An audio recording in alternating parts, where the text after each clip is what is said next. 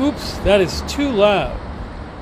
Too loud. Hey everybody, it's Steve Lookner with Agenda Free TV. We are back with our coverage. There is... Let me turn this down.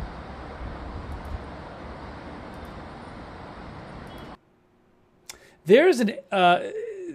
the Israeli... military spokesperson is giving like some sort of press briefing now, but it's not in English.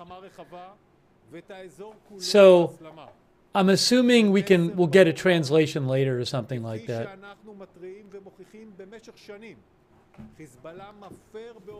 You know, I don't know what he's saying, so I'm guessing there'll be some sort of summary that I can read you after. You know, so it's some sort of thing or another with videos and stuff.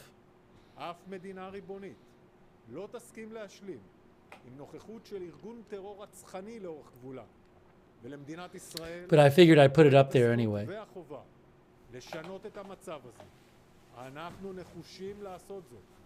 Oops.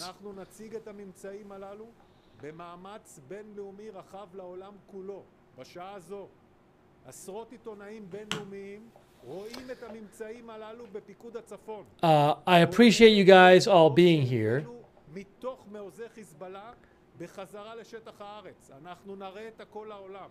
Again, I don't know what he's saying.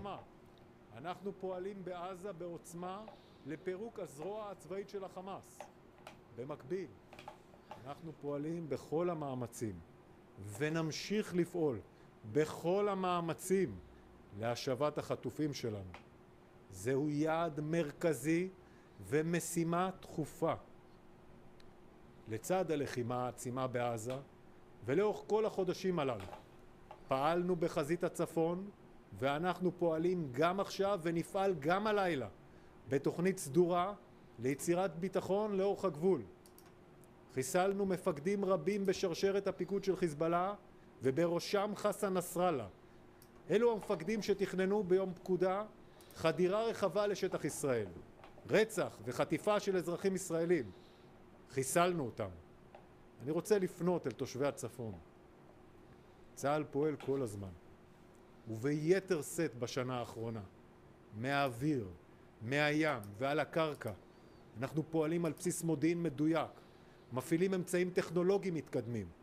אנחנו מטפלים באופן יסודי בתשתיות הטרור שחיזבאללה החביא במשך שנים, מטפלים כך בכדי שנוכל להשמיד ולנטרל אותם. נערכנו לכך במשך חודשים רבים. יש לנו תוכנית סדורה ואנחנו מממשים אותה כעת. כל מה שעשינו בשנה האחרונה, ואנחנו ממשיכים לעשות ברגעים אלו במרחב הגבול. I'm going to see if I can figure out, שיטתי ויסודי שמטרתו אחת. get some translation about what he's saying. תשתיות הטרור המאיימות על יישובי הצפון. אנחנו נחושים להביא לשינוי המציאות הביטחונית בגבול הצפון, שיאפשר את חזרתם של תושבי הצפון. Hold on, he paused for a second. שאלות. שאלת חדשות 12. מה הסיבה שבגינה מחמירים את ההגבלות? Okay, so let me just hold on. Let me turn him down a bit. So he's answering questions now.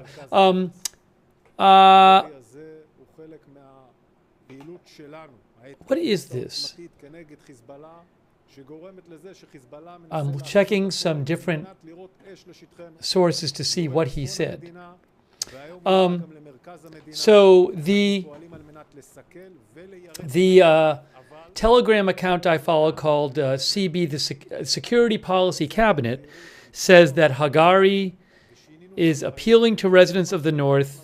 Everything we've done in the past year and continue to do at these moments is part of a systematic and thorough move that has one goal: neutralizing and destroying the terrorist infrastructure that threatens the residents of the North. We are determined to change the security situation to allow the return of residents to the North to their homes.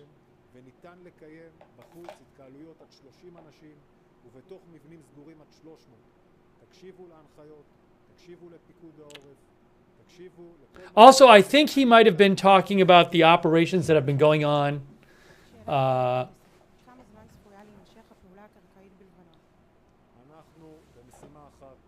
Yeah, there might be a press release on this. I think he's been just talking about some of the stuff Israel has been doing during the fighting against Hezbollah so far.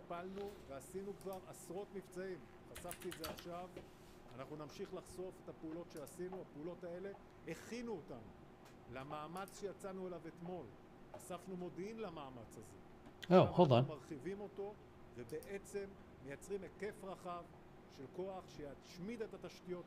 Yeah, there'll be a summary of this shortly.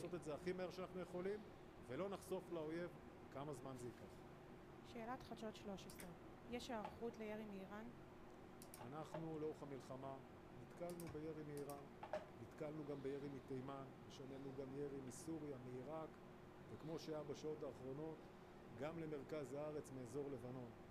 יש לנו הנחיות ברורות לירי הזה, איך הציבור צריך להגן על עצמו. האופן האחראי שהציבור מקשיב להנחיות גורם לזה שאנחנו מצמצמים ומונעים מהאויבים שלנו הישגים.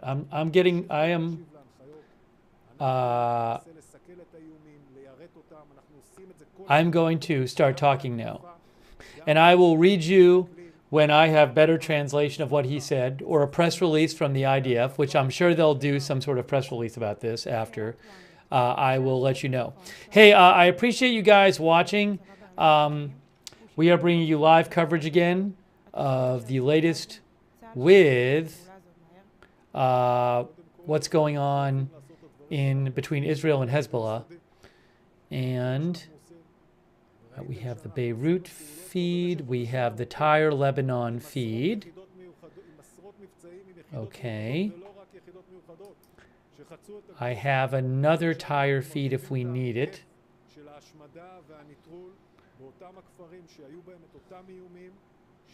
And I appreciate all of our moderators who are here. By the way, Frank Scurato says, I watched a little bit of this news conference on I-24. They showed tunnel systems and storage facilities in Lebanon. They have been hitting these sites. Thank you to...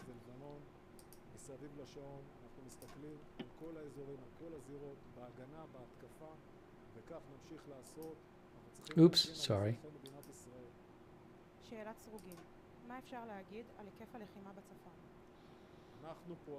Thank you to our moderators on Twitch. A moment of lovely. I got that fire. Papa Bear and Surly Dev. Thank you.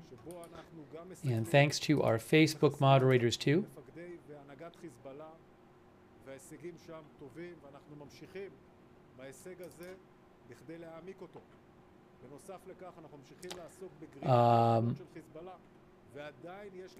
Kay Lowry Body is moderating. Thank you, Kay. Also, thanks to Jason Doolin for your support, and also PZ Papa Zulu, thank you. Rob R.I., thank you. Stevie Augie, Alone in the Darkness 107, and Knox Corvus, thank you.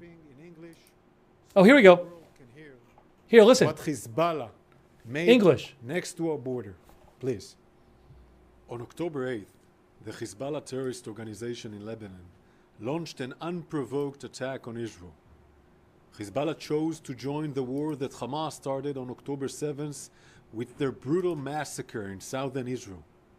Since then, Hezbollah has fired over 9,500 rockets at Israeli homes, families, and communities, forcing 60,000 Hamas did in Israelis southern to Israel on October 7th, invade Israel, infiltrate civilian communities, and massacre innocent civilians. To make sure that Hezbollah can never carry out such an attack, and in order to enable all 60,000 Israelis to safely return back to their homes in northern Israel, the IDF is taking action. Hezbollah planned to launch their October 7th attack from villages across southern Lebanon, where they have been building up their arms capabilities and forces for the last 2 decades.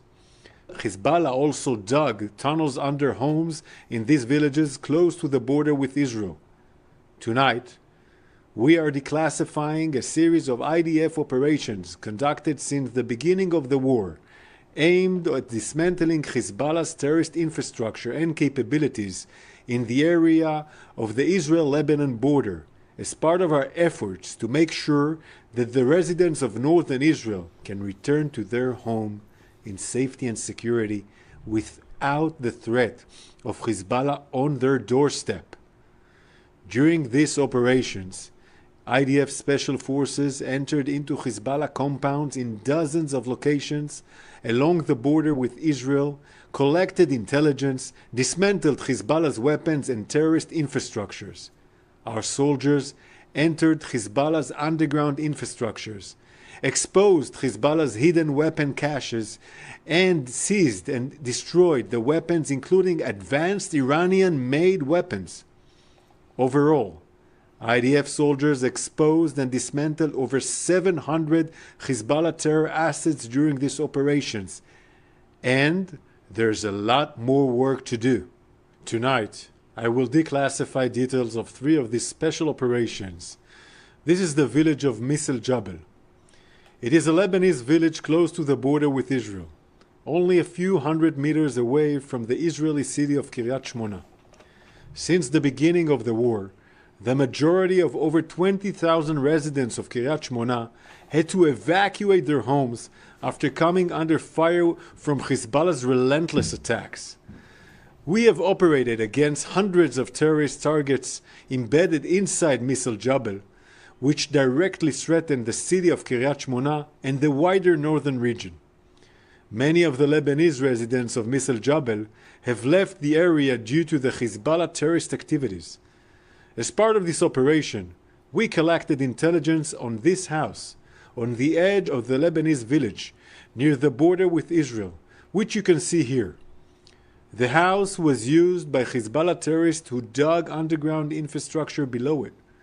This combat infrastructure was used by the terrorists to store weapons and was planned to be the preparation area for Hezbollah terrorists before attempting to invade Israeli territory. During the operation, the troops conducted a targeted raid on the house and revealed a large amount of weapons stored on the ground floor.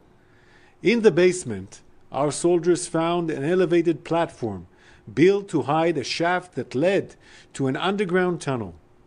The soldiers exposed the tunnel 150 meters long that did not cross into Israeli territory, that was excavated in stone. At the end of the activity, we dismantled the tunnel and the house in a joint ground and aerial strikes. Another example is the Lebanese village of Kfar on the border just a few hundred meters away from the Israeli town of Metula. Metula has been one of the most heavily attacked Israeli communities over the last year. We have conducted hundreds of strikes and operations against Hezbollah terror infrastructure in Kfar in order to remove these threats to Israeli families that want to go back home. In one operation, we followed precise intelligence regarding an underground tunnel used by Hezbollah to hide weapons. IDF soldiers conducted targeted raid on this house, and during scans in the children's room, there, under the bed, they located an underground tunnel shaft. The soldiers went inside the tunnel shaft and revealed a 100-meter-long underground tunnel excavated in stone. The troops scanned the tunnel and found weapons stored in barrels. In one of the rooms, they exposed weapons storage facility intended to be used by Hezbollah on the day of the planned invasion. At the end of the operation, the house, the tunnel, and the arsenal of weapons were dismantled in a ground and aerial strikes. The final example is an operation against Hezbollah's infrastructure in the area of Nurit, which is between Israel's border and the Lebanese village of Ait al-Shaib. Since the beginning of the war, IDF troops have struck hundreds of Hezbollah targets, including military outposts, rocket launchers, and weapon storage facilities in the area. Using classified technological means, we identified a Hezbollah combat and underground preparation area built near the village. The compound that you see here included a system of combat trenches above and below ground. This network of trenches connects to an underground tunnel which includes weapon storage facility, a command and control center, and the preparation and living spaces for Hezbollah terrorists. This is how the compound looked from footage recorded on IDF soldiers' body cameras. Our soldiers raided combat trenches at the top of the mountain. They scanned them and found an access point to a tunnel route that goes down below the ground in the direction of the Lebanese village. The soldiers went deep inside the tunnel, where they found large numbers of weapons stored in the living compounds. At the end of the operation, all of the infrastructure built by Hezbollah over many years was dismantled in a joint ground and aerial activity. The operation that we declassified tonight are only a small number of dozens of operations that will be revealed going forward, including the destruction of Hezbollah's strategic assets and capabilities. Hezbollah has built, prepared, and equipped this infrastructure over many years in preparation for the day that it would carry out an invasion into northern Israel. In one of the buildings that our troops raided, we found proof of this.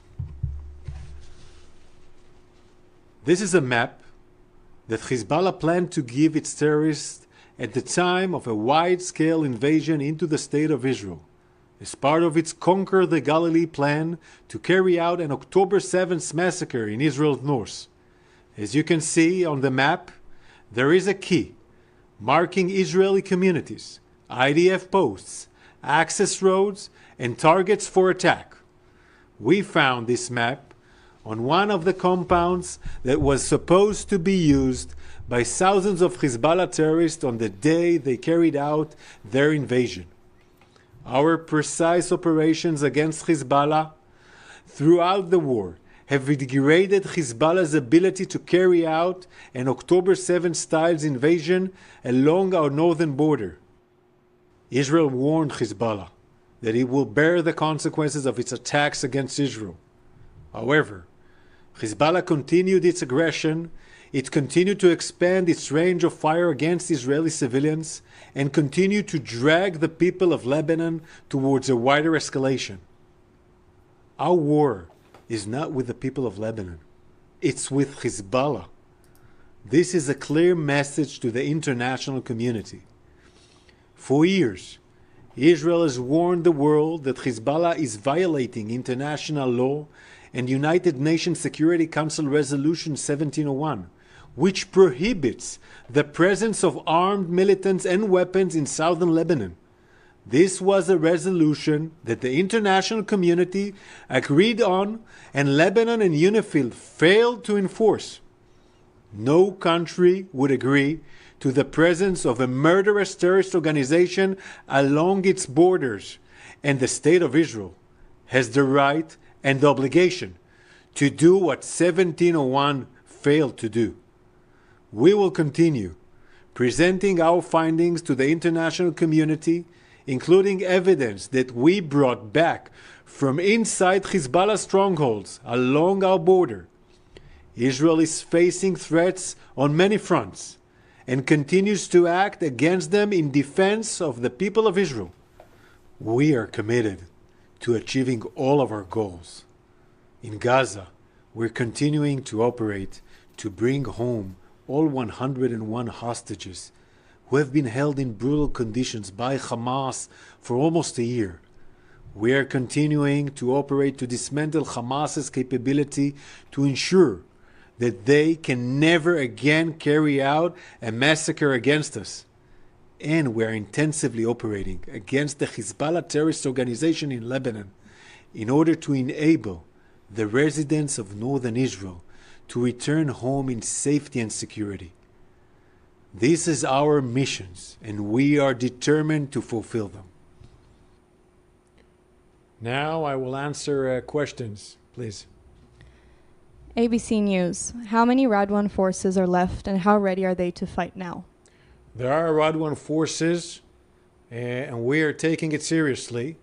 We're not now currently fighting face to face, but we're taking it seriously, and our forces are ready to fight any Radwan forces that they will find in those places in the villages. Yes, next question, please. Wall Street Journal. How long are the current operations of the IDF going to take? I will not reveal it to the enemy, but we are doing it as short as we can. Days, weeks, I will not say to the enemy. We will do the necessary thing in a limited and local operation that we are conducting now. NBC. How many places did Israeli troops cross the border in these operations, and why is Hezbollah not fighting back? We have did dozens of operations in the last months.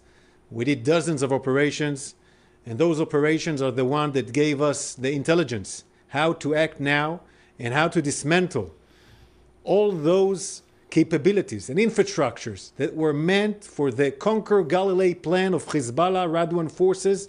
And we already dismantled some of it, and now we're dismantling all this area that was ready for the leaping point for Hezbollah Radwan forces, infrastructures next to our border, and we need to take care of it because we will not let another 7th of October occur next to our border.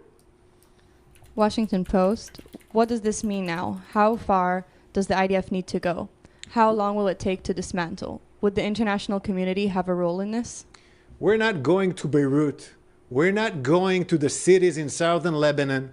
We are focusing in the area of those villages, an area next to our border, and we will do in this area what is necessary to dismantle and demolish Hezbollah's infrastructure that were ready for use to do a 7th of October style Conquer the Galilee plan. Any other sovereign country will do the same. This is a murderous terror organization that shouldn't have been there because the world said 1701, no Hezbollah next to our border. We need to take care of it, and we will take care of it. Last question, ARD. What's going to happen on the coming days? Did the operations lay ground for the incursions? How much is dismantled, and what scope is this going to have? You say incursions, and I say raid. This is a raid. This is an extend raid. Like we did with special forces, we're now doing it in an extend way in order to do it as fast as we can. We'll do it as fast as we can. And we will take down the threat. It's a threat next to our border. Any other sovereign country will do the same. This is a murderous terror organization in the size of an army. And we will take care of it. We will push Hezbollah back from border. Our citizens, our civilians in the north should live in safe and security. And we'll make it happen. Thank you very much. All right. The Israeli military spokesperson, Daniel Hagari. You heard him talking about how, let's get it back. Let's get the video back up. Here's Beirut.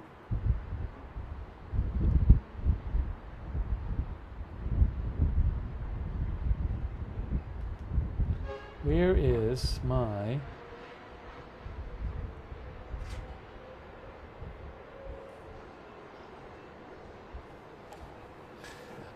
you heard him. He said he called this an extended raid. He said Israel is going across the border and dismantling, threatening Hezbollah sites. and finding tunnels and weapons across the border, and they are finding that stuff and eliminating those threats. That's what he said.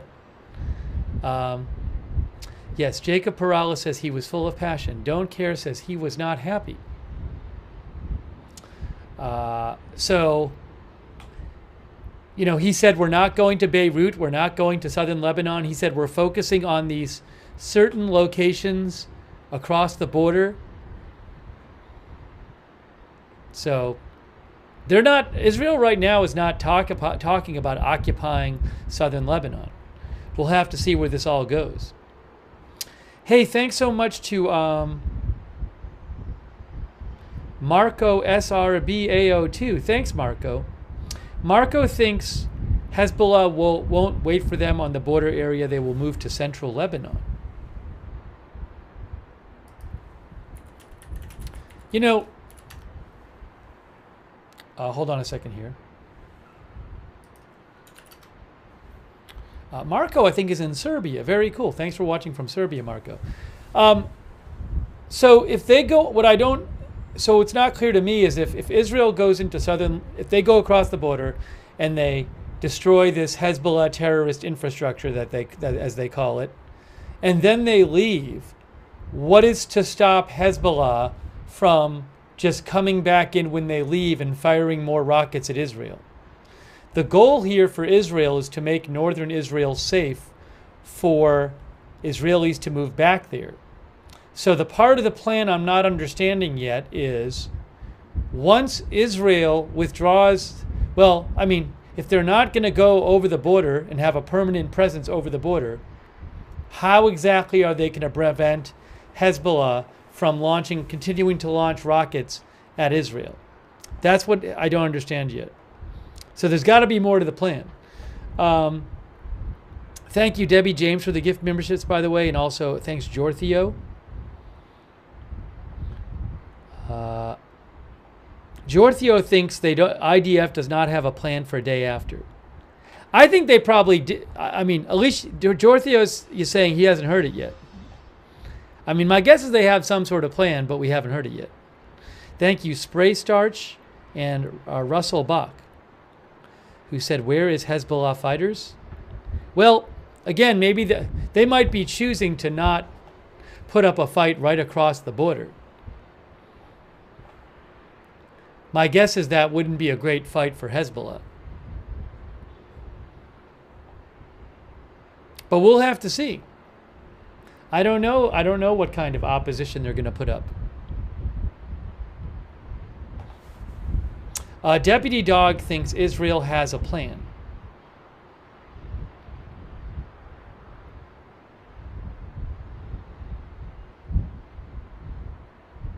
Laura T says there always is a plan.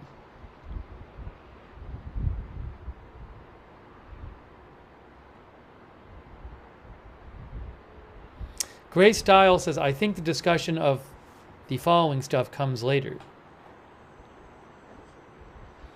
Denvit says, if they destroy the infrastructure, it will get a lot more easy to locate Hezbollah. Ryan Moore thinks territorial expansion is the plan. Wow. Chiba thinks that Israel can't prevent Hezbollah from attacking northern Israel.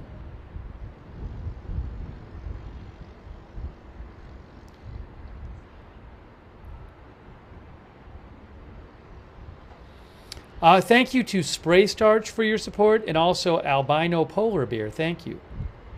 Should the government of Lebanon be held accountable for letting this happen? Says Albino Polar Bear. So, something about the government of Lebanon. They're not a very powerful government. They're notoriously like a weak and ineffectual. There was actually a good article in the New York Times today about the Lebanese government, but they are known for being, they don't do that much, and they're not very powerful. I'm not a Lebanon expert, so I can't really get into the whys of all that. Lebanon is a divided country. They have Shia Muslims, Sunni Muslims, and Christians. The government is divided amongst them, but they are known for really being ineffectual.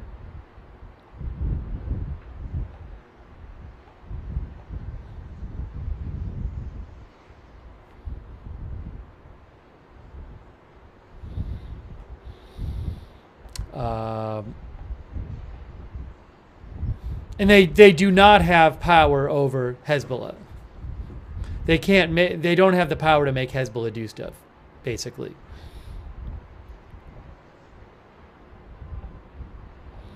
Thank you to MWS for your support, and Ute G for the gift membership, and Olivia.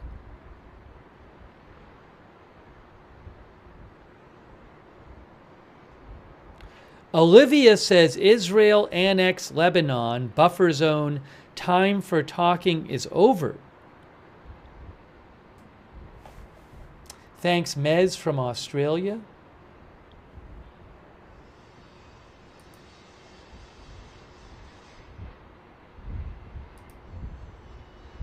Oh, hold on, there's another press briefing.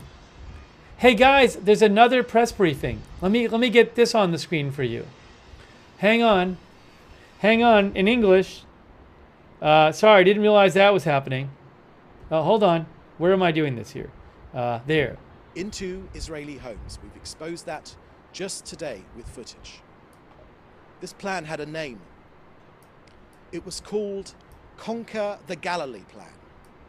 This wasn't theoretical, this was real. Hezbollah senior leaders gathered 2 weeks ago in Beirut to set it into action. We will not let October 7th happen again. Not on any one of our borders. The Prime Minister has been crystal clear. Hezbollah bases inside Lebanese southern communities pose a clear and direct threat to our people. They are a blatant violation of United Nations Security Council resolutions 1559 and 1701, which forbids non-government forces south of the Litani River. Indeed, let me quote to you 1701, chapter and verse. So I quote, "The establishment between the Blue Line and the Litani River of an area free of any armed personnel, assets and weapons other than those of the government of Lebanon and UNIFIL as authorized in paragraph 11 deployed in this area." Prime Minister has made clear that our goal is crystal clear: to remove these threats to our people, to get our people back into their homes. In Lebanon, Israel's action is limited, targeted, and localized. Let me say that again. It's limited, targeted, and localized. The IDF has issued warnings to civilians in the areas where Hezbollah is embedded. Civilians will have seen with their own eyes Hezbollah forces and its weapons. We tell them clearly today, move out of harm's way. Our war is not with the people of Lebanon, though Hezbollah dominates Lebanon. It's time for the Lebanese government and army to dominate Lebanon rather than Hezbollah. We, for our part, are making every effort to reduce civilian casualties. No army in the world provides advanced warning when possible. And the message to the Hamas rapist army holding our hostages in Gaza is also very clear. As the Prime Minister has said, the pressure Israel puts on Hezbollah leaves Hamas more and more isolated. Now finally, on the eve of the Jewish New Year, Rosh Hashanah, the Prime Minister said that these are days of historic achievements, but also of major challenges. He, along with all Israelis, commended our men and women in uniform and all our security services who are excelling in defending our country, enabling our people to stand tall and with pride, with our heroic soldiers defending our country with dedication, with sacrifice and heroism. As the Prime Minister said, they've shown bucket loads of this dedication throughout the past year. To the families of the fallen, whose pain will be all the more acute At this time of families getting together, the Prime Minister said that your sacrifice has allowed the honor of living here. To our dear wounded, the Prime Minister sent best wishes for a speedy recovery and a full recovery. And to the dear families of our hostages, the Prime Minister and all Israelis stand with you. They're always first and foremost in our minds every moment of the day. We will not rest until we return all of them. Let them go now. And finally, the Prime Minister thanked the citizens of Israel, the reservists, their wives, husbands and partners, the mums and dads of our fighters, and the children for being steadfast throughout Israel's longest war. The Prime Minister said that we're in a war for our very existence. We will unite, we will go hand in hand and defeat our enemies. He ended with the traditional blessing. So ends a year and its curses, and with God's help, so begins a year and its blessings. May we all have a year, a good year, and a happy holiday. So that's the end of our briefing today. I will now take your questions, which you should put in the chat, together with your news outlet. Okay, first question I can see here is from Joel Pollack at Breitbart News. Firstly, is this now officially the third Lebanon war? Thank you, Joel, for that question. The name of our fight against Hezbollah, I think, is less important than our duty to push Hezbollah back behind the Litani River, as is clear in UN resolutions, for the area to be disarmed and for our people to be allowed home. That's what's important to us right now, Joel. The second question you ask is, did the US leak details of the operation? So thank you for that question, Joel. Let me remind you that Israel and the US stand shoulder to shoulder, side by side, as we have for decades, because of our shared values, because of the fact that we are a beacon of democracy hundreds of miles in every direction, and because of the fact that we share the enemies as well. It's Iran which is behind all of this menace against Israel. They're our enemy, but they're your enemy as well. They're the enemy of the West. They're the enemy of democracies. They're the enemy of freedom. We are fighting them here because we're in their backyard. But make no mistake, they're after you and other countries as well. So it's our duty to defend ourselves, and that's precisely what we will do. And the third question from Joel Pollack is, can you confirm reports that that a Yazidi woman is being rescued from Gaza? Thank you for that, Joel. I haven't seen anything on that as yet, so I've got nothing to add.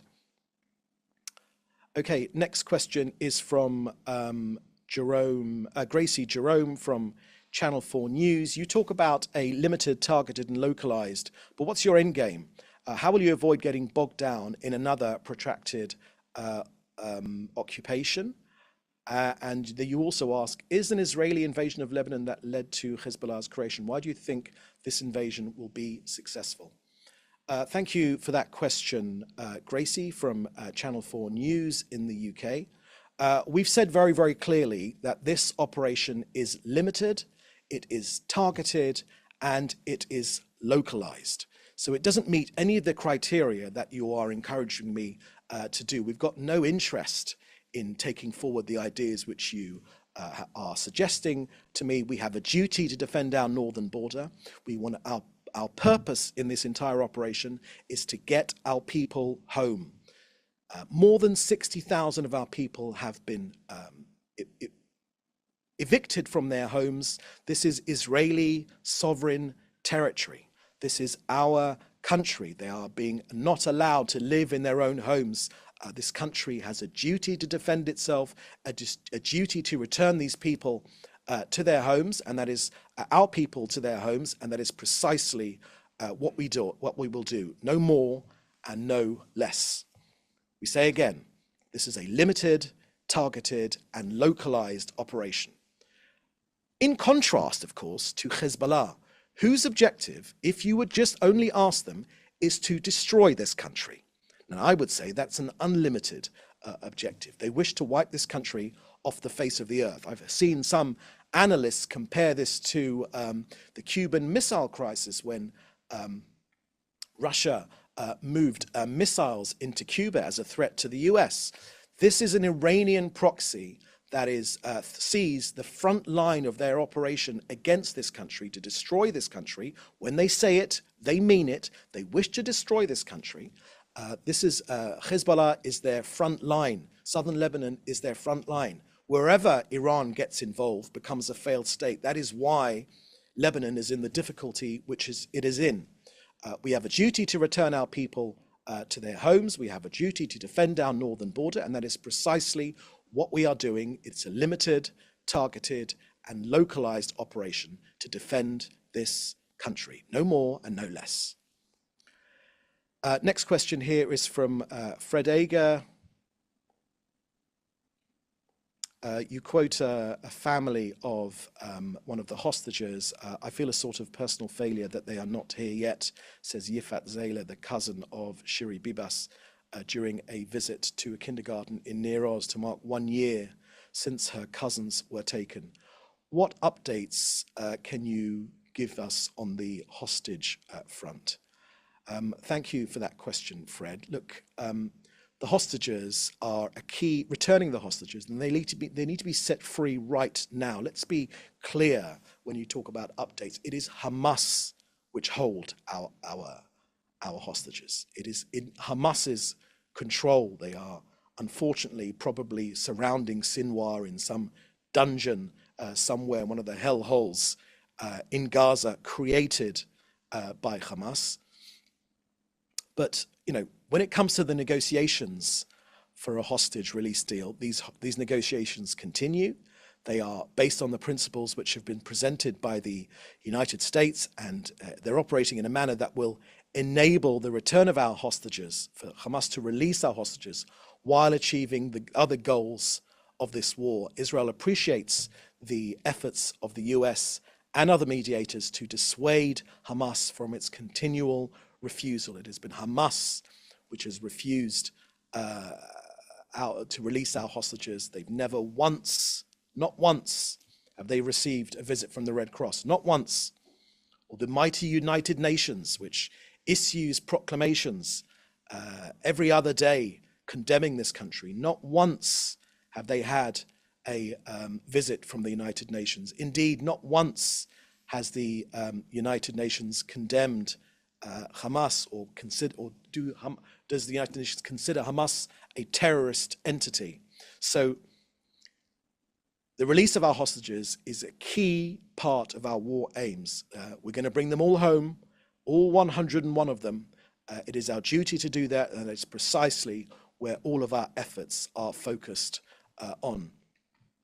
Let me add one more thing. The Prime Minister has said this very, very clearly, that together with all of our people here, we hear the anguish of the hostage families who have lost what's dearest to them. And the Prime Minister said this as well, that you cannot talk to them. We see them on our TV screens every night. We see them walking amongst us. You know, these heart-rending meetings that the Prime Minister's held, which the Prime Minister has described as simply heartbreaking. All of us here in Israel's government, we hear, we listen, and we do not judge as well, because we are doing everything in our power to return these hostages and to win this war. We're committed and will do everything in our power to get them home, 101 of them. They are being cruelly held by Hamas in captivity, the living and the deceased alike. They are men, they are women, they are children, they are the elderly, there are 13 women, there are 2 children. These negotiations, it's Hamas which keeps walking away, but they continue because we'll do everything in our power to get them home and to get an agreement to get them free. Next question is from Fred Ager. Russia strongly condemns the attack on Lebanon and calls on the Israeli authorities to immediately cease hostilities, withdraw their troops from Lebanese territory, and engage in a search for peaceful ways to resolve Middle East conflict. The Russian Foreign Ministry says, what's your response to Russia's Foreign Ministry statement? Thank you for that question, Fred. We don't have a particular message for the government of Russia. Our message is to the entire world. We've made our case precisely why we're fighting in our north. It is to return our people to their homes. No country on earth would tolerate such a large portion of our country, about a quarter of our land. 60% of this country is desert, where there is a lower population. But in the places in this country where our large portions of our community live, this is an extremely small country, as I mentioned, about the size of Wales, about the size of New Jersey. We cannot have a quarter of our land. We shouldn't have to even explain ourselves. And I would think that all countries would appreciate, as they do, we believe, that this is our sovereign territory. Hezbollah have no other objective but to destroy this country and kill Israelis and Jews. That is their objective. This is not about fighting for Palestinians. Let's put that nonsense, let's expose that argument for the falsehood which it is. Because if Lebanon truly wanted to support Palestinians that left Israel in 1948 as a result of the 1948 war, if the Lebanese wanted to help those Palestinian people, then they would have given them citizenship. But they haven't, not one of them. So, or even close to, very, very few Palestinians have been given citizenship of Lebanon or other countries where Palestinians have left after the 1948 war for the establishment of this country. So let's dispense with this nonsense. No other country would put up with it. Our purpose is to return our people back to their homes and to prevent another October the 7th style massacre, but only one which is carried out by Hezbollah, a plan which we've exposed, which we've shared with you today in this briefing. That's our objective, and that is our duty, and that we would expect every single country to respect our objectives in returning our people to their homes and protecting our northern border. Okay, that's the last question here today. Thank you for joining us. We wish you, if you're celebrating, a happy new year, Shana Tova. If you're celebrating, and in the meantime, please do stay safe, and we'll see you at the next briefing. Thank you very much. Bye-bye. All right. Sorry, there was a little bit of a sync issue with the audio and video on that press briefing, but we got to hear what he had to say. So hang on a moment here. We are bringing you live coverage as last night Israel began its ground operations in Lebanon. Although it had been conducting some raids, I guess the idea is the previous raids were for intelligence gathering, but they have started to take action against Hezbollah and Hezbollah facilities across the border. They say it's a targeted and limited operation. Let me turn the audio on for these live shots here.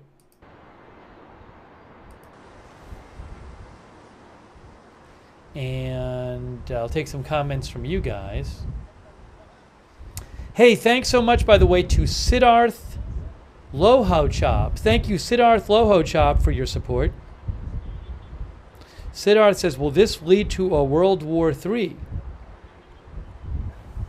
Well, the U.S. is concerned that this could escalate. I mean, right now, it doesn't seem like it's escalating that much because Israel is not really facing any serious opposition. But we'll have to see what happens. Iran hasn't launched any kind of response to this.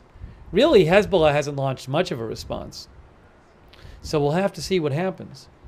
Thank you also, Mariel Skirata 1 from a town from Germany. Says, amazed how determined the IDF is. I hope it shows later How many civilian lives were saved due to these strikes? That's what Tom from Germany says. Thank you, MWS, for your support, and also the Green Manalishi. The Green Manalishi, thank you. Also, Mr. Sir, our viewer, says they won't launch any response. Glam Girl ATL says they are not fighting back. Weird. Hey, there's a rocket alert right now. I just saw a rocket alert. The rocket alert is... It's in the northwest border. I do not currently have a shot of the northwest border. So, I can't show you the northwest border. But it is the northwest border. Here, I'll show you on the so far alert map. Oops, why is this like this? Hold on.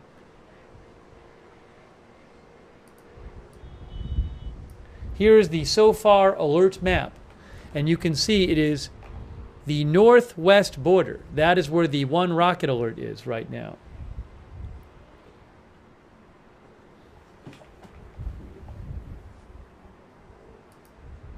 Yes, that is the only one. It's at Rosh HaNikra. It's in Israel. It's in Israel. It's at the Lebanon border with Israel.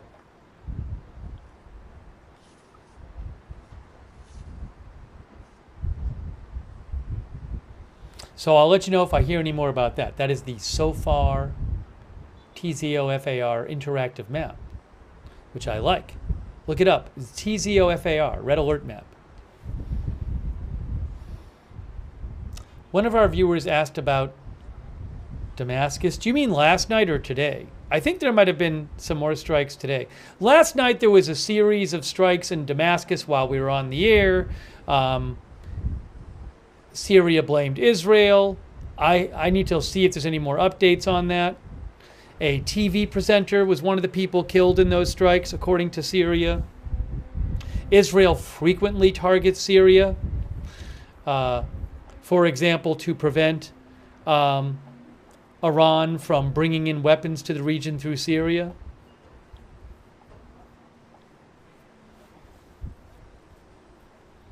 But I need to look up and see if I can find you more information on that.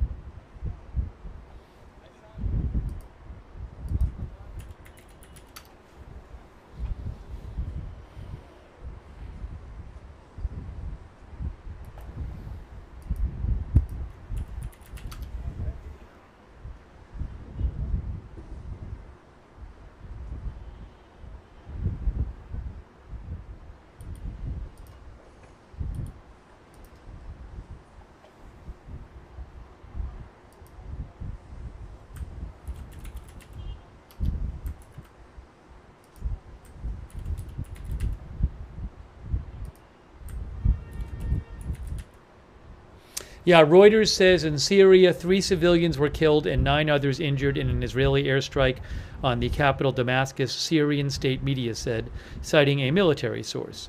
Israel's military said it does not comment on foreign media reports.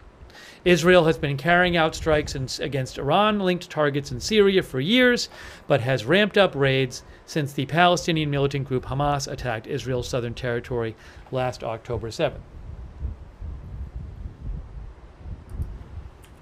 I'll have to see if I can find out more updates on that.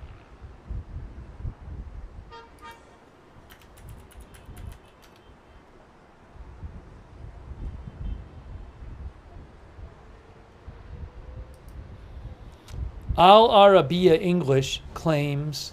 Oh, hold on. Where is this?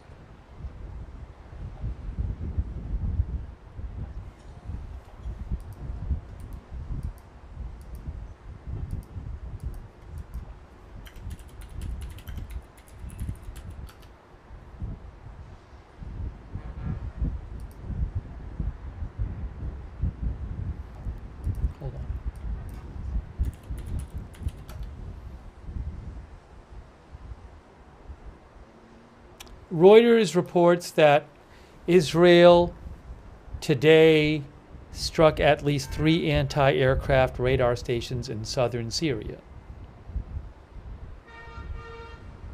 There's not much detail in the report, but they said that. That was different than last night.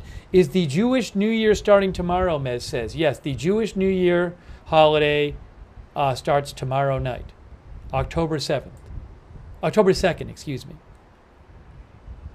And then Yom Kippur, the other of the two high holidays, starts at, isn't it 2 high holidays? The other big holiday, Yom Kippur, starts on October 11th.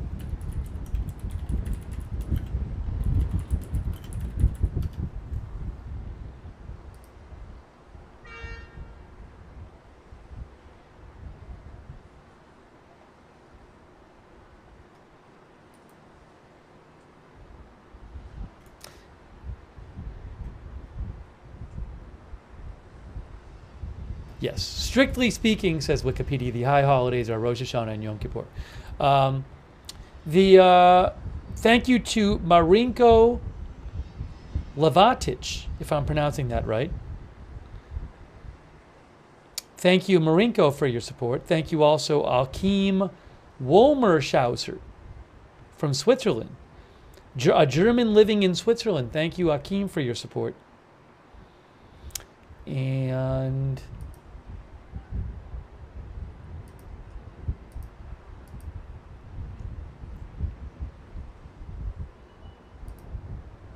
thanks also, Notorious Rob, for your support on Twitch. And Dimitri. Hey, there's a new rocket alert. There's a new rocket alert. Let's see where that one is.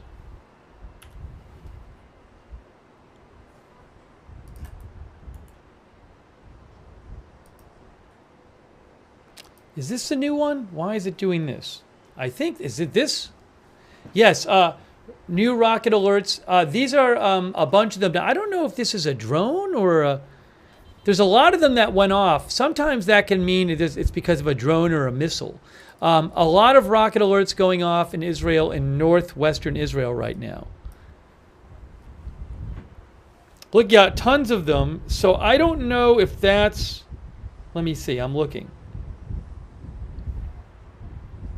It says rocket alert. I'm not sure if maybe that's due to a missile or something, because that's a lot of them. Maybe it's a bunch of rockets. So again, I don't have right now access to a Haifa cam or a Nahariya cam, which would be useful. So let me see if I can just get you some information. I'll try to get you some information, but I don't have a camera in the area I can show you.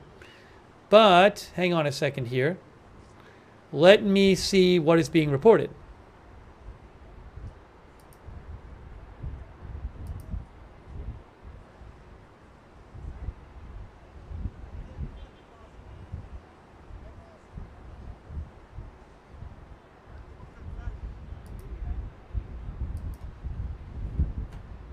I wouldn't leap to conclusions about the amount of rockets. Sometimes you have a situation where there's a lot of rocket alerts and there's actually not that many rockets. So you can't tell. You got to see what happens.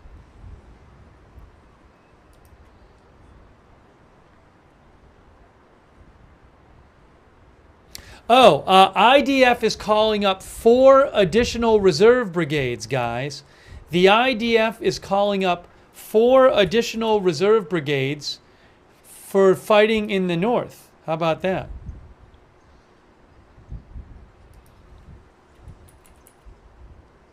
They just posted that a little while ago.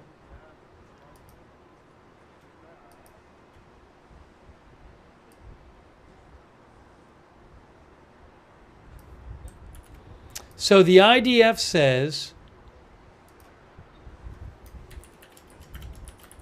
In accordance with the assessment of the situation, it was decided to mobilize 4 reserve brigades and additional forces for the operational tasks in the northern sector. Their recruitment will allow the continuation of the fighting effort against the terrorist organization Hezbollah and the achievement of the goals of the war, including the safe return of the residents of the north to their homes. So the IDF calling up more soldiers.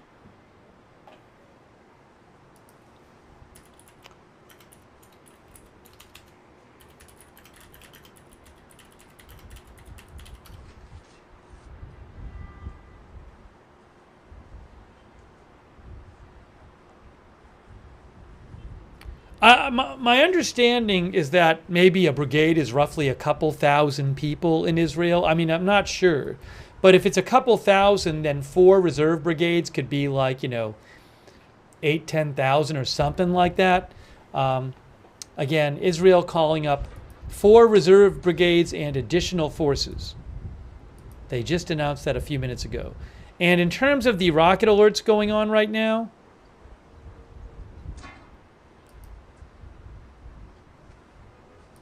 let me see if I have any updates on that. Hilton thinks it's 2,000 to 5,000. Some people have said 1,500 to 3,000. Several thousand, I believe it is, in a brigade.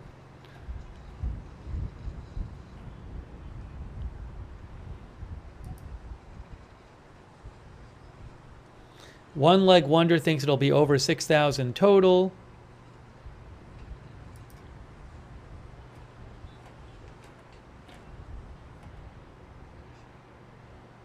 I don't see news yet reporting on all of these rocket alerts going on in northwestern Israel. Again, you can't judge the number of rockets by the number of alerts.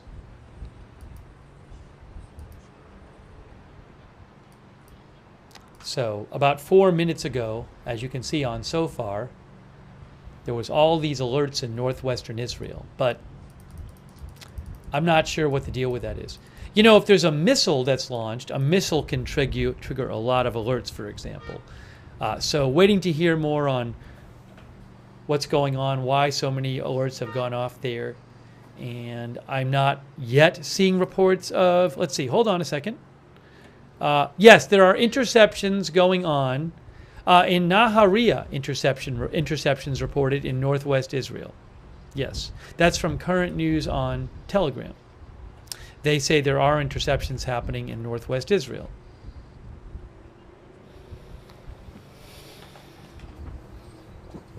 I don't know how many rockets have been fired.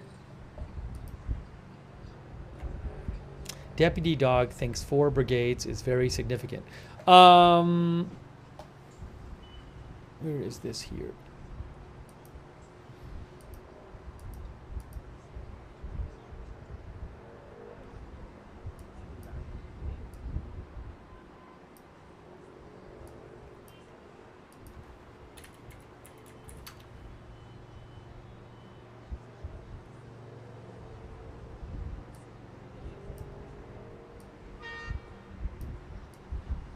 Oopsie.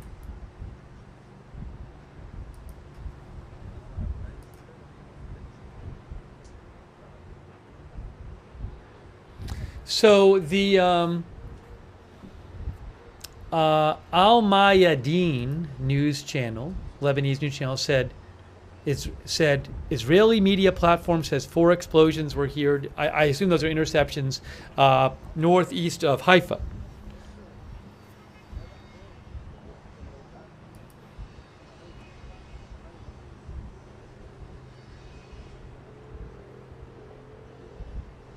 So there are interceptions going on, rocket interceptions in Israel.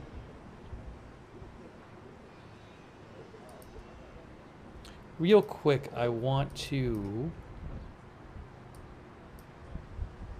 Give me one moment here. Give me one moment, please.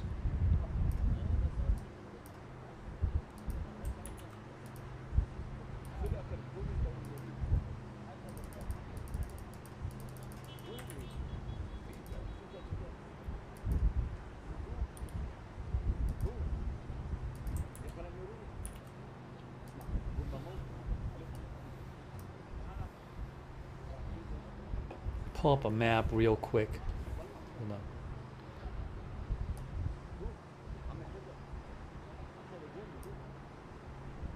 Oops.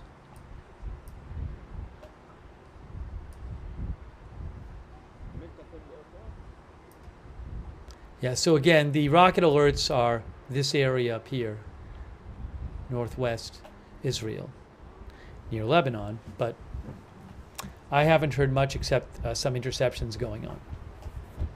So I'll let you know. I'll let you know. Thank you so much, Lori Chiov, for the gift memberships. Thank you, Lori. Thanks also to K-Dubs, our new member, and Justin Rochkin, our new member. Shout out to our moderators. We got moderating right now. Big Ball of Yarn, I Got That Fire, Papa Bear and Surly Dev. Kay Lowry Body is moderating. Thank you, Kay, very much. Thanks to our subscriber, Eve Richards, for subscribing on Facebook. And Kristen McConnell Gates, thanks for subscribing over there. Thanks to our YouTube moderators. BZ is with us. Thanks so much, BZ.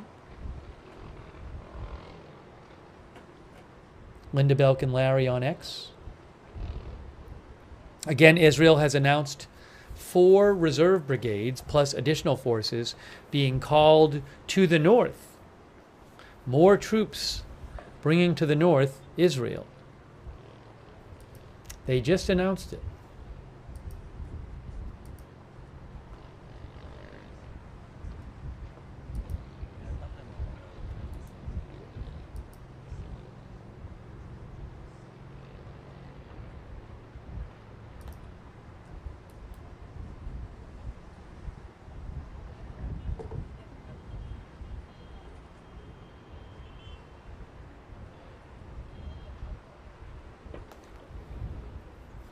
Our viewer John Turpin said, I think of the British government spokesperson, but maybe the military spokesperson. He said, this guy actually answers questions Blinken and Kirby can learn from this guy.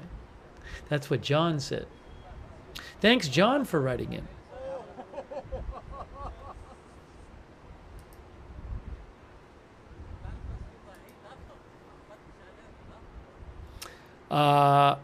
Ariel says Haifa is quiet. There are no alerts for in Haifa, near Haifa, but not in Haifa. I heard the booms of the departure of 2 interceptors a few minutes ago.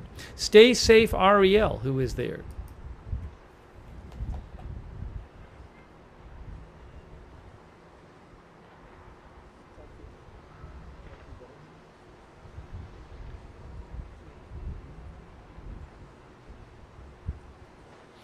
Our viewer Ariel thinks ultimately Israel's last stage will be to destroy the terrorist capabilities of the government in Iran. That's where Ariel thinks this is going. It's not clear.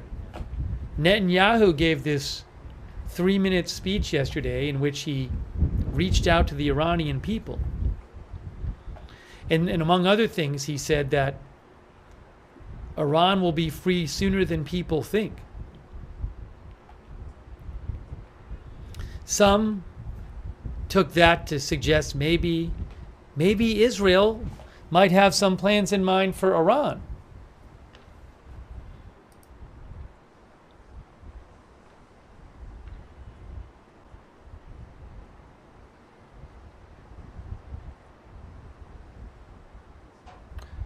Avia thinks that 2 of the reserve brigades were already called up a few months ago and operated in Gaza for several weeks, one of them twice. Oh, she said they were called to operate in Gaza. Both have had to drop out of their university studies for a year. I hope this will be over as soon as possible for the sake of our soldiers and civilians on both sides. She's pointing out that the reserve soldiers, obviously, when they get called up, they have to leave whatever they're doing. Thanks, Avia, for writing in.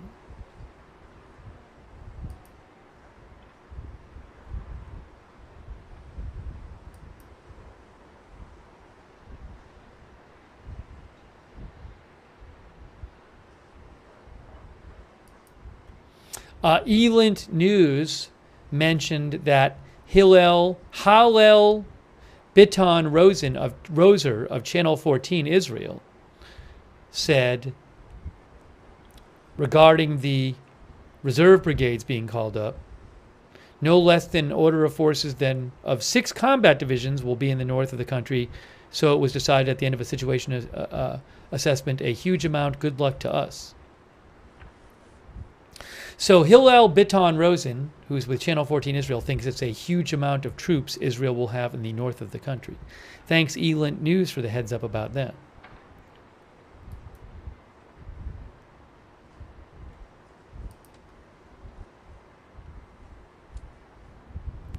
Jess Wiley says, how do they know the hostages are still safe? It's assumed they're not all safe. So the numbers I've seen recently is that it's estimated roughly 2/3 of the 100 hostages are alive and roughly 1/3 are not alive. But Israel still would like to get them back. But I don't know how they come up. They clearly have some sort of intelligence that tells them this. I don't know the nature of that intelligence. But that's the estimate I've seen.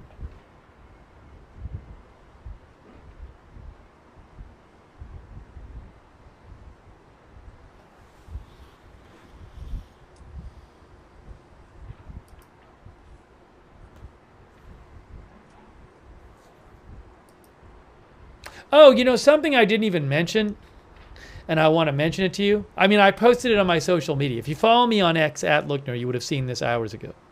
But I forgot. I remembered posting it, and then I just forgot I hadn't talked about it on the air.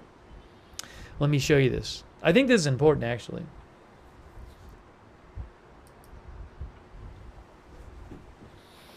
Right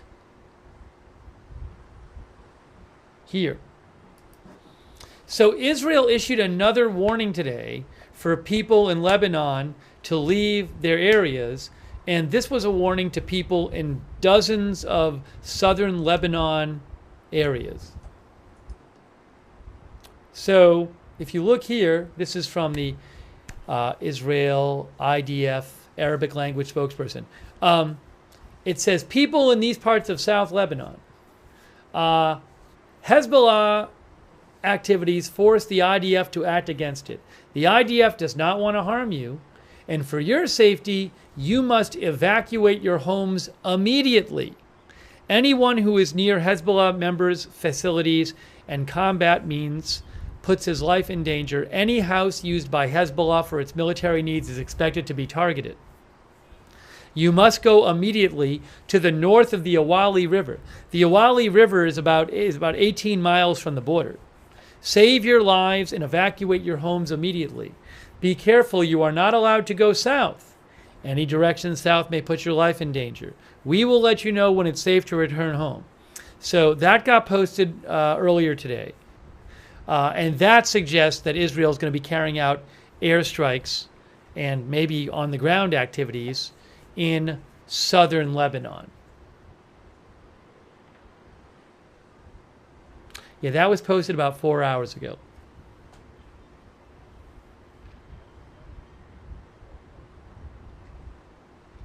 Yes, people are being told they need to go to the Litani River, which again is 18 miles away. They're not going to be probably not going to be able to walk. If these areas are close to the border, then they're probably not going to be able. Well, I guess they could, but it would take a while, of course, to walk. Well, I guess if it's 18 miles. If you're walking, 2 miles an hour, it would take you 9 hours. Also, I don't even know about the terrain. Maybe if you're in the mountains, you can't even walk there. So I don't know how that works. The terrain might make it impossible to walk there. But the point is, it's not an easy... What if you have your stuff with you and your kids and stuff, or somebody who can't really walk well, or an older person?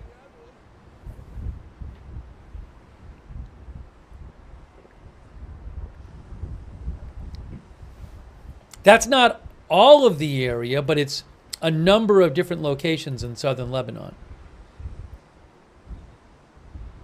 So I would expect to start seeing a bunch of airstrikes, or hearing about a bunch of airstrikes, because that's what they're saying they're going to do.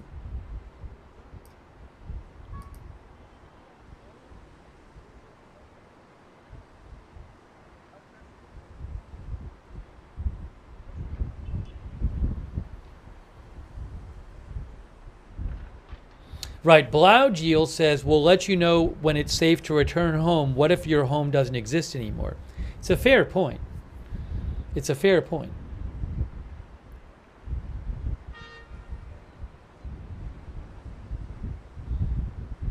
Jason Carlton says, I would be ditching my house on Israel border. I can't live like this. You mean on which side, the Lebanon side or the Israel side? Maybe both.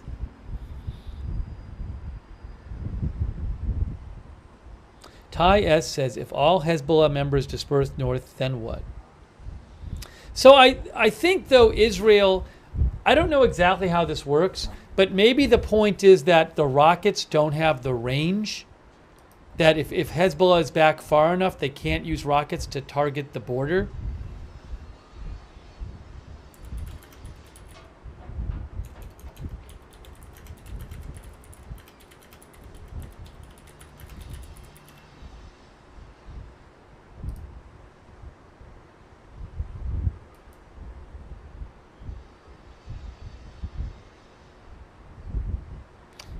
But maybe what I know is that Israel has said they want Hezbollah to move back. So it's a good question, the exact reasoning behind that.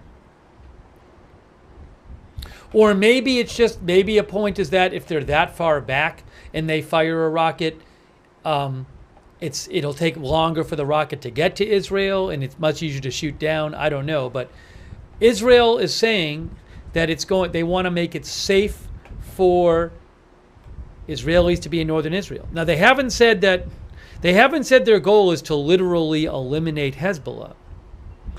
So Israel must think that they can make the residents safe if Hezbollah is pushed back behind the Litani River, about 18 miles away.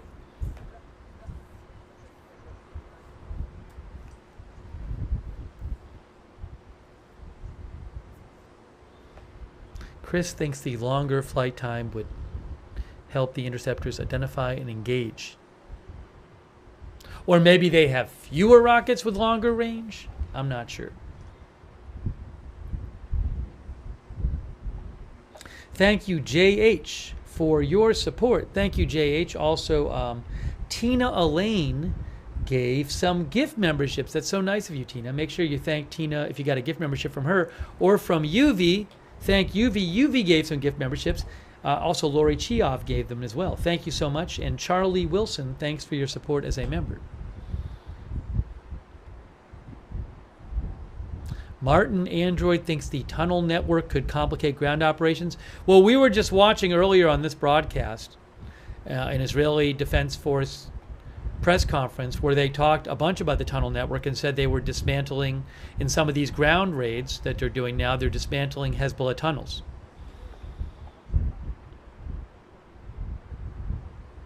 So they are aware of the issue.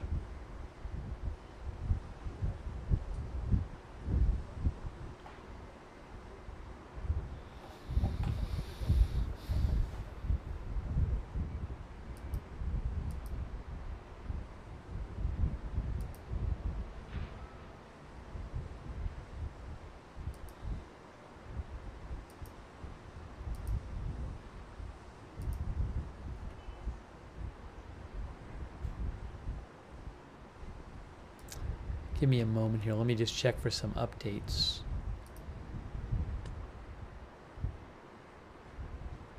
Oh, Al Jazeera is reporting that they are hearing that the reason for all those rocket updates was a missile. Oh, did the IDF say this? See, I told you guys, I said when there's a lot of rocket alerts, sometimes it's caused by a missile instead of a rocket. So did the IDF actually say that? Because I'm seeing some reports that the IDF said it.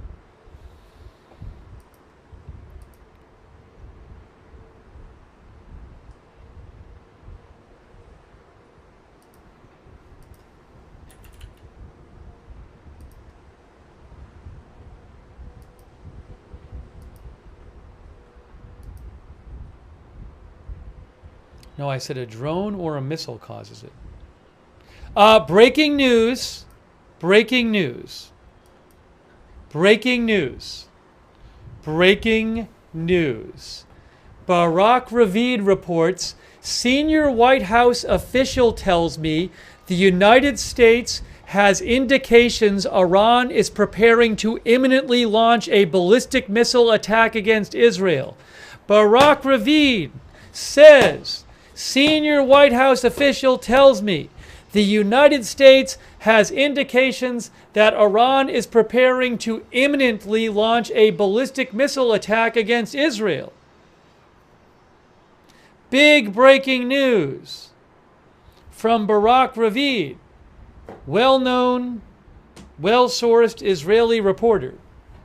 Big breaking news.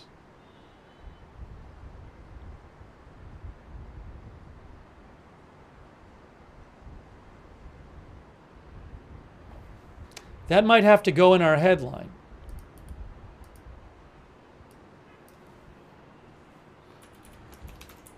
Unconfirmed report. Iran preparing to launch missiles at Israel.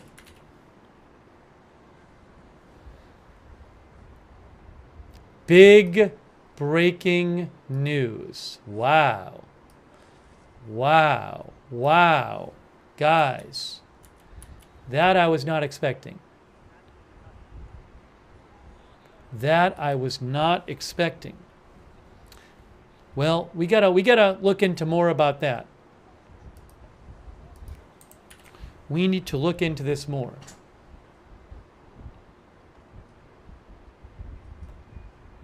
All right, let me see what else I can find out about this huge breaking news.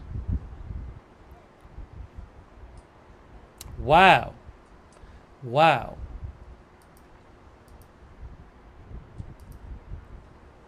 Please explain about ballistic missiles. They're missiles. They can be hard to shoot down. I believe harder to shoot down than cruise missiles.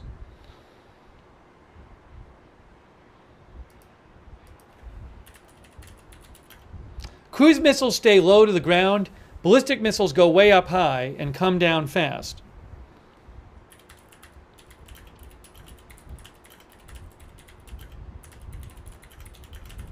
That I know.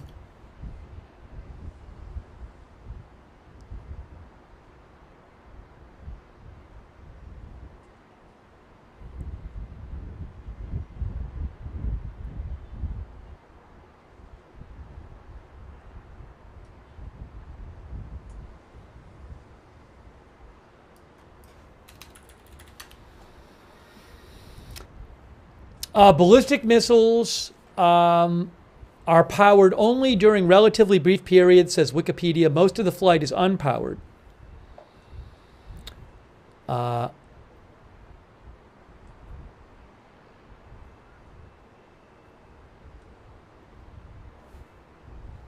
In order to cover large distances, ballistic missiles are usually launched into a high suborbital space flight. For intercontinental missiles, the highest altitude reached is about 2,800 miles.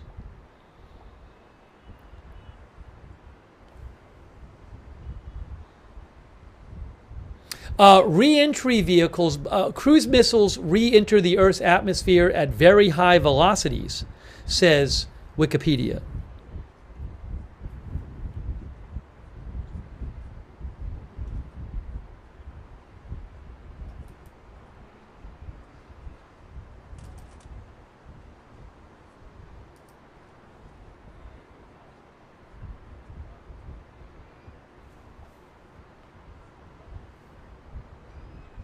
Oh, by the way, Israeli Air Force says 2 missiles launched from Lebanon were intercepted.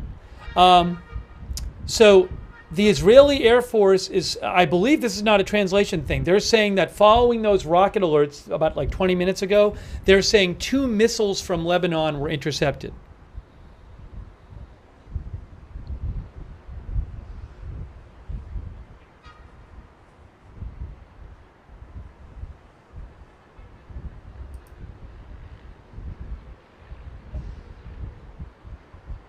Hey guys, I have a statement here.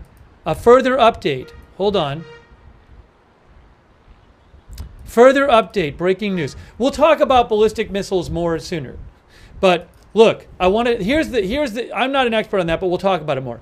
This is big breaking news. Big breaking news. I want to show this again. Big breaking news. Look, with a further clarification, a further statement here from Barak Ravid. Senior White House official tells me the United States has indications that Iran is preparing to imminently launch a ballistic missile attack against Israel. Also, senior White House official, we are actively supporting defensive preparations to defend Israel against this attack. A direct military attack from Iran against Israel will carry severe consequences from Iran.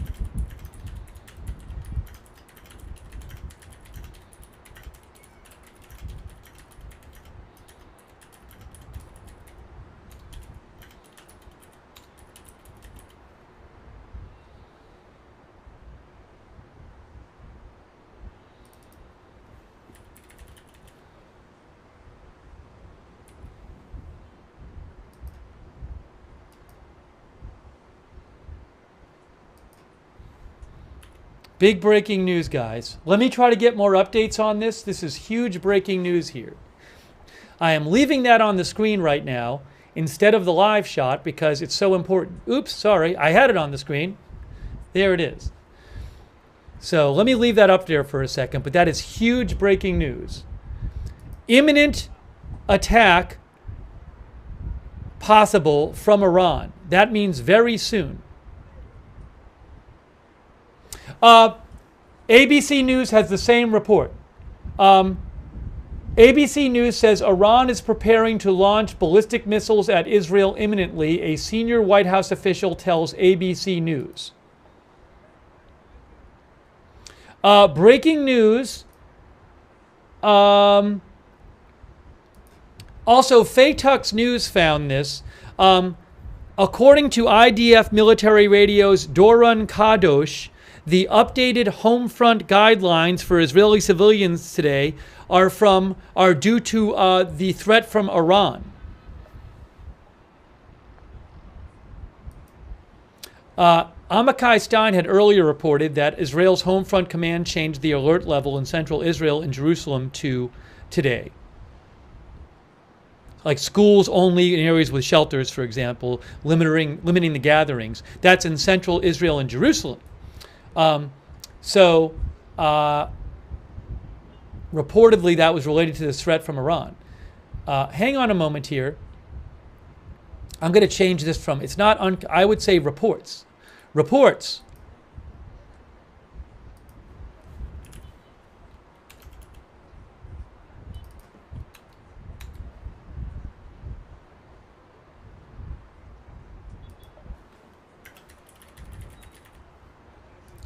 Reports say Iran is preparing to launch missiles at Israel imminently. Big breaking news. Big breaking news.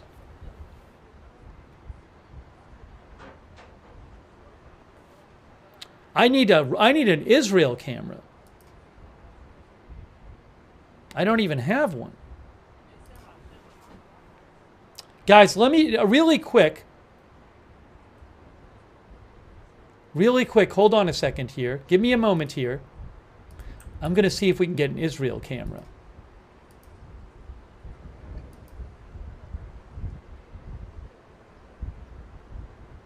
That's what we need to do.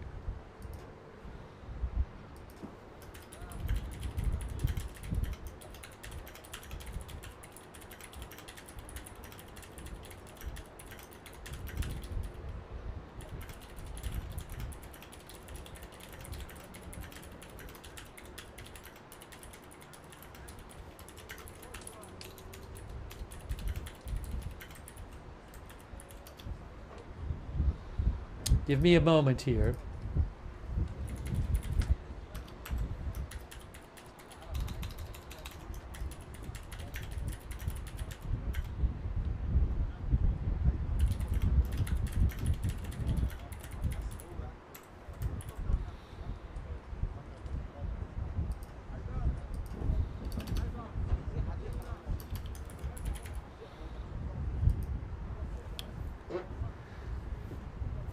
Okay. Oh, explosion. New strike. Guys, new strike in Beirut.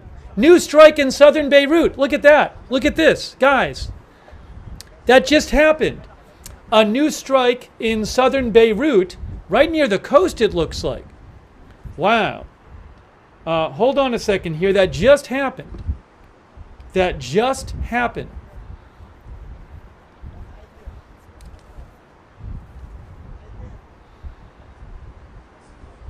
So that just happened.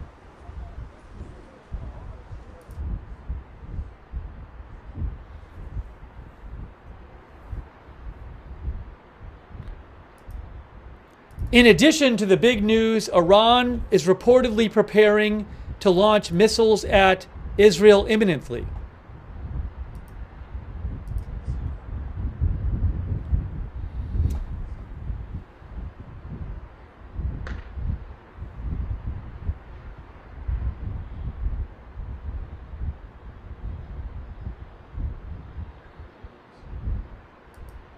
Hang on one moment here. Give me a moment.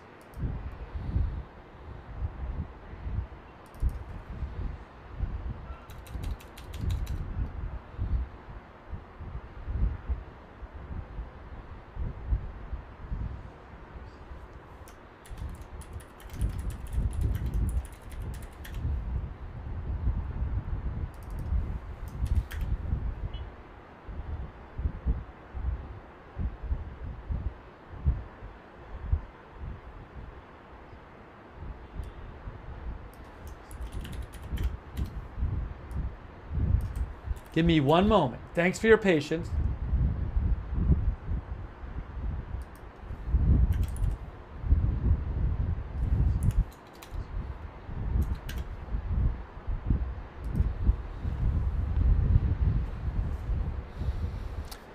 So again, breaking news. We got a strike in southern Beirut. But a bigger piece of news is reports say Iran is preparing to launch missiles at Israel shortly.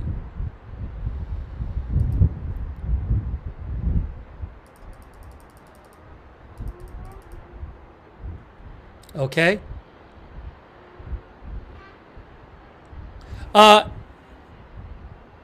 Hang on a moment.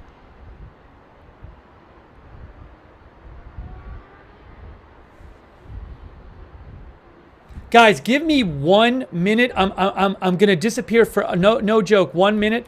I just need 1 minute. Sorry, just give me 1 minute, okay, guys? I'm coming right back. I just need 1 minute, and then we will get into all the news, the big breaking news, in 1 minute. Give me 1 minute. I'm coming right back.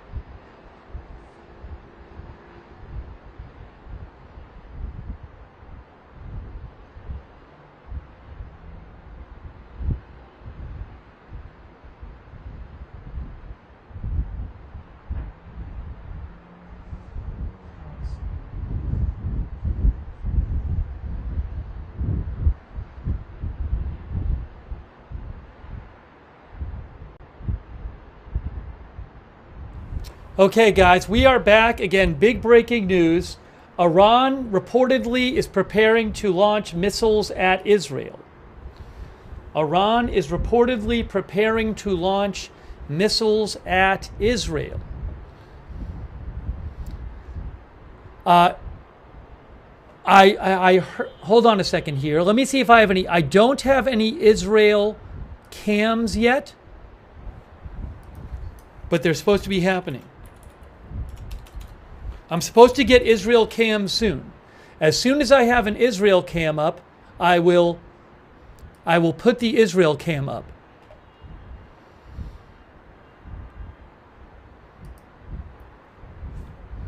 Again, for example, Barak Ravid reports. The Israeli Prime Minister Netanyahu says. Oh, sorry. That's. I'll go back on that. Barak Ravid says.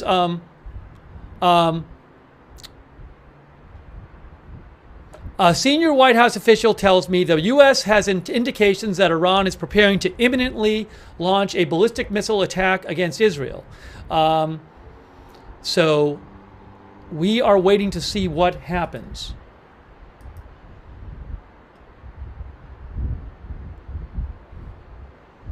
Oh, the IDF says it carried out a targeted strike in Beirut. I think we have a new update from the IDF. Where is that at? Yes, the IDF says it conducted a precise strike in Beirut, which we just saw. We just saw it on the air. The IDF has conducted another targeted strike in Beirut. Southern Beirut. Or southern Beirut suburbs.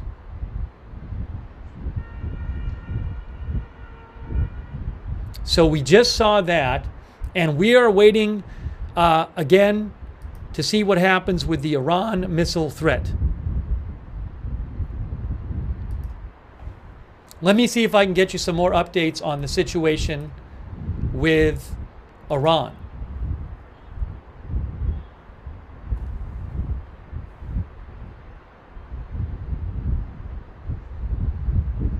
So Netanyahu has released a statement. Netanyahu released a statement in Hebrew. According to Ynet, this is what Netanyahu said. According to Ynet, these are days of great achievements and great challenges. Great achievements because we thwarted Nasrallah and his top command and Hezbollah's plan to occupy the Galilee. We are determined to return our residents in the north safely to their homes, but on the other hand, there are also big challenges. What I ask of you is two things. One, to strictly obey the directives of the frontline command. It saves lives. And second, to stand together. We will stand firm together in the testing days ahead. Together we will stand, together we will fight, and together we will win. I don't know if that's the whole statement, but Ynet in Israel just said that that was the statement he said. It's in Hebrew. Yeah, so I can't play his statement in English because he didn't make it in English.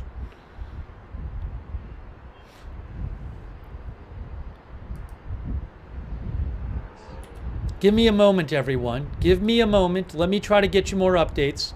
Again, reports that Iran is preparing to imminently launch missiles at Israel.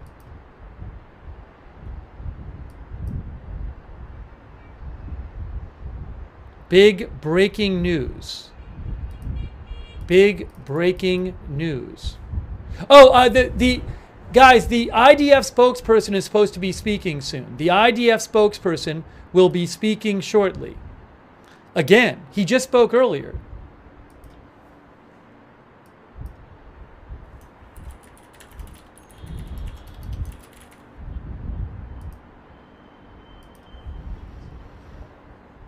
A quick thanks to V2 plus 10, Bumblebee, and UV, and Steve Yagi, and Ian Pass, and Zali, and Aaron S., and A-Rod.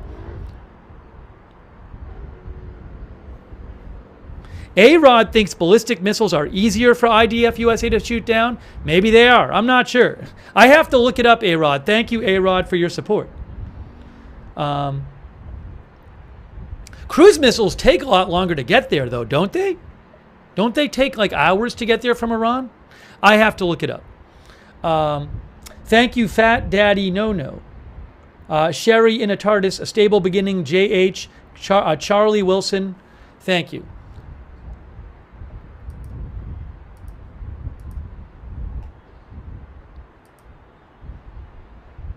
Guys, I'm looking I'm supposed to get an Israel stream soon, but I don't have an Israel stream to show you yet. Hold on a second. Hold on.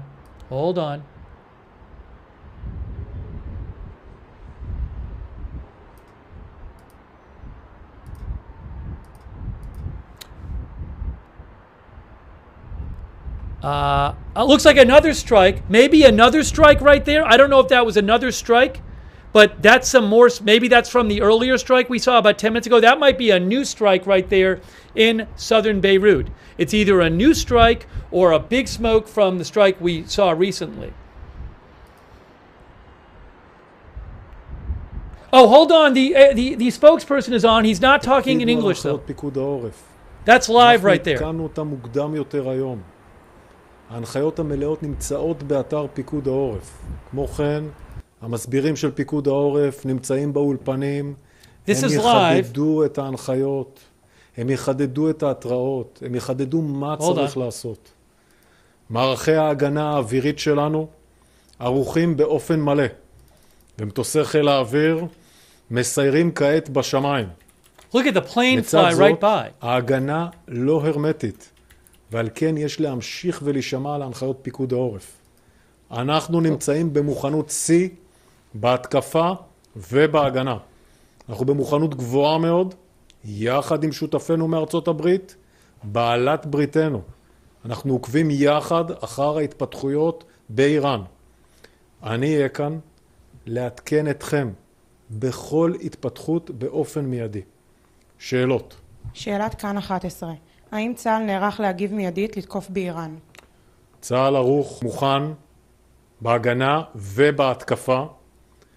יותר מזה אני לא ארחיב. שאלת חדשות 13. האם ישראל נערכת לאפשרות של מכת מנע באיראן לסיכול מתקפת הירי? לירי איראני על מדינת ישראל יהיו השלכות, יותר מזה לא אומר. שאלת I-24.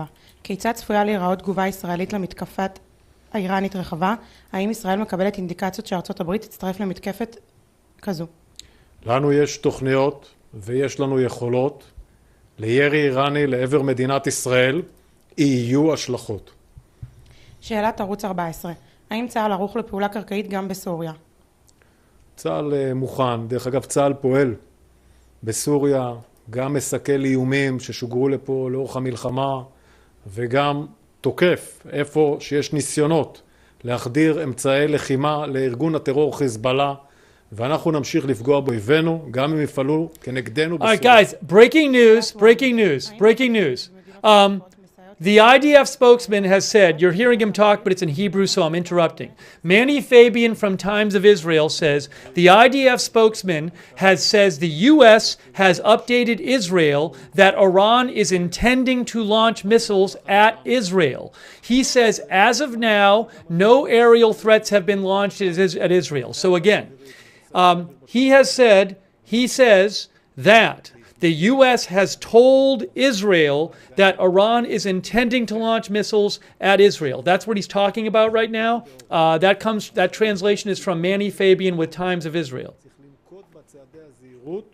שאנחנו מנחים אתכם, וזאת למען זה שנקטין את הפגיעה של אויבינו בעורף. אני אהיה כאן לעדכן אתכם. Okay, that's it. He just finished. All right, hold on. באופן מיידי. Hang on.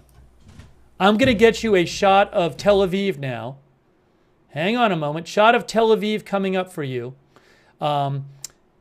Hang on. Just give me a moment.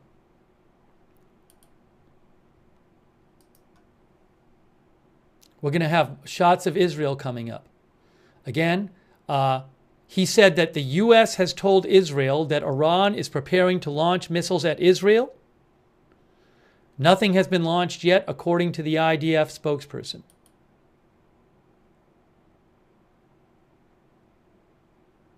Sorry, I'm trying to get this video for you up.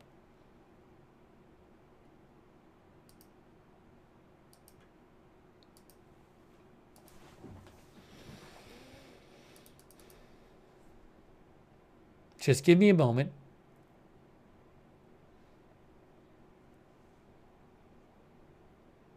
I'm having a bit of an issue switching the video.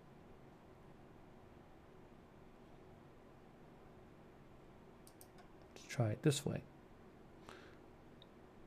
Yes. Okay, we should be good to go here. Let me get Tel Aviv up for you. I hope.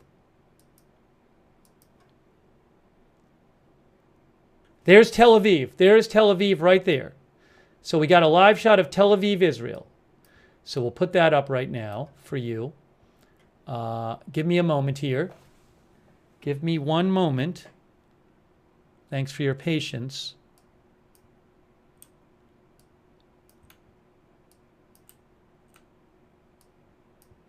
Oh, sorry. That's not what I wanted to do.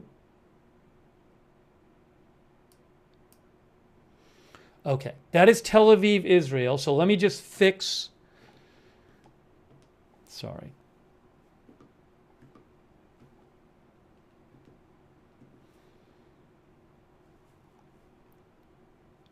The clock is gone. My clock disappeared.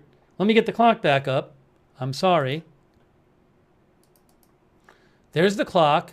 I need it to say Tel Aviv, Israel. How are we doing that?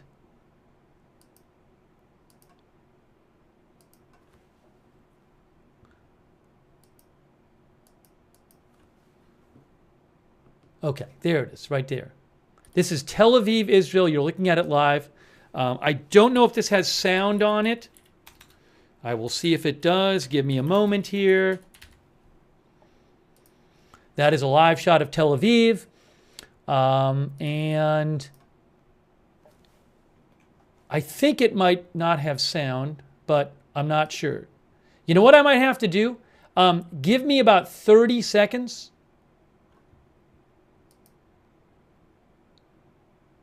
Give me about 30 seconds just to, I'll see if I can get sound. I just have to reset it. So it's going to freeze for a second. Let me reset it and then go from there. So I'm getting the feedback up for you. It's frozen right now, the Tel Aviv shot, but I'm getting it back up there for you. Hopefully. One moment, please. All right. Hold on. We need to get Tel Aviv back up. It will be up there, and there it is. I don't think there's sound on it.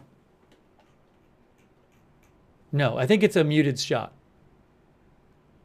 No, I hear a little sound. I hear very little sound coming from it.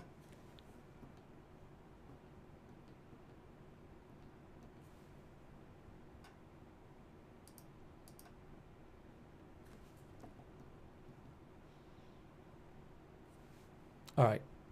Hang on a moment. You know what I got to do?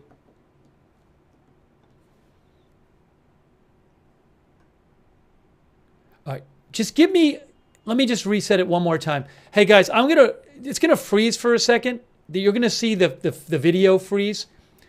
Just give me a second. I'm going to tell you, let me get you some updates while I reset the video here. So again, the current reporting is that the IDF says that U.S. has told them that Iran is preparing to launch missiles at Israel. Also, the White House has told reporters, for example, this is Jim Sciutto from CNN. I've seen this report elsewhere. Jim Sciutto says, the White House says that the United States has indications that Iran is preparing to imminently launch a ballistic missile attack against Israel. They say, we are actively supporting defensive preparations to defend Israel against this attack. A direct military attack from Iran against Israel will carry severe consequences for Iran, says the White House. Okay? Hang on, I just got to get everything back up on the screen here. I just reset things. Okay, there's Tel Aviv. Play out. Okay, let me just fix this. Local time, that's fixed there. That live shot is live now. Okay, we're good there. Hoping to get you some more shots from Israel in the coming minutes.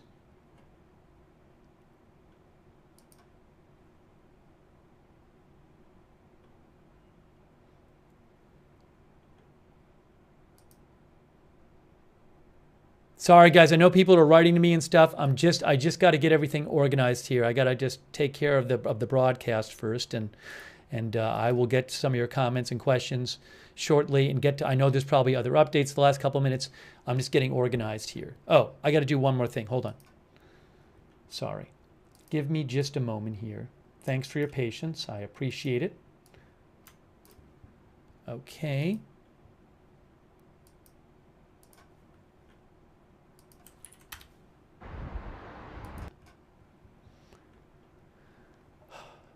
Okay.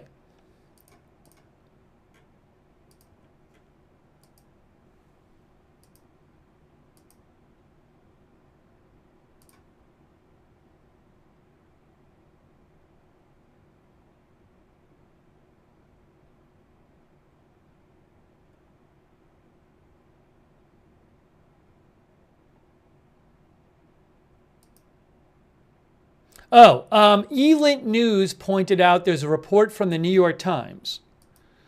The New York Times says that the U.S. Embassy to Israel has issued a high-level alert to its employees in Israel and the Palestinian territories, instructing them to return home and be prepared to enter a bomb shelter. This is the first such order since the Iranian aerial attack on Israel this past April. That's from the New York Times.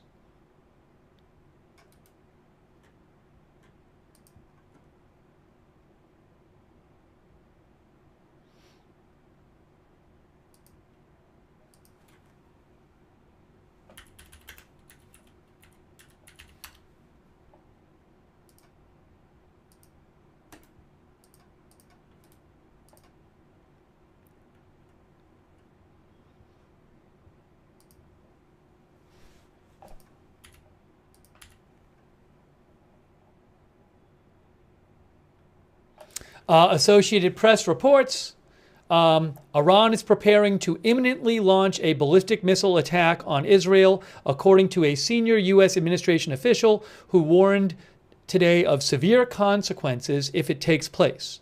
The official said the U.S. is actively supporting Israeli defensive preparations. White House officials did not immediately offer any evidence backing their intelligence finding. The official added that the administration was confident in their determination. Iran already launched an unprecedented direct attack on Israel in April, but few of the Iranian projectiles reached their targets. Many were shot down by a U.S.-led coalition, while others apparently failed at launch or crashed while in flight. Even those that reached Israel appeared to miss their marks, experts in an AP analysis in September showed. The Prime Minister Netanyahu said in a recent statement today that Israel is facing large challenges as it fights an Iranian axis. In the videotape statement, he urged Israeli civilians to listen to public safety guidelines from the Army's Home Front Command. He made no direct mention of a missile threat, but it seemed like he might be referring to it. Wow. The AP says U.S. ships and aircraft are already positioned in the region to assist Israel in the event of an attack from Iran. There are 3 U.S. Navy destroyers in the Mediterranean Sea, an aircraft carrier in the Gulf of Oman, and fighter jets arrayed throughout the region. All have the abilities to shoot down incoming missiles.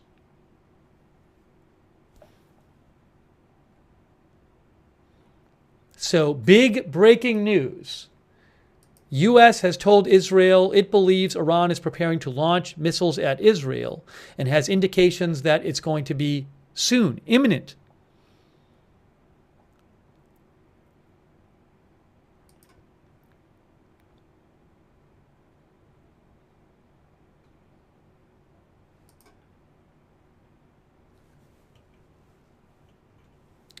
You are looking live at a shot of Tel Aviv, Israel.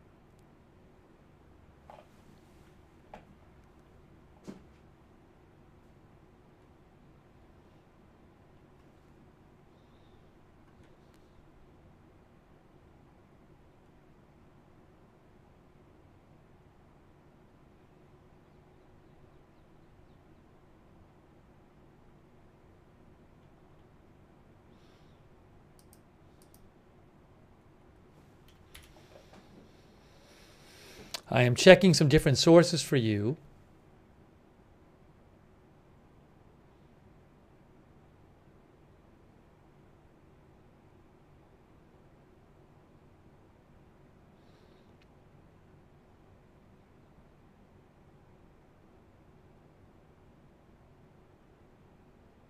Again, Israel says the U.S. has told them that Iran is preparing to launch missiles at Israel.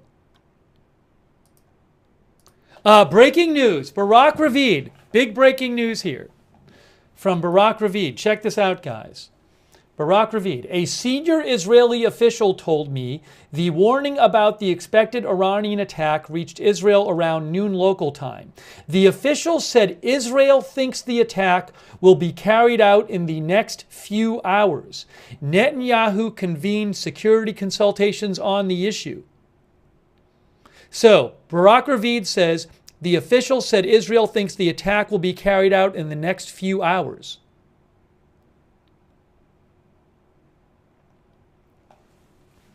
Let me do something real quick here. Just give me a moment. I need a moment here. I think I'm just going to update the title and the thumbnail of the broadcast. If you give me a second. Give me a moment here. Thanks for your patience.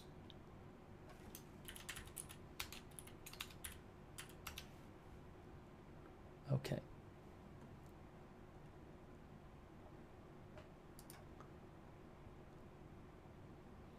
Hang on a moment.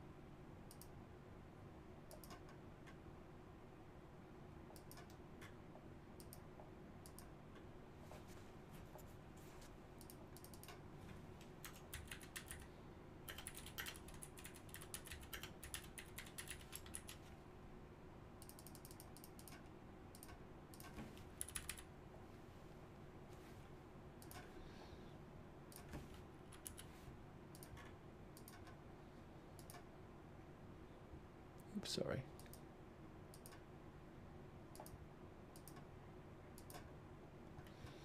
I'm just updating the description of the video and the title.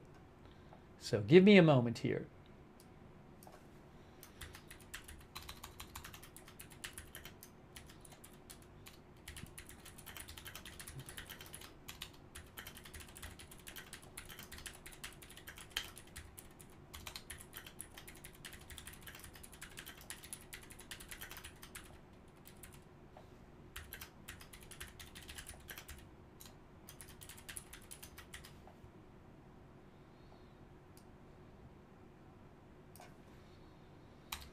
Iran is reportedly preparing to launch missiles at Israel.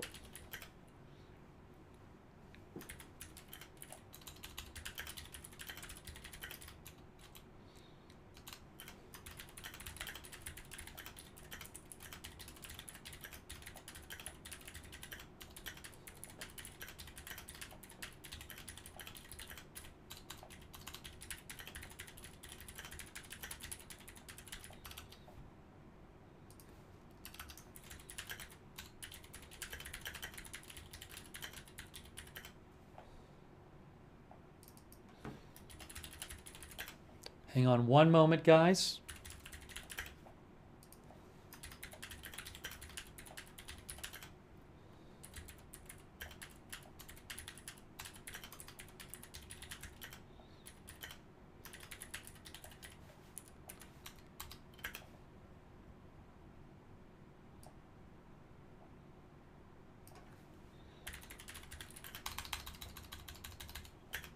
Give me about 30 more seconds.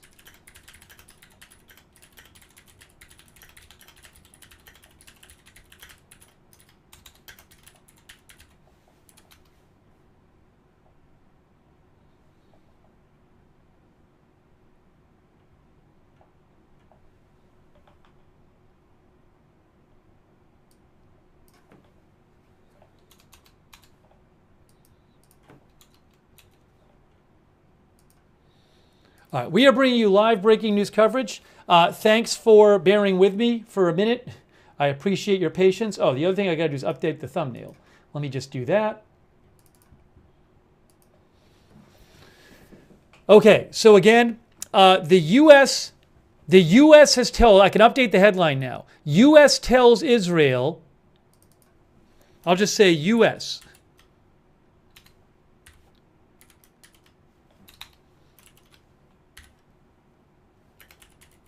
U.S. says Iran preparing to launch missiles at Israel imminently.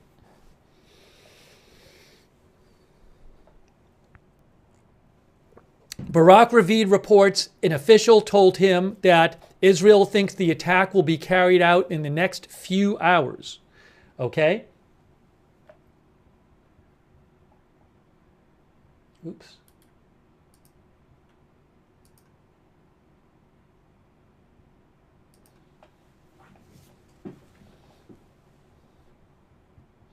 Actually, let me do one more quick thing here.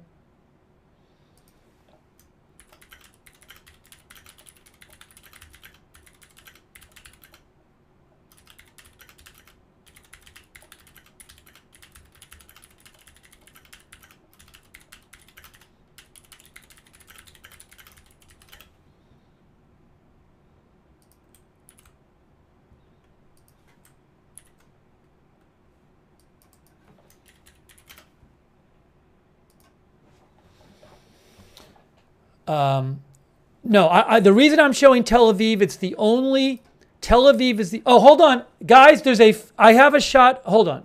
So I can't show it right now. But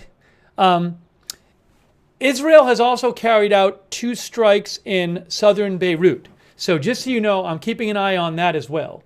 But I don't have a great video of that to show you at the moment. So I'm going to stick with this. Although maybe what I'll do is throw that up in the corner. Give me one moment here. What I need to do is get that this way.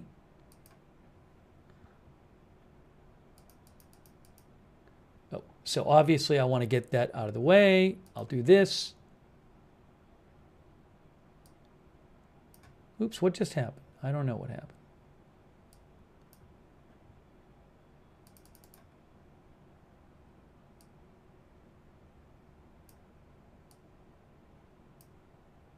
Why is this thing not behaving?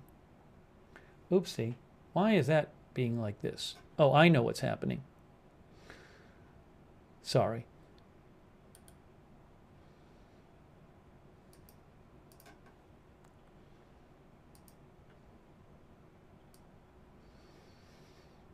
So that is Beirut, and we'll keep that up there just so you can see that. Okay, we'll do that. We don't need that right now. We need this, and we'll have that say Beirut. Thanks again for your patience. Sorry.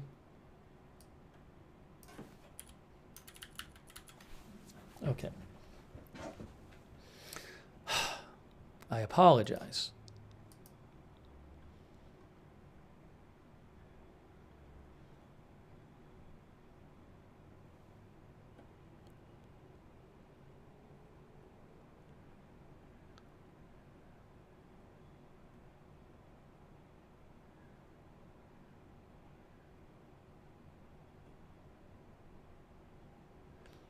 Again, Barak Ravid says, a senior Israeli official told me that the warning about the expected Iranian came from the U.S. to Israel at around noon local time, which would be about 5 hours ago. The official said Israel thinks the attack will be carried out in the next few hours. Netanyahu has convened security consultations on the issue.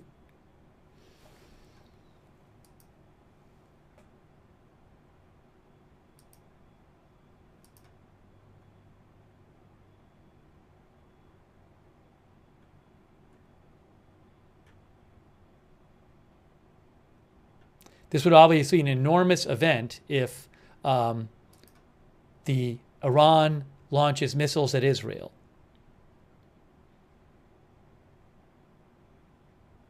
Now, the Wall Street Journal says it's unclear if Iran's operation will begin today or start in a few days. Whereas Barak Ravid said a senior Israeli official told him that they expected it in the next few hours.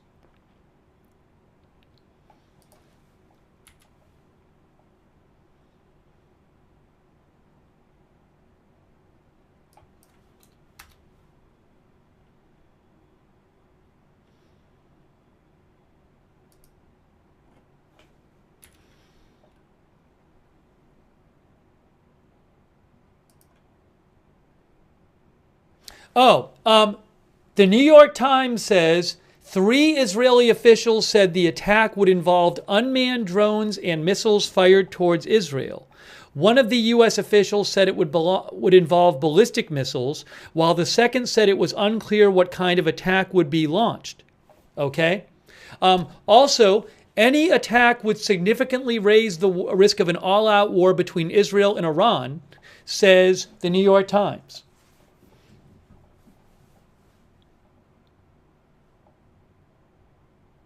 The 3 Israeli officials told the New York Times that the target of the new Iranian attack would be 3 military air bases, as well as a headquarters north of Tel Aviv, which was evacuated on Tuesday afternoon.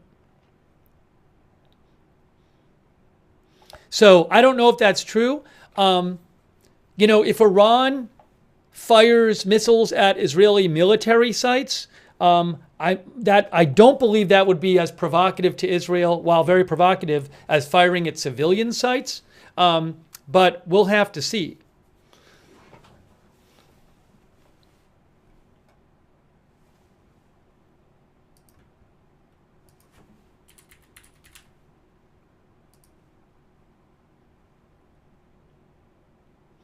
Hold on.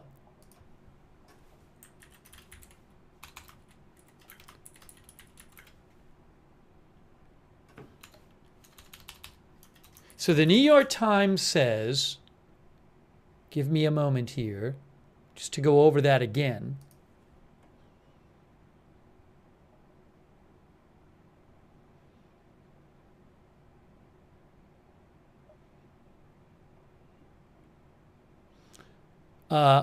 The 3 Israeli officials said the target of the new Iranian attack would be 3 military air bases, as well as an intelligence quarters north of Tel Aviv, which was evacuated on Tuesday afternoon.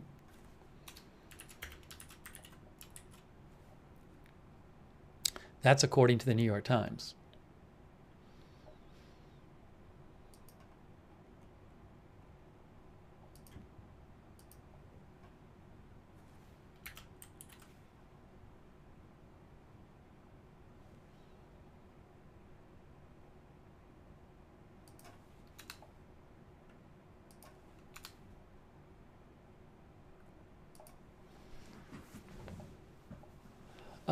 Let's see here.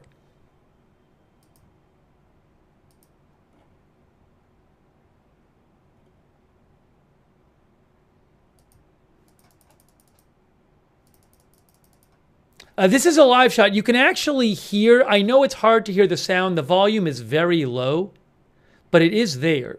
It's like impossible to hear, but I can barely hear it. So there is volume on this. That is a live shot of Tel Aviv. I'm expecting to get more live shots of Israel, but I don't have it right now. A couple of viewers have asked me about preemptive strikes on Iran. I don't know if that's something that Israel could do right now. Do they know where Iran is launching these missiles from? I don't. It's interesting that if it's really true that the U.S. is seeing this, but Israel didn't know this, so that's all interesting. I don't know if that's something, given maybe the launchers are such that Israel does not have the capability, that maybe they're launched in a way that doesn't give away where they're being launched from, until it's too late. So I don't know.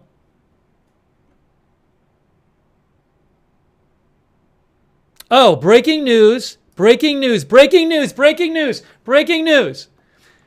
U.S. State Department, Israel, the West Bank, and Gaza. As a result of the current security situation, the U.S. Embassy has directed all U.S. government employees and their family members to shelter in place until further notice. This is provided for your information as you make your own security plans. Again, as a result of the current security situation, the U.S. Embassy has directed all U.S. government employees and their family members in Israel, the West Bank, and Gaza to shelter in place until further notice. Wow. The U.S. Embassy in Jerusalem reminds all U.S. citizens of the continued need for caution and increased personal security awareness as security incidents, including mortar and rocket fire and unmanned aircraft system intrusions, can often take place without warning. Wow. Wow. Big alert. Yes, right there. The U.S. Embassy has directed all U.S. government employees and their family members in Israel, the West Bank, and Gaza to shelter in place until further notice. Shelter in place until further notice. Wow. That is intense. That's a pretty intense warning. That's scary to hear.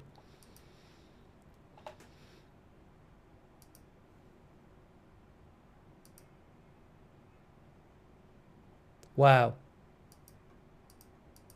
That suggests the U.S. thinks it's really soon.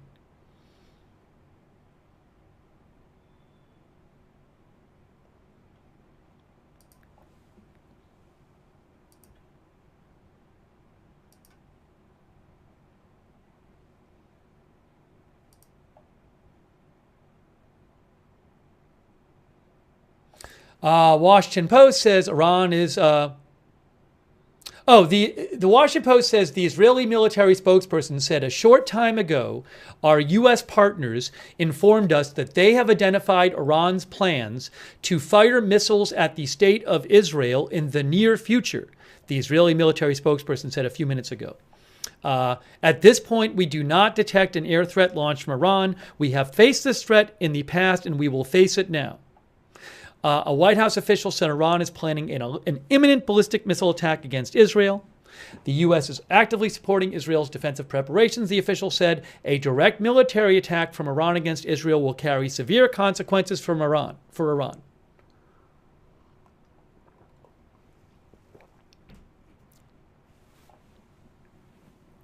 We are bringing you live breaking news coverage. I just need to put a couple eye drops in. Oops, you know what? I had a spelling error on a typo on a typo on the. I did this I had a typo on the thumbnail. Well, I gotta fix the thumbnail now. Hold on, let me fix the thumbnail. I'll fix that.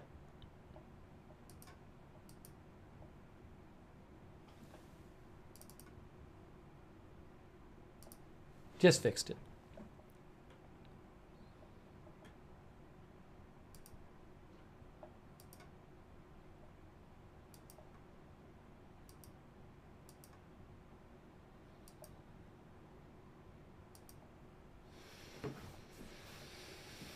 Wow.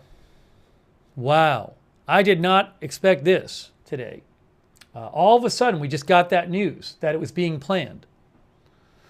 Again, the U.S. has issued, the U.S. has told its employees in Israel, Gaza, and the West Bank. The U.S. has just issued an alert, and it says, as a result of the current security situation, the U.S. Embassy has directed all U.S. government employees and their family members to shelter in place until further notice. Shelter in place until further notice.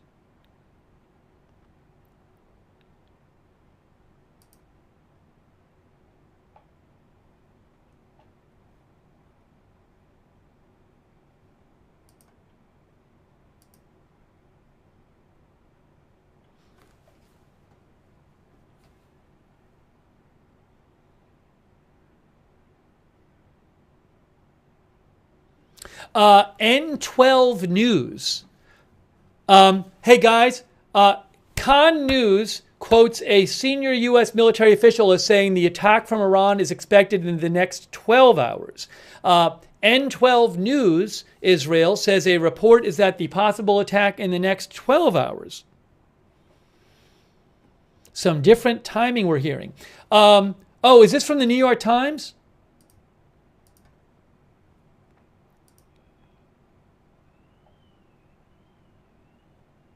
I didn't see that in the Times article. I'm hearing this 12 hours thing now.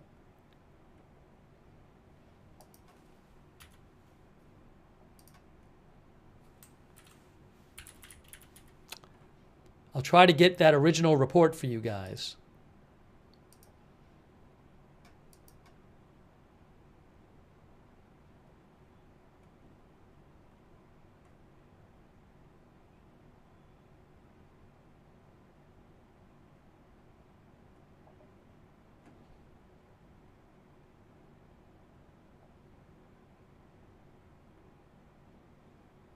So some Israeli media are saying that, all right. I think the Tel Aviv shot might be going away temporarily. So, yeah, I'm expecting to get that back. All right. For now, I'm going to show you. There's a Beirut shot I want to show you, but I'm expecting to get more. I'm expecting to get more shots from Israel, guys. So, I can only use the ones I have access to, but I am expecting to get more of them. But I do have a shot of a building in southern in Beirut suburbs that has been attacked by Israel. So I'm going to put that up on the screen right now for you. Hang on. Let me refresh this.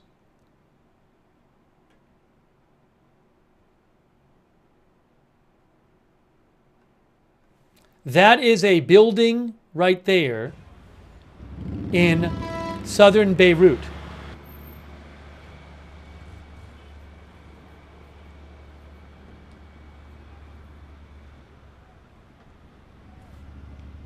That is southern Beirut.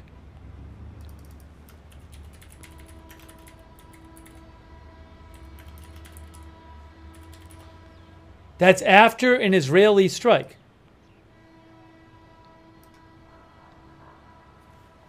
Hold on.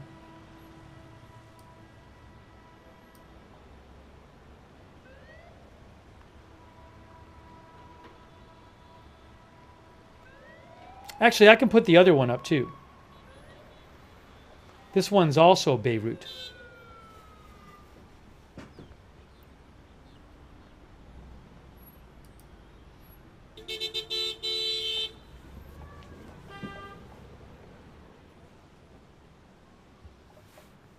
Looks like they got water on the camera or something. We are bringing you live updates. As soon as I get a shot from Israel, I will put it up on the screen. Oh, there's supposed to be a White House briefing soon and a State Department briefing. Well, actually, that's not soon. In a couple hours, there'll be a State Department briefing. And also that building's on fire right there. See, that is a building that was attacked by Israel, apparently, a short while ago. You can see the building smoking right there. And again, that's southern Beirut, Beirut southern suburb.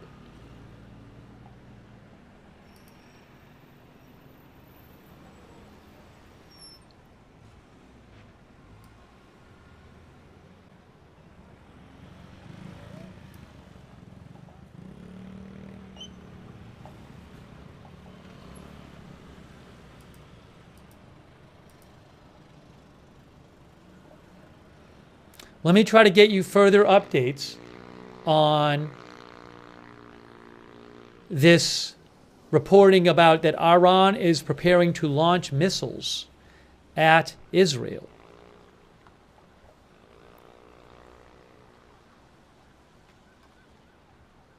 Which the U.S. government has told Israel that.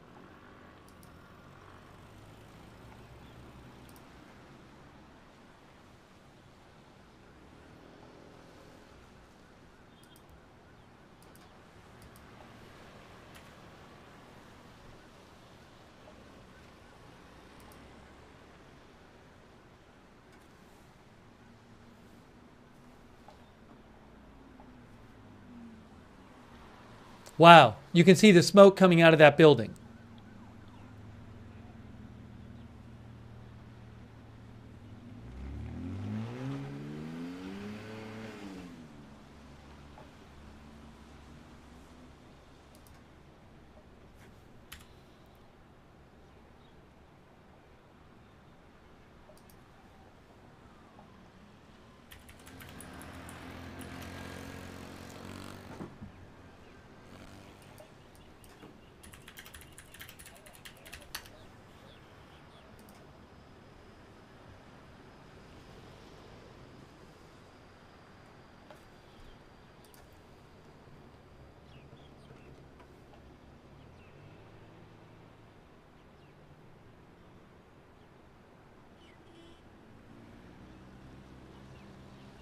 I'm just checking some different sources here for you guys, trying to get through the latest updates.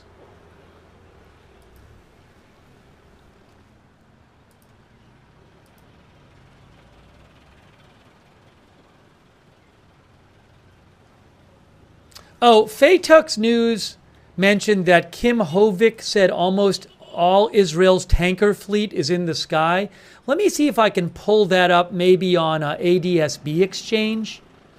Maybe ADSB Exchange will have it. Let's see here.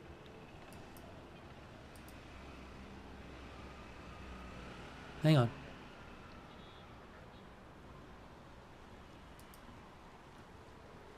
Hey guys, this is ADSB Exchange right here, which is a, if I can get myself out of the way, that's ADSB Exchange. Actually, let me put it up. Let me put a piece of text up. Where is it here?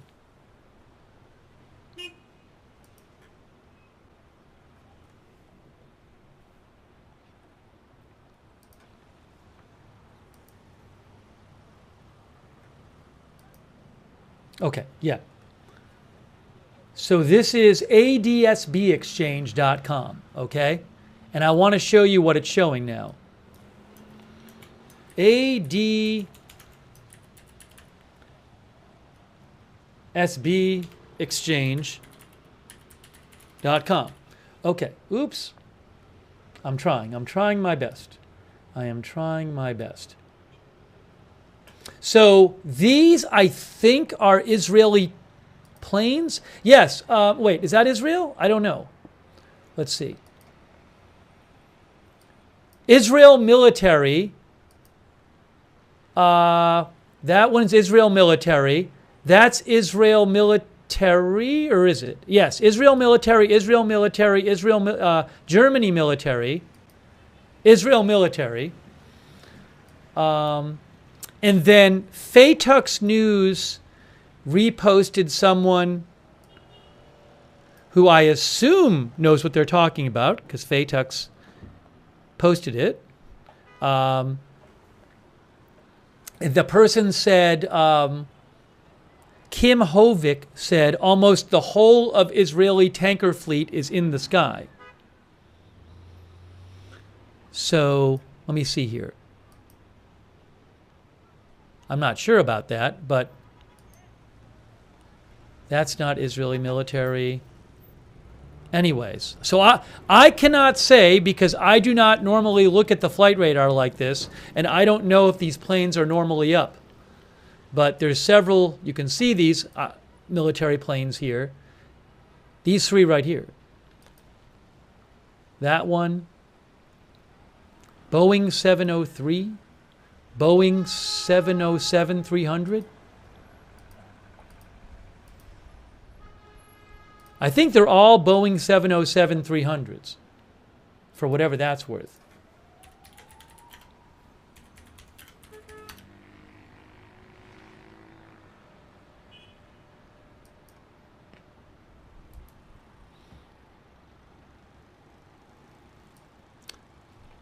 So I don't know if they're normally up there or not. But, oh, they're not on screen anymore. They seem to have disappeared. Unless they landed or something. But this one here, it says altitude 4825, 4900. That's going up. That altitude is going up. You can see it says the altitude is going up. But the other ones disappeared. Did they maybe go silent or something? Transponder's off, yes. So you could just see, I think there might have been more before. One of our viewers said turned off their transponders, went stealth mode. So they were there before on ADSB Exchange. Now they're not. I'm assuming this one will disappear as well. So it's possible that Israel has scrambled some planes. Again, I don't know for sure. This is not my wheelhouse, but I just wanted to show you that Ian Cox thinks 707s are refueling tankers. But that's the only one I see right now. This is military planes. I have it selected for on ADSB Exchange in that area. Is this? It's not it. No. Anyways, all right. Let me go back to, anyways, that's ADSB Exchange. I appreciate them letting me show you their site. ADSB Exchange. You can go to adsbexchange.com and check it out. All right, I got to get rid of that. And I got to get rid of another thing here. Not that one. That one. This is the site of a building that Israel has struck in South Beirut, in a Beirut suburb. So that's the live shot you're seeing there from AFP. I'm trying to get you a live shot from Israel. I'd like to do that, but I don't have one at the moment. Hopefully I'll get one for you soon.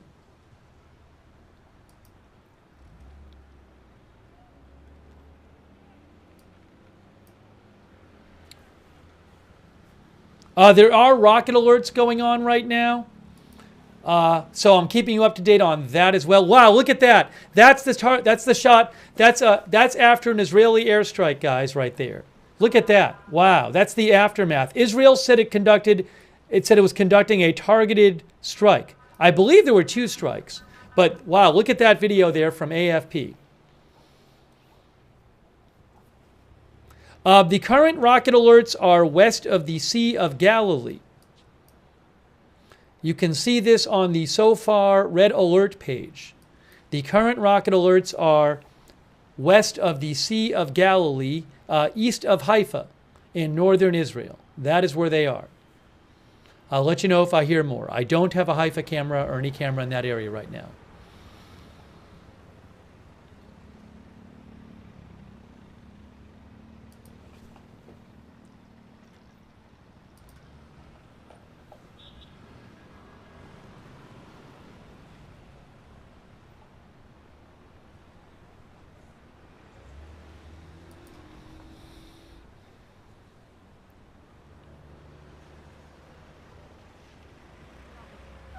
Wow, look at that. Look at that video.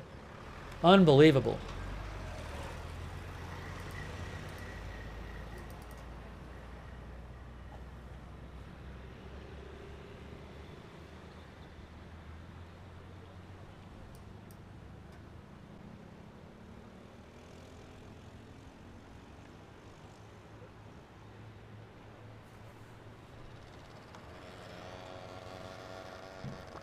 I am trying to get you updates about the Iran situation.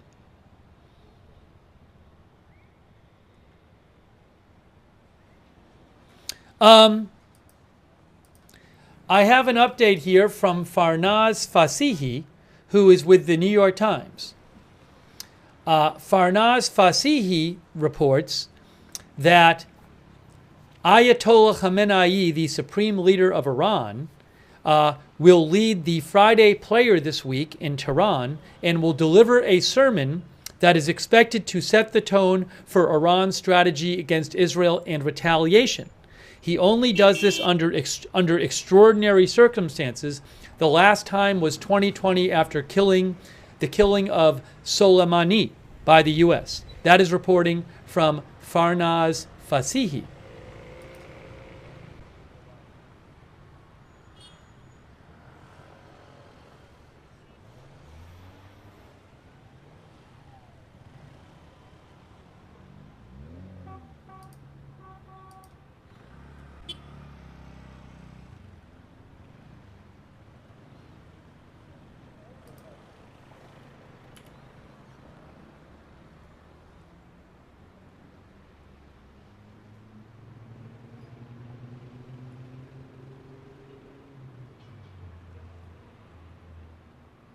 Yeah, this is after an Israeli strike.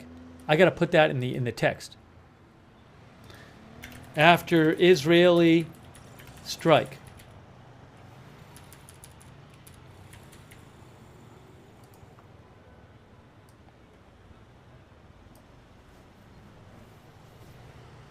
I don't know who the target was. Yes, the New York Times reports, as Faytux News pointed out, the New York Times reports that a U.S. military official said U.S. officials believed Iran would launch a ballistic missile attack in the next 12 hours, likely after dark in the region. I'm going to change imminently to soon, even though a number of the articles do say imminently.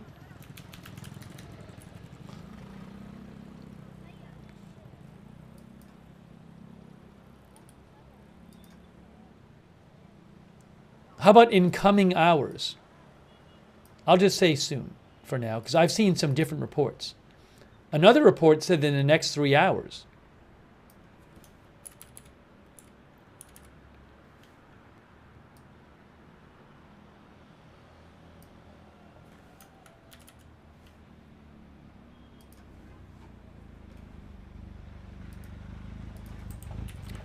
Again, the New York Times says it will likely be after dark in the region.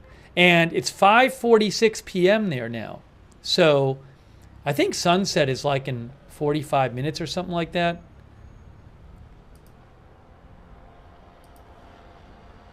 Hold on. I'm seeing some more Israel military planes, but I don't know how. Maybe they normally just are flying around. Tel Aviv sunset is 6:25 p.m.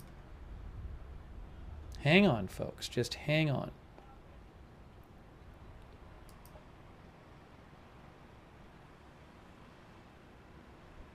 Look at this video. Crazy.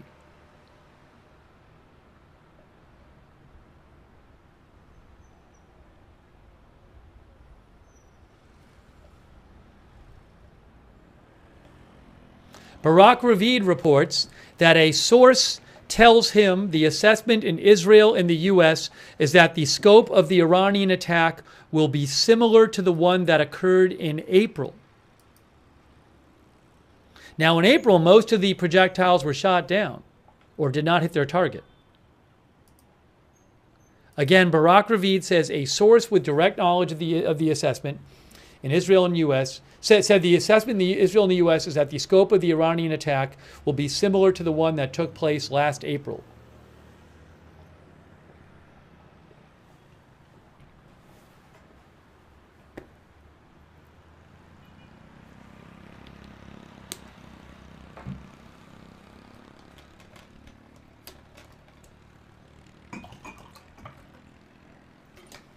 We are bringing you live breaking news coverage here.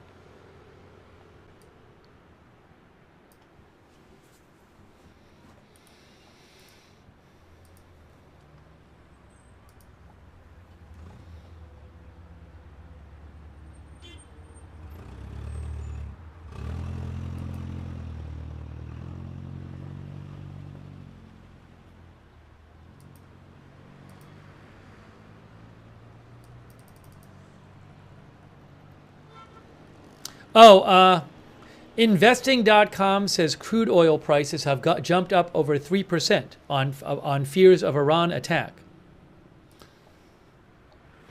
Breaking news. Well, it's not really big news, but I'll tell you, it's not really big news. News update. Liz Frieden. Oh, hold on. Liz Frieden with Fox News reports, U.S. official tells Fox Iran has been at a state of readiness to launch an attack on Israel within 12 to 24 hours since early August, following the July 31st assassination of Hamas leader Ismail Haniyeh in Tehran. The U.S. has seen additional movement of missile launchers in Iran to prepare for the now imminent attack in recent days, following the killing of Lebanese Hezbollah leader Nasrallah, who was killed in Beirut on Friday. Now, I will say, I think it's a good question our viewers ask. Would Israel do some kind of preemptive strike on Iran, especially now that it's public knowledge that the U.S. that Israel thinks this is coming, right? Israel has announced to the world that the U.S. told them that Iran is going to launch missiles at them. So if you're Iran, I don't know how they launch their missiles, but if you're Iran, you know that Israel knows, although maybe you think they know anyway, but I don't know if that affects the timing. Does Iran maybe launch them sooner because they just don't want Israel to blow them up on the launch pad? Would Israel do that? Would Israel try to do a preemptive strike on Iran? I don't know. So,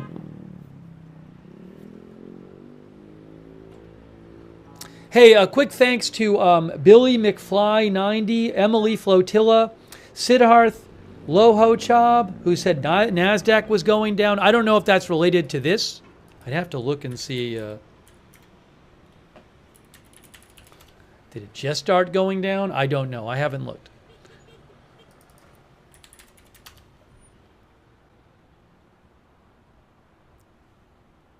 Oh, well, I mean, this news has been out for a little while, and it's only 10:35. NASDAQ is down 1.73%. I don't know if that's on this. Thank you, though, Siddharth. Thank you, Jesus UCSB, who thinks they won't attack. Jesus doesn't think Iran's actually going to launch missiles. And thinks it's just to show their partners they are acting. I don't know if their partners will be convinced they're acting if they don't launch missiles. Thank you, Jesus UCSB, for your support. Thank you also, Lars Moktenok Wasagan, and Tony Edwards, and Koishi, and Alex S., and Arthur Belsick, and A-Rod, and Mama 4, 57 Rose, and Khan, and Sweet Cheeks, and Strategy, and Jason Coker, and Stacy. Sorry, I'm way behind on this. And Mauricio Corbin, and Tim747, and K2 Plus 10, and Bumblebee, and also My Simulation on Twitch, Oxytropus, Mand Dear Raquel, Shefta DeBand, The Metalomaniac, McBritches, Katie, RBD Sports Network, Brainstorm Warning, Inks Anna Dudid, Notorious Rob, Metalomaniac, Ghost Shaman, Who Shot JR, Spirit of the Shadows. Thank you for your support. As we look at the aftermath of this Israeli airstrike, targeted strike in South Beirut.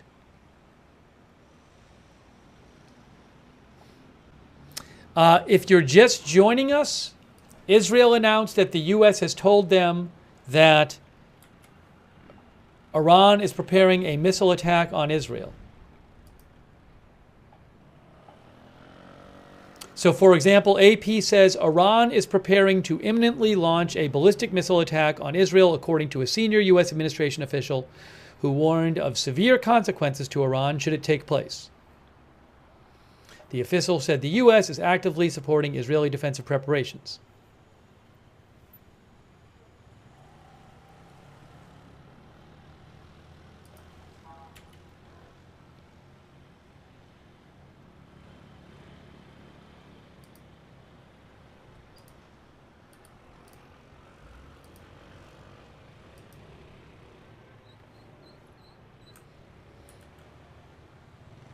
And also, hang on a moment.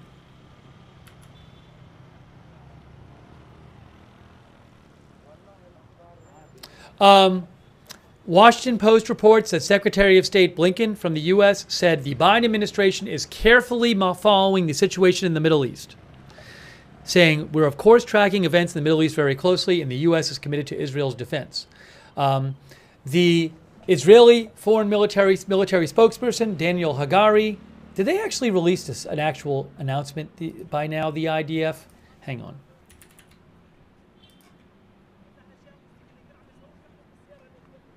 Yeah, so he said, the Israeli military spokesperson said that, this is from translation from the Washington Post, that a short time ago, our U.S. partners informed us they have identified Iran's plans to fire missiles at the state of Israel in the near future. He said, at this point, we do not detect an air threat launched from Iran. We have faced this threat in the past, and we will face it now. Oh, hold on. New strike? Is there a new strike? Oh, no. I thought there might be a new strike. They're just showing a plane flying in. I mean, these planes continue to fly in and out of the area. I think they're basically all MEA planes. MEA is a Lebanese flag carrier, Lebanese airline. So they're flying in and out. But I mean, you see these planes flying in and out right near where these airstrikes happen.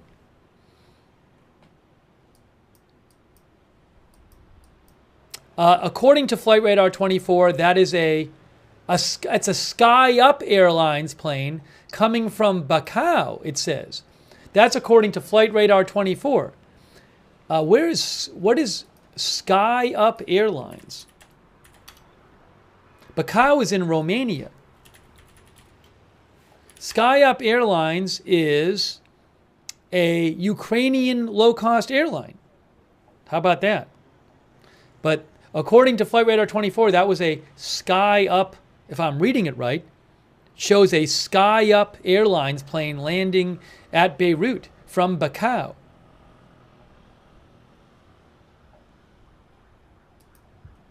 Hey guys, let me show you ADSB Exchange for a second. Here is ADSB Exchange right now. Oh, what are they showing here? Hold on, what's the camera doing? Why is the camera moving? The camera is moving. Let me just see something here. Then I'll show you ADSB Exchange.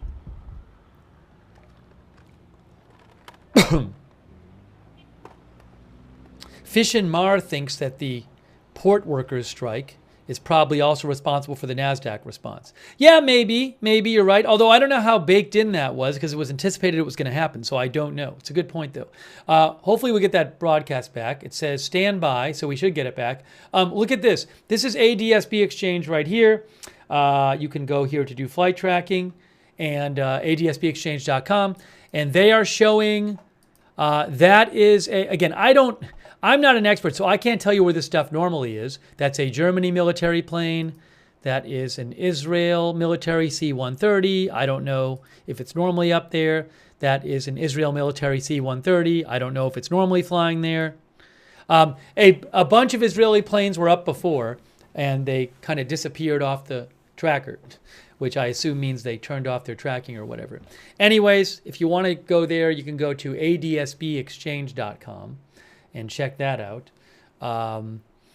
And I'll let you know if I hear any updates from people who really know the flight tracker stuff about what's going on with that. Let's see here.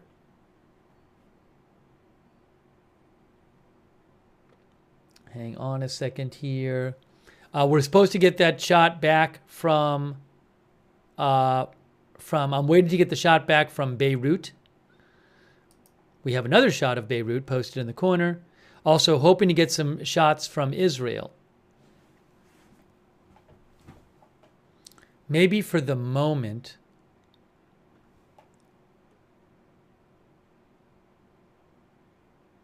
I don't know if I should show, maybe I'll make this one bigger. Let's do that. Let's make this one bigger for the moment. That is Beirut. Let's shut this one off. Make this one bigger. We'll lose too many things on. Too many things on at the moment. That's that one. That's Beirut.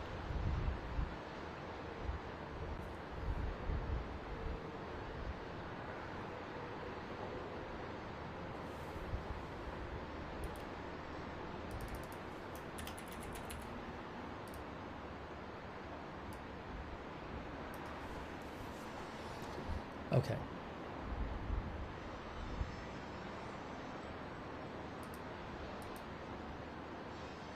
Hang on.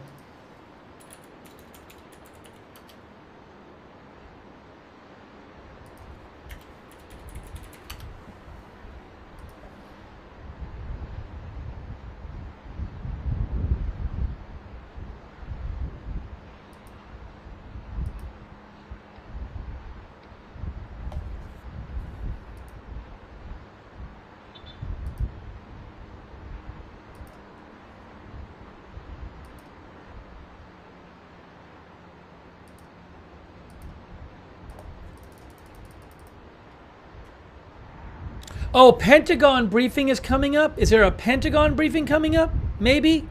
Hang on a second here. Oh, that's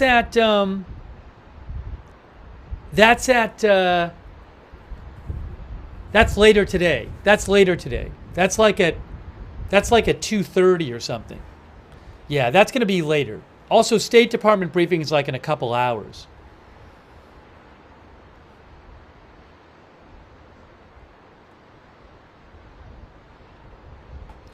By the way, thank you to V2. Thank you for your support to Fishin Mar, Frisian Drone Aviator, Richard Foley, Guillaume M, Nostrich, Billy McFly 90, Emily Flotilla.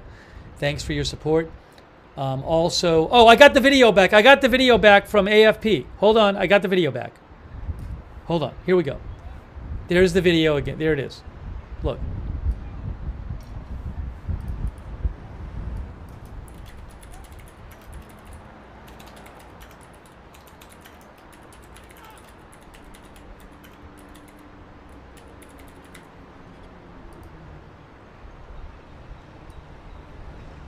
So there's that. We'll get this volume down.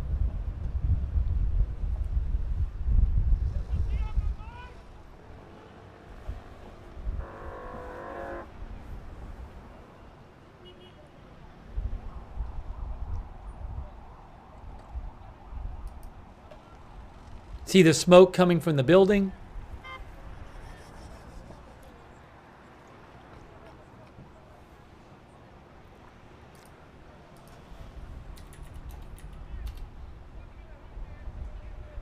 Reuters says oil prices jump 3% on reports Iran is preparing attack on Israel.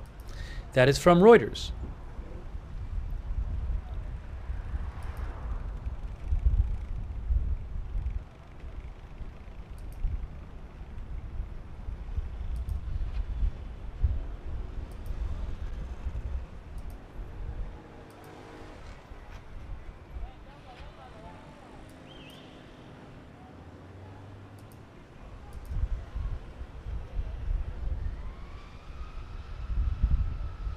And AFP reports there were two different. Well, AFP says Lebanon's national news agency said there were two different strikes in southern Beirut.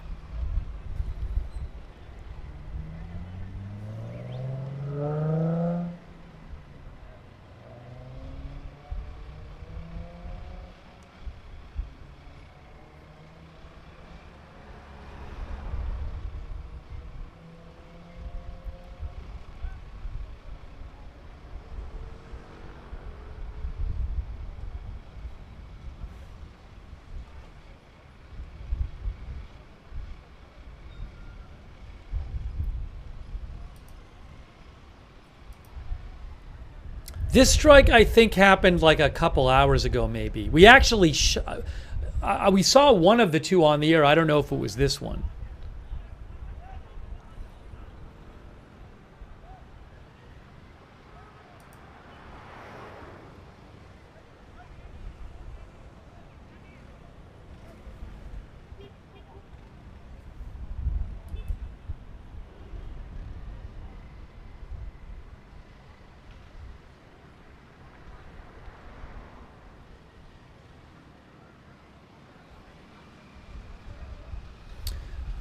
Khan News reports, as you see them trying to put out the fire, look at that, wow. Khan News Israel reports that preparations are being made for a wide-scale Iranian attack on security facilities in Israel. It may also damage civilian targets. So, that's from Khan News, guys. Khan News says...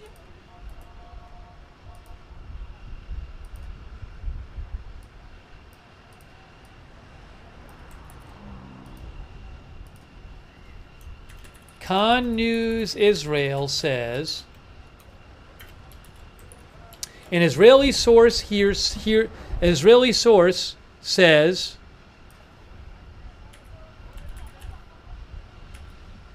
preparations are being made for a wide-scale Iranian attack on security facilities in Israel. It may also damage civilian targets.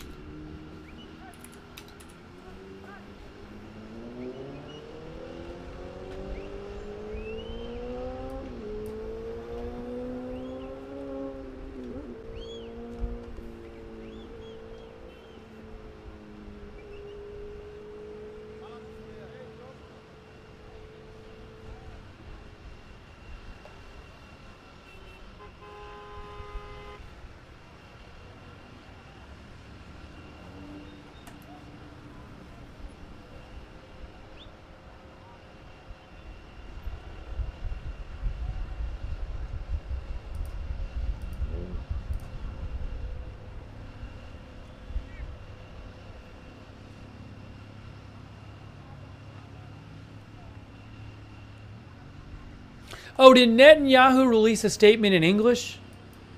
I think David Hawthorne mentioned this to me. Let's see. Was it in English? No. No. It's not in English. I read you a translation of it before. He didn't specifically mention the Iran thing. But he said, what did I say before? I got to get you that.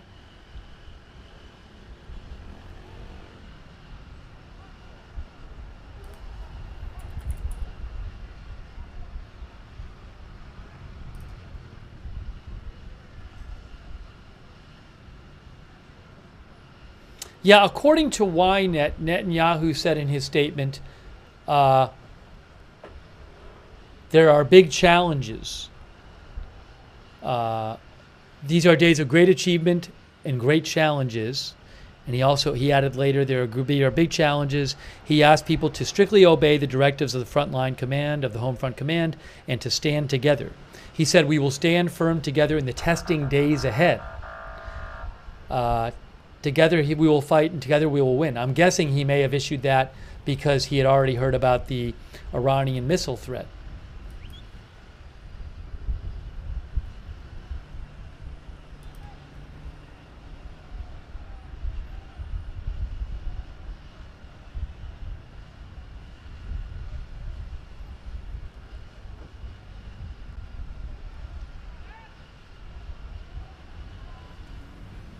The New York Times had reported that Israeli officials had told them the target of the new Iranian attack would be 3 military air bases as well as an intelligence headquarters north of Tel Aviv, which was evacuated on Tuesday afternoon.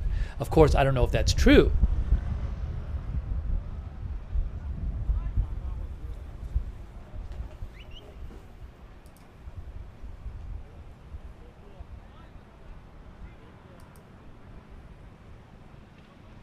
Thank you so much to our moderators. I really appreciate it. Oh, I have another version of this video, by the way. I have a second version of this video.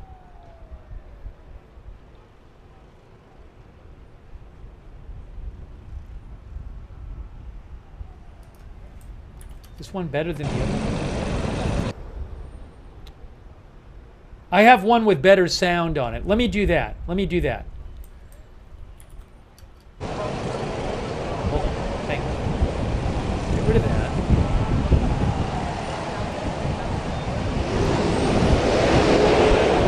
It's a little loud.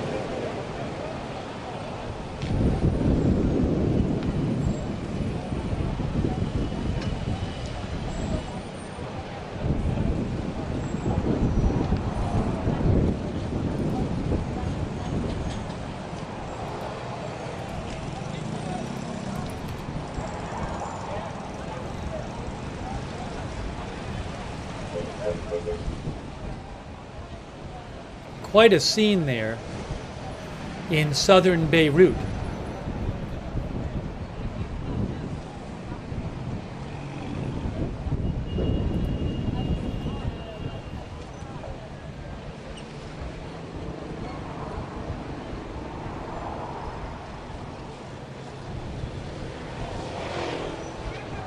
Yeah, one of our viewers just pointed out the people fighting the fire aren't even like wearing any breathing apparatus or anything.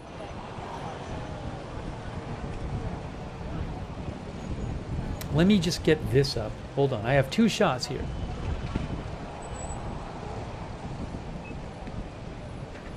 I have two shots of this.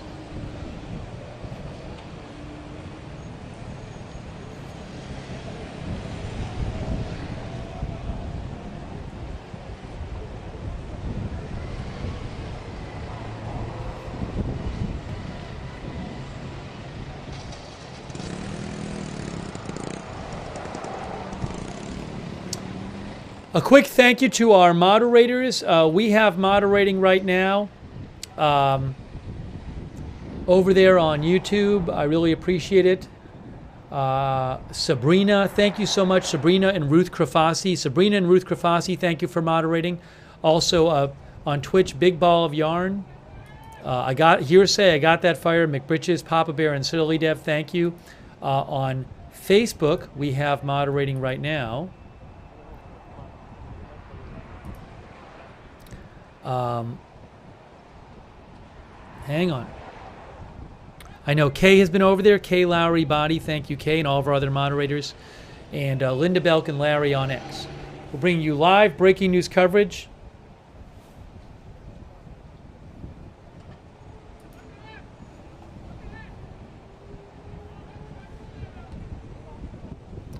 This is a building which has been targeted by Israel in southern Beirut in a targeted airstrike. We're also bringing you the latest updates on the news that U.S. has told Iran that the U.S. has told Iran that the U.S. has told Israel that Iran is preparing to launch missiles at them soon.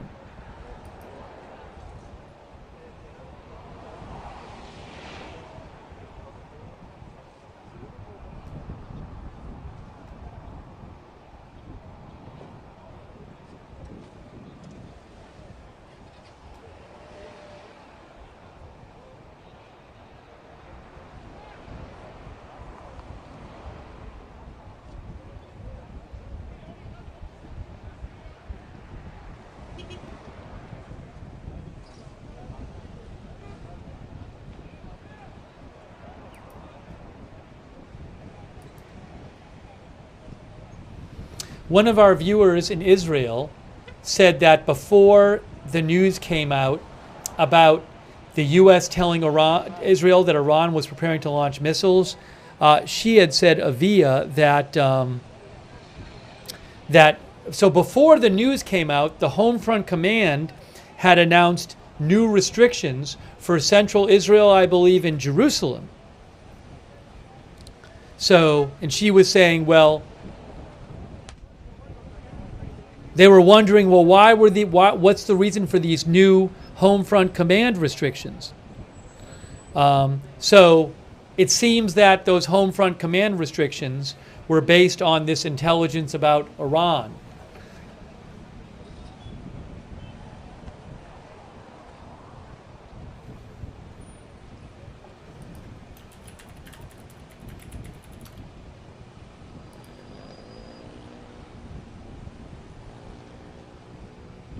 Trucker Jim says, I wonder if the planes that took off from Israel are going to Iran. I have no idea if Israel would try some kind of preemptive strike. I don't know if they have that capability in this amount of time. And like, you would think Iran would know they have that capability, you know? So I don't know. I don't know.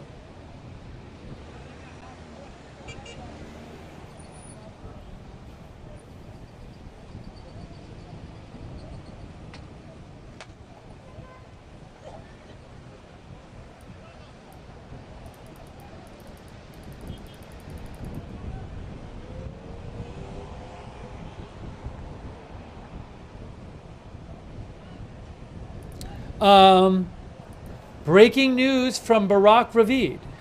Breaking news from reporter Barak Ravid, Israeli reporter Barak Ravid. He says a Western source with no details. Iran is expected to attack Israel with fast missiles and not with drones or cruise missiles that allow for a long preparation time for defense and interception. Look, this is what I was talking about before. The cruise missiles take hours to get there. It's less time for the ballistic missiles. And the drones take hours to get there too. So again, a source tells Barak Ravid, Iran is expected to attack Israel with fast missiles, and I assume ballistic, but not with cruise missiles and not with drones that allow for a long preparation time for defense and interception. Excessive Force said they learned from last time. Look, Institute for the Study of War, which does military analysis, they have been talking about this for months, saying that in the April attack, they believe Iran was actually trying to do serious damage to Israel, but Israel had a lot of time, hours, to track those cruise missiles and drones. So something that Institute for the Study of War has been saying is if Iran attacks again, they would want to change that situation so that Israel did not have so much lead time. Now, something else I'm not hearing is, there was speculation that one thing Iran could do to reduce the time that Israel had for prep would be to have Hezbollah launch missiles. So I don't know what the situation is now, but I remember this being discussed, that if Hezbollah launches missiles for Iran, well, that's way shorter of a lead time because Hezbollah is right next, or Lebanon is right next to Israel as opposed to Iran. So any chance that that you could see Hezbollah launches, or Iran, I don't know what their capability is, but Hezbollah is an Iranian proxy group. So,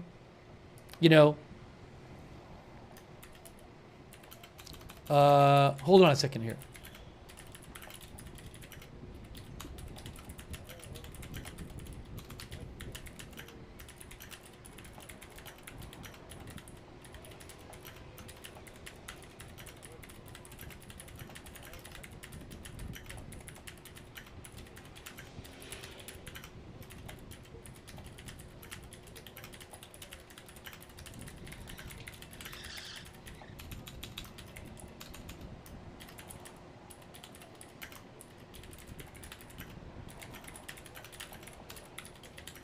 So just something to keep in mind.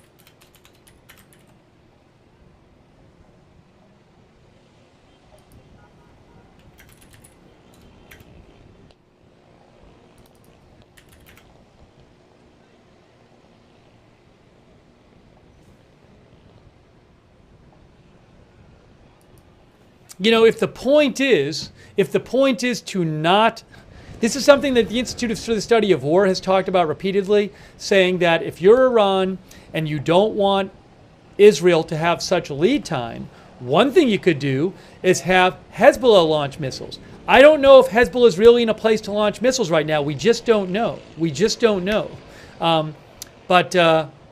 you just look at a map, Lebanon's a lot closer to Israel than Iran is. Here's a map. There's Iran here. There's Israel here. There's Lebanon next to Israel. So, maybe Hezbollah's in no state, or they can't realistically launch missiles without being detected at Israel. But that was something being discussed.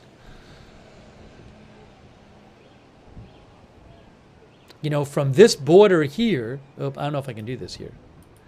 From this border here to Israel is roughly 680 miles, 600 or so miles from the western border of Iran.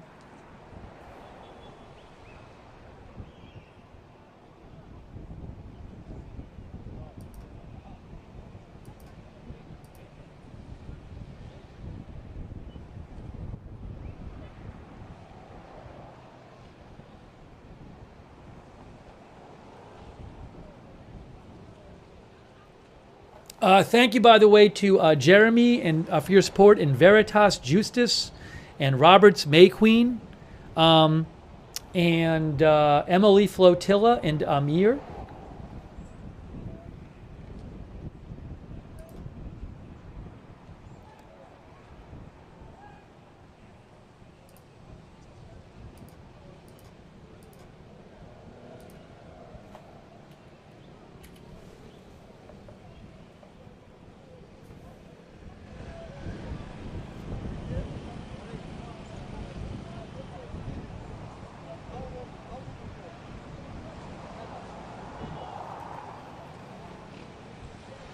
The New York Times talked to an expert who said that the Iranian strike could be risky because it would give Israel an excuse for striking back at Iran. If Israel's looking for an excuse to attack Iran, well, Iran launching missiles at it would be a good excuse.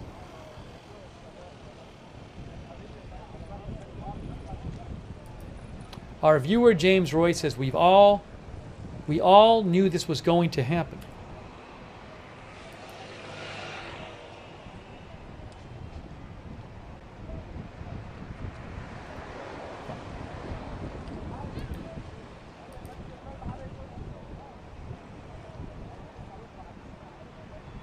I have a Tel Aviv view, guys. I have a Tel Aviv, Israel view.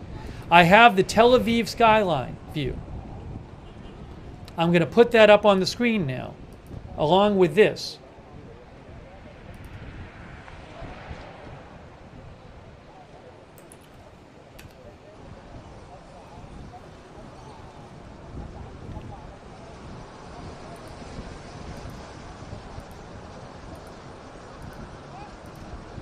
There it is. There's Tel Aviv right there. I'm going to turn it down, though. There is Tel Aviv. We have a live shot of Tel Aviv for you.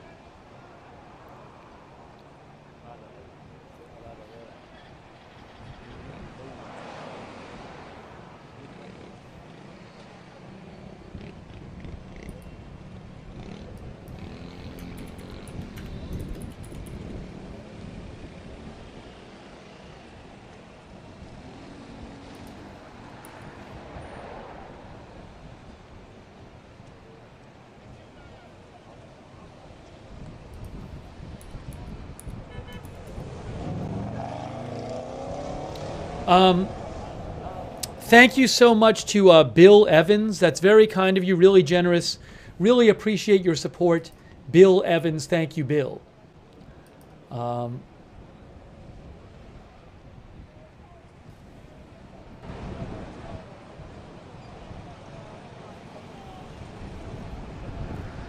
poll? Yes, we can do a poll. Will Iran launch missiles at Israel? That's the poll. Yes or no?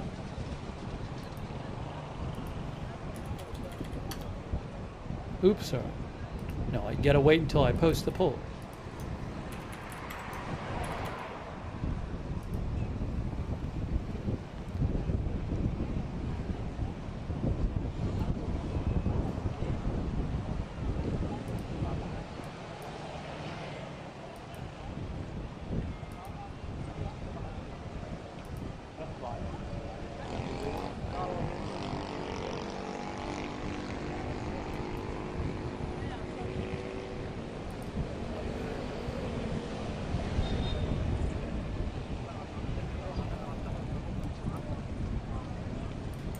Hang on one moment here. Give me a moment. Give me a quick moment. Thanks for your patience.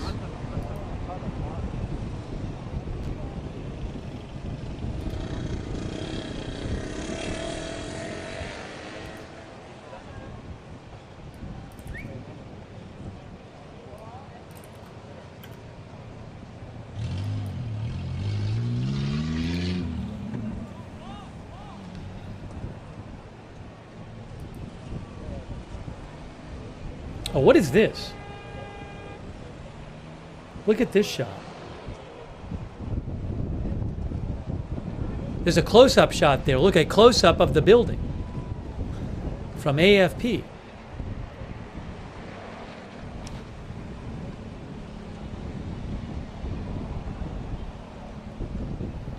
All right, let's show you what the people said as a response to the poll.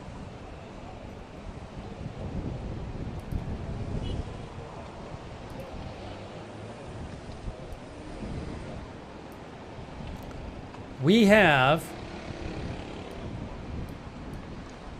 on YouTube it was 73% say yes and 27% say Iran will not launch missiles at Israel.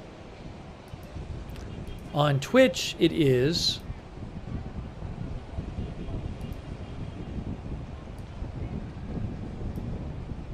66% say yes and 34% say no.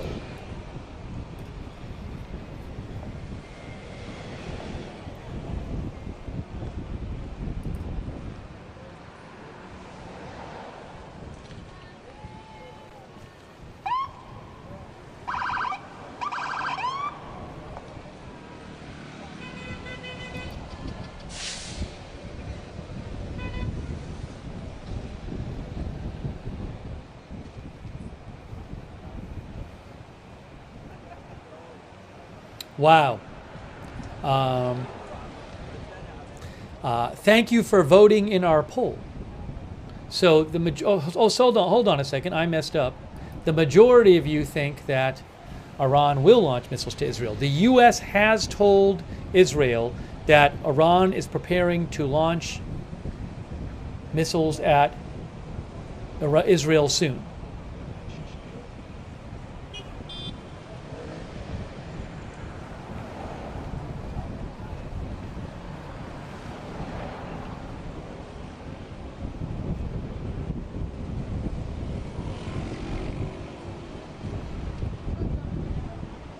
Thank you to 513 Art Dog and Sober Reese, who thinks we're witnessing the beginning of a large war.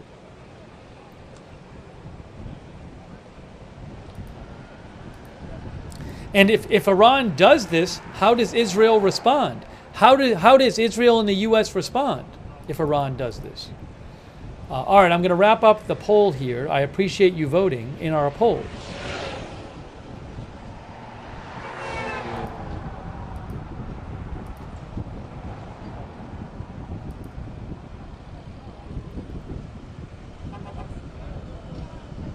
Oh, wow. Hey, guys.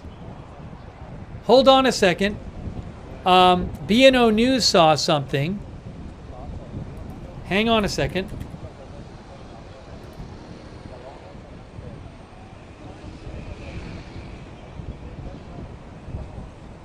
Wow. Breaking news. Oh, sorry. Hold on.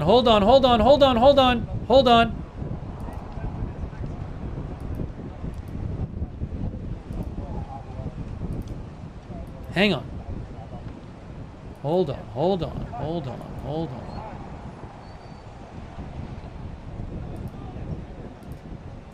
Look at what Barak Ravid says. Hang on a second. Look at what Barak Ravid says.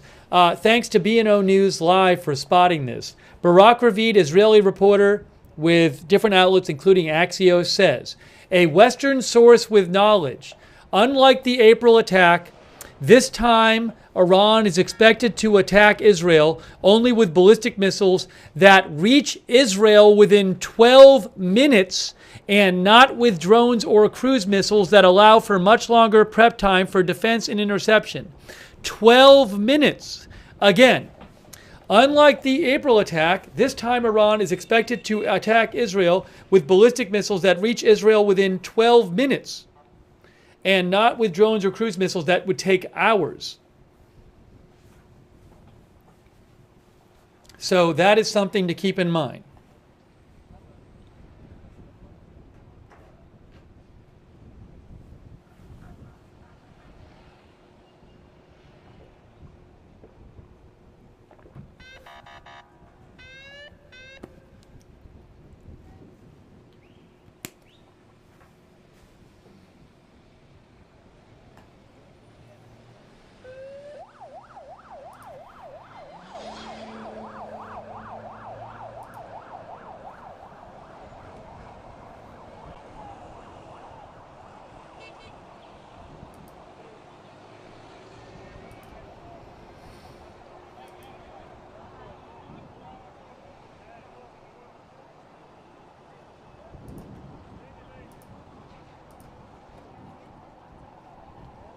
Oh, we got a fire engine there.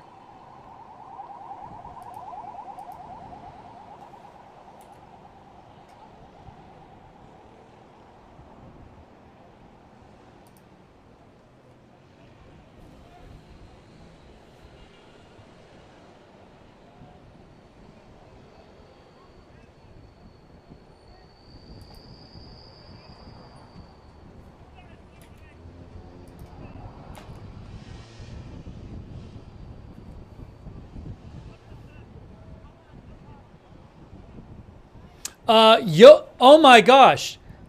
Guys.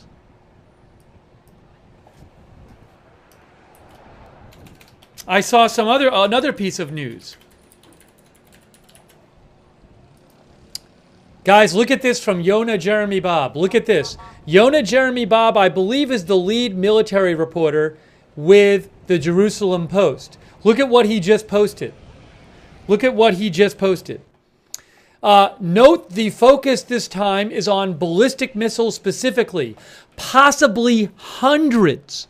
Last time, Iran fired 120 ballistic missiles as their drones got near us, but some strategists said their use of drones tipped us off to be ready for the missiles. This time, no tip.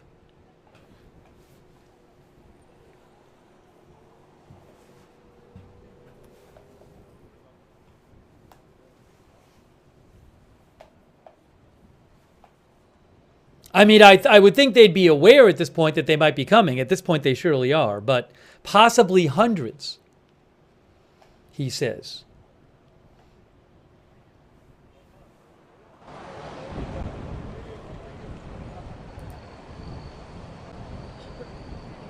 Yes, guys, look. And look at this. He also says, again, Yonah Jeremy Bob is the head military reporter at the Jerusalem Post. He says, Iran may shoot even more ballistic missiles at Israel this time than in April. This despite that some sources previously told me that the 120 ballistic missiles Iran shot in April might have been around the most they can fire at any one time based on number of launchers. So who knows what they're going to do?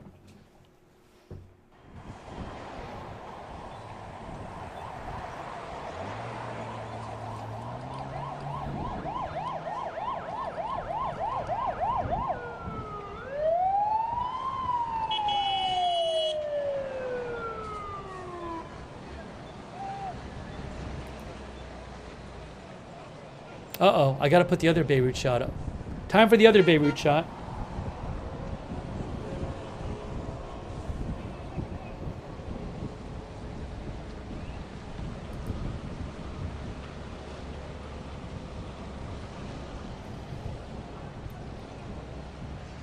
Oh, breaking news. Hold on. Hey, guys. The Home Front Command says residents of Gush Dan are required to stay near a protective area against until further notice. Breaking news. Ynet says the residents of Gush Dan, which is where Tel Aviv is, I believe, are required to stay in a protective area until further notice. That's Tel Aviv Metro. Tel Aviv metropolitan area.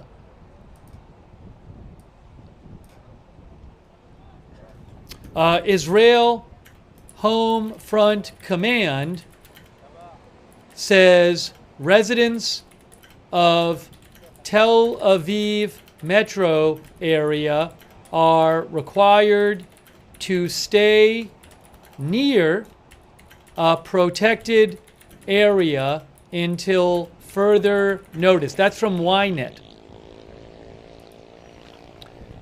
Tel Aviv, I don't know if that's for like a rocket alert or something. It could be, who knows what that could be.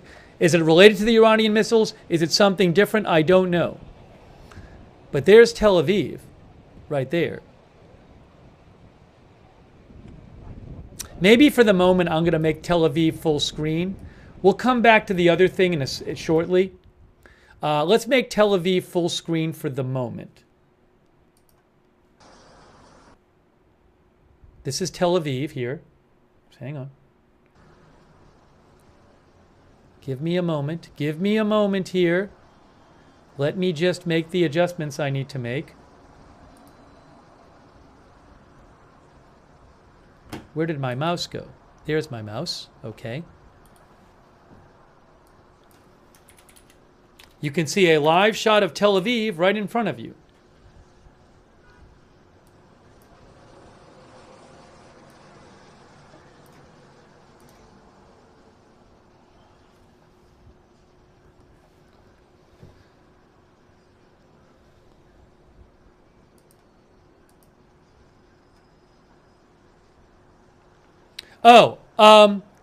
So Guy Elster reports an explosion heard in Tel Aviv without sirens. Possibly a missile from Lebanon fell into the area. Okay? So I'm hearing a report an explosion was heard in the Tel Aviv area. An explosion was heard in the Tel Aviv area. possibly a missile from the Lebanon.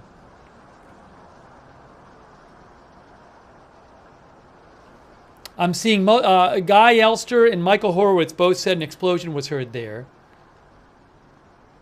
You're looking at Tel Aviv right now, the city. Yes, the IDF says a short while ago, one projectile was identified coming from Lebanon, which fell in an open area in central Israel. No sirens were sounded according to protocol. So maybe that was the explosion people heard. I don't know for sure.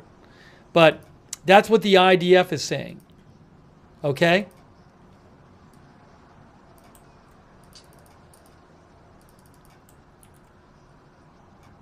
That's what the IDF is saying. And maybe that's why the home front command instructions changed. There's another rocket alert going on right now.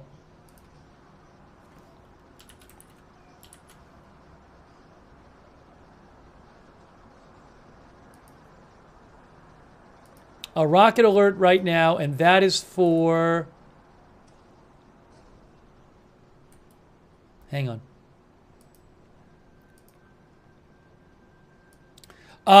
Near Tel Aviv. It looks like near Tel Aviv. Rocket alert near Tel Aviv. Rocket alert near Tel Aviv right now. Look. Let's look at the live shot. Northeast of Tel Aviv, it looks like. A bunch of rocket alerts near Tel Aviv right now. Okay? That just happened. A bunch of alerts near Tel Aviv. Right now, just happened. We have the Tel Aviv live camera on.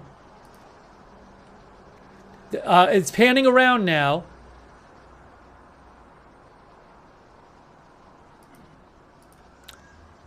So we have rocket alerts near Tel Aviv.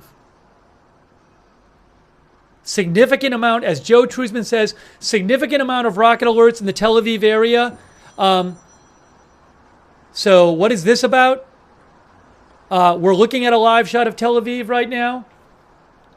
Yes. Yeah. No, not yet.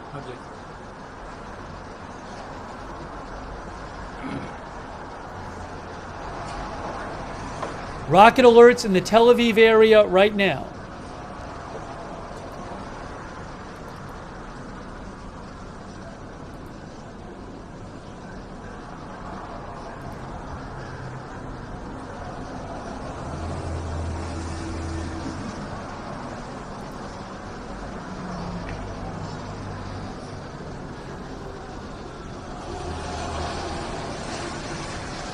I am looking for more updates here. Rocket alerts in the Tel Aviv area going on at the moment.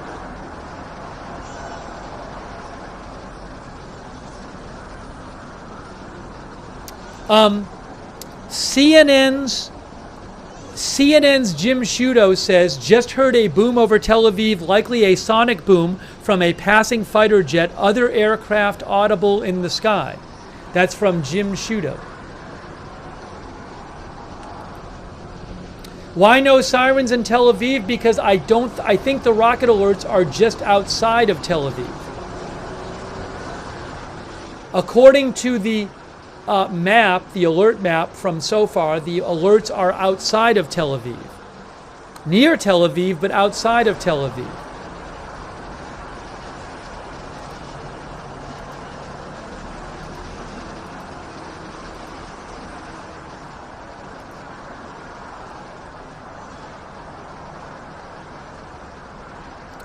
I'll let you know if I have any reports of any rockets in the area. I'm looking at Israeli media now.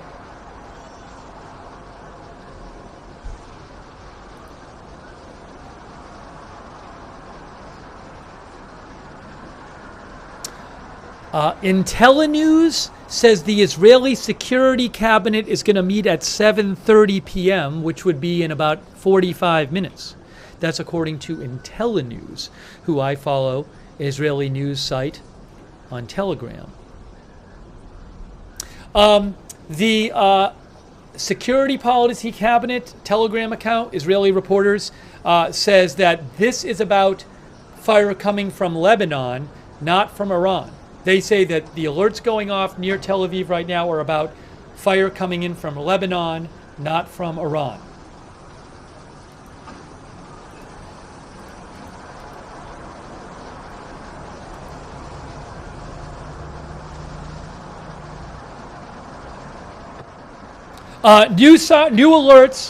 New alerts I'm hearing. Are there new alerts? Barak Ravid says, or is that the old ones? No, I think these are the same ones. I have not seen new ones after 3 minutes ago. I have not seen new ones after about 3 minutes ago, and I don't know what the deal is with these. If you've had any interceptions or rocket fire yet, I'm looking for updates from Israeli news. Okay, I'm seeing a report of an interception. Oh, IDF statement is coming soon, apparently. Hey guys, I just saw IntelliNews in Israel reports there was an interception seen, and also a statement is coming up from the IDF shortly.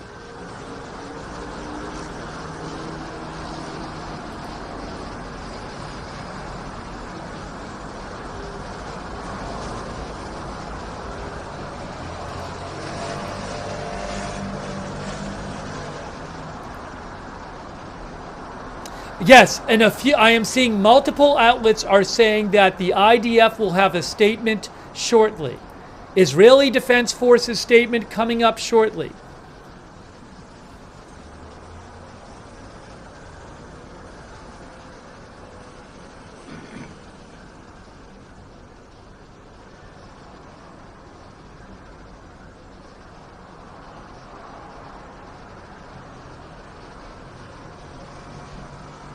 Again, Homefront Command has told people in the Tel Aviv metro area, Gush Dan, that they are to stay close to protected areas.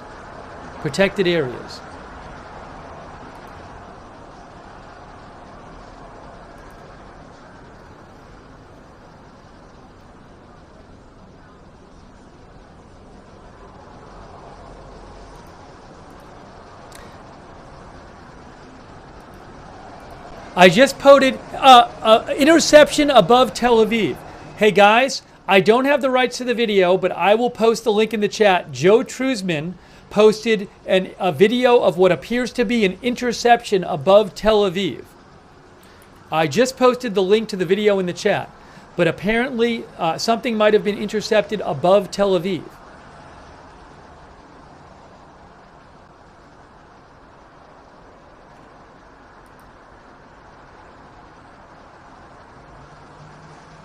And again, we are supposed to hear from the Israeli Defense Forces shortly.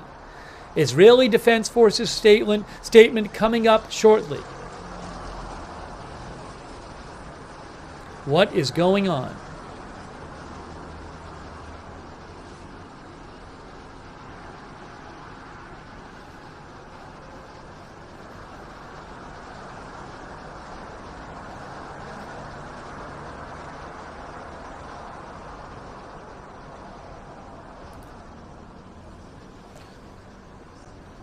You know, if it was a missile, missiles can trigger a lot of rocket alerts. So maybe there were a lot of rocket alerts near Tel Aviv for like one missile. All right, now, I don't know why that happened, but I do have another shot of Tel Aviv. I have another shot of Tel Aviv if you hold on a second, until that one comes back up. Hang on, I should be able to get you another shot of Tel Aviv right now. Give me a moment. Give me a moment, please.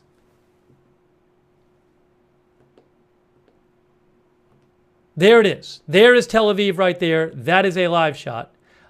This one does not have much audio on it, but that is a live shot of Tel Aviv from AFP.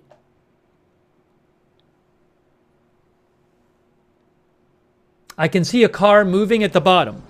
Oh, hold on. It's back. We got it back. I'll put this in the corner. I'll put this one in the corner. Hang on.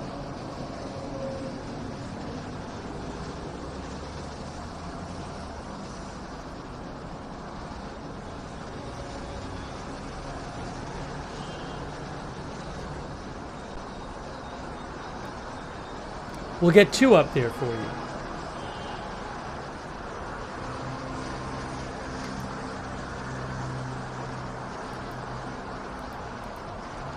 2 shots of Tel Aviv for you right now.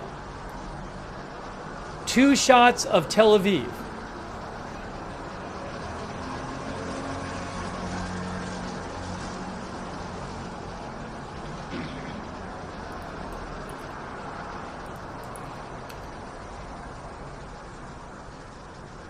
Let me actually do this.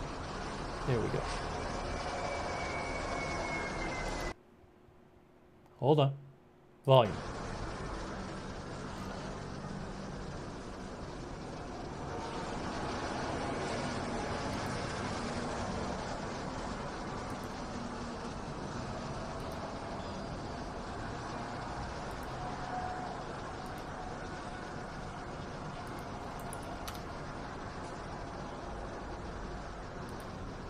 All right, hang on a moment, guys. Sorry, trying to do a lot of things at once here. Trying to do a lot of things at once.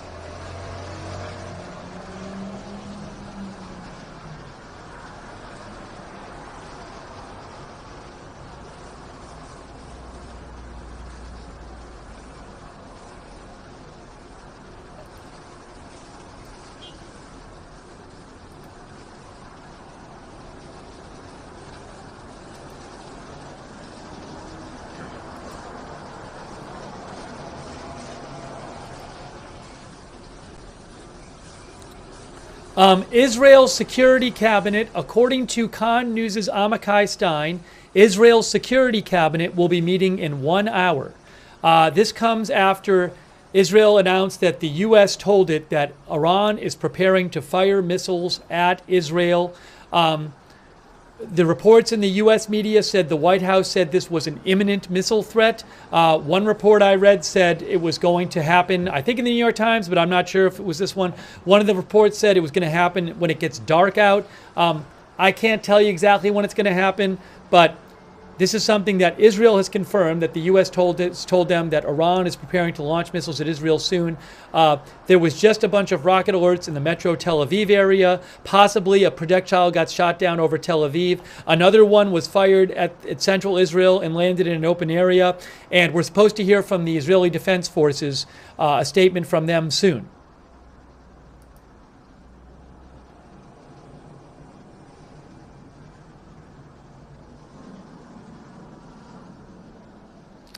But again, multiple outlets saying that we will be getting a statement from Israel's defense forces very soon.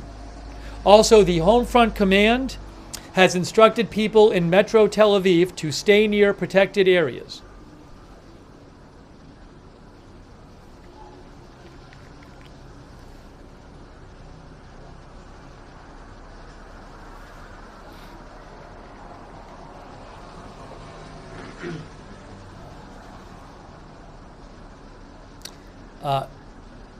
Hold on a second here. Now, by the way, we're showing you Tel Aviv, but obviously if Iran launches missiles at Israel, there's all kinds of targets that they could fire at. The New York Times reports that they're hearing that Iran would be targeting military sites.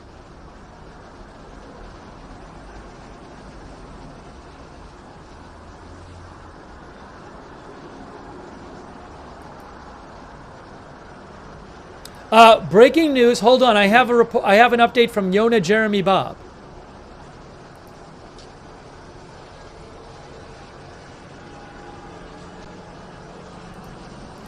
Okay. A couple really interesting things from Yonah Jeremy Bob. Yonah Jeremy Bob is the lead military correspondent from the Jerusalem Post. He says there has been a sharp increase in Hezbollah long-range rockets on central Israel today, possibly to help distract Israel from Iran's attack. He also said Tel Aviv has been told to go to bomb shelters even before sirens. Very unusual, he says, but so far, just from Hezbollah rocket attack, still Iran may be close behind. So far, we've seen a couple of long-range rockets get fired at the Tel Aviv area, he's saying, but he's thinking that maybe the Iran missile attack is coming up. We're supposed to hear from the IDF soon. And he also said the Iran attack may be starting now because Tel Aviv has been told, I think about 15, 20 minutes ago, to go to bomb shelters. So we'll see what happens, waiting to hear from the IDF.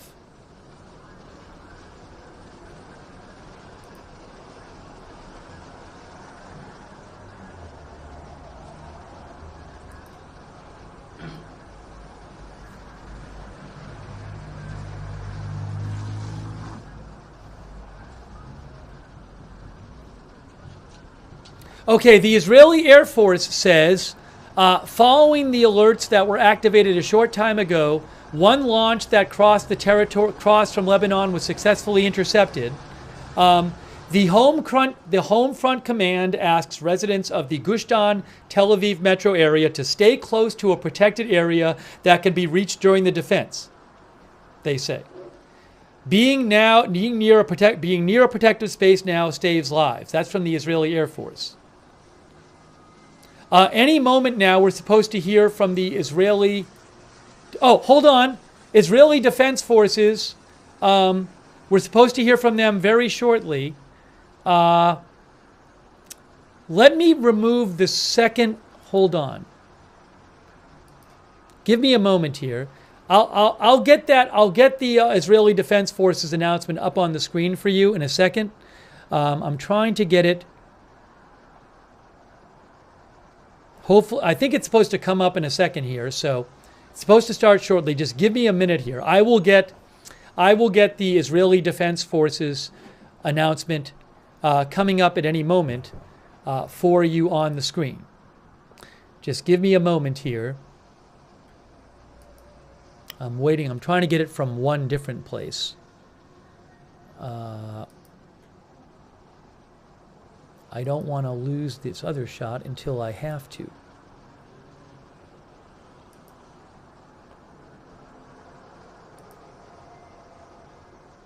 You know what? I'm going to replace it now, and then I'll put the Tel Aviv shot back if need be.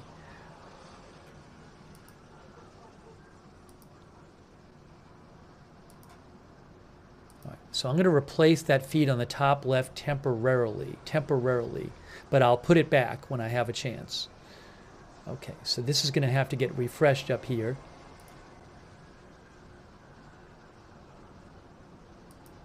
For the moment. See, there's the podium right there, up there. There is the live shot of the podium where the IDF spokesperson will be speaking.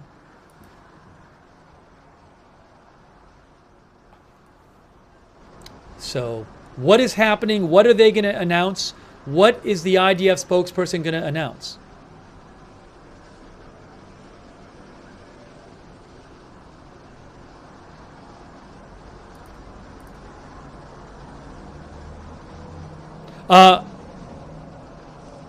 Some sort of rocket alert is also happening now. A new one, it looks like.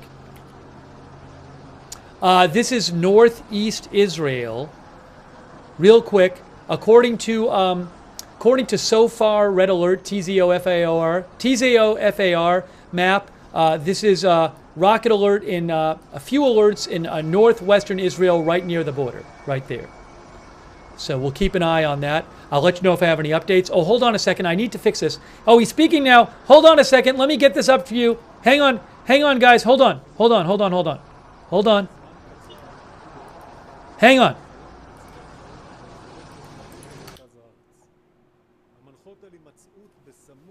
One is a little ahead than the other. מדובר בטיל אחד מלבנון שיורט. זה הפעיל התראות בפלאפונים, זה אומר שהתראות בפלאפונים עובדות, וזה אמר להיות סמוך למרחב מוגן. בהקשר להיערכות שלנו מול איראן, אנחנו עוקבים אחר האיום באופן רציני. אני מבקש מהציבור להישמע להנחיות פיקוד העורף החל מטווח... אזרחים יקרים, לפני זמן קצר פיקוד העורף הפעיל הנחיות מצילות חיים באזורים נרחבים במרכז הארץ.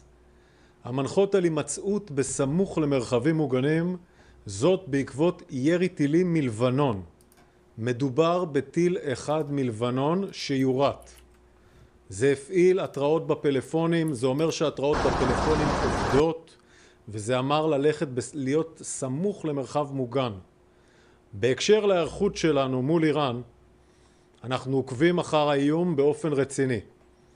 אני מבקש מהציבור להישמע להנחיות פיקוד העורף החל מטווח הזמן המיידי. הירי מאיראן עלול להיות בהיקף רחב. הצמדות להנחיות פיקוד העורף תציל חיים. במקומות בהם הופעלה הנחיה מצילת חיים, כך בגוש דן, אתם נדרשים לשהות בסמוך למרחב מוגן מרגע זה. אם יישמע אזעקה, אתם נדרשים להיכנס למרחב המוגן ולשהות בו עד להנחיה אחרת. אני רוצה לחזור על זה. אם יישמע אזעקה, אתם נדרשים להיכנס למרחב המוגן ולשהות בו עד שנודיע אחרת. ההגנה לא הרמטית. אני חוזר, ההגנה לא הרמטית. אתם נדרשים לפעול על פי הנחיות פיקוד העורף ולנהוג בקור רוח, וחשוב שתנהגו בקור רוח ולנהוג באחריות. אלו הנחיות מצילות חיים לכם ולמשפחות שלכם. אני אמשיך לעדכן אתכם כאן כל הערב, בכל רגע, בכל התפתחות. All right, I got to get a translation of that. Let me get a translation. What did he say? Hold on. Let's find out what he said. Give me a moment. I don't speak Hebrew. I'm waiting to find a translation of what he said. Someone will say it. He says firing from Iran might be widespread. Okay, Joe Truzman has a translation. Joe Truzman, who I follow, says the IDF spokesman said firing from Iran may be widespread.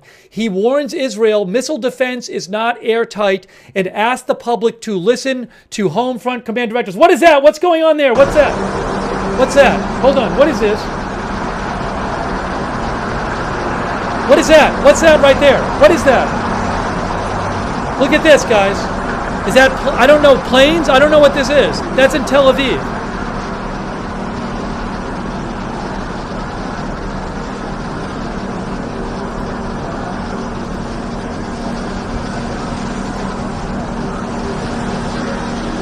Flares? I don't know what that is.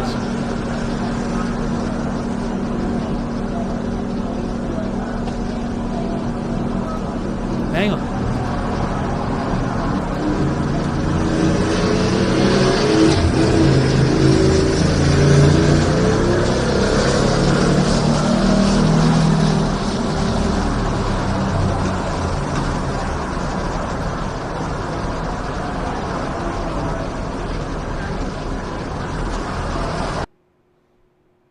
Hang on.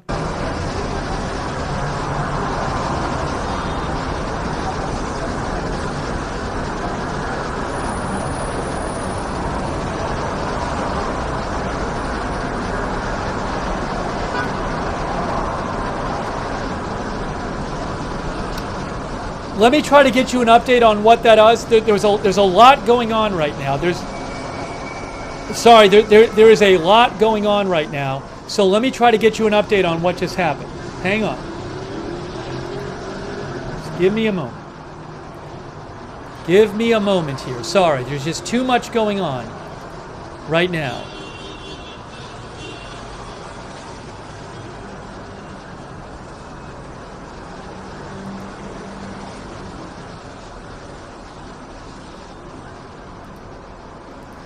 Let me tell you again what the military just said.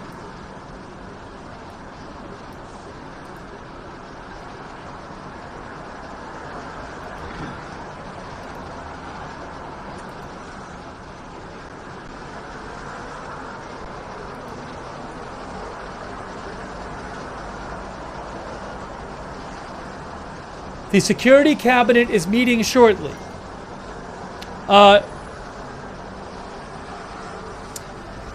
Okay, guys, here's a little summary. Here's a little summary of what the IDF just said, okay? The IDF said that Hold on. Give me a moment. The New York Times says the IDF said that Iranian fire is likely to be extensive in scope. Unusually, he added, the public must stay in fortified shelters until additional instructions are issued by the authorities, rather than simply waiting a few minutes to allow falling shrapnel to disperse. I don't know if people have been ordered to go into shelters yet. Let me try to figure this out. It's confusing. It's confusing. So I'm doing the best I can, guys, to figure out what's going on.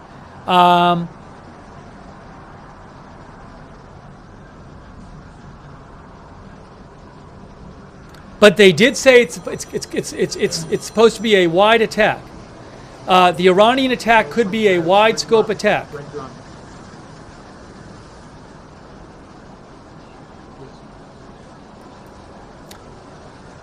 Okay, update here. You will go to Yonah Jeremy Bob with Jerusalem Post says, in a departure from their normal instructions, the IDF chief spokesman tells Tel Aviv to stay near bomb shelters even after 10 minutes pass from a siren and until notified it is safe to leave. He says Iran attack could be very broad.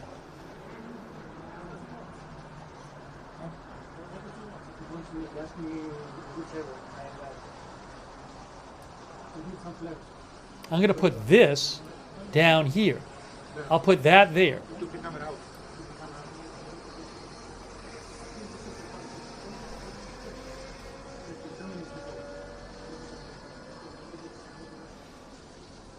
So the IDF is, and again, do they specifically address that announcement to Tel Aviv? It's a little bit confusing. Let me just get you more updates here.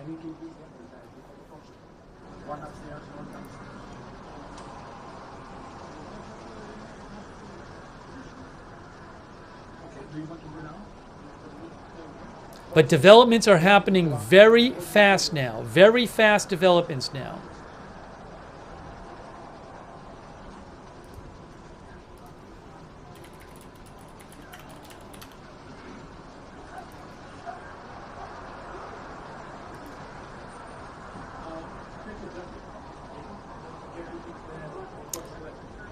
Okay, so according to the Jerusalem Post, Daniel Hagari just said that the IDF is in a state of high preparedness and is ready and willing to respond to any and all attacks from Iran.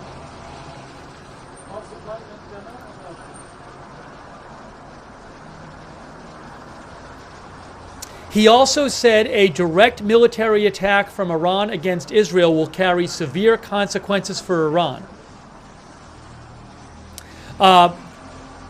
He also said it is presumed this attack will be larger than the 120. Is this a quote from him? I can't tell if this is a quote or this is the Jerusalem Post. But I think the Jerusalem Post is reporting it is presumed this attack will be larger than the 120 ballistic missiles, 170 drones, and dozens of cruise missiles which Iran launched on Israel in April. Yes. I'm doing now.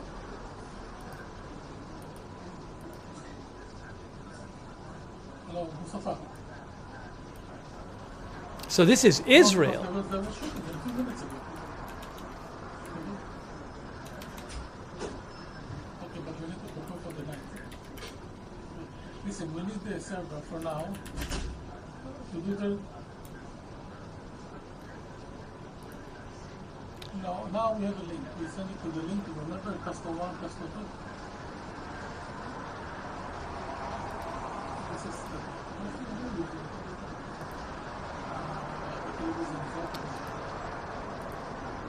We will have. We'll see. Give us a few minutes back. We will. Yes, Israel is expecting Iran to launch a missile attack soon.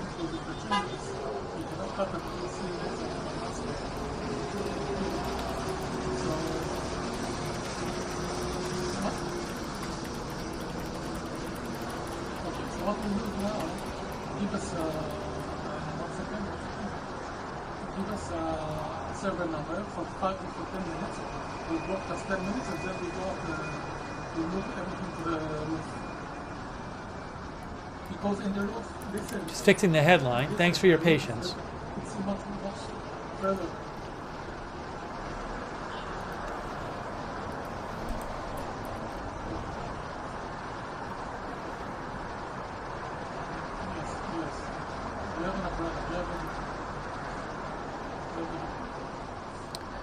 You're looking at 2 cameras from Tel Aviv. I have another. I'm going to maybe throw a third one up, but I want to keep it in the corner. Keep it small.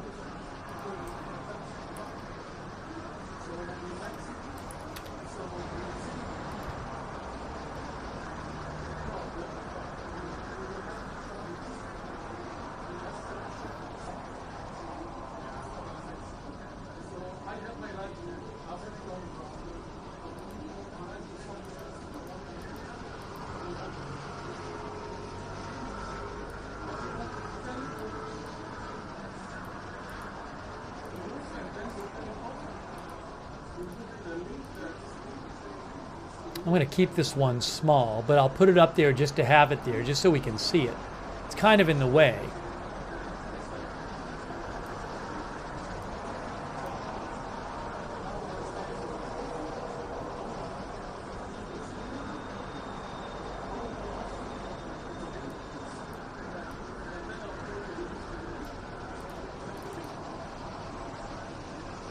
This is the western border here.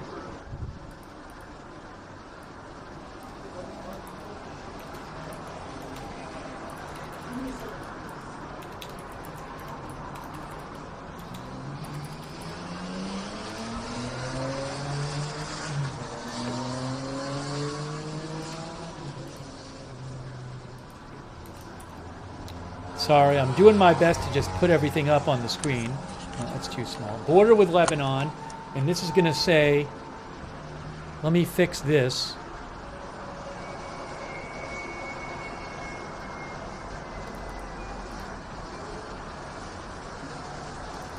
Marshall, you follow there?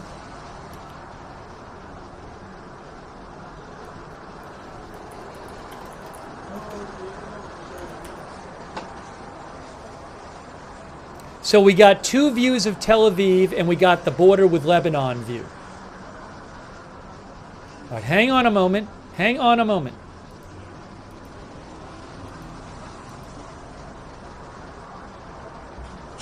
Breaking news. I'm hearing a report of shooting with multiple victims in Jaffa, Israel. Report of shooting with multiple victims in Jaffa, Israel. B&O News just posted that, guys. B&O News Live.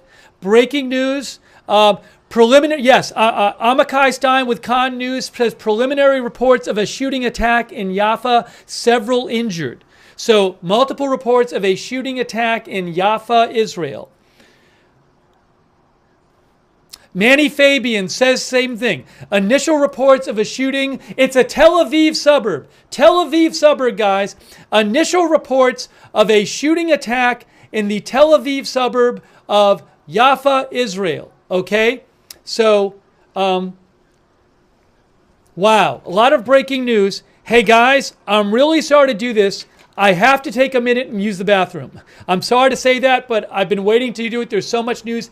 Give me 1 minute. I'm just going to run to the bathroom, and we'll get you more on everything. I just have to go and do it. So again, reports of a shooting attack in the Tel Aviv suburb of Jaffa, Israel. Give me a moment. Give me 1 moment. I'm coming right back. I'm going to just take a 1 minute break. Give me 1 minute, okay? I'm coming right back.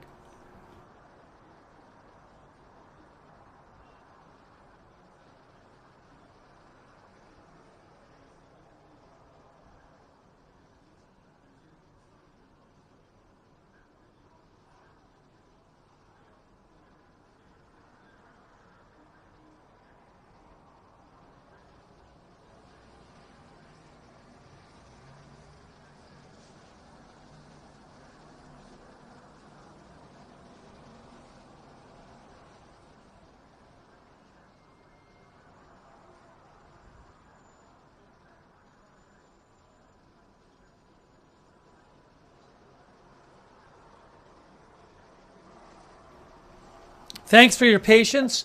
We're bringing you live coverage. And really quick, I just want to say this really quick. So I'm planning on covering this. Once in a while, you know, I could have a technical issue. If something happens with the stream, I'm not going anywhere. So give it a minute if something happens with the stream. And worst case scenario, I'll start another stream. But just know my plan is to cover this. So worst, you know, I'm just giving people a heads up. If something unanticipated happens with the stream, at worst, I'll just start another stream on this channel. But I'm not. Hopefully that doesn't happen. All right. So let me get you more on this shooting attack reported in Jaffa, a suburb of Tel Aviv. Give me a moment. Let me get you some reports on this.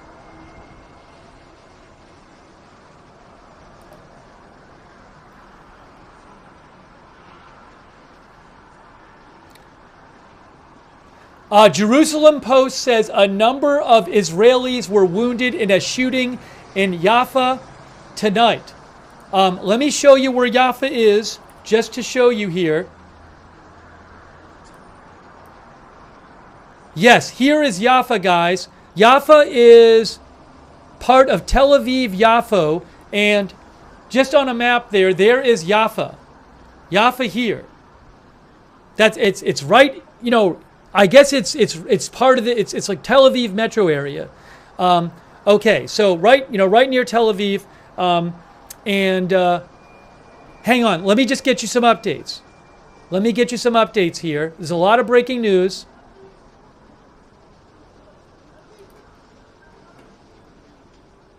I'm hearing a report of multiple dead. Unconfirmed report of people killed from. This is coming from News from the Field in Telegram, which is a pretty reliable. They're reliable. They're saying they're hearing of multiple dead in this shooting attack. A report of a large number of casualties at the scene. Again, report of a shooting in a near Tel Aviv. A shooting near Tel Aviv, and I am checking some different updates. Unconfirmed report of 10 casualties from Real News on Telegram. Unconfirmed report of 2 different shooting areas. The hot news on Telegram is saying 3 dead. So I'm seeing a bunch of reports about Tel Aviv. Magen David Adom. Okay, this is from the emergency MDA, the emergency medical group, says it was near the light rail station. There are a number of injured people with different degrees of injury. That is confirmed. So we have a shooting attack.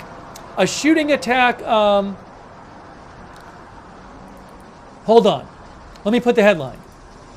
Shooting attack near Tel Aviv. Iran missiles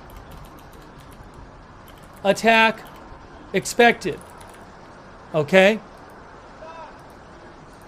So a shooting attack has taken place near Tel Aviv in Jaffa. We're hearing about multiple people shot, possibly dead. This is not good news. Very concerning. What is going on? Maybe some kind of organized, multi-phase attack by Iran and Iran proxy groups. Give me a moment here. Let me see what else I can tell you.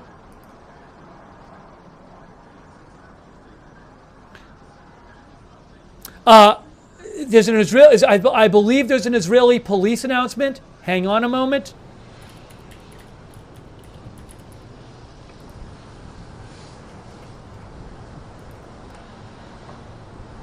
Yes, Israeli police announced suspicions of a terror attack in Jaffa. A shooting resulting in the incident. Incident resulting in the injury of multiple people. So, again, this is confirmed by police. It looks like a terror attack, a shooting attack in Jaffa near Tel Aviv.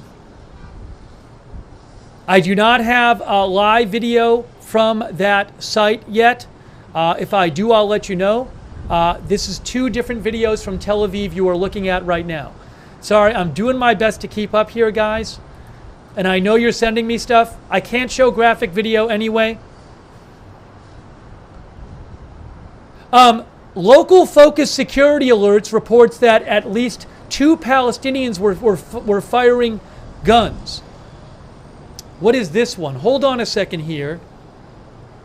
I can't post the video, but I want to see the video so I know what's going on. Reports of possibly multiple shooters. Reports of possibly multiple shooters. Okay? Wow. I'm going to post a video. I'm going to repost a video with gunfire on it. Wow, near the light rail station. Okay, I just reposted a video on my X account where you hear gunfire. This is near a light rail station in Jaffa, near Tel Aviv.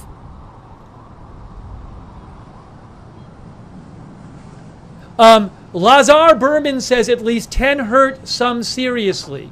That's from Lazar Berman, at least 10 hurt, some seriously. We're hearing sirens on these videos.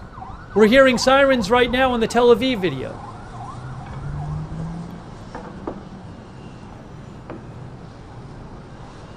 Give me one moment here, guys. Thanks for your patience. Wow. I wonder if this is some kind of coordinated attack on multiple fronts from Iran and Iranian proxies and Hezbollah, you know, and all that.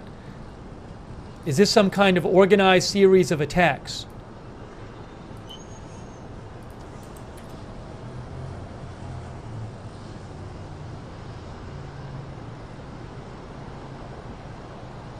But a shooting attack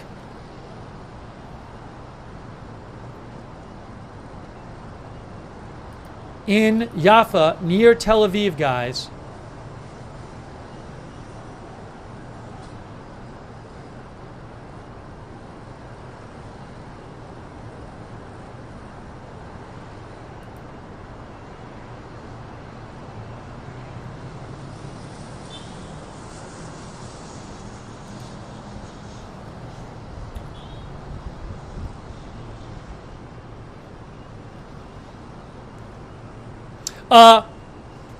Okay, now 14 in Israel says 2 shooting scenes. 2 shooting scenes reported according to Channel 14. At least 4 dead. GLZ Radio, Israel Military Radio reports at least 4 dead. It is not known if the shooters were neutralized. I'm hearing unconfirmed reports of even more dead. I'm hearing unconfirmed reports of more dead than that. Wow. Unbelievable.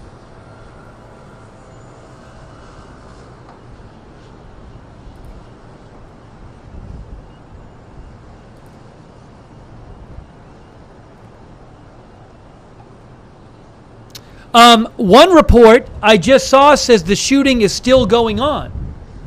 I just saw a report from CB, the Security Cabinet, a reliable Telegram channel that says the shooting is still going on. This attack might still be going on. There might still be shooting going on, guys.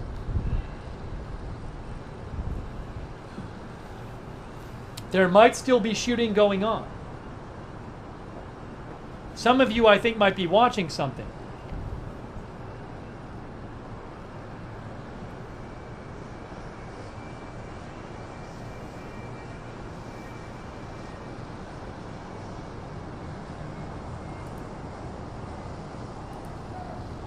I don't have a live shot I can show you right now of the area.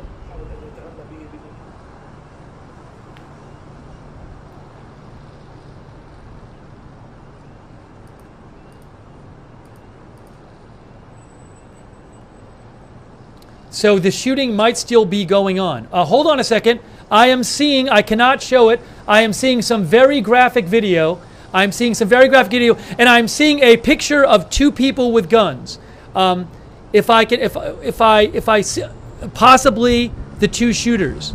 Over a dead body, it looks like. Again, I cannot show this on the air, but I am seeing a picture right now on social media, which appears to be 2 terrorists over a dead body, or shooting somebody and killing them. Some graphic video and photos coming out right now. Again, a major shooting attack near Tel Aviv and Jaffa. Maybe still going on.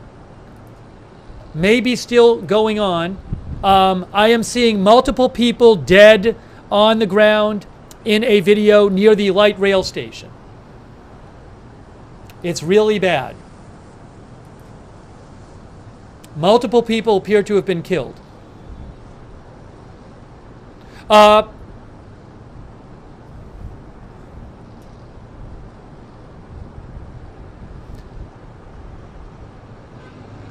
Hearing President Biden postponed a virtual meeting because of, I guess, of the Iranian missile attack expected, according to Barak Ravid.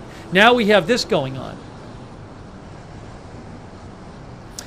Khan News says the CEO of MDA, which is the emergency medical organization, says 4 very seriously injured, 2 fatally. I'm hearing some higher numbers. Benita Levin with I-24 News is reporting that 1 attacker has been neutralized. That is unconfirmed. Reportedly, multiple attackers and multiple shooting sites near Tel Aviv in a shooting attack as Israel awaits for an expected missile attack from Iran. I'm posting a video. Sorry, I'm not going to post it in the chat.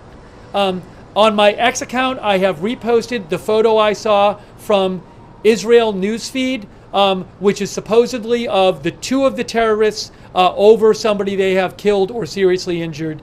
They're not wearing masks, by the way. One of them has a long gun, but on my X account, I posted it there at Lookner on X. But my X account, I'm actually going to post a link to my X account in the chat because I can't show these things on the air.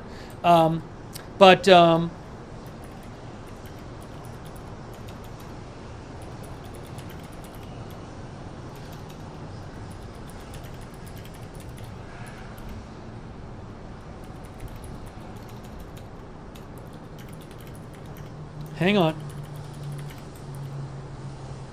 Let me just pin this. Somebody saw something on the left of the camera. Somebody saw like a flash or an explosion or something. Give me a second, guys. Thanks for letting me know. I'm doing the best I can. I'm doing multiple things at once here. So I will check that out in a second. Thanks for letting me know.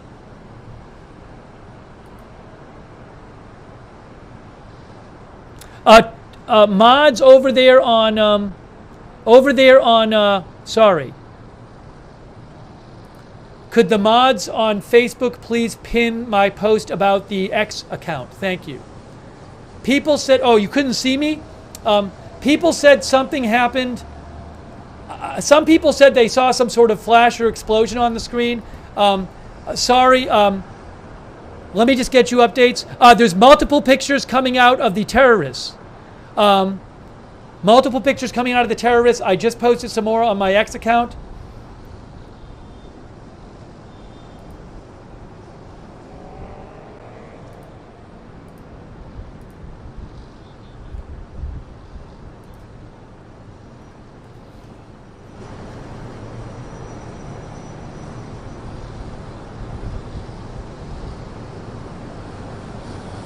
Again, there's graphic video emerging. This is a shooting attack with multiple shooters. A shooting attack with multiple shooters near Tel Aviv. Multiple reported killed and injured.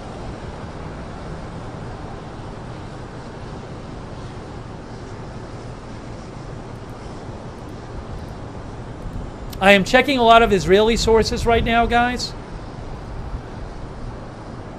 9 injured. Ynet says 9 injured, 4 in critical condition. Hold on. What is this? What is this?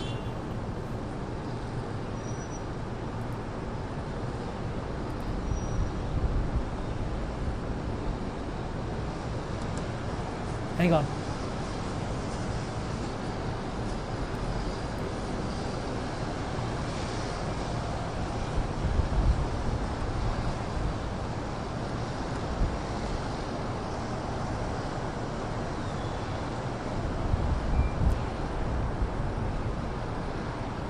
trying to get you the latest updates here, checking a bunch of Israeli sites.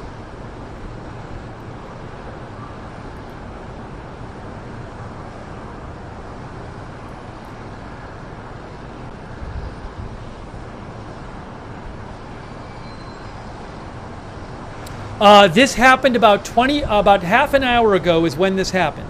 About half an hour ago. Okay, the Telegram account I follow called, what are they called? I can't even remember. One Telegram account I follow says that the terrorists have been eliminated. That is not confirmed yet. One of the Telegram accounts I follow, the Hot News, is claiming that the terrorists have now been eliminated. That is unconfirmed. Wow. This happened, at least one of the locations was right next to a light rail track. Right next to a light rail track.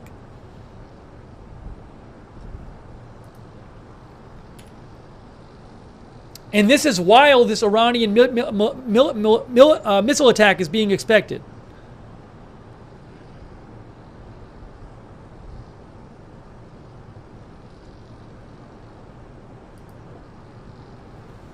Oh, give me a moment here.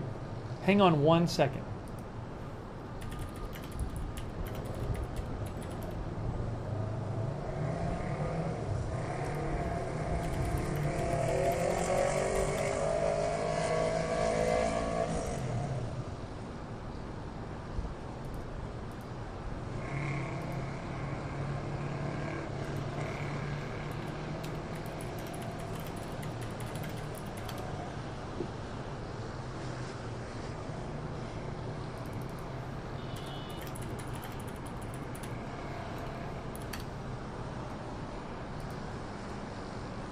Hang on. Hang on.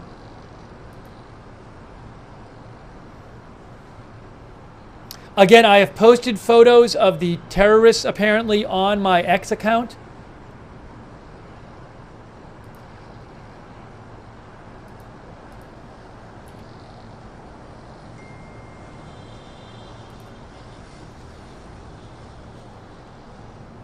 This is an unconfirmed report. Unconfirmed report from the Hot News, which is a Telegram channel, which I do find reliable. They say that they're hearing that a terrorist stabbed a soldier, stole his weapon, and got off the train and massacred people.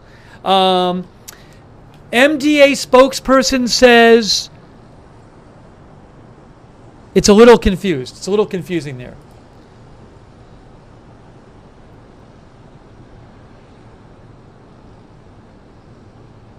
Yeah, I'm seeing different reports of the number of people killed and injured.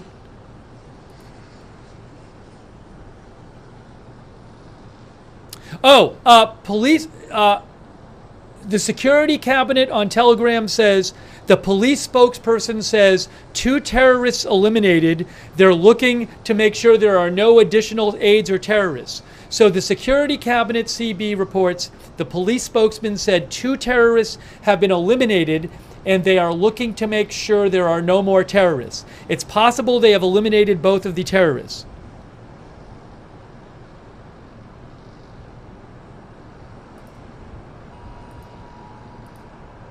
Christian Tribert said, from the New York Times, said geolocated that this is the Ehrlich train station on Jerusalem Boulevard. The Ehrlich train station on Jerusalem Boulevard.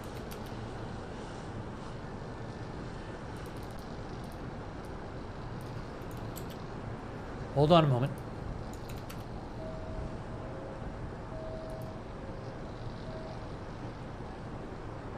Yes. And that would be located... Sorry. Rocket alerts right now. There, by the way, there were multiple locations, I believe, this shooting. One rocket alert at the moment I'm seeing. One. Hang on. I am seeing, oh no, a bunch. Look at all these alerts. A lot of alerts in central Israel. Alerts in central Israel. I don't know if that's from missile or what. Guys, that's from SOFAR. SOFAR red alert. Look, all of these right there. Rocket alert, central Israel. Wow, that's south. That's like, where is that at? That's like near Jerusalem? Wow, that's even south of Tel Aviv. South of Tel Aviv, I am seeing alerts. That's south of Tel Aviv. So I don't even think we'll see them on our... so let me try to get you some reports about that. Oh, there's video down here. There's video of the aftermath down here. Hold on a second. That is from... There's too much going on right now. There's just too much going on. Here is some video from the scene there. That is from... I got to be careful with that video. I don't want to show any dead bodies or anything. But they're moving people back. So...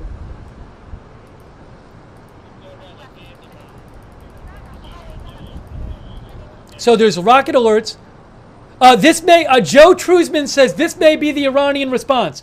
Breaking news. Joe Truzman, who's a Middle East expert, he says this may be the Iranian response. There are a lot of rocket alerts right now in central Israel. You can see it there on the SOFAR Red Alert app, or the Red Alert map right there. That's south of Tel Aviv.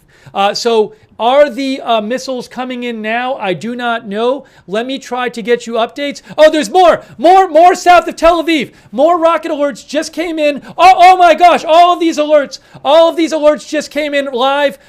So alerts for Tel Aviv area and south of Tel Aviv area. Let's go to the Tel Aviv live cam now. But lots of rocket alerts coming in right now. What is happening on the camera right now? But lots of rocket alerts coming in. Again, for both Tel Aviv, enormous rocket alerts. What is happening now? Sirens in Tel Aviv. Sirens in Tel Aviv right now. Breaking news, sirens in Tel Aviv right now. Sirens are going off in Tel Aviv. Israel military confirms the rockets have been launched. Guys, Reuters is reporting, Phil Stewart, Reuters, Israel military says missiles have been launched. The missiles have been launched. Missiles have been launched by Iran. Iran has launched missiles. Iran has launched missiles. Iran has launched missiles.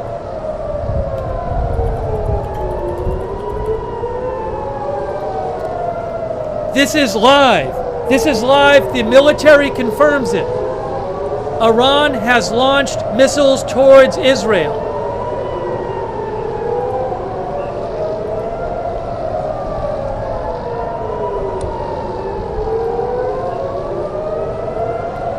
There are a huge amount of rocket alerts all over Israel. All over Israel. Look at all the rocket alerts from SOFAR Red Alert, all those rocket alerts all over Israel. Rocket alerts all over Israel. In a lot of Israel right now, rocket alerts. The IDF confirms it. The IDF confirms it.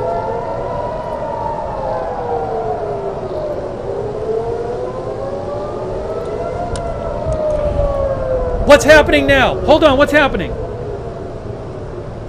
Look it up there. What are we looking at in the sky? Is that a missile? Is that an interceptor? What are we seeing? That's a light. You're looking at it right now. We're hearing an explosion, maybe an interception. This is live from Tel Aviv right now.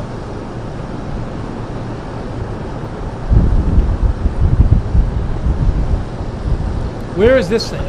That's also from Tel Aviv.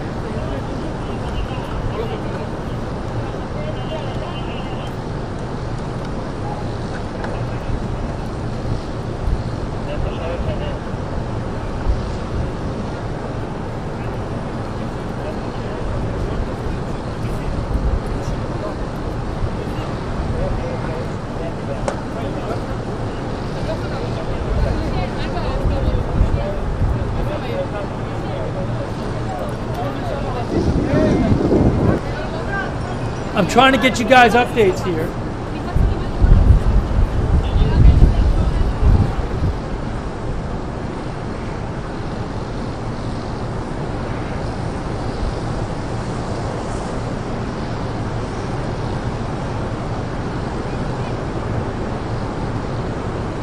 Oh, sorry.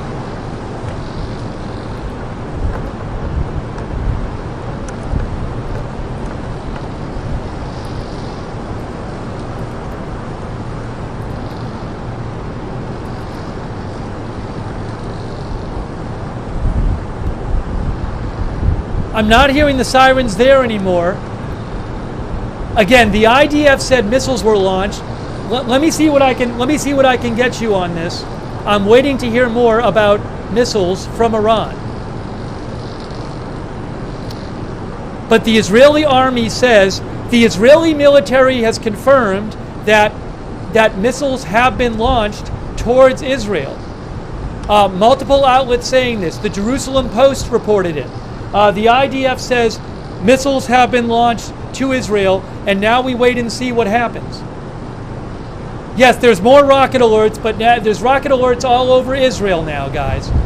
There's alerts all over the place, so I'm just trying to figure out what's going on now. I have a camera on the northern border. I can get that up on the bottom of the screen. Let me just do that for you. Give me a moment. I know there's new rocket alerts. At this point, there's a lot of rocket alerts. So, hang on. That's the scene of the shooting, but I'm going to put that... No, I don't want that. I want the border, actually. I want the border area. There's the northern border there. What's happening? What's happening now? Look at that. What is that? Look at, guys, we're seeing... Are those interceptors? What are we seeing there? What are we seeing there? We're seeing stuff go in the sky. We're seeing stuff go up there on the Tel Aviv shot right now. That could be interceptors, maybe. I don't know. Unbelievable. We are seeing interceptors apparently flying over Tel Aviv right now.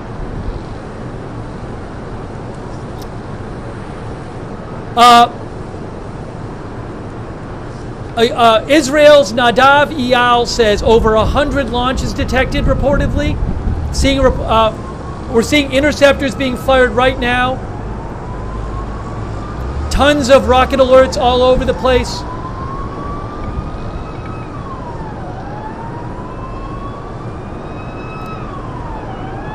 But this is confirmed missile launches. What's going on now? We're waiting to see what happens. Look at these interceptors going up in Tel Aviv.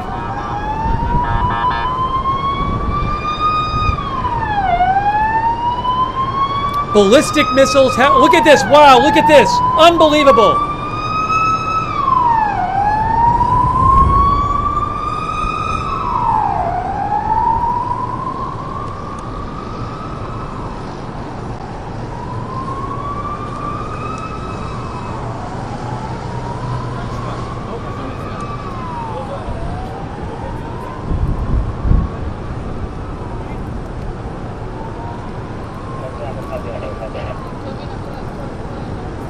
Hang on.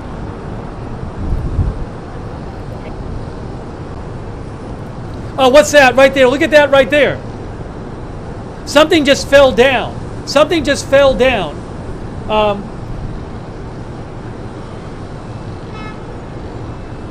Let me keep checking. I'm watching this just like you, and I will check for other updates here. Alerts all over the country. Sirens! Sirens right now. Sirens going off in Tel Aviv. Sirens going off on Tel Aviv. Whoa, look at this. Look at all the lights. Look at everything up there. Unbelievable. Look at all these. Look at all of those. Are those missiles? Are those missiles or interceptors? Are those drones? Are they missiles? Are they interceptors? What are we looking at right now?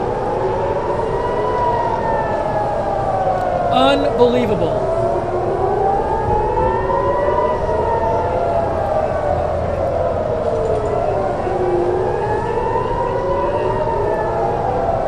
Wow. Are those drones? Are they missiles? Look at all of them. Those might be the missiles. Or drones. Look at this. That could be incoming. Wow. Look at all of them. This is live in Tel Aviv.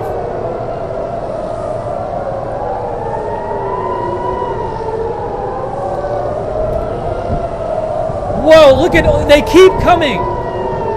They're all coming in. Look at all of this. Unbelievable. Those look like interceptions there.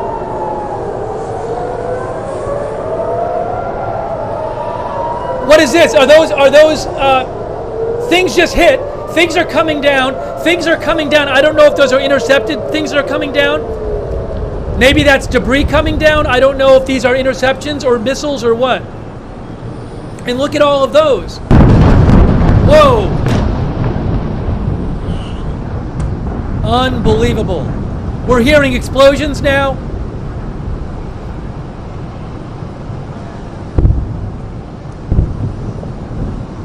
Live in Tel Aviv here. Whoa! Something else just came down. We're seeing things come down in explosions. This is unbelievable.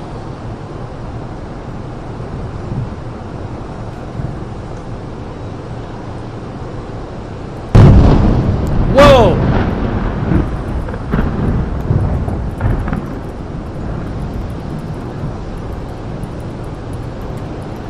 We're going to have to wait and see what happens.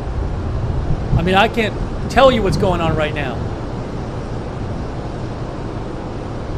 Whoa, look at this! Things are just coming down.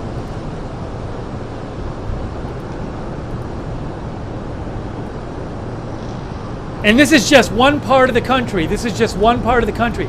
I don't know what's going on in other parts of the country.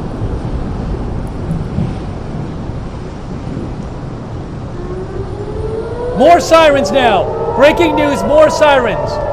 More sirens now.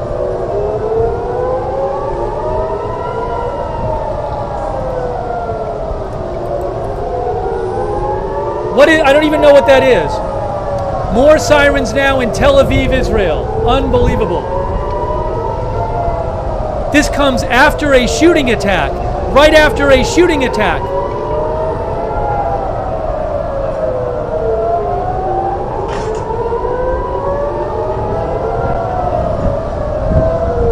Look at this right here. Oh my gosh. Again, I don't know if that's a missile that just landed or debris or what.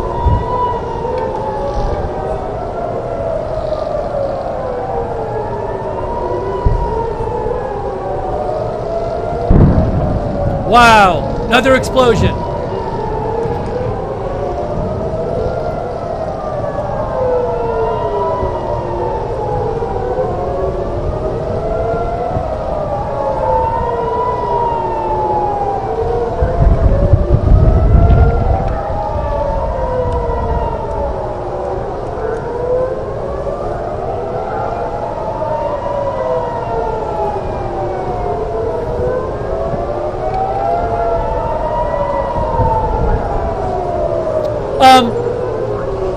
Asaf Ronel in Israel says at least one building hit in Tel Aviv.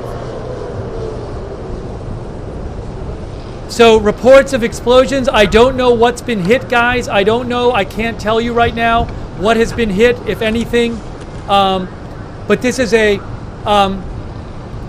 large missile attack by Iran on Israel.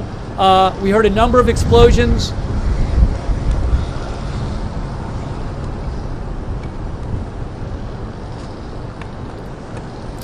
I'm seeing more rocket alerts right now.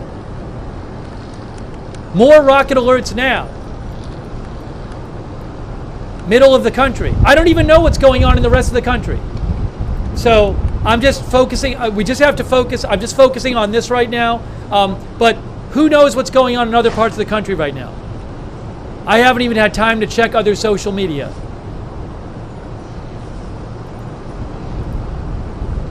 But we did appear to see a lot of missiles flying through the sky.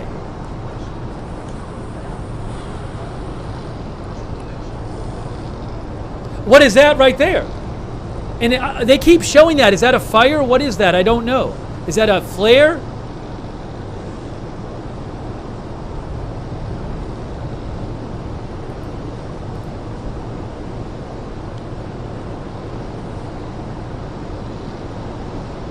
I'll see if I have any other cameras for you. These are the ones I have right now. I am sure if there's like damage, we will start to hear about that soon. Update from the IDF. I have an update from the IDF. guys, from 3 minutes ago. Update from the IDF. The IDF says you are asked to be vigilant and act accordingly according to the instructions of the Home Front Command. IDF just put out an announcement. They say, in the last few minutes, the Home Front Command has distributed life-saving instructions in various areas of the country. The public is asked to obey the directives of the Home Front Command, and when the alarm sounds, you must enter the protected area and wait there until further instructions. The IDF is doing and will do everything necessary to protect the citizens in the state of Israel. That's from 3 minutes ago.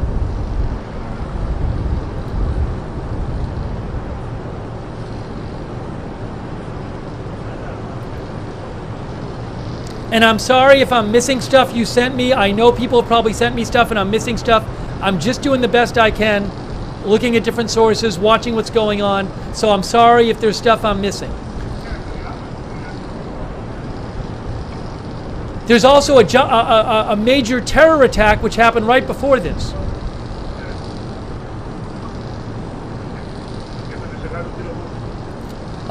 Joe Truzman says rocket alerts continue across much of Israel. He says this is a widespread Iranian attack that Israel is highly unlikely to ignore.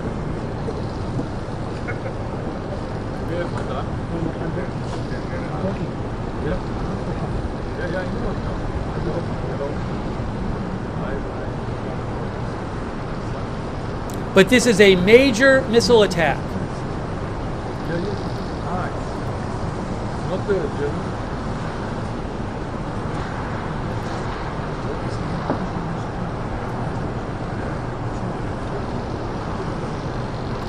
I've seen a lot of videos of missiles flying and interceptors, but I have not seen aftermath yet. What might have happened, where stuff landed.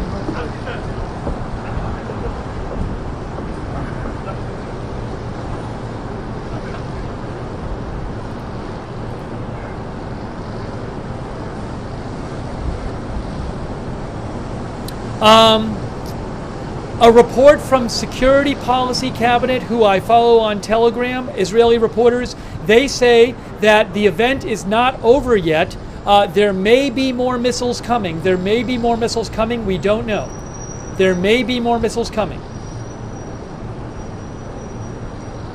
Thank you to all of our moderators. I really appreciate our moderators. We're bringing you live breaking news coverage. Guys, just shortly before this missile attack, there was a large terror shooting attack. Oh, new notifications now. New notifications, new rocket alerts, brand new. More rocket alerts, guys. I'm seeing them right now pop up on the SOFAR map. These are new rocket alerts. This is in the middle of Israel here. So new notifications. Again, I don't know what happened. There could have been rockets or missiles that hit other parts of the country. We've just been looking at Tel Aviv right now. So, but brand new rocket alerts or missile alerts or air alerts right now in Israel. Now more of them coming in right now. More of them coming in. You can see now some in the West Bank area.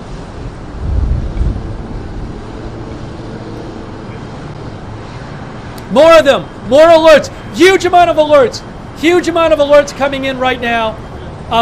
This is northeast, more alerts across the country, more alerts, huge amount of alerts. You just saw it on the SOFAR red alert map. So look, more interceptors, more missiles. Apparently you have more interceptors going up. We have more coming in, unbelievable.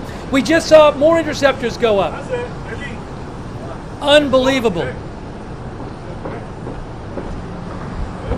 There are more rocket alerts, more sirens now. This is not over. More are coming in. Another wave coming in apparently. Unbelievable.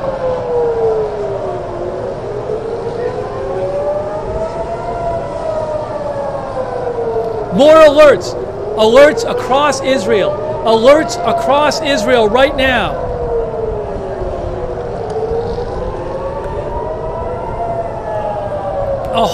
We're seeing, again, more alerts, more interceptors. Alerts, tons of alerts across Israel. Looks like another wave of attacks.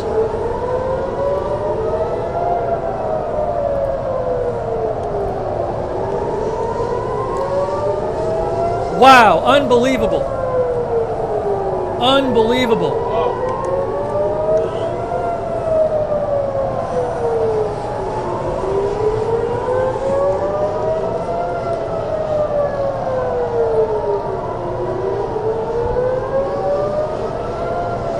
We're seeing interceptions right now. We're seeing interceptions on the screen.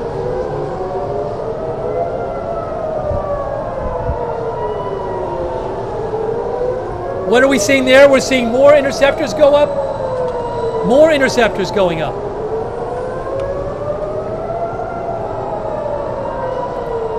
Wow.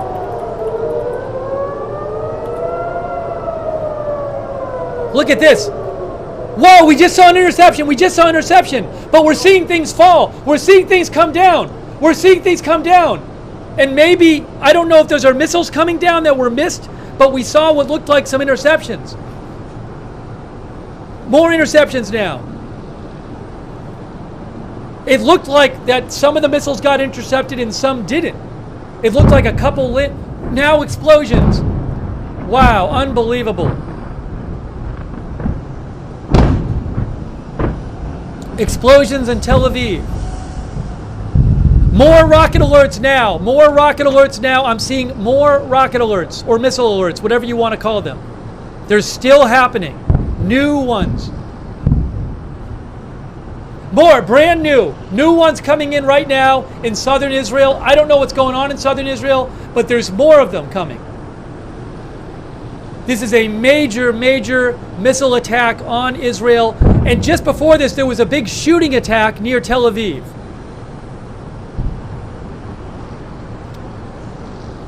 I think we can say this is war now. I think we can call it a war.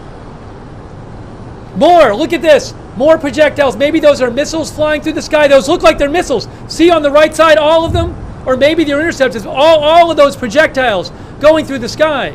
Look at all of them flying. Wow, unbelievable. Those might be incoming.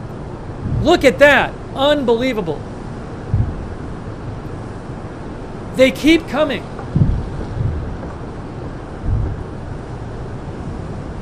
How is Israel going to respond to this? How is the U.S. going to respond to this? It's more projectiles in the sky there above Tel Aviv. Interceptors, those look like. This is unreal. Just saw something come down. Just saw something come down fast.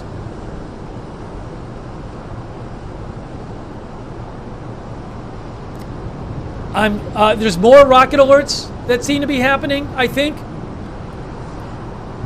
But I can't tell you what kind of damage has been done. We'll have to wait and find out. But this is just unbelievable. But look at, we just saw a big explosion. We just saw a big explosion in Tel Aviv right there. Looked like it was on the ground.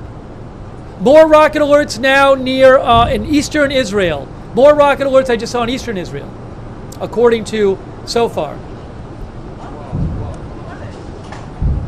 What's happening now?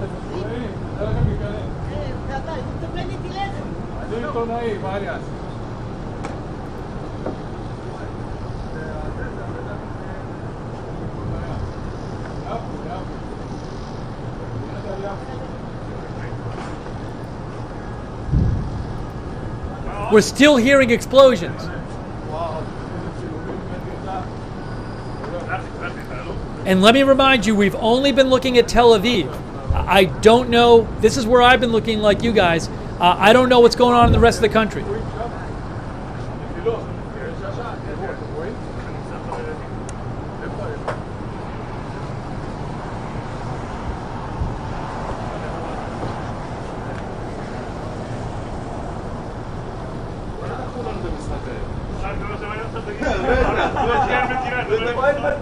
Hang on one moment.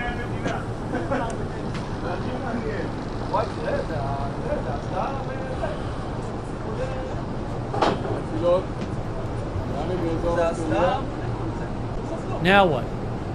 All right. If I have a second, I'll do some research and try to figure out what happened. Hold on. What's happening now? More rocket alerts. More new rocket alerts right now. New rocket alerts right now. I just saw some on more of them. More of them right now coming in middle of Israel. Still more rocket alerts happening now.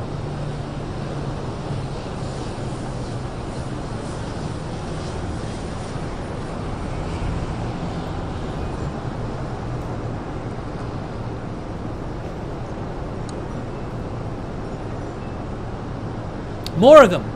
More of them. This is central Israel. Maybe Beersheba.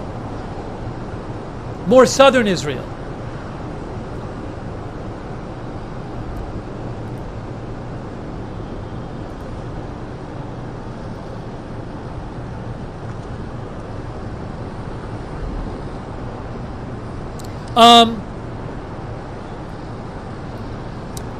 Manny Fabian of Times of Israel says the IDF says the missile fire from Iran is ongoing.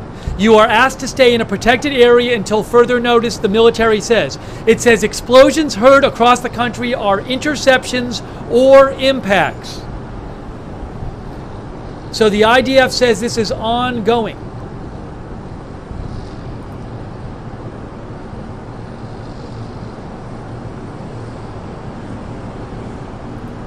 I just saw a video of missiles or missile fragments impacting in downtown Tel Aviv from Jim Shudo. I just posted it on my X account. More alerts near Tel Aviv. More alerts right now near Tel Aviv, right there. More alerts near Tel Aviv. New rocket alerts now. Are we going to see more interceptors going up? Yes, look, more. More. Unbelievable. It's still going. It's still going on, guys. It is still going on. More rocket alerts right now.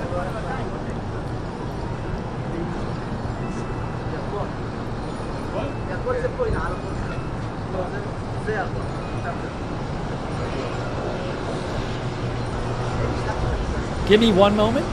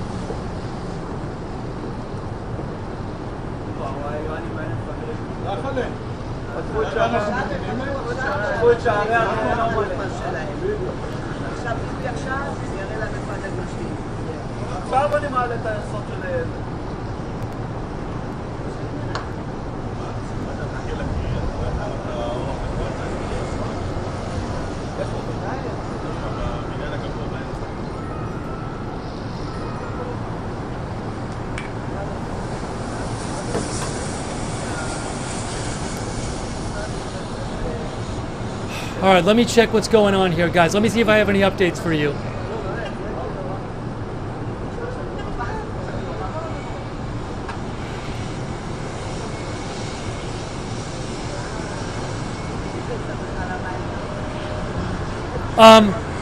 I got a crazy video.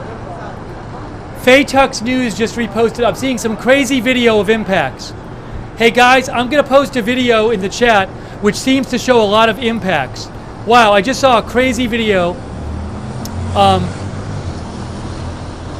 And missile fragments falling. There's all kinds of videos starting to come out.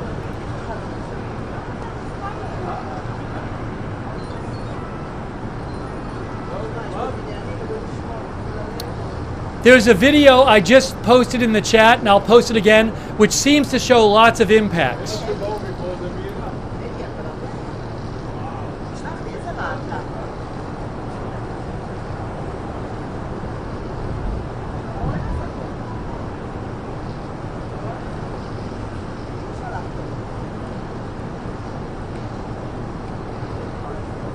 So now we have to figure out what was hit.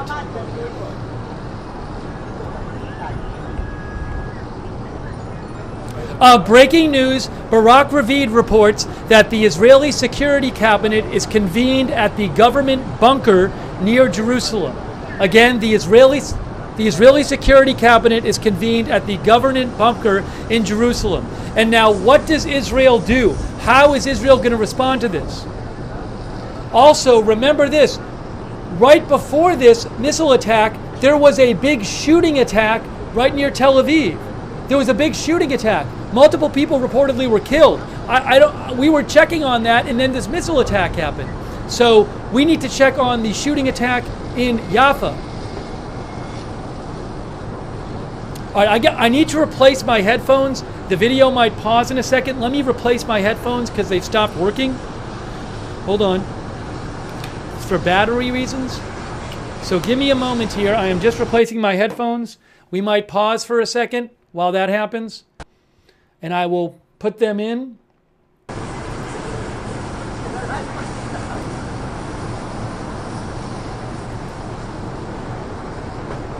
All right, we might pause a sec as I put the new ones in. Hold on.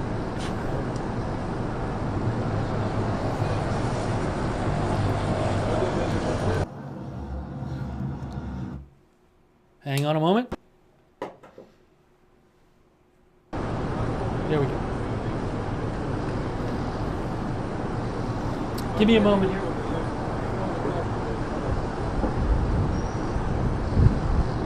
Give me one moment.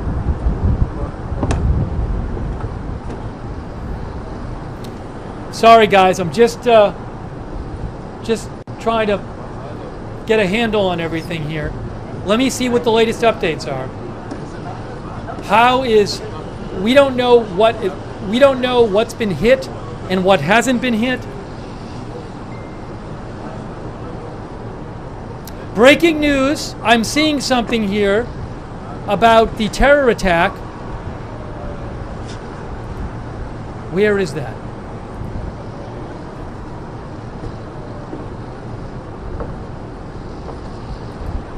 I'm seeing an unconfirmed report about the shooting attack.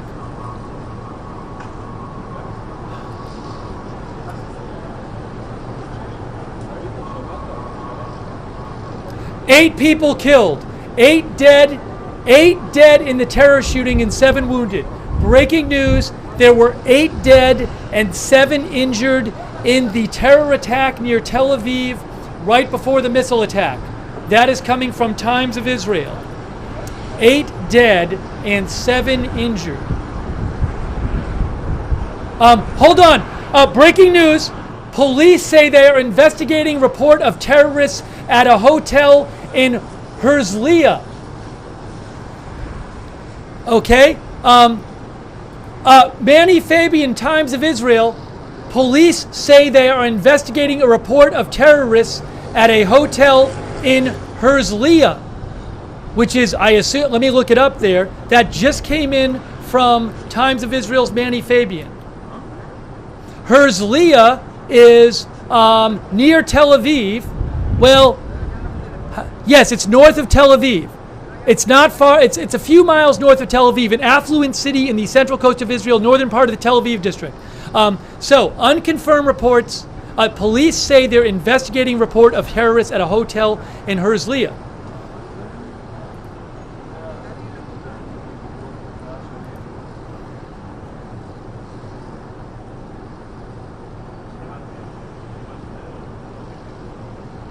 But again, 8 dead in that terror attack at a train near a light rail station near Tel Aviv right before the missile attack.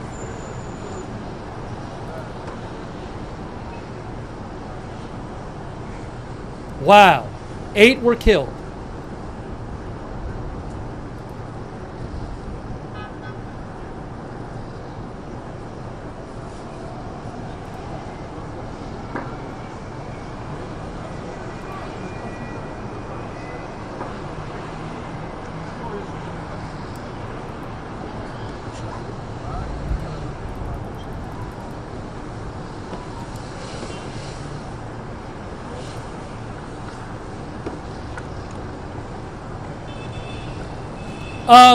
Amakai Stein with Khan News reports an Israeli official says that the response will be harsh.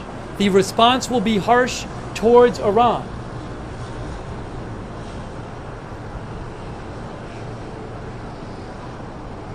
Oh, is there a statement from the Revolutionary Guards? I think there might be an IRGC statement. Hang on a moment here. Give me a moment.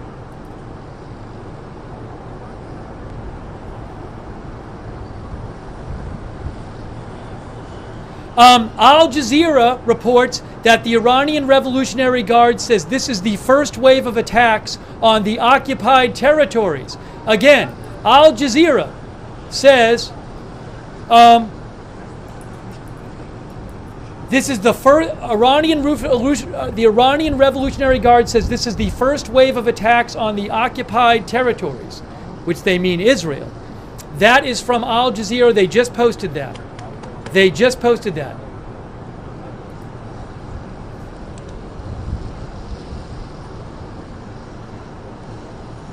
I'm going to get you more about what the IRGC said. I'm seeing report of what Iranian Revolutionary Guard, part of the Iranian military, said.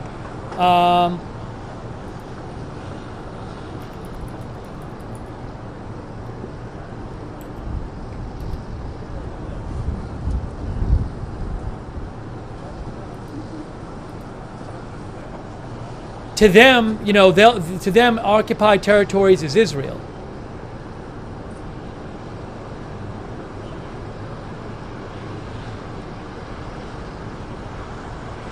Yes, Reuters says Iran's Revolutionary Guards say the missile launches are in retaliation for the killing of Ismail Haniyeh, the Hamas leader who was killed in Tehran in July, Hassan Nasrallah, who is the leader of Hezbollah, and also Abbas Nil Foruzhin, who was also killed. He was an Iranian Revolutionary Guard general killed in these. Oh, new rocket alerts right now. Where are these? Only one so far I'm seeing. There's one in northeastern Israel, two in northeastern Israel. We'll see if there are any more. No, more now. We're seeing more now. A few rocket alerts across the border in northeastern Israel. More coming in there on the so far red alert map.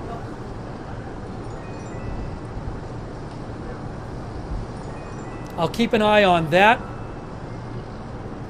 Guy Elster with Walla News says that the Iranian Revolutionary Guard said they fired dozens of missiles at Israel in revenge for the killings of Nasrallah, Haniyeh, and the Quds Force commander. A Quds Force commander in Lebanon? Who got killed in Lebanon. Iran warns of more attacks. If Israel responds. There is some sort of press briefing. It's not going to be in English, but about the terror attack. You can see it down there.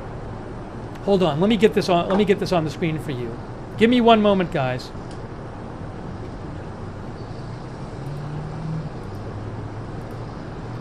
There.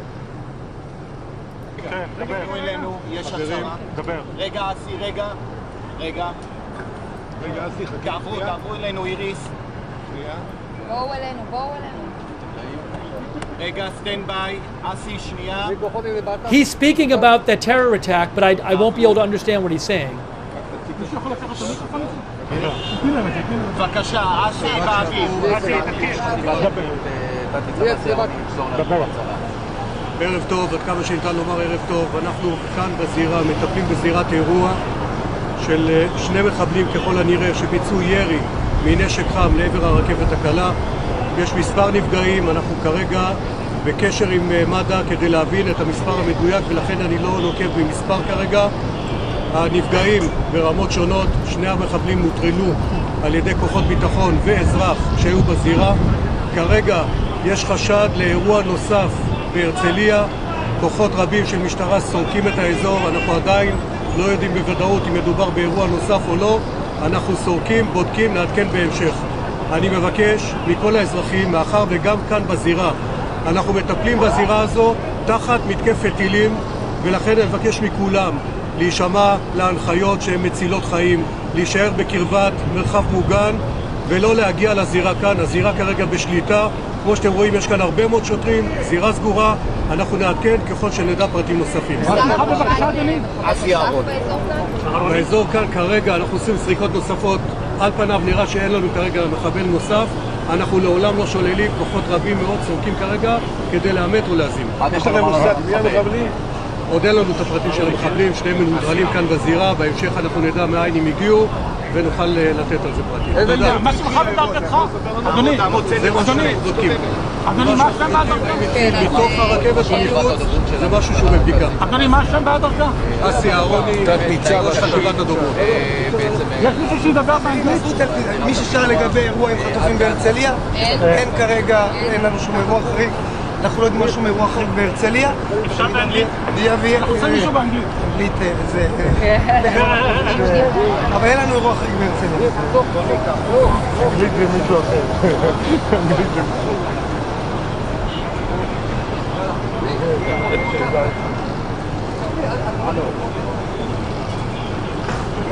Guys, give me one moment. Give me one moment. זה דובר המשטרה, כן.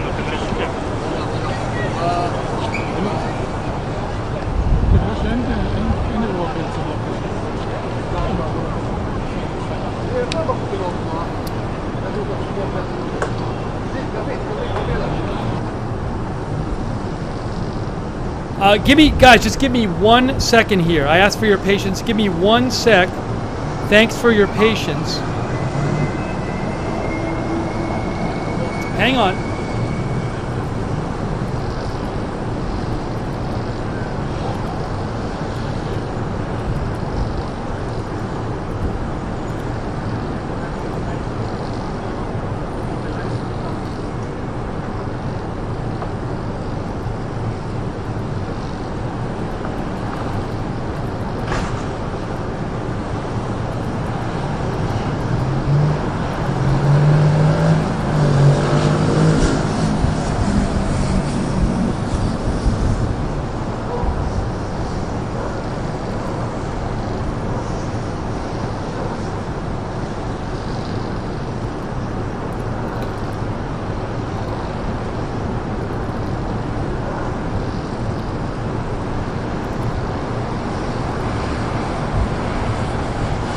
All right, let me try to get you some more info. Hang on, guys.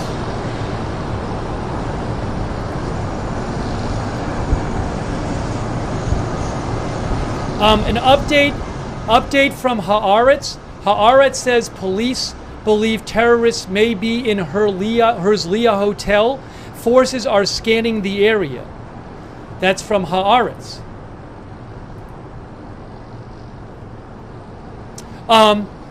Okay, guys. Also, Haaretz reports Israeli rescue services say it is not yet known if there are casualties from the Iranian missile attack.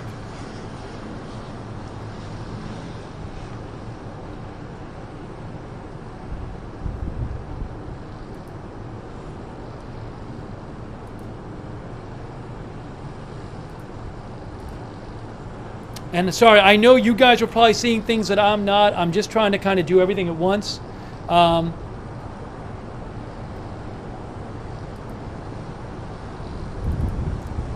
will Israel respond to this?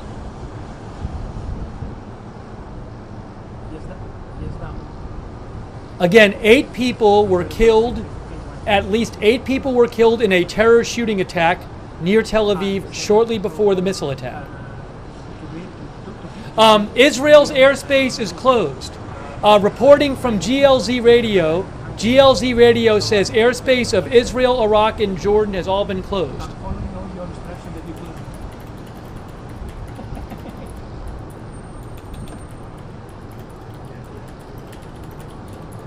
That's from GLZ Radio, Israeli military radio.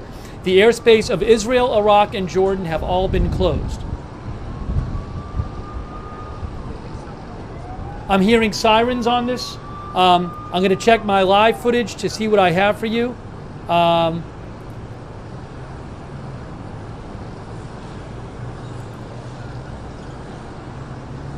Let me also show you real quick. There is aftermath. There's police after that shooting attack. Oh, that's not up there anymore. So.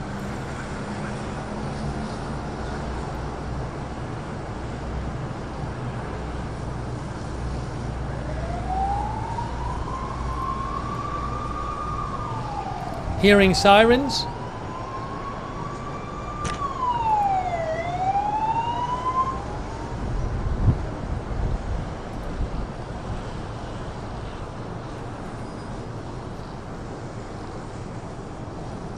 Okay, I have a statement from the MDA according to the Hot News.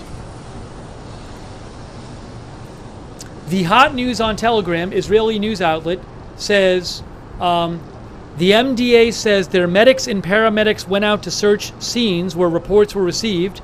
There are currently no reports of casualties from the Iranian missile attacks, except for 2 minor shrapnel injuries in the Tel Aviv sector and minor injuries throughout the country of people who got hurt on the way to the protected areas. So we'll have to see. Now remember, we don't know what damage has been done because sirens are going off and people went in their protected areas. So we'll have to see if anything got hit, what got hit. No reports of serious injuries yet from the Iranian rocket fire.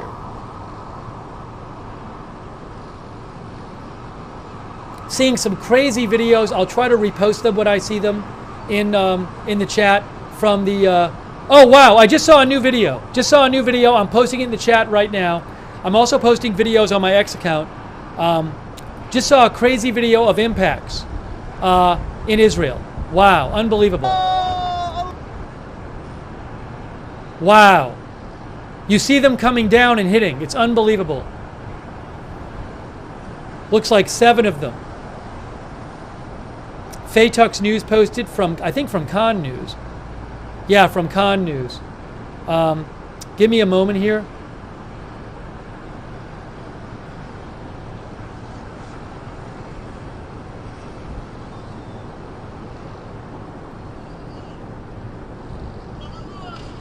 Yeah, that's unbelievable video. The one, it's just unbelievable. The one I just posted in the chat, unreal. Unreal.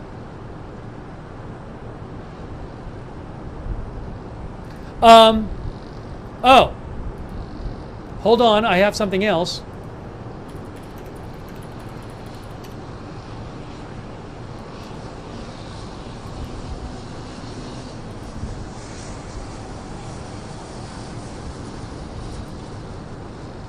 Breaking news from the Iranian mission to the UN.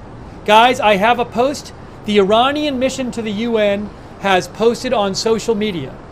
The Iranian mission to the UN writes, they say, Iran's legal, rational, and legitimate response to the terrorist attacks of the Israeli regime, which involved targeting Iranian nationals and interests and infringing upon the national sovereignty of the Islamic Republic of Iran, has been duly carried out. Should the Israeli regime dare to respond or commit further acts of malevolence, a subsequent and crushing response will ensue. Regional states and the Zionist supporters are advised to part ways with the regime. So Iran says that is the end of their response. That is the end of their response, they said. Okay? They said if Israel responds or commits further acts of malevolence, a subsequent and crushing response will ensue. So that is from Iran's mission to the UN right there. So they say that their attack is over. How? So we're waiting to figure out. Oh, hold on a second here. Hold on. I'm seeing a report of a mall, of another video of missiles hitting near a mall. I'll post that right now. That PM Breaking News posted. There's this crazy video.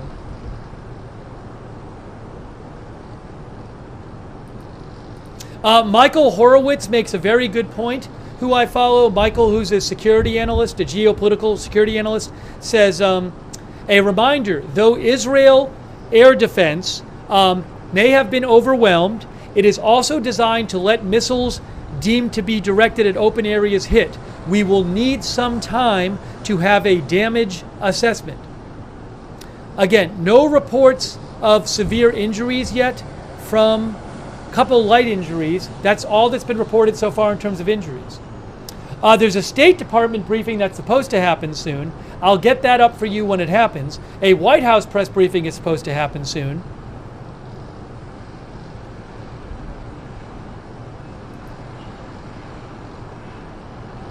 And this terror attack happened. Let's not forget about the terror attack where 8 people in Israel were killed by terrorists shooting near Tel Aviv just before the missile attack.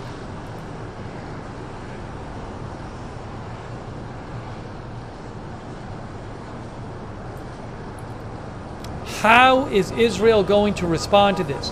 What is Israel going to do? This was an enormous attack, whether or not people are injured or not, enormous attack. And who did this terrorist attack? Was that Iran who sent them? Was that Hezbollah? Who knows? So that's a whole, even that alone would have been huge.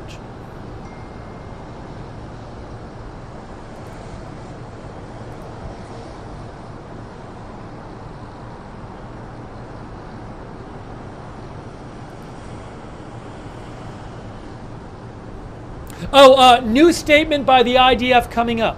IntelliNews on Telegram says new statement by the IDF coming up shortly. Again, Israeli airspace is closed right now.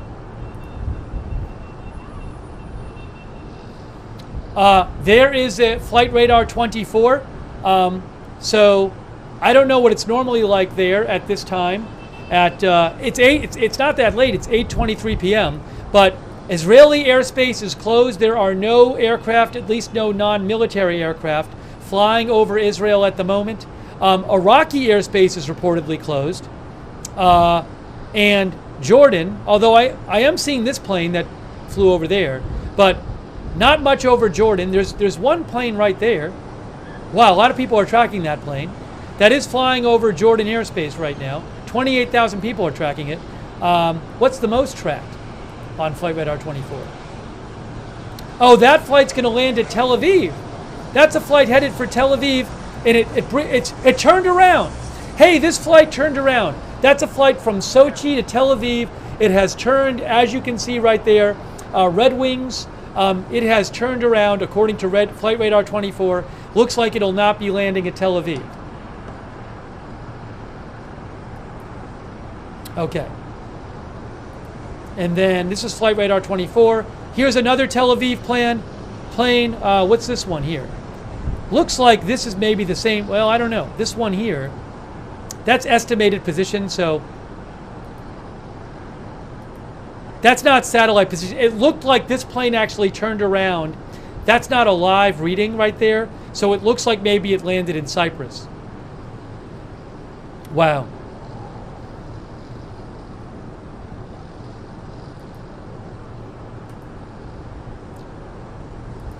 Just unbelievable. Waiting to hear what Israel has to say, what the U.S. has to say.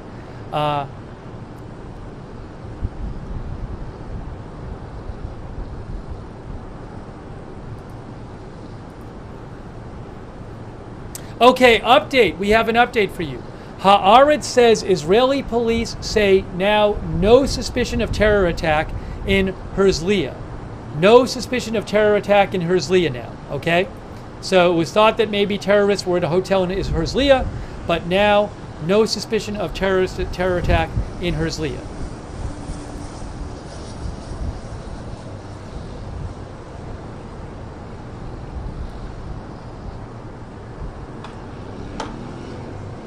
Yes, I just saw that from Israeli police.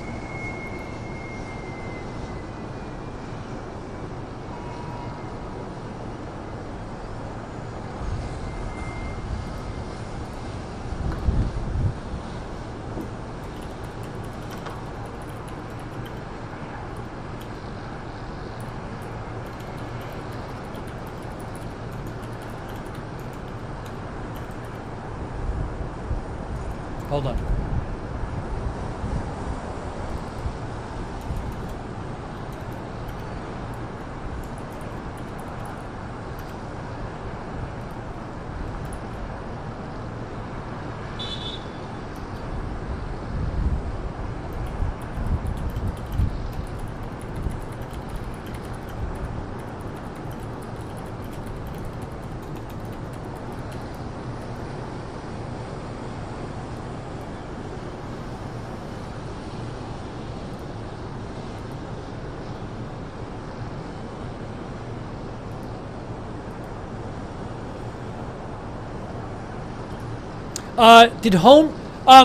Apparently Homefront Command has made an announcement that you can leave protected areas. Apparently Homefront Command has just announced that, guys. I just heard that on the security cabinet on Telegram. Let me confirm that, but apparently Israelis are now being told they can leave their protected areas.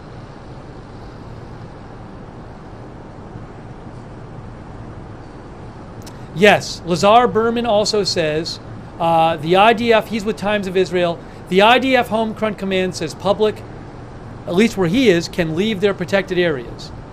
Oh no, Manny Fabian says ordered back into shelter. Hold on now, Manny Fabian from Times of Israel just said he was ordered back into shelter. He just posted that. So I don't know if they can leave their areas now because I just saw 2 different reports. But Iran said the attack was over. But is it over?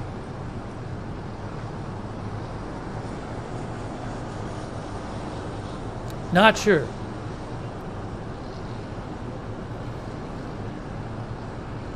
I am not seeing more rocket alerts at the moment.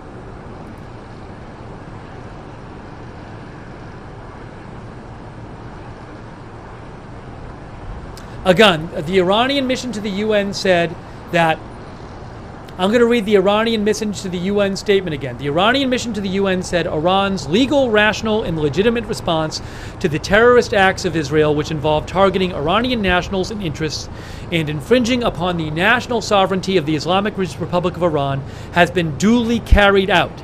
Should the Israeli regime dare to respond or commit further acts of malevolence, a subsequent and crushing response will ensue.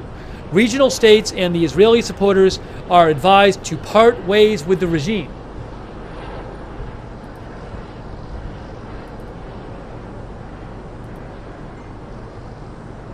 Oh, there's an army briefing coming up from Israel. Israel military is going to make a statement shortly.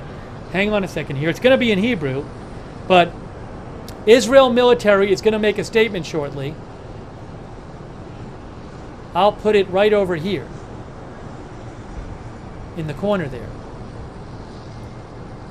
Coming up, statement from Israeli military. There it is in the corner.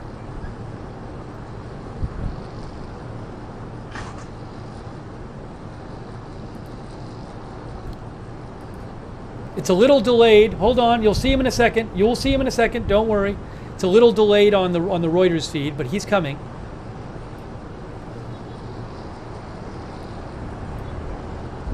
So give it a moment. I know it's a little delayed. You'll see him in a second. There he is. Where is he? ערב טוב. בשלב זה אנחנו לא מזהים איומים נוספים מאיראן במרחב האווירי. ניתן לצאת מהמרחבים המוגנים ויש להמשיך ולפעול על פי הנחיות פיקוד העורף. אני מבקש מכם להמשיך לגלות אחריות וערנות. במהלך ההגנה ביצענו לא מעט יירוטים. ישנם פגיעות בודדות במרכז ובמרחבים נוספים בדרום הארץ. בשלב זה אנחנו עדיין מעריכים את המצב, אנחנו לא מכירים נפגעים, וזאת הודות להתנהלות האחראית שלכם. בנוסף אנחנו מבקשים לא לתת מידע לאויב ולא להעביר מיקומים ותיעודים ממרחבים בהם ישנן פגיעות. אנחנו נמצאים במוכנות גבוהה, בהגנה ובהתקפה. אנחנו נגן על אזרחי מדינת ישראל. יהיו לירי הזה השלכות. יש לנו תוכניות, אנחנו נפעל במקום ובזמן שנחליט. אני אהיה כאן בהמשך הערב לעדכן אתכם בכל התפתחות. תמשיכו לנהוג באחריות. שאלות. שאלת וואלה, האם צפויים גלי ירי נוספים? כמו שאמרתי, אני מגיע אליכם אחרי הערכת מצב רמטכ"ל, אנחנו התעדכנו עם חיל אוויר, התעדכנו עם השותפים שלנו מארצות הברית, בשלב זה אנחנו לא מזהים איומים נוספים במרחב האווירי, ולכן נתנו את ההנחיות לצאת מהמרחב המוגן, ואנחנו ממשיכים לעקוב אחרי המצב הזה, ובמידה ויהיה כל שינוי בהנחיות, אנחנו נעדכן אתכם בפלטפורמות, ואני אהיה כאן לעדכן אתכם. חדשות 12, האם צה"ל יגיב בקרוב? כמו שאמרתי, לנו יש תוכניות, יש לנו היערכות חזקה מאוד. בהתקפה אנחנו נקיים הערכת מצב ואנחנו נפעל במקום ובזמן שנחליט. כאן 11. האם להערכתך אנחנו בפני מלחמה אזורית?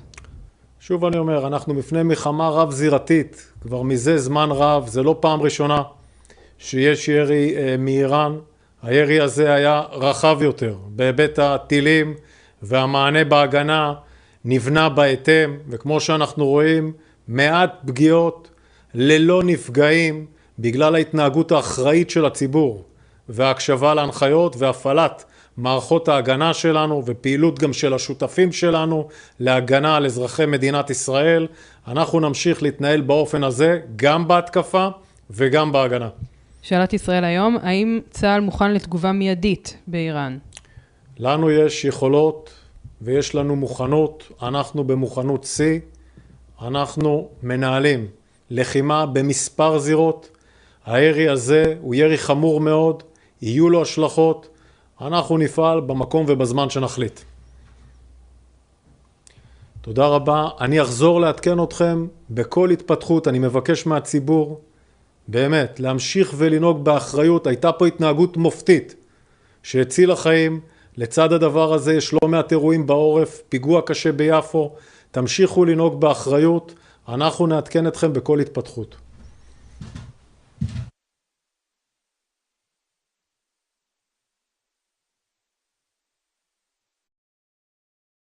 Give me 1 second here. Hold on.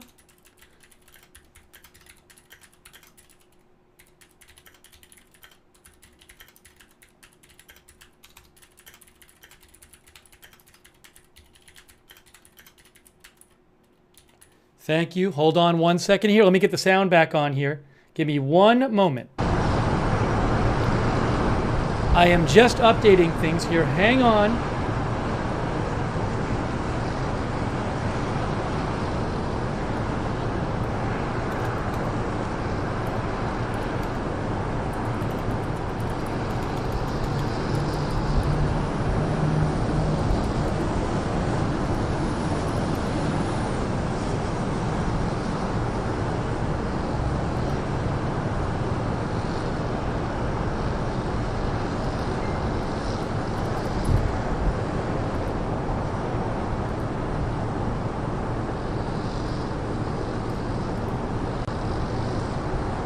Give me 1 more moment. I need about 10 seconds here. Thanks for your patience.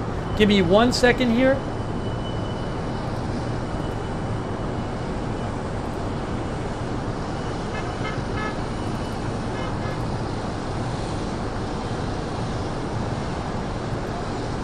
Okay, sorry, I apologize. I apologize for that.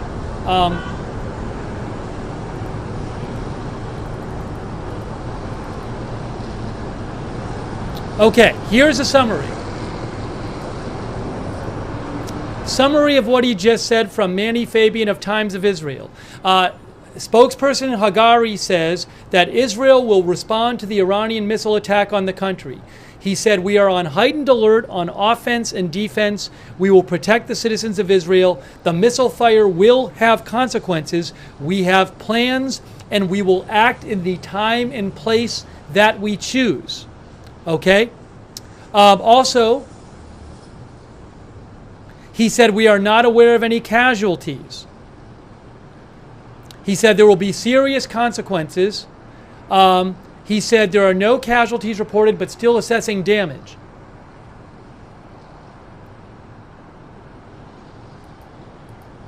Give me 1 moment here.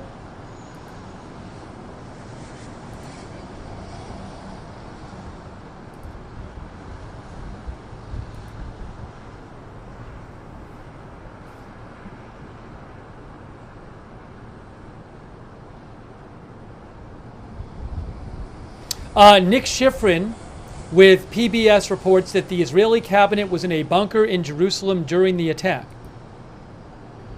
So I have no idea how Israel's going to respond to this. Obviously a major attack. Give me 1 moment. Let me see what other feeds I have. We're waiting for the White House, a White House statement or briefing. A State Department briefing is supposed to happen in about 20 minutes. And oh, I'm seeing. Hold on. Hold on. Also, remember, 8 people were killed in a terror shooting attack near Tel Aviv and Jaffa shortly before the missile attack.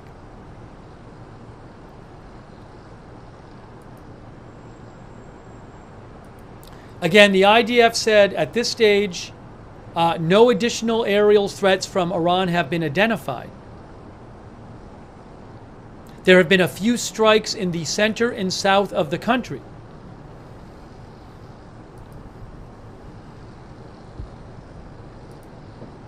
I'm guessing we will have a version of that in English soon from the IDF.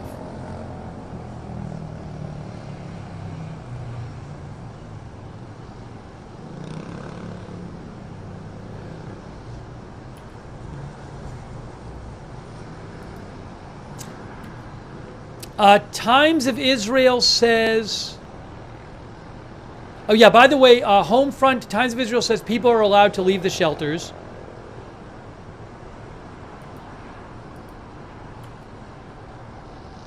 Yes, no additional threats directed from Iran right now. Israelis can leave their shelters. I'm seeing a report. Oh, the White House, did the White House release a statement? Hold on a second here. I know you guys have probably seen a bunch of stuff sooner than me. Again, there's just so much to look at and coming in.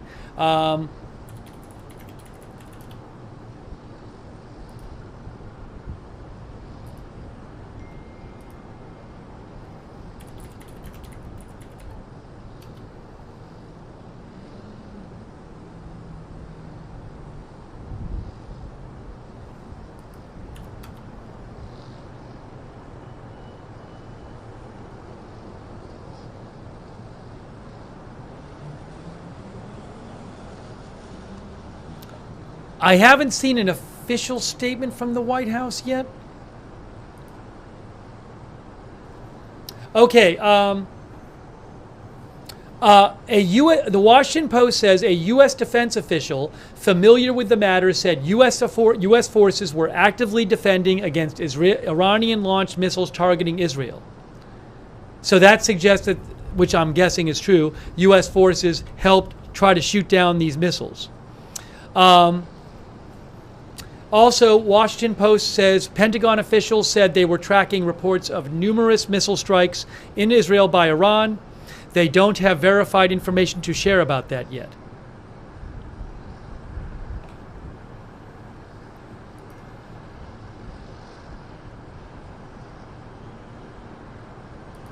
Will Biden speak today? Give a speak to the nation? I don't know. The New York Times says it was over 100 missiles. The Times of Israel had reported 150 missiles. That's the current Times of Israel headline.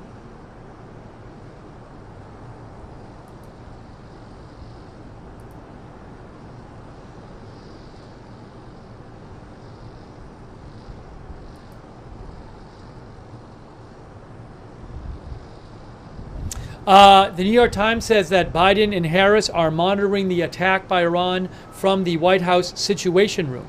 Biden directed the military to aid Israel's defense and shoot down missiles that are targeting Israel.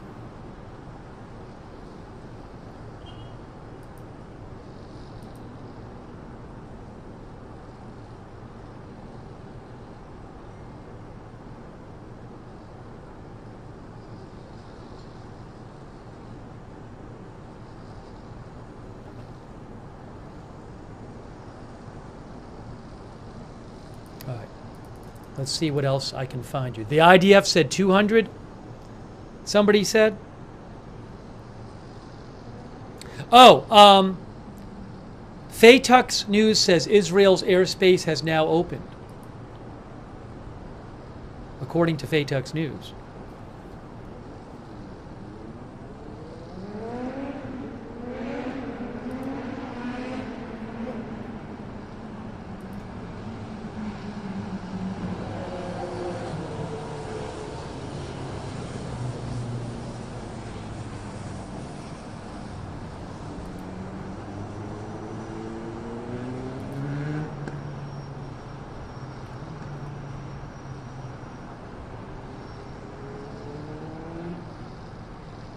Again, how will Israel respond to this?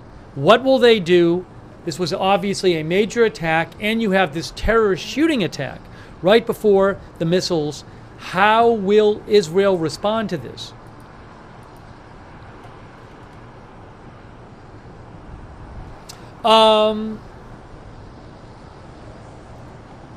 The Security Cabinet on on Telegram, which is a couple of Israeli reporters, they're claiming that the two terrorists in the shooting attack were residents of the West Bank city of Hebron. Now, that's not confirmed. And also, seeing another report.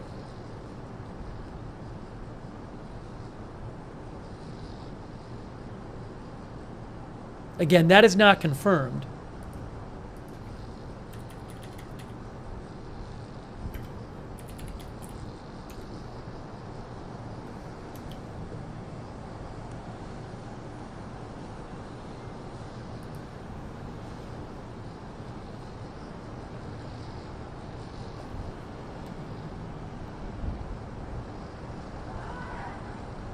Yes, Khan News says Israel's airspace has been reopened. Israel's airspace has been reopened. Oh, guys, I have an update. Khan News reports says in the Iranian missile attack, a Palestinian from Gaza who was in a village near Jericho was killed. Okay? Khan News says, in the Iranian missile attack, a Palestinian from Gaza who was in a village near Jericho was killed. That's from Khan News.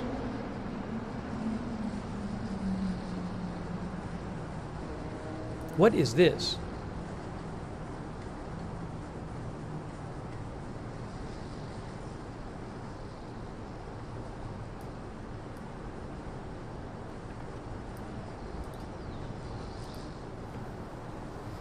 Hang on a moment.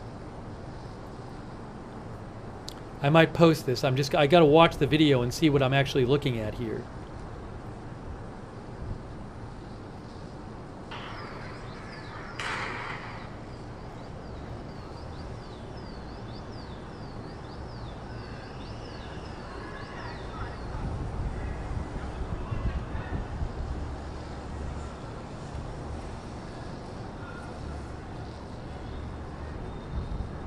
Oh, wow.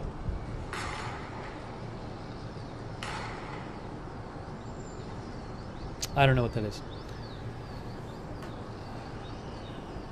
Yes, guys, GLZ Radio is also reporting a Palestinian from Gaza who infiltrated the territories was killed by fragments of an interceptor that fell in the Jericho area.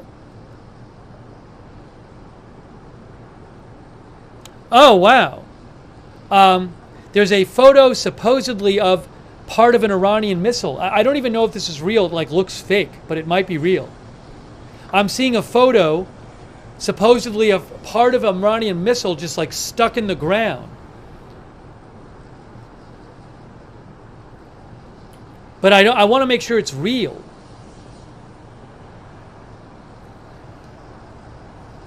At least 180 missiles were launched. Breaking news. Mandy Fabian of Times of Israel says, according to fresh assessments, at least 180 missiles were launched from Iran. N12 News says 181 ballistic missiles were launched from Iran.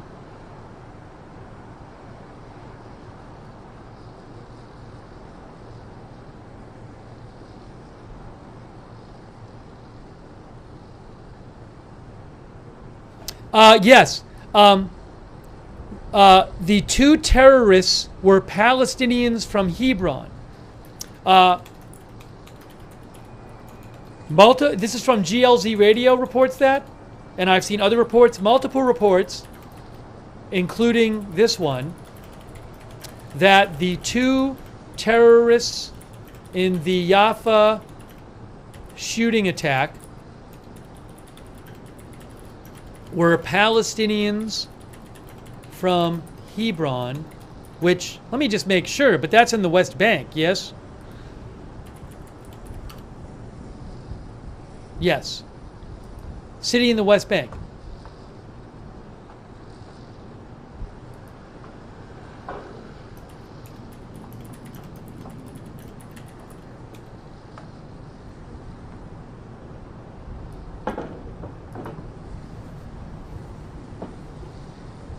Eight people were killed, also 5 reportedly seriously injured in that shooting attack at near a train station, near a light rail station tonight, just before the missile attack.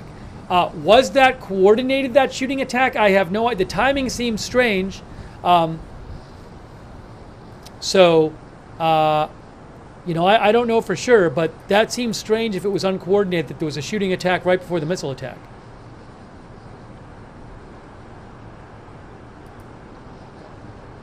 Have I posted this video yet? I just saw another video, which is just a crazy video of projectiles landing. That's a new video. New video. Joe Trusman posted it. Let me post it in the chat for you guys. New video of missiles landing. Maybe hitting open areas. I don't know. Barak Ravid also reports that close to 200 missiles were launched by Iran during the attack.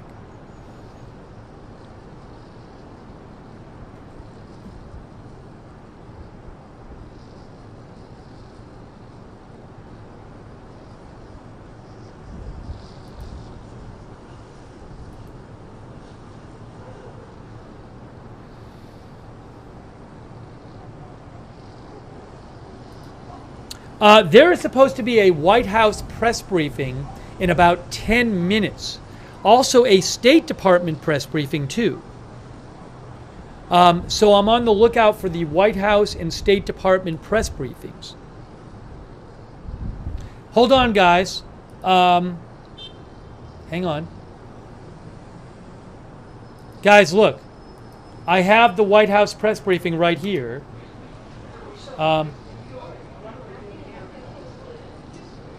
There's the White House press briefing right there.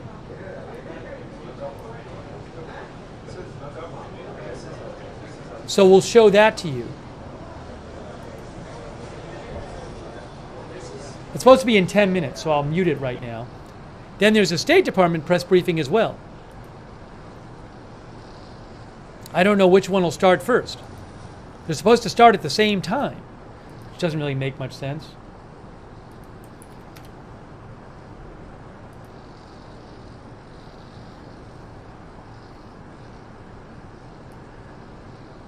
Oops, keep that there.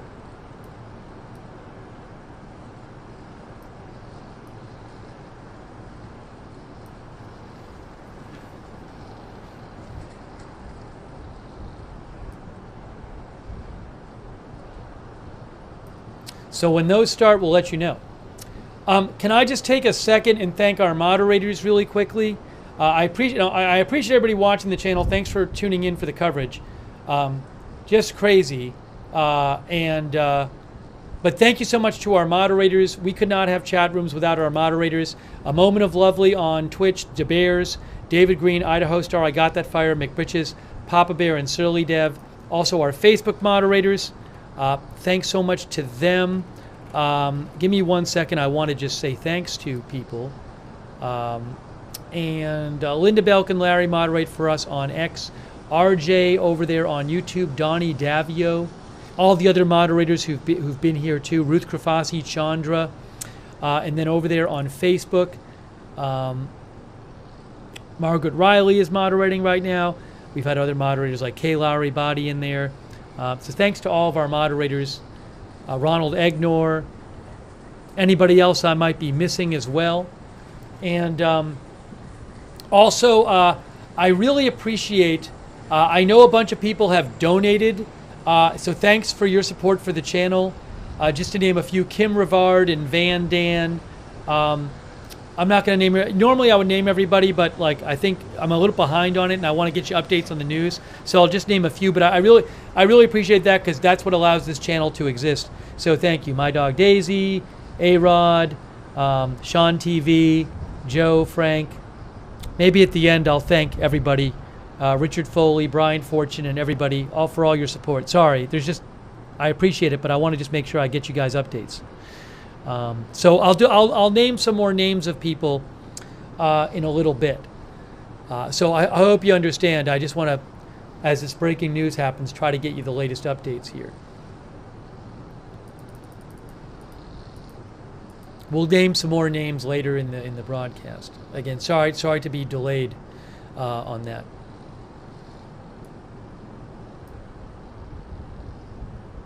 Wow, here's this photo. Wow. So Aurora Intel, who they think it's real, that's good enough for me. If you haven't seen this photo, I'm going to post a link to a photo in the chat of a missile section stuck in the ground in Israel. It's unbelievable. I'm posting it right now in the chat. It looks like fake. It just looks fake because it's a giant missile section sitting in the ground.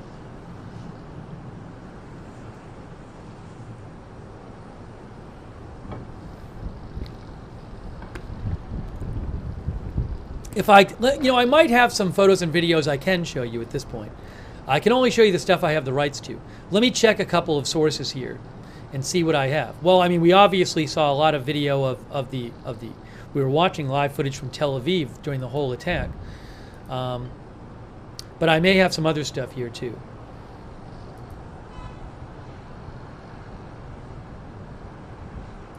What is this here?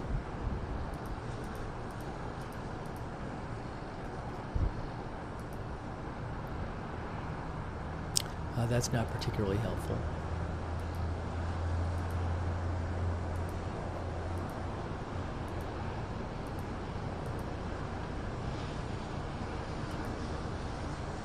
Rob, thanks. That's very generous of you, Rob. I appreciate that. And everybody else, again, who donated. I'll thank more people later. I really appreciate it. Sorry, I feel bad not naming everybody, but it's important. It's breaking news, so trying to just get you the latest updates here, but I will thank more soon. And thanks for your support on Twitch, like the finest British tea, Milky GS, Holistic, and all the rest on Twitch. I'll name some more people over there soon too. Now, I saw it reported that 8 people were killed in the shooting. I-24 News is saying at least 6 killed. So I don't know if that's been updated at all.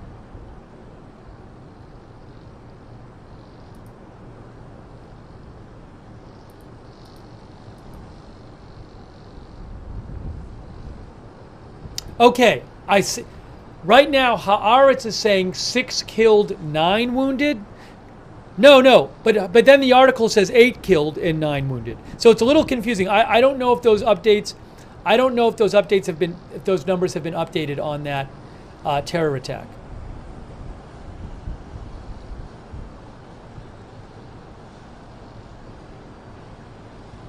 I'm seeing some different reports. Right, are they counting the 2 terrorists? That's a good question too.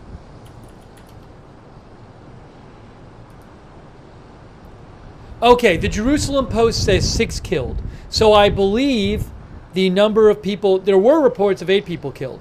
Right now I am seeing, the Jerusalem Post says 6 people were murdered, at least 9 wounded, and a dog, I guess, in this shooting attack in Jaffa. I have posted a bunch of photos and videos from that and from the missile strikes on my X account. I have the link to my X account posted in the chat, so you can just go there and see those. We are waiting for the State Department and the White House press briefing. I hope everybody in this area is safe.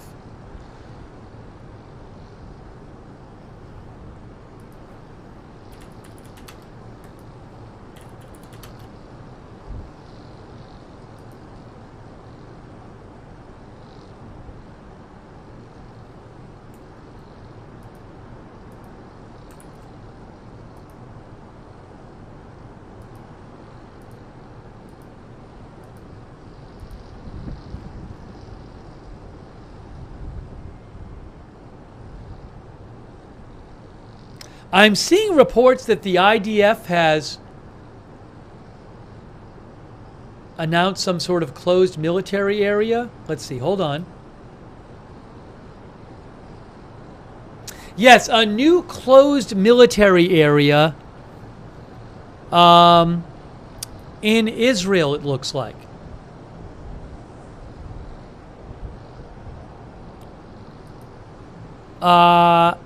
In the region of Davav, Tivban, and Malkiah. You cannot enter that area. It's prohibited. So that is that on the border with Lebanon there? Davav, Tivban, and Malkiah.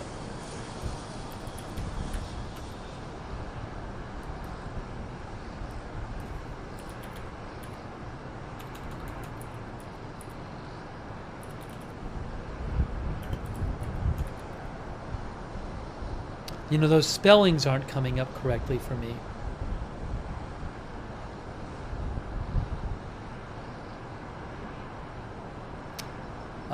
Hang on a moment. I'm sure it's somewhere else.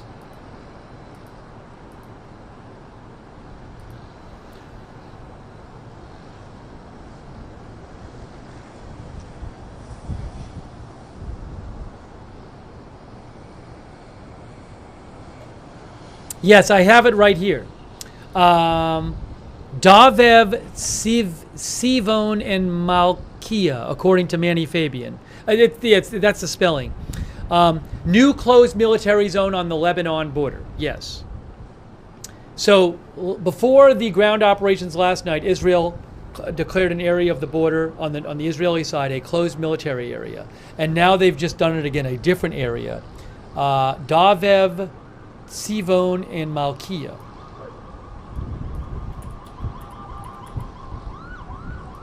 I'll show you where that is. So there's Davev, and there's Sivon right there. So we're talking about basically central Israel here near the border. Israel has declared that a controlled military zone, and no one's allowed to go in except for the military.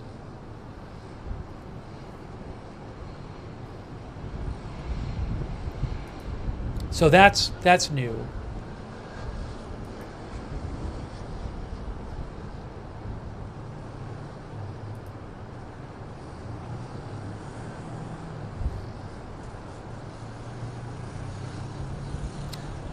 Guys, Jim Sciutto with CNN says that the former ambassador to the U.S. from Israel, Michael Oren, said there are no facilities, including nuclear facilities, that are immune from an Israeli response. Now, I don't know if Michael Oren is speaking for the government there. It's unclear.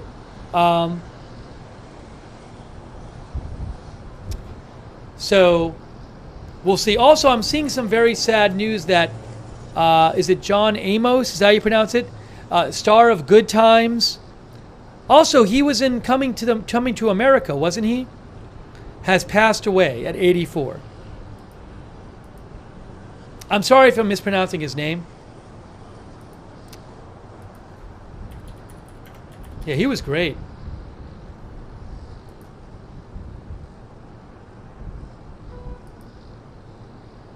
I'm sorry, it's either Amos or Amos, and I don't know how to pronounce it. But he has passed away. Deadline's reporting it. Variety's reporting it. So condolences to his family. That's very sad news. I just saw that right now. He was also in Roots. In a lot of things. Mary Tyler Moore Show.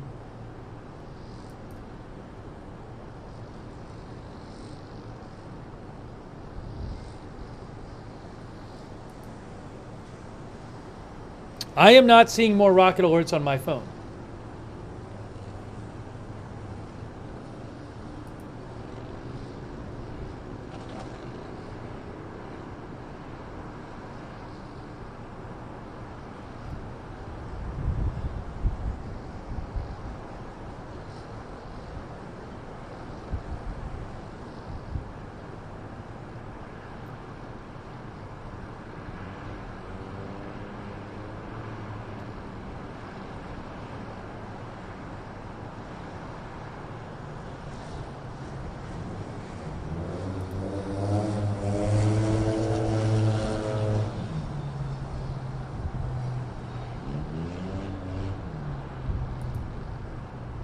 Dr. Jeffrey Lewis, who's a missile expert, who says the system that would be intercepting the Iranian missiles is not Iron Dome, it is Arrow 2/3.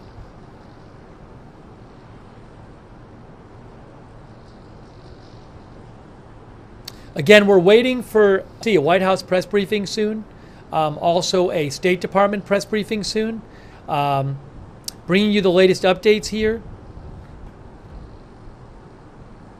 Yes, guys, so hold on. I think I have a statement from the Israel police here.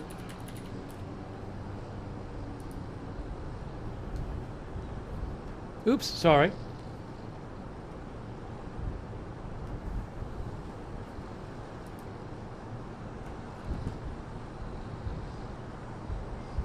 I'm seeing it reported that, again,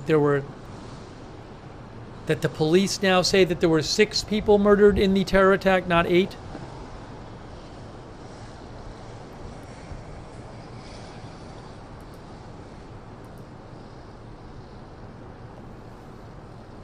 Yes. Times of Israel says the police said the death toll in the Jaffa terror attack, shooting attack near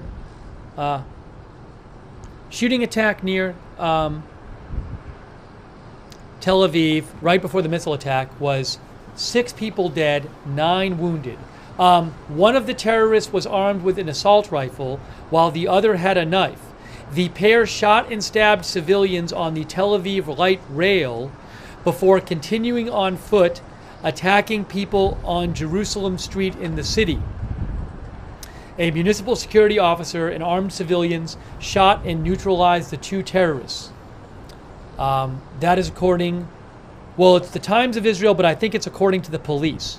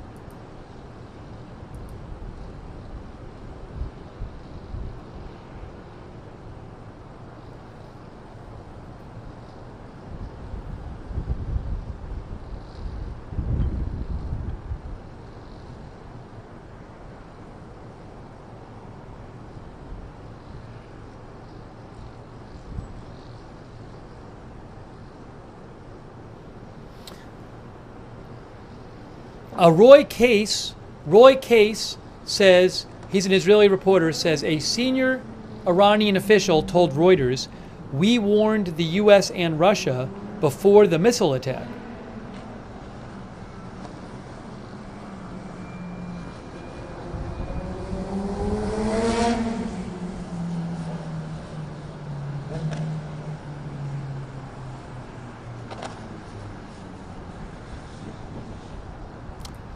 Also, Roy Case reports a Syrian military official told Reuters Israel intercepted dozens of Iranian missiles in Syrian airspace.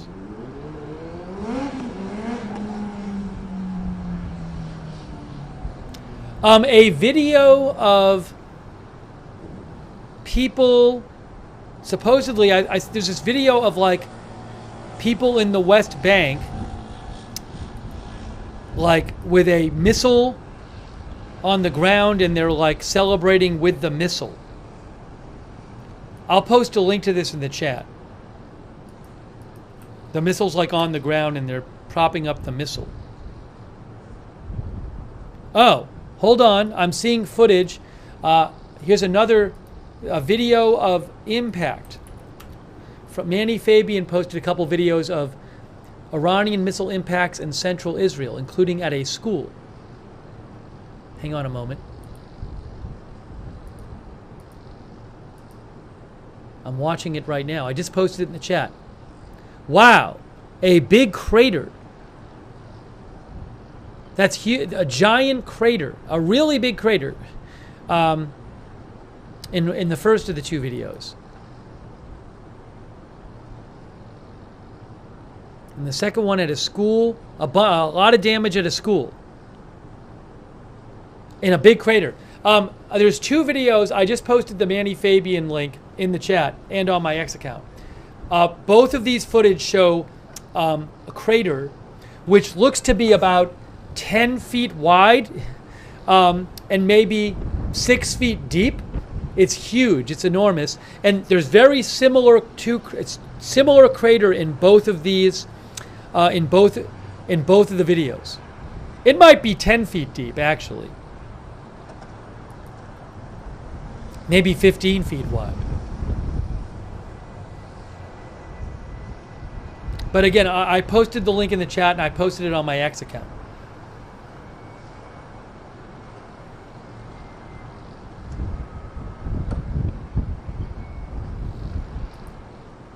All right, maybe I have a second to check some of the stuff people have sent me. I'm sorry, it's been so busy with all the updates. I couldn't even keep up with what was being reported.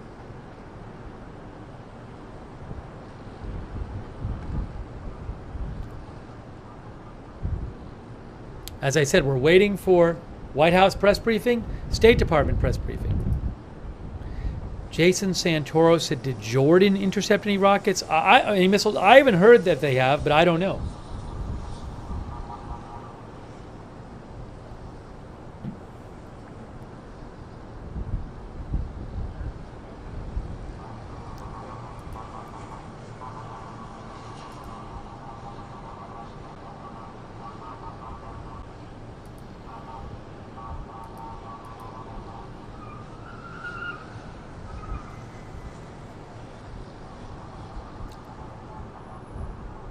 Missiles going over the wall in Jerusalem. Tasnim agency posted a video of missiles going over the Barak wall in occupied Jerusalem. That's from.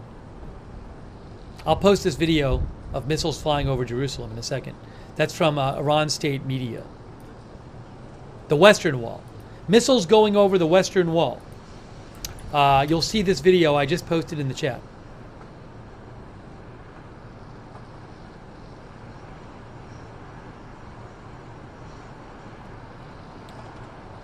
Michael Horowitz reports that a spokesperson for Iran's civil aviation organization said it is directing passenger flights in Iran's skies to alternative routes. So look, I mean, when will Israeli response come? I guess I'm thinking it'll be a while, but will it be a while? How soon can we expect an Israeli response?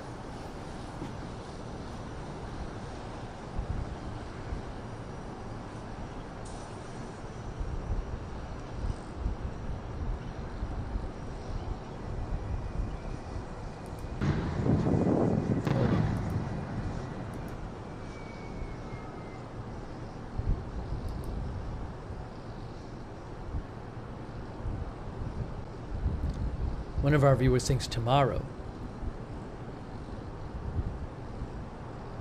Wow, I just saw another video. I hadn't seen this video before. Another video, I'll post it in the chat. I don't think I'd seen this one yet. Crazy. Oh, that's the videos, Iranian missiles landing at the airbase, near the Netavim airbase, supposedly. That's from Sky. Sorry, the boom you guys, I'm sorry. Hold on.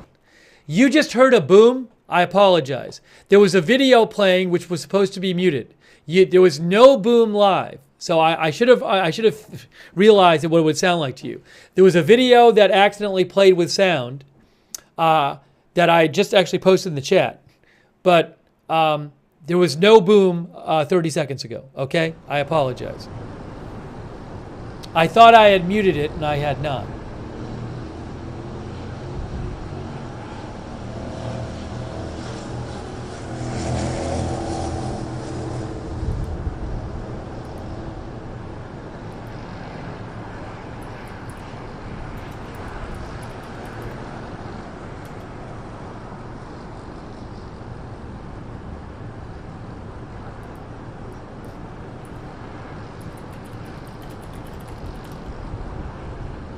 Nevatim Air Base is called, actually. Anybody else post that video?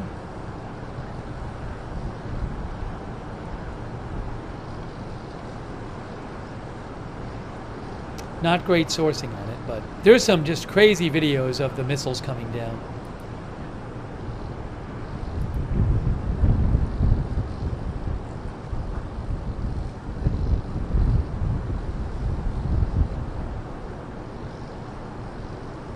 Yes, Tasnim news agency, which is Iranian state media, says that they are directing passenger flights in the sky of Iran to an alternative route.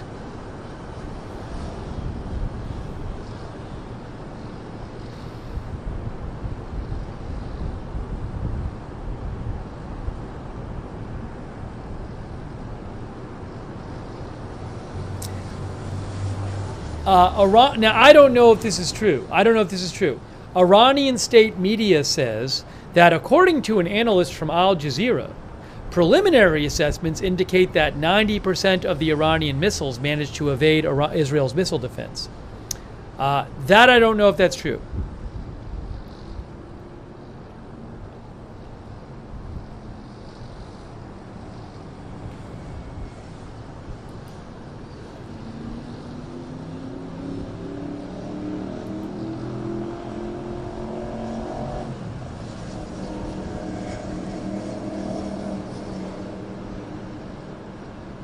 I also don't know, I'll need to defer to the experts on where were these missiles fired at. It looks like some of them landed in civilian areas. But were there certain areas they were targeted at? I don't know the breakdown of where they landed and where they were aimed at and all that stuff.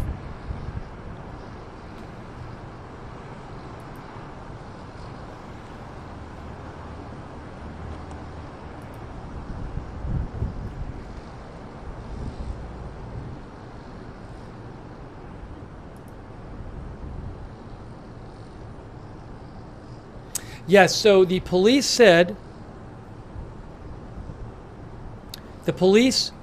about the terror attack in Jaffa near Tel Aviv, 6 citizens were killed and 9 were injured with varying injuries as a result of stabbing and shooting attack carried out by 2 terrorists.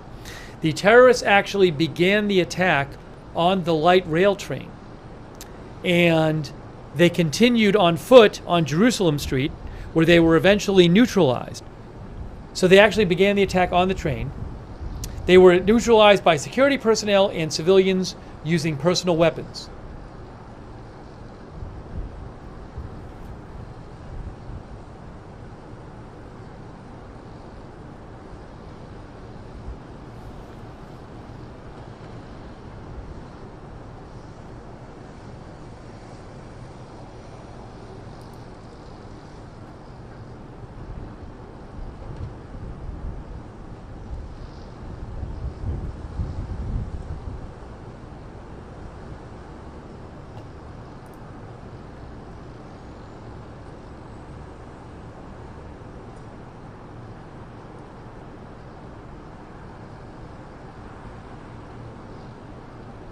Doron Kadosh, who's an Israeli reporter, reports a significant event currently taking place in the Netzer corridor in the center of the Gaza Strip, a gathering of about 80 Palestinians in the Saladin access area, some of them armed. The IDF has put an alert and is preparing for a scenario of a raid on the outpost within the area of the corridor. The IDF is firing artillery to drive the Palestinians away. Several terrorists were killed on the spot. So I don't know if that's like people gathering in Gaza after the missile attack or something. Sounds like there's been some violence there. I'll let you know if I hear more about that.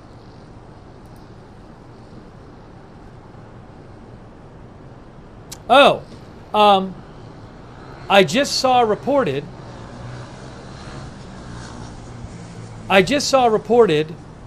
according to this Telegram channel I follow, they say that Reuters is saying, current news, they say Reuters is saying that there's going to be a new statement from the Iranian Revolutionary Guard soon.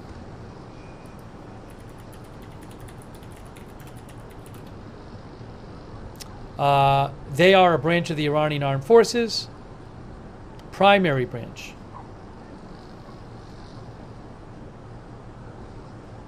Their mandate is to ensure the integrity of the Islamic Republic, says Wikipedia. So maybe a new statement from them soon.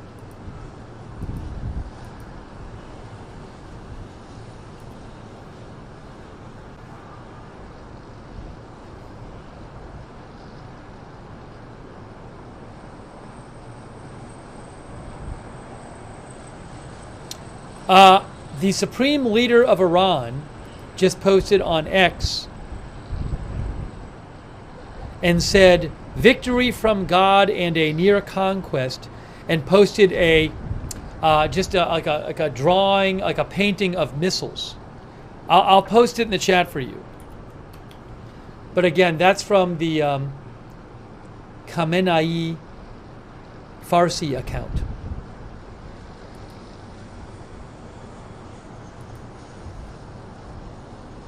It's just a picture of missiles, a bunch of missiles and missiles flying through the air.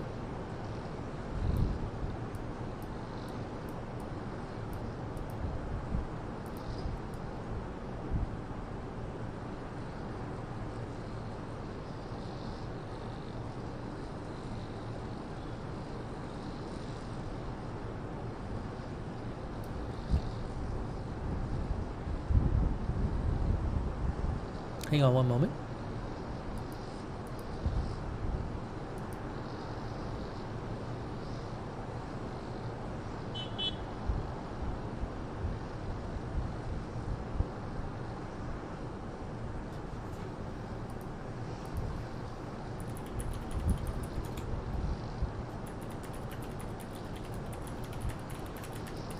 Waiting to hear from the White House and the State Department.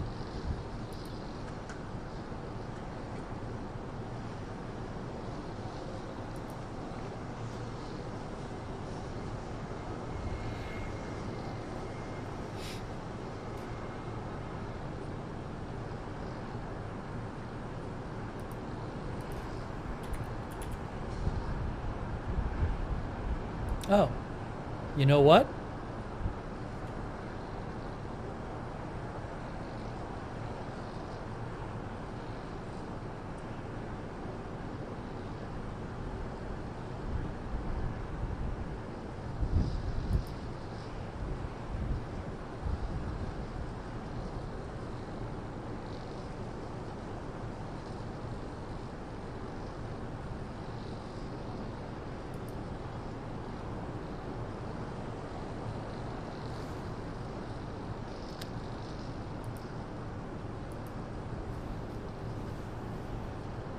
Hey guys, I have the Islamic Revolutionary Guard statement. I actually have it here.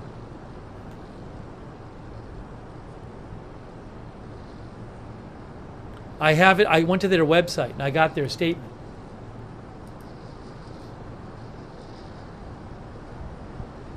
Hang on a second.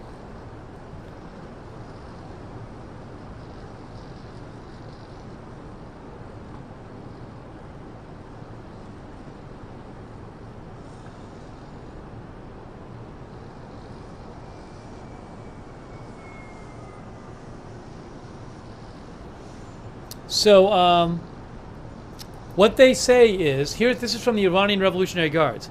They said, "We are among the great Islamic nation, the honorable and martyr-loving nation of Iran, moments before and after a period of self-restraint against the violation of the sovereignty of the Islamic Republic of Iran and the assassination of the martyred Mujahid Dr. Ismail Haniyeh by the Zionist regime, and against the country's right to legitimate self-defense, according to the Charter of Nations, united and intensifying the evils of the regime with the support of America in the massacre of Lebanon, Gaza, and the martyrdom of Mujahid Kabir, the leader of the Axis of Resistance and the Secretary General of Hezbollah, Nasrallah, Saeed Hassan Nasrallah, and the martyrdom of Commander Rashid, and the Supreme Advisor of the Revolutionary Guards in Lebanon, Major General Pastar."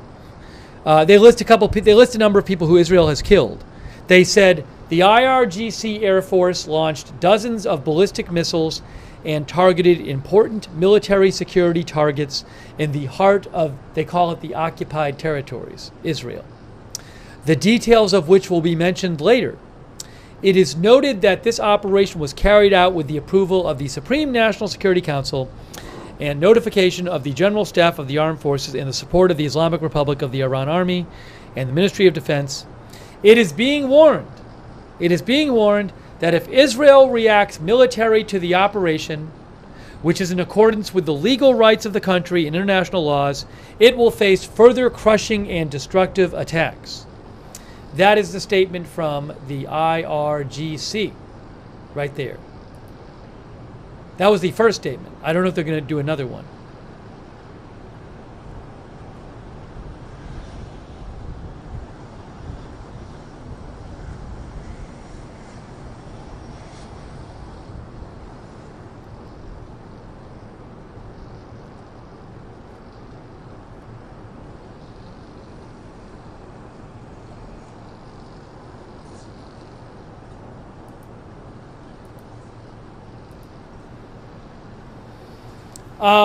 We're still waiting. Sorry, we're still waiting for the White House briefing, the State Department briefing.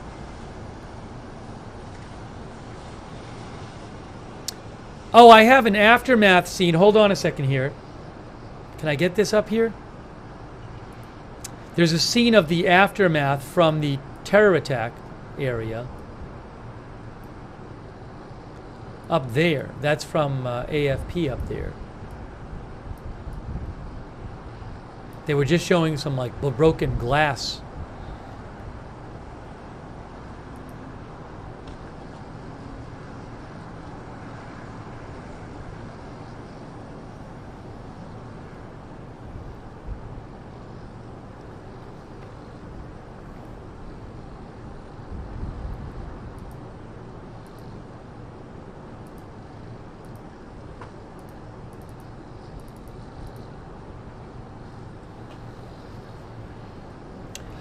Dan Lamoth, who is with Washington Post, says, according to U.S. officials, Iran launched around 200 missiles tonight.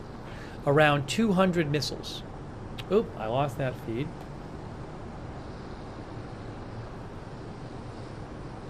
Oh, I'm seeing an update from the IDF. Manny Fabian with Times of Israel reports, the IDF says it intercepted a large number of the 180 ballistic missiles launched by Iran at Israel this evening. Israel's air defenses were effective, the IDF is saying. The U.S. also participated in the defense of Israel, both by detecting the threat from Iran and intercepting some of the missiles, according to the military. The IDF says there are isolated impacts in central Israel and several more impacts in southern Israel. There is no damage to the competence of the Israeli Air Force in the attack, and the IAF's planes, air defenses, and air traffic control are all operating normally according to the military.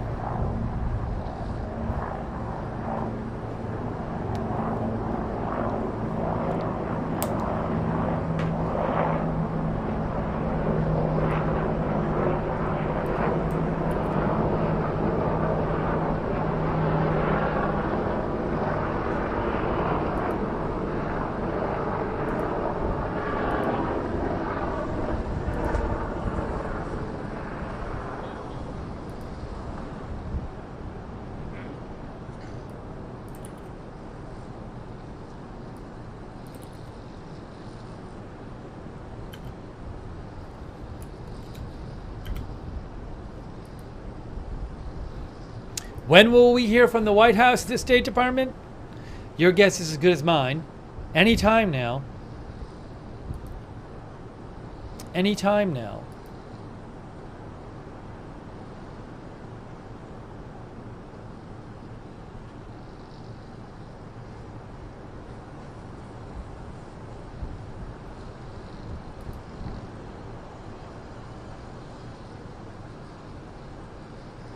Ankit Panda, who is an expert on missiles and nuclear policy says this could change with time, but missile defense is most effective in protecting populations when paired with shelters and sufficient warning of attack. And, you know, the Israeli government did give warning to people to go to their shelters.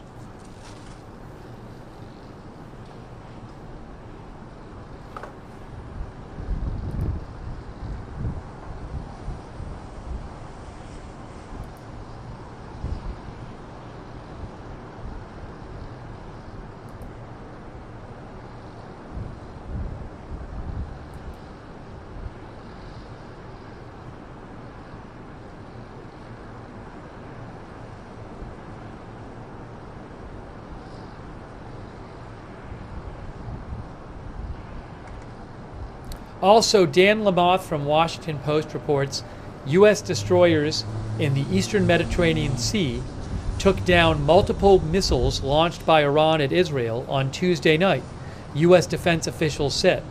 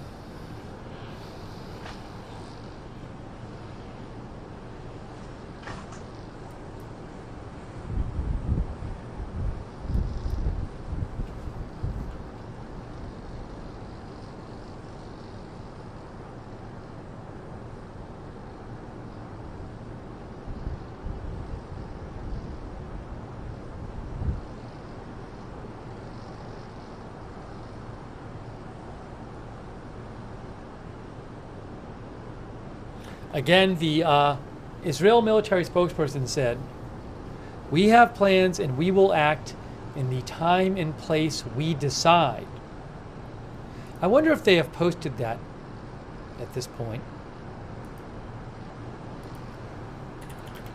I wonder if they've posted a press release on their website.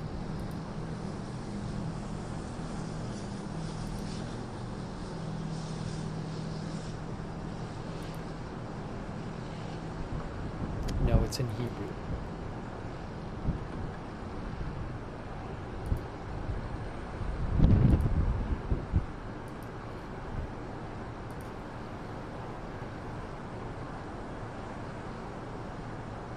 Wow. Wow. I mean, I don't know what Israel's going to do. You know, last time, remember, the Israeli strike in response to the Iranian attack in April, which involved hundreds of missiles and drones, but less got through than tonight. Maybe because more ballistic missiles tonight.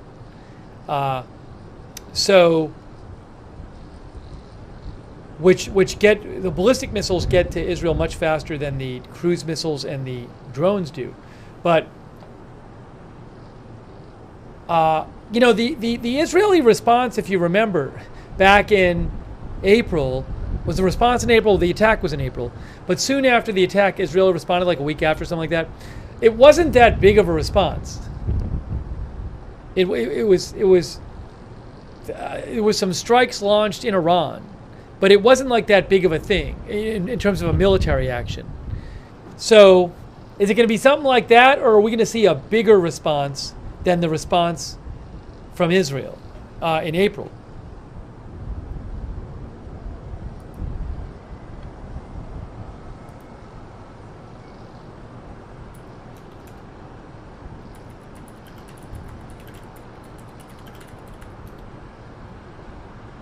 One of our viewers think it'll be huge. Some of our viewers think it's going to be really huge.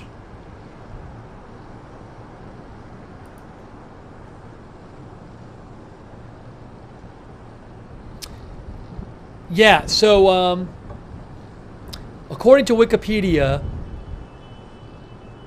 Israel launched missile strikes against Iran back after, that was back in April, after Iran launched all that strike at Israel. But I just remember it wasn't like, the Wikipedia says the limited airstrikes targeted an air defense radar site at an air base in central Iran. Satellite images suggest a surface-to-air missile battery was damaged or destroyed. That was the response in April.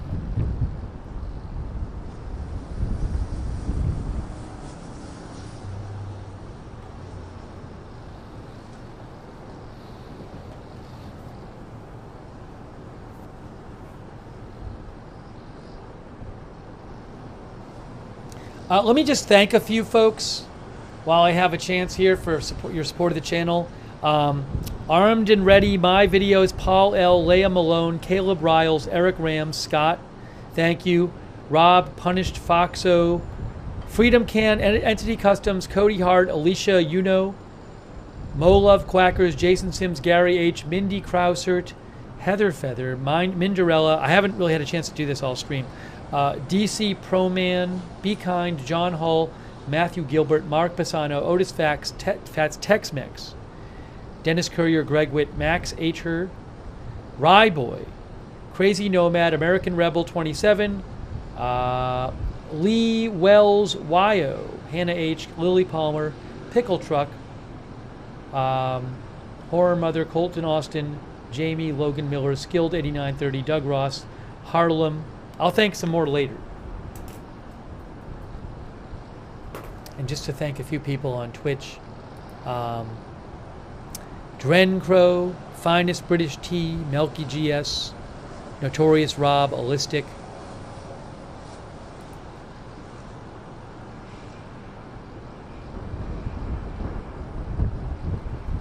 Very much appreciate your support for the channel. Still waiting for the White House and the State Department. What are they going to say?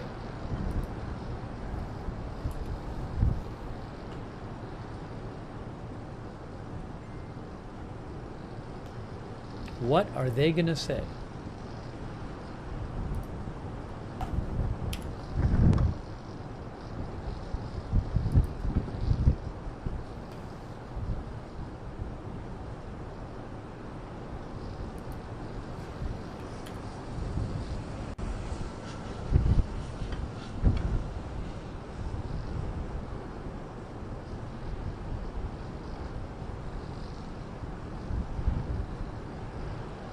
The Haaretz reports that the UN Security Council will meet on Wednesday to discuss the Iranian attack against Israel.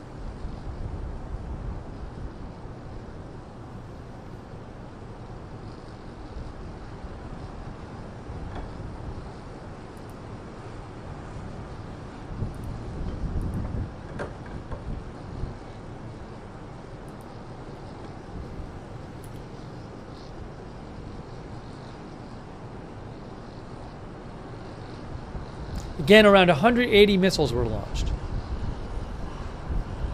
The New York Times reports that the man killed in the West Bank from the rocket shrapnel, from the missile shrapnel, was a 38-year-old man in the West Bank. Some reports said he had originally come from Gaza.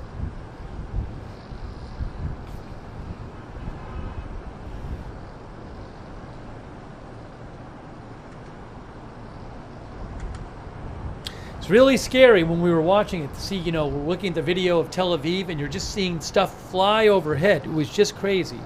Scary. Thank you to Just Some Guy, Tennessee. Shout out again to all of our moderators. I just want to thank them again. They've been here the whole time. On Twitch, A Moment of Lovely, Idaho Star, I Got That Fire.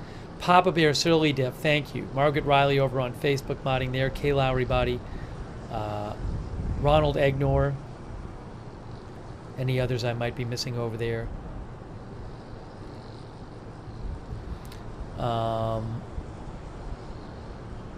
Thanks to, by the way, hold on, Diane Allworth for subscribing on Facebook. Margaret Riley and I have somebody else. Robert Rial II. I'm missing somebody else over there. Jesse Caulfield, thanks for subscribing on Facebook. Looks like they're about to start the White House press briefing. Any other subscribers I'm missing over there on Facebook? Thank you. Also, our YouTube moderators, Havasu Mom, Ruth Krafasi, our ex-moderators Linda Belk and Larry over there, and all of our other moderators, thank you. Hold on a second.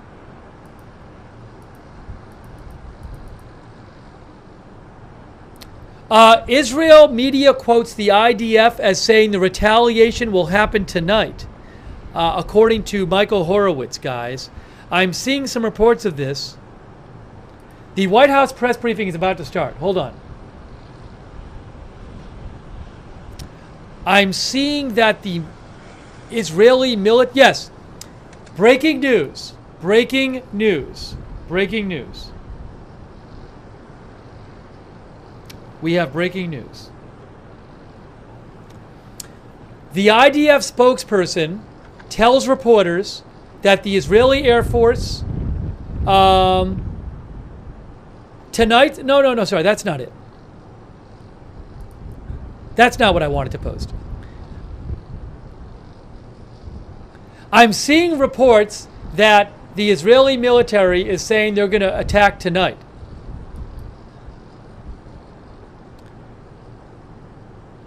So that is unconfirmed.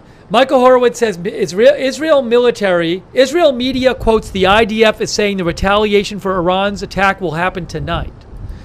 Let's see. Can I find this?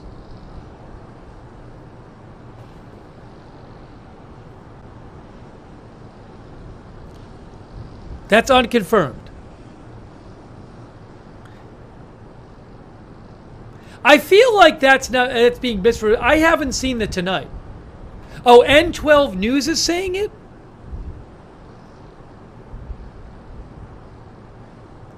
Hang on, folks.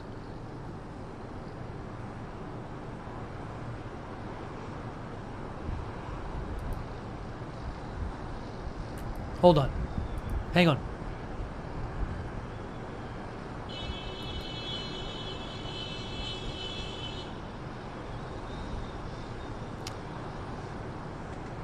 Yes, Khan News says the Israeli Air Force will operate tonight in a powerful way, and new details.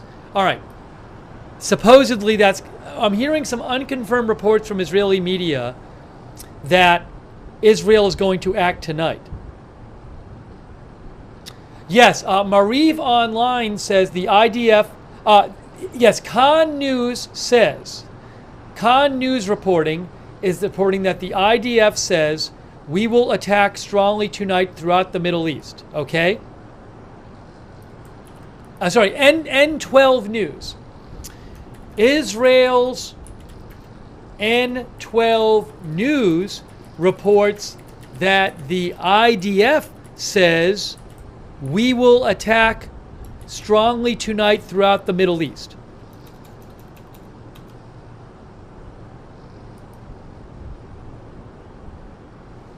So N12 News from Israel says the IDF says we will attack strongly tonight throughout the Middle East. And Mariv News in Israel says the IDF says we will attack with force tonight throughout the Middle East. So apparently the IDF has told Israeli press we will attack forcefully tonight throughout the Middle East. I don't know what throughout means.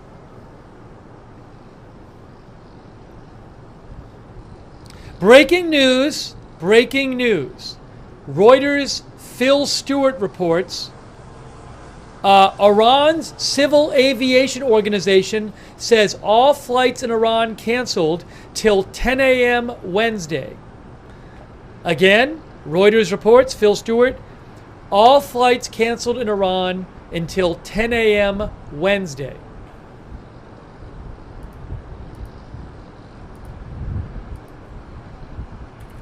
I need to take, it's currently 10:12 p.m. in Iran. It's a half-hour difference from Israel. All right. So there are reports that Israel is going to take action tonight. Give me a minute. I just need to take my contacts out and put my glasses on. If you give me a minute. At some point I'll have to eat, but not yet.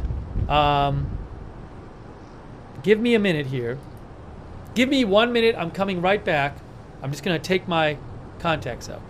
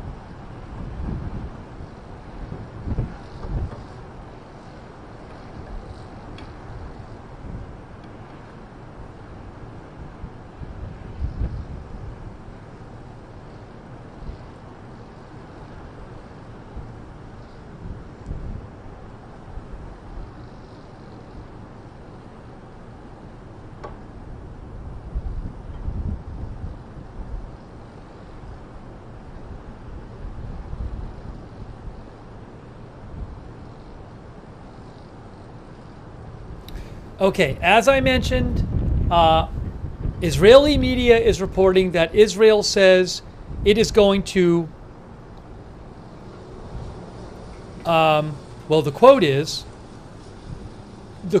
from the Israeli media, from the IDF in Israeli media is,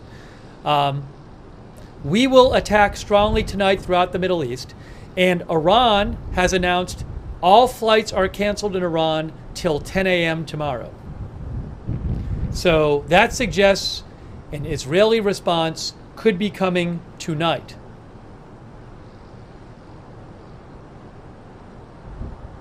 I'm seeing a rocket alert right now.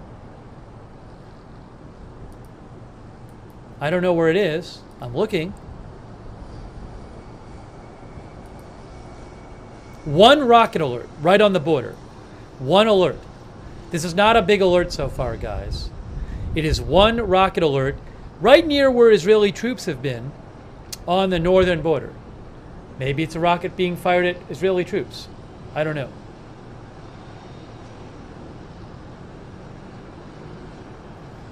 That's from the SOFAR Red Alert map.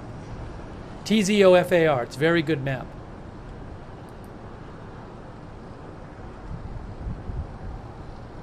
I think the White House press conference is going to begin soon. As soon as the White House press briefing starts, I'm going to put it up on the screen for you guys. Oh, is it starting now? It looks like it's about to start, guys. Hold on.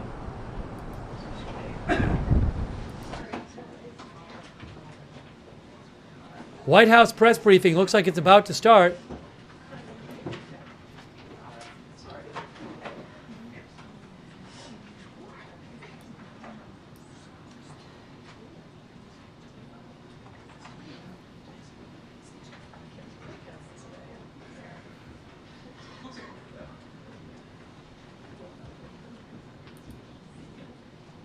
Hang on a moment.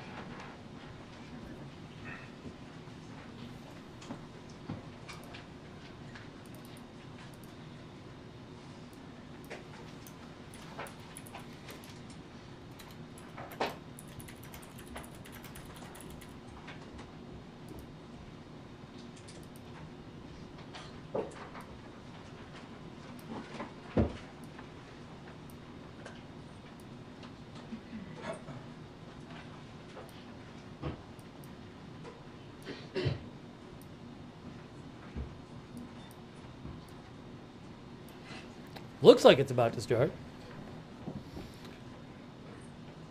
Oh, I guess Jake Sullivan, the National Security Advisor, I think is going to be at the briefing. I think I read that somewhere.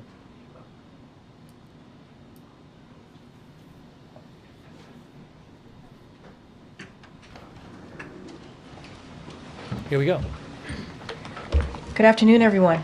Good afternoon. I'm going to be really quick here. I have the National Security Advisor, Jake Sullivan, to talk about the latest in the Middle East, so I'll turn it over to him. Thank you, Corinne, and good afternoon, everyone. I'm here to provide a brief report on the Iranian ballistic missile attack against Israel that occurred earlier today. I can take just a few questions because this is an ongoing situation and I need to get back to my desk. Today, Iran launched nearly 200 ballistic missiles towards targets in Israel. The United States military coordinated closely with the Israeli Defense Forces to help defend Israel against this attack. U.S. naval destroyers joined Israeli air defense units in firing interceptors to shoot down inbound missiles. President Biden and Vice President Harris monitored the attack and the response from the White House Situation Room, joined in person and remotely by their national security team. We are still working with the IDF and the authorities in Israel to assess the impact of the attack. But at this time, and I stress at this time, we do not know of any deaths in Israel. We are tracking the reported death of a Palestinian civilian in Jericho in the West Bank. We do not know of any damage to aircraft or strategic military assets in Israel. In short, based on what we know at this point, this attack appears to have been defeated and ineffective. This was first and foremost the result of the professionalism of the IDF, but in no small part because of the skilled work of the U.S. military and meticulous joint planning in anticipation of the attack. We are also aware of reports of a terrorist attack in Jaffa that took the lives of a number of Israeli civilians and wounded several others today. Our condolences go out to the families of the victims and to the family of the Palestinian civilian in Jericho. Obviously, my update here is based on early reports, and we reserve the right to amend and adjust as necessary as we gather more information. The word fog of war was invented for a situation like this. This is a fluid situation. We will consult with the Israelis on next steps in terms of the response and how to deal with what Iran has just done, and we will continue to monitor for further threats and attacks from Iran and its proxies. We are particularly focused on protecting U.S. service members in the region. And with that, I'll take just a few questions. Yeah. Thanks, Jake. Is the administration making any preparations to evacuate U.S. citizens from Lebanon or elsewhere in the region? We have been very clear for some time now that U.S. citizens should avail themselves of commercial means to depart Lebanon, given everything that's going on. We have said that from this podium, from multiple podiums. We continue to say that, but we have not begun triggering a non-combatant emergency evacuation, a NEO, and do not have an intention to do so at this time. If that changes, we'll let you know. But we continue to reinforce the point. American citizens in Lebanon should follow the guidance from the State Department, which is to find civilian commercial means to depart, because in extremis, we may not be able to get them out safely. Yes. Thanks, Jake. What is the U.S. view on whether Israel should retaliate, and what is your concern about this leading to a wider escalation of war in the region? We've had some initial discussions with the Israelis in the aftermath of this at the military level and also at the White House to Prime Minister's office level. We'll continue those conversations in the hours ahead. I'm not going to prejudge or get ahead of anything. We want to have some deep consultations with the Israelis, and I'll have more to report to you after we get the opportunity for deeper discussions. And escalation in the region? Obviously, this is a significant escalation by Iran, a significant event, and it is equally significant that we were able to step up with Israel and create a situation in which no one was killed in this attack in Israel, so far as we know at this time. We are now going to look at what the appropriate next steps are to secure, first and foremost, American interests, and then to promote stability to the maximum extent possible as we go forward. Yeah. Back in April, the president's message to Israel was to take the win when the U.S. and Israel were able to intercept the barrage of Iranian missiles. Is he recommending a similar similarly limited response this time? I will not, from this podium, share the president's recommendations. He will have the opportunity to share them directly. We're going to have, as I said, ongoing consultations with the Israelis this afternoon, this evening. It is too early for me to tell you anything publicly in terms of our assessment or in terms of what our expectations are of the Israelis or the advice that we will give them. So will he be speaking to Prime Minister Netanyahu today? I don't have anything to announce from this podium, but I can tell you that he is tracking this minute by minute. We are very much deeply in touch with the Israelis, and insofar as we have calls to read out, we'll make sure to read them out with you. Just last question, then I'll turn it over. Thank you, Jake. In April, after Iran struck Israel, the U.S. issued a number of sanctions as a consequence. This morning, the president said there would be severe consequences if Iran carried out this attack. What are those consequences, and are they more severe than sanctions? Totally legitimate question, and that answer will come based on the conversations and consultations we have with our Israeli counterparts. It's too soon for me to stand before you today and give you an answer. What I can tell you is this. We are proud of the actions that we've taken alongside Israel to protect and defend Israel. We have made clear that there will be consequences, severe consequences for this attack, and we will work with Israel to make that the case. Thank you very much. Thank you. Thank you, Jake. Thank you, Jake. Okay, on to the rest of the programming here.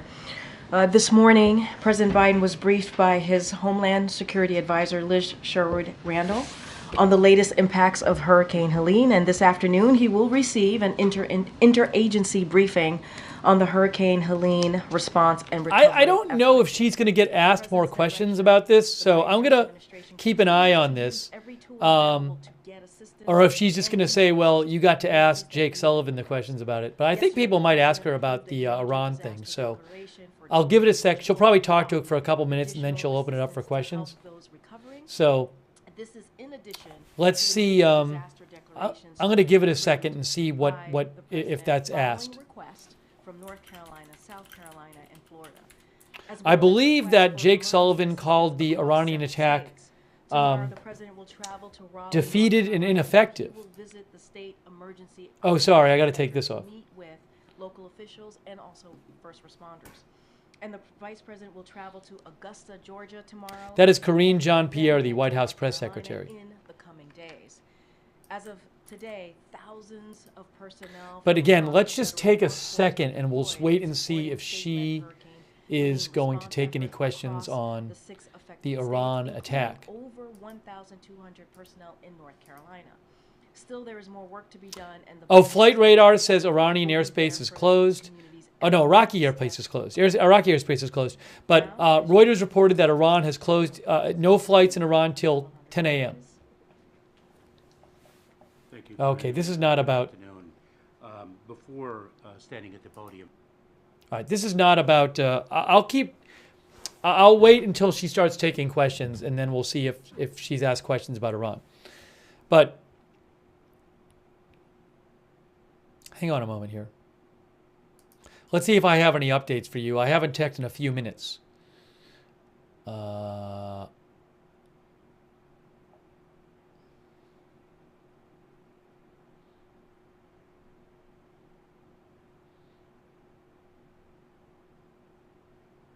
So, just to be clear, Barak Ravid said the same thing as some other Israeli press are saying. Barak Ravid says an IDF official told reporters on Tuesday night that on Tuesday night, tonight, the Israeli Air Force is going to continue conducting powerful strikes all over the Middle East. Okay? Let me get my clock up on the screen.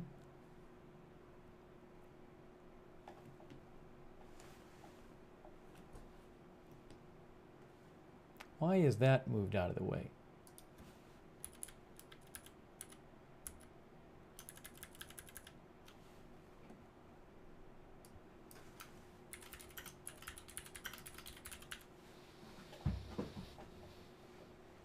So again,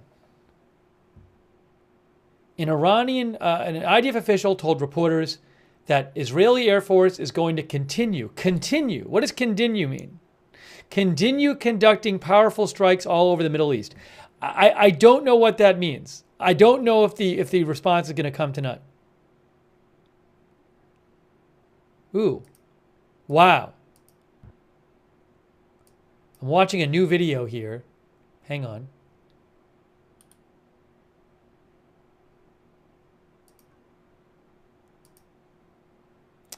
New video of a rocket. Wow, that's crazy. I just saw a crazy video. I just saw a crazy video posted by Manny Fabian of Times of Israel that purports to show an Iranian missile app impact and sent. Maybe it's been deleted. Nope, it's still up there. Nope, it's not still up there. Maybe it's not a real video. Maybe it's not from today. See the latest post. Nope, it's posted. Guys, I'm going to post this in the chat. It looks like a video game. It's crazy. I don't have the rights to the video. I just posted it in the chat and I posted it on my social media. It's crazy.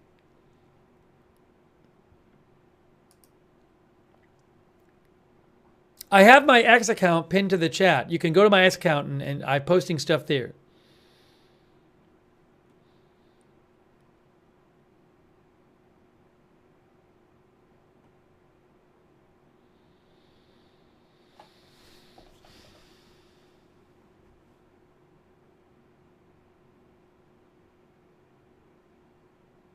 That is a crazy video.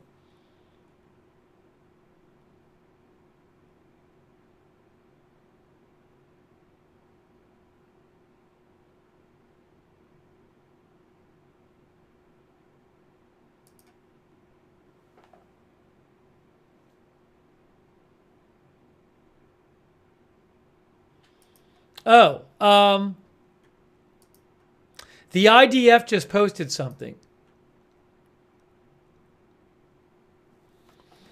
The IDF said, thanks to Factual News for mentioning this, the IDF says a short time ago, IDF forces identified dozens of suspects who pose a threat to the forces operating in the central Gaza Strip. The force fired at them. Injuries were detected. There are no casualties to our forces and the incident is under control. That's from the IDF.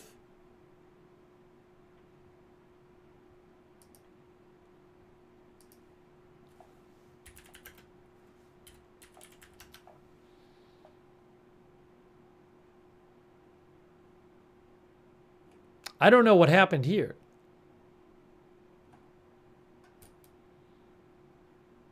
Kind of a vague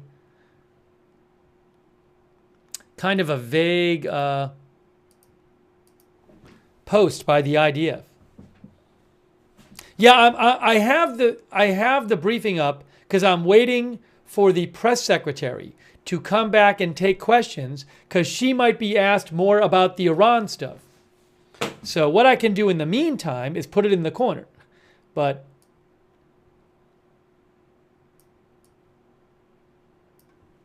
I'll check back in when she starts answering questions. Oh, Pentagon press briefing? Oh, there's a Pentagon press briefing coming up. Pentagon press briefing coming up. Hold on. Let me get to the press. Let's wait for Pentagon press briefing. Okay, Pentagon press briefing coming up. We'll watch that. Thanks for letting me know.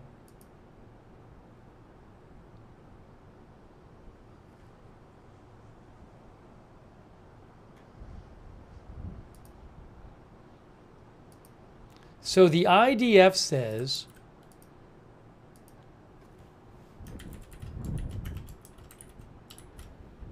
a short time ago, the IDF forces identified dozens of suspects who pose a threat to the forces operating in the central Gaza Strip. The force fired at them. Injuries were detected. There are no casualties to our forces, and the incident is under control.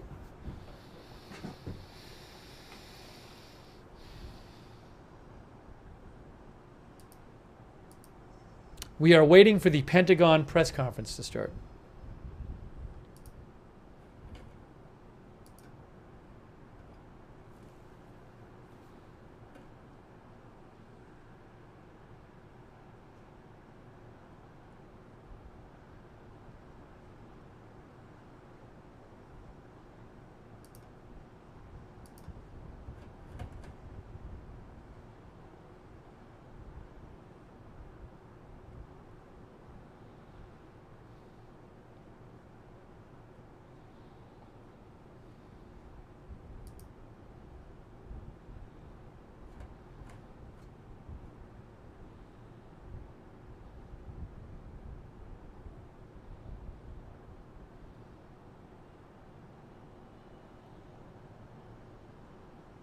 I'm not going to watch an Israel press briefing, if there is one, because it's not going to be in English. I'm going to watch the Pentagon one because that'll be in English.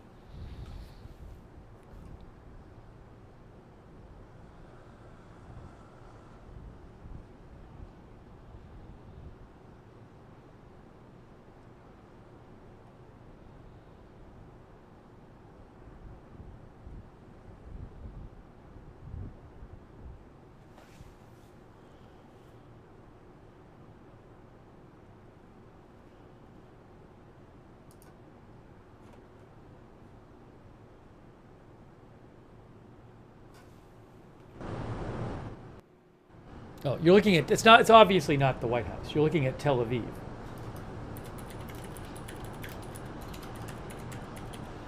That's a shot of Tel Aviv there.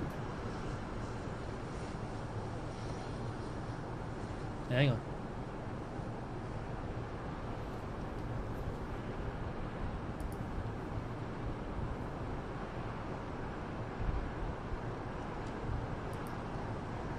Yeah, I don't know.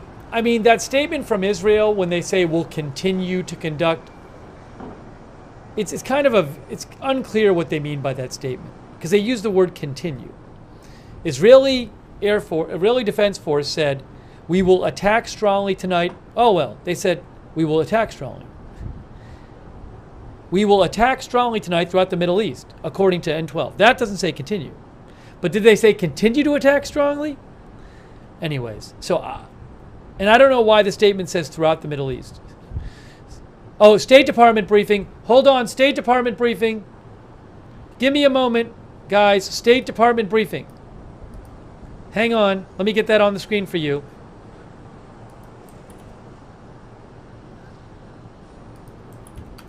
National security team in monitoring this attack as it was unfolding, as well as our response.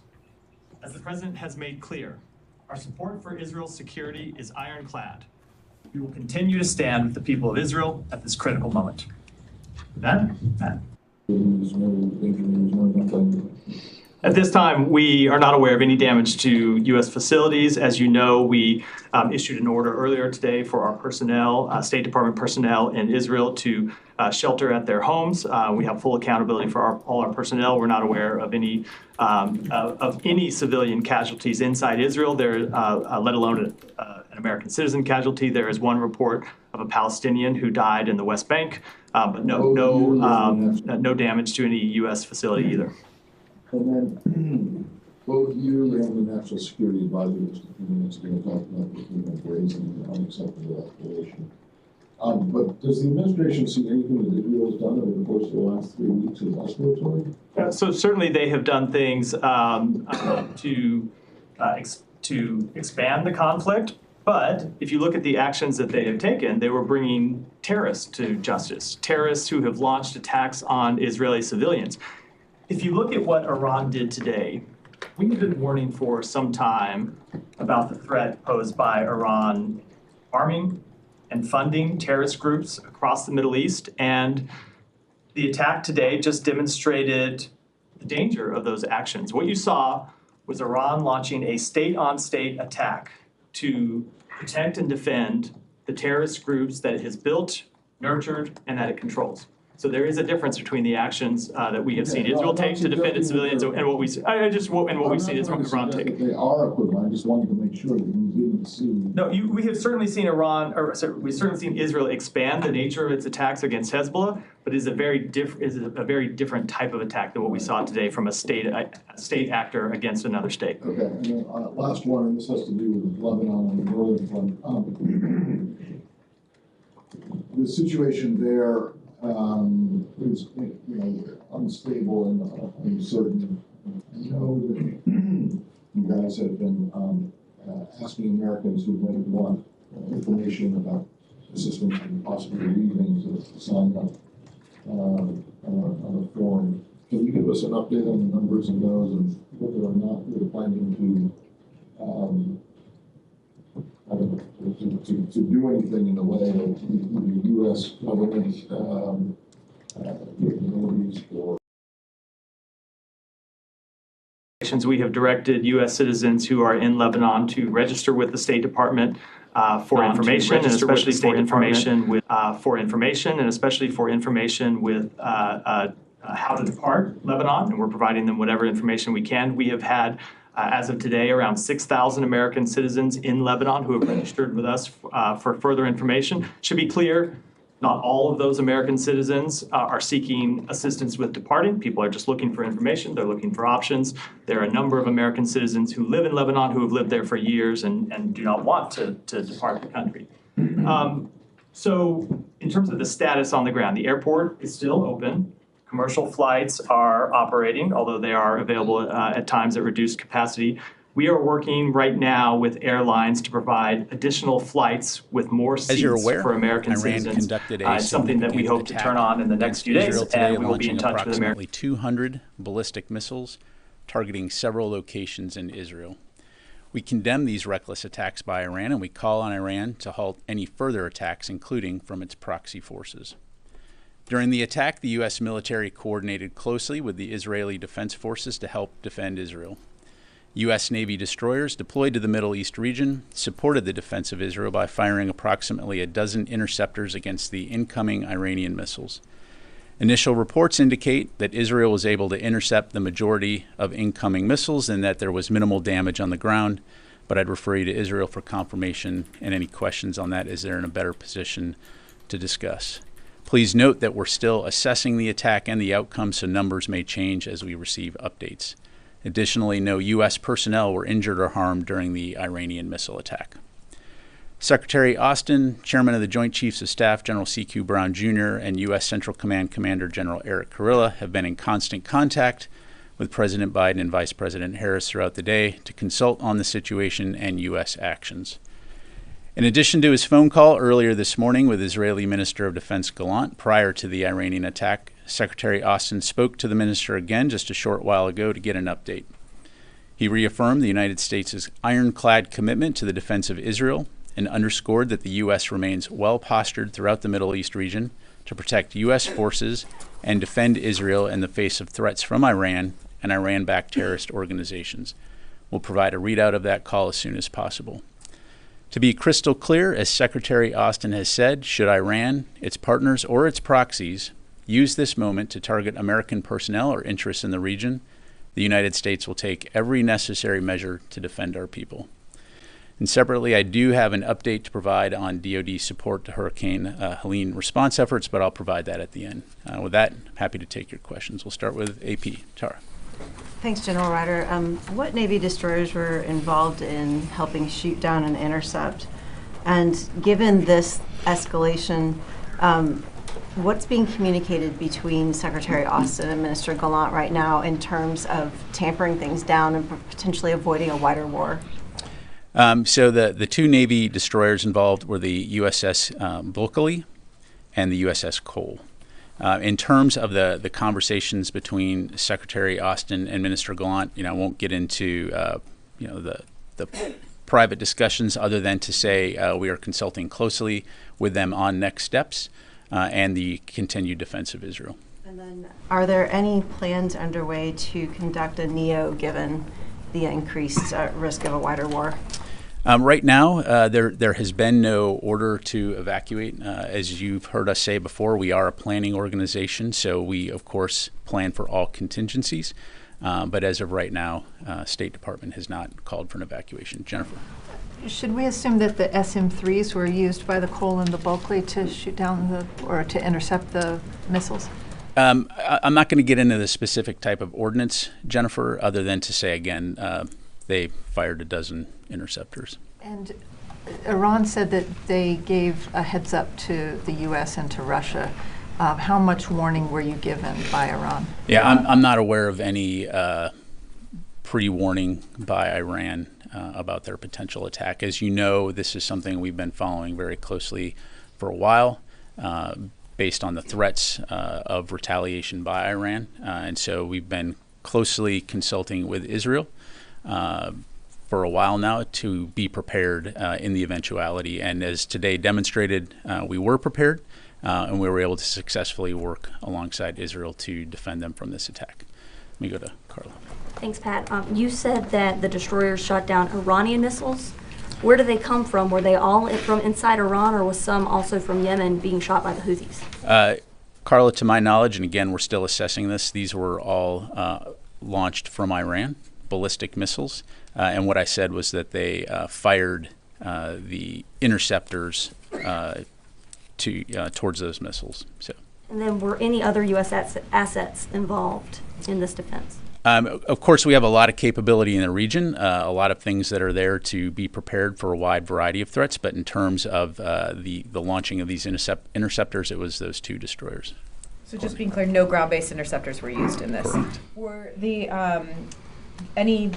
were you aware of any duds that didn't fire off, that maybe Iran wanted to fire more than the roughly 200? As I mentioned, we're still assessing the outcome of the attack, and so we'll have much more information later. But these are all, our initial reports. And then on the second call with the Secretary and Minister Gallant, did he urge Israel not to respond or to moderate any response to Iran, or did Gallant share any of Israeli intentions for their potential response here? Well, again, as I'm sure you can appreciate, I'm just not going to be able to get into the details of their call, other than to say, again, we're consulting closely about next steps and the continued defense of Israel. What does Secretary Austin think about the potential for an Israeli response here? Would he urge them, without saying what he said in the call necessarily, but what are his feelings about the potential? Would he urge them restraint, or? Well, look, if you take a step back here, we fully support Israel's right to defend itself. You just saw a very significant ballistic missile attack by Iran against Israel. And so, we'll continue to work alongside them to support their defense. We, of course, do not want to see a wider regional conflict. You've heard us say that many times, and we'll continue to work towards that end. But we also fully understand the fact that this was a significant attack by Iran, and so we're going to continue to consult closely, and we're going to continue to support their defense. Let me go to Laura. Thank you. Just a couple of clarifications. Do you say that the U.S. destroyers had intercepted or shot down the missiles, or just that they fired? I said that they fired approximately a dozen interceptors against the incoming Iranian missiles. And were there any U.S. aircraft that shot interceptors at Iranian missiles? What I've read out is what participated in the defense of Israel. Okay. And then, just one more. Can you say if there were any drones or cruise missiles that were involved in the Iranian again, attack? still assessing it right now. It appears it was ballistic missiles, no drones, but again, we'll continue to assess. Let me go to Joseph, and then we'll come here. Thank you. Just wanted to turn to the Israeli invasion in Lebanon. For the past couple of months, the department and the secretary have called for de-escalation. You guys have voiced your opposition to any ground incursion, invasions, limited operations. After we found out that the Israeli strike last week killed the Hezbollah chief, Hassan Nasrallah, it seems like the tone changed. From the statements last night, the department and the secretary said they supported what Israel is doing. So what changed for a change in that tone and that stance from the department? Yeah, I think the biggest thing, Joseph, is we fully support Israel's right to defend itself against Hezbollah. As we understand it, they will be conducting limited operations to destroy Hezbollah infrastructure that's arrayed along the border there that could be used to threaten Israeli citizens. And so we're continuing to consult with the Israelis to better understand how they intend to go forward. Obviously, I'd refer you to them to talk or ask questions about details regarding those operations. But we fully understand as part of their overall efforts to return people home that they do need to address those threats that are along the border there. And so all that to say, we will continue to consult with the Israelis and other partners in the region long term about how we can ultimately de-escalate those tensions and get to a ceasefire. Have they asked for any help from you guys doing whatever it is that they want to do? No. Yes, sir. Were the United States surprised by the scale of the Iranian attack on Israel? Well, look, like I said before, we've been monitoring this for a while. Iran had been very public about its threats to retaliate, and so it's something that we've been monitoring. Certainly, this was a significant attack. Probably about twice the size in terms of scope of what we saw earlier. But again, we're still assessing the outcomes of this. And as I highlighted at the top, we certainly condemn this reckless attack, this direct attack against Israel, and we'll continue to support Israel's defense. Several Israeli media spoke about a response tonight, Israeli response tonight to this attack, including some, not just Iran, some other Middle Eastern countries. Will the United States be assisting the Israelis in their response? Well, I'm not going to speculate about hypotheticals. I'd refer you to the Israelis to talk about, I'm asking about, will the Americans help them with their response? Well, what you're asking me is if they're going to do something, and what I'm saying is I'm not going to speculate about what or if they may do. As I highlighted to several of your colleagues, we're consulting closely with the Israelis in terms of next steps, with the emphasis being the defense of Israel. So let me go to this side of the room. Oren. Essentially a follow-up to that question, is the U.S. willing to strike Iran in response to this? Are you putting that on or off the table? Well, look, Oren, again, I don't want to get into hypotheticals. I think I was very clear at the top that should U.S. forces be targeted by Iran or its proxies, we'll take necessary steps to defend our people.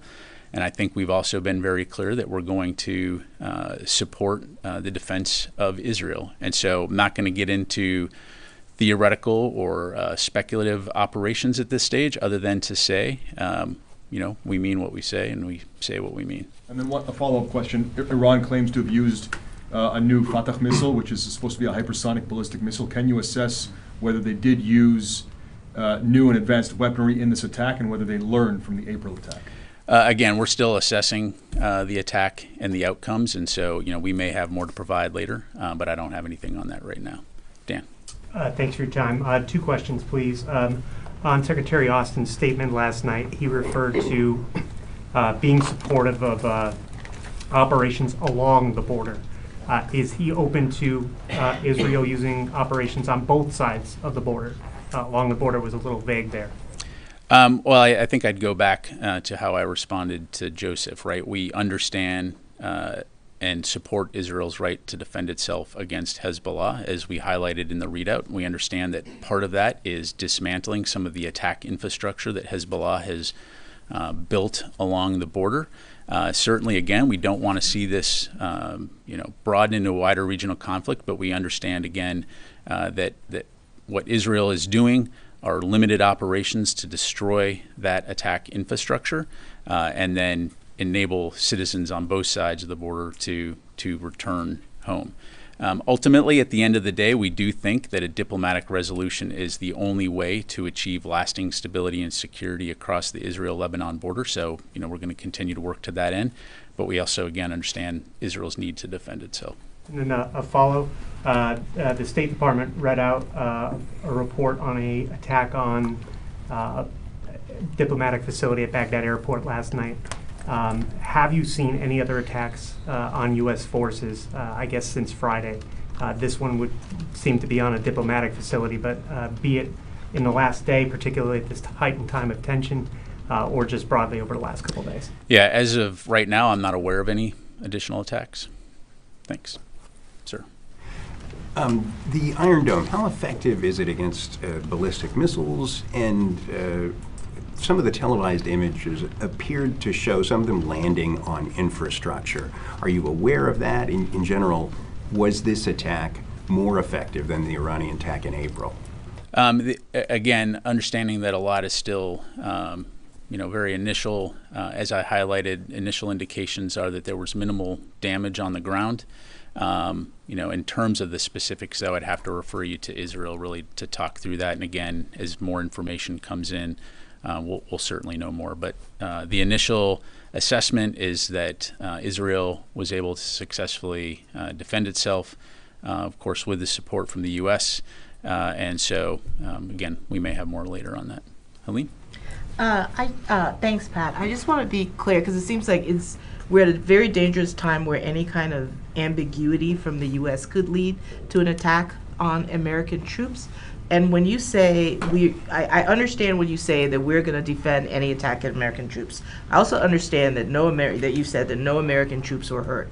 Therefore, are you saying the U.S. is not planning on a kinetic strike against Iran? Because right now, when you say there will be consequences, all of that, you're leaving it vague and people don't understand. And I want to understand, are we going to be joining Israel in hitting back against Iran in a kinetic manner?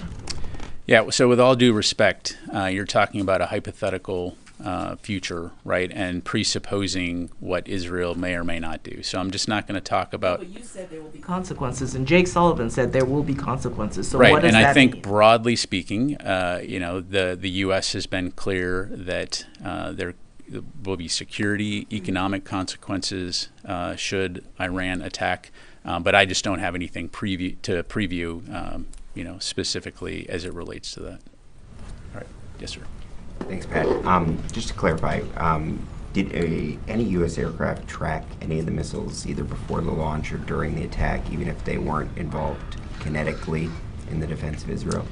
So I won't go into specifics, Chris, other than to say, as you well know, we have a wide variety of ISR capabilities throughout the region to monitor and track potential aerial threats. To include aircraft that do that. So I'll just leave it there. Okay. Charlie. Thank you, General. I know you said repeatedly that Iran doesn't telegraph these attacks, yet from early this morning we were told that an attack would be imminent, so we're getting some sort of information from somewhere. Based on whatever that was based on, where does Iran stand now? Is this just the first salvo? From your assessment, are they positioned to go ahead and pull the trigger again at will? That's really a question for Iran. As evidenced by this attack, they certainly maintain the capability to conduct additional attacks. As I highlighted at the top, we call on them to halt any further attacks, and we'll continue to assess. We'll also continue to be prepared to respond in the defense of Israel should they opt to do another one. We certainly hope that they do not, but we obviously have to be prepared in that eventuality. I just want to clarify, I think you said earlier this is twice the size and scope from the attack of April 13th?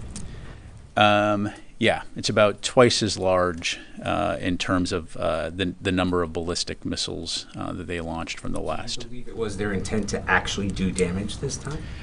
Well, look, you don't launch that many missiles at a target without the intent of hitting something. So absolutely, just like the last time, their intent is to cause destruction.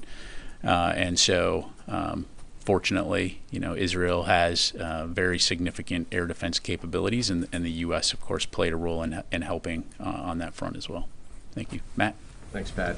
You said there have been no new attacks on U.S. forces in the region, but is the department tracking a greater threat now to U.S. forces, and are you taking any extra measures on top of the recent plus-ups you've done for force protection? Well, Matt, as you know, we're always taking force protection very seriously. We're all very well aware of the heightened tensions in the region, and U.S. Central Command has been, for a long time now, constantly assessing and reassessing the threat to ensure that our forces are protected. Like I mentioned, I'm not aware, as I come to the podium, I'm not aware of any additional attacks beyond the one that Dan mentioned, but it's something that we'll obviously be keeping a close eye on to protect our forces. Secondly, were there any other nations other than the United States and Israel who took part in intercepting missiles or helping to track them or anything like that? Yeah, I don't have anything to provide on that, and obviously I wouldn't speak for other countries from here. Yes, sir. General, I'd like to ask you if you guys talk to the European allies and if you ask for military support in protecting Israel in case of another attack from Israel or the proxies, or is at the moment it's only the U.S.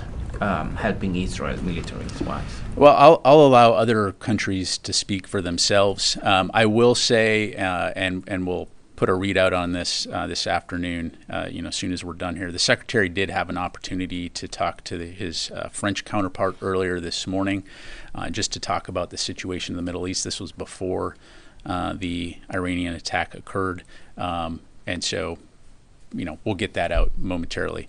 Broadly speaking, though, again, in terms of any European coordination or cooperation with Israel, that's really for individual countries to talk to. I won't speak to them. Let me go to the phone real quick before I get in trouble. Task and Purpose, Jeff Schogel. Thank you. I understand that the destroyers fired about a dozen interceptors. Did they hit any of the missiles? If so, how many? Yeah, thanks, Jeff. So again, we're, as you highlight, they fired the interceptors. We're still assessing, again, outcomes of that. So I can't really, I just don't have more information to provide at this time. Okay, let me go to Heather from USNI. Hi, thank you so much. So you mentioned that the United States has the ability and intent to respond if any of its service members are attacked. Over on Friday, you had two U.S. destroyers and a LCS come under attack from the Houthis. Which is an Iranian proxy group. So would that give, is there any intention to launch any attacks in response to those service members coming under attack? Well, first of all, Heather, as you are aware, there were no U.S. service members injured in any of those attacks. And as always, we will respond appropriately at a time and place of our choosing, but I'm not going to telegraph or speculate on any punches at this time. All right, and Patrick Tucker, Defense One. Hey, yeah, thanks for doing this. So on the announcement of 3 additional aircraft squadrons, F-15s, F-16s, A-10s, I presume that they weren't involved in any of the interception activity. Can you talk a little bit about why they're there and what role they might fill now in terms of enhancing security for U.S. forces in the region? Yeah, absolutely. Well, as we've been highlighting for a while, we have a robust amount of capability in the Central Command and U.S. European Command regions. And what those capabilities provide us is versatility in terms of responding to a variety of contingencies. And so, basically having the right tools in the toolkit to be able to respond appropriately to any type of attack or contingency situation. And so, as you well know, Pat, fighter aircraft can perform a variety of missions to include taking down drones, taking down missiles, particular kinds of missiles, as well as providing ISR, electronic warfare, and types of capabilities. So all of this comes together to provide us with options on how best to respond to any type of attack and to protect our forces. Let me come back to the room here. Yes, ma'am. Thank you, General. First, on Iran, after today's attack and the expected response from Israel, is the assessment at the Pentagon still that the situation in the Middle East still under control and we're not in all-out war yet?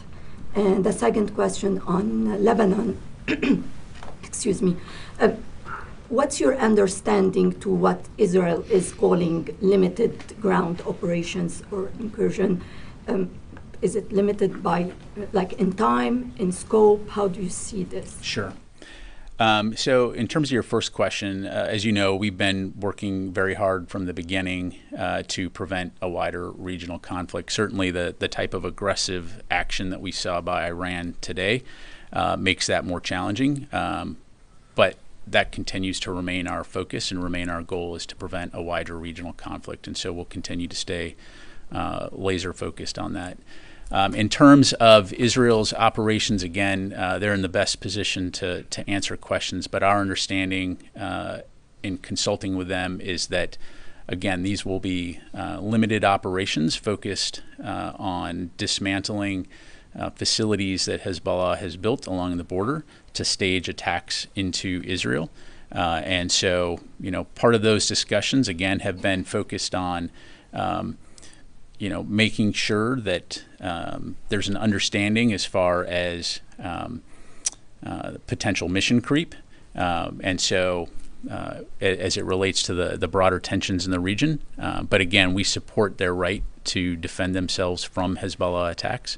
And so we'll continue to consult with them on that. As I mentioned, Wafa, ultimately, we do believe that a diplomatic resolution is the only way to achieve lasting stability and security there. Take a few more. Phil. A couple small questions. One is, why weren't land-based air defenses used? And did you find that you had, did the United States have fewer partners in trying to knock down these Iranian missiles this time than it did in April?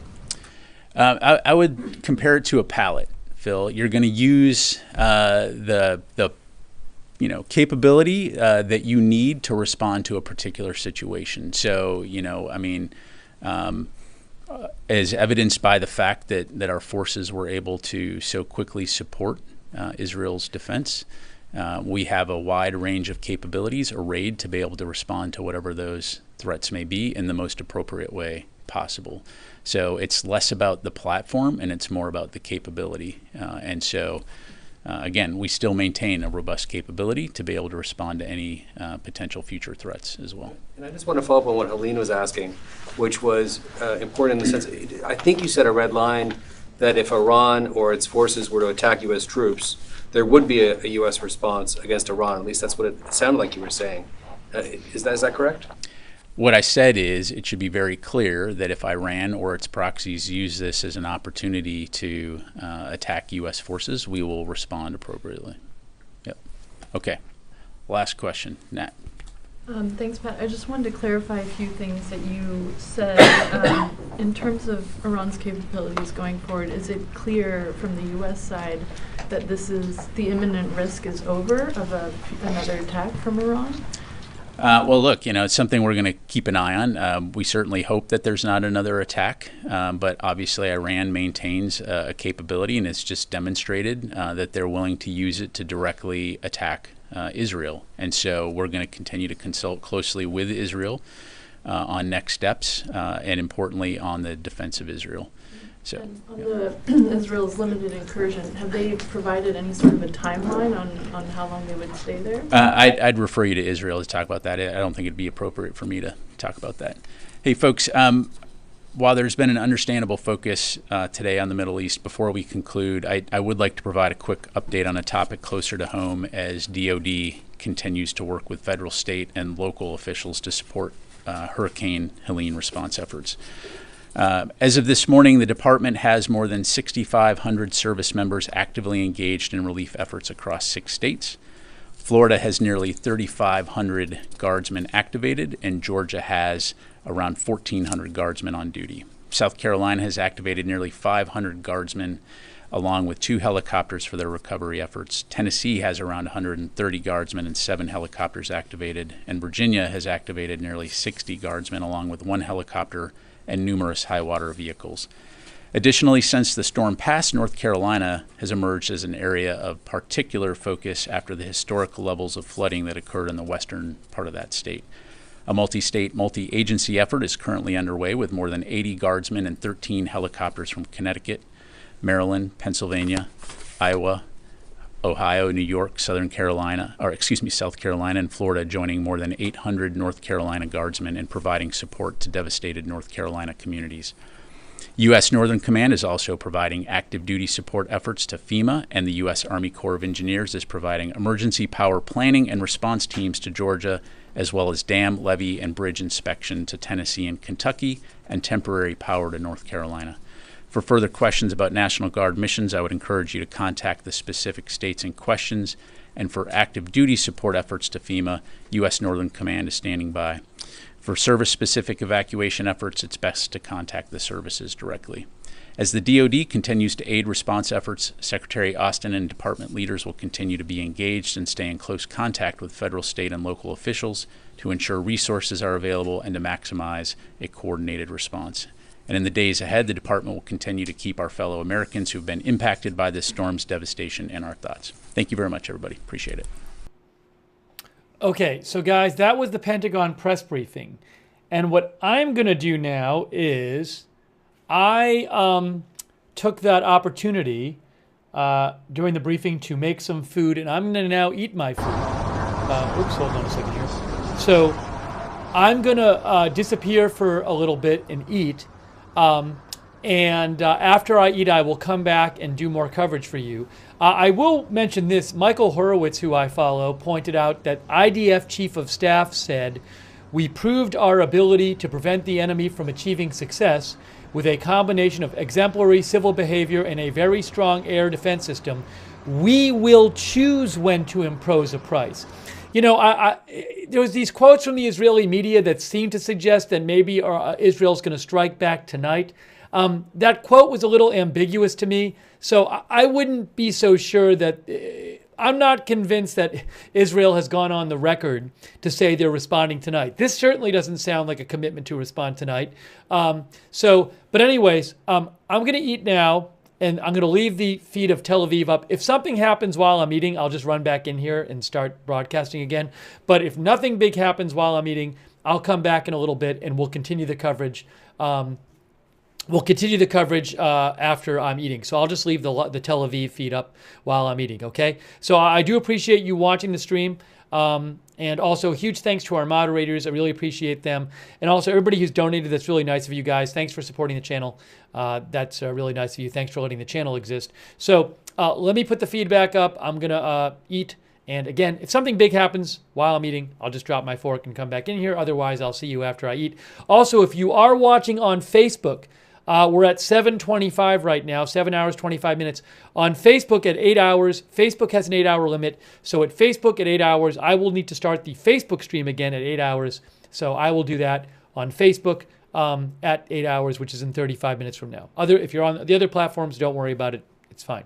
Okay, so I'm going to eat now, and you can chat in the chat rooms if you'd like, and I'll be back in a little. I'm going to take my AirPods out first. And I'm going to eat now, and I will see you guys after I eat.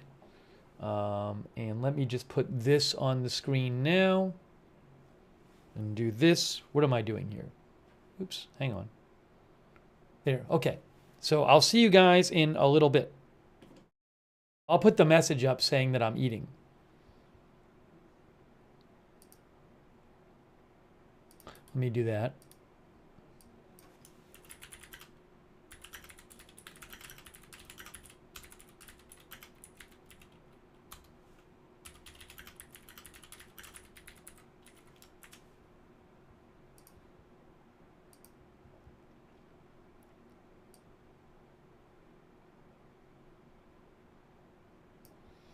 That's not working.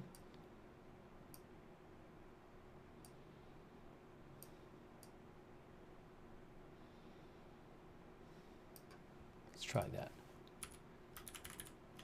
Okay. Okay, so I'll see you guys in a little bit after I eat, and I'll leave the stream up here from Tel Aviv while that's happening.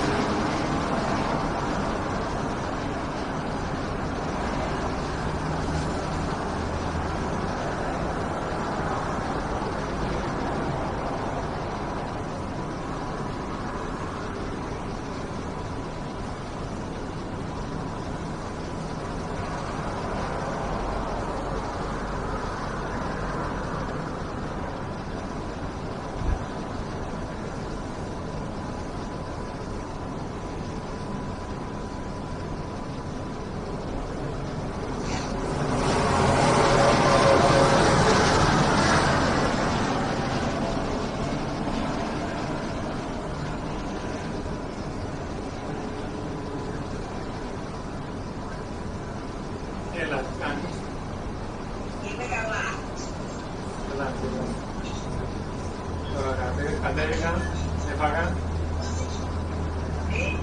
Τώρα κατέβηκα εδώ πάνω, έβαλα τα στήματα και βλέπω τα CNN προφές λύση.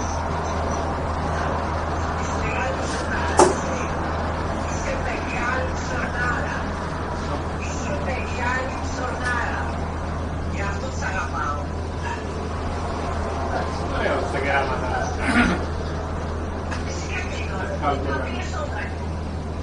Νομίζω ότι έπαιξε πρέπει να μην υπάρχει, να παίξει στον πλανήτη. Αυτό τώρα βλέπω CNN έχει ανάλυση τώρα εδώ και μισή ώρα που θα κάνει. Κατάλαβες τώρα γιατί χάρη και όταν σύνδε στο φόνο.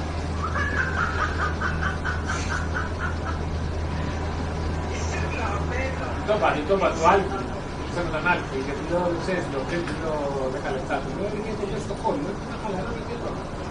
Είχα την άλλη λέω, εντάξει, λέω, ξεκίνησε παραπέντε, λέω, εντάξει, ένα πιο παραπέντε, ξέρω εγώ, ξέρεις, και καλά τώρα. Αφού παρά ένα, αφού είμαι της αποστολή. Και που μου βλέπει το ανθρωπάκι, δεν είχα κάνει, δεν είχα ανοίξει κάμερα, με που μου βλέπει, α, γεια σου Σάβα, λέει, τι κάνεις, λέει, που είσαι. Έκανε σε κάμερα, δεν έκανε σε κάμερα. Α, σε ποια φορά είσαι τώρα, είπε. Και έλεγε στο Ισραήλ, είσαι με το Μανουέλ. Ναι, λέω, είναι ο Μανουέλ στο πόδι και είναι στο άλλο. Α, ωραία, πολύ χάρη, πολύ χάρη. Λέω, τους αγαπάει, λέει.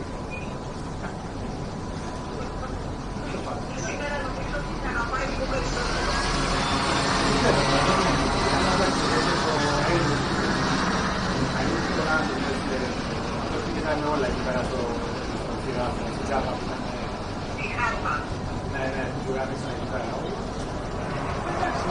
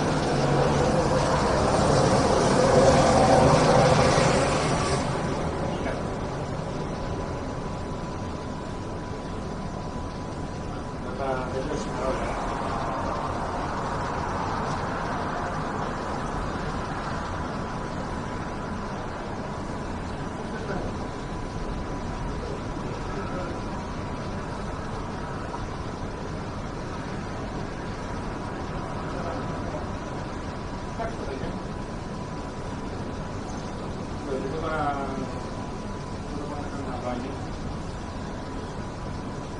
Okay. Nagila.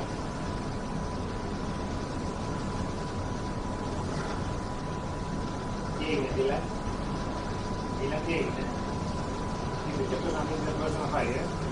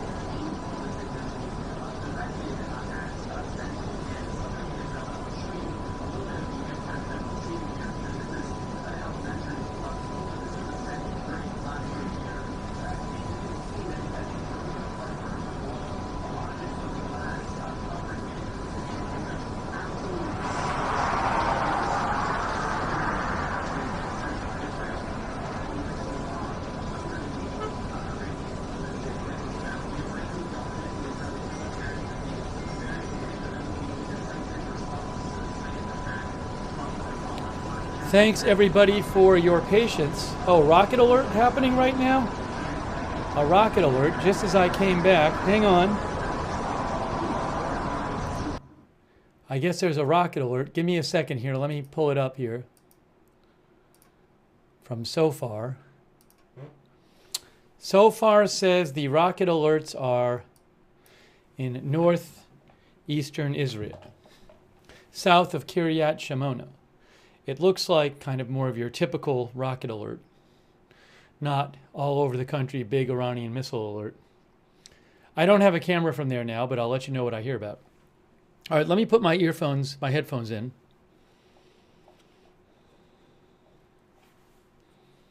Let's try this, see if this works.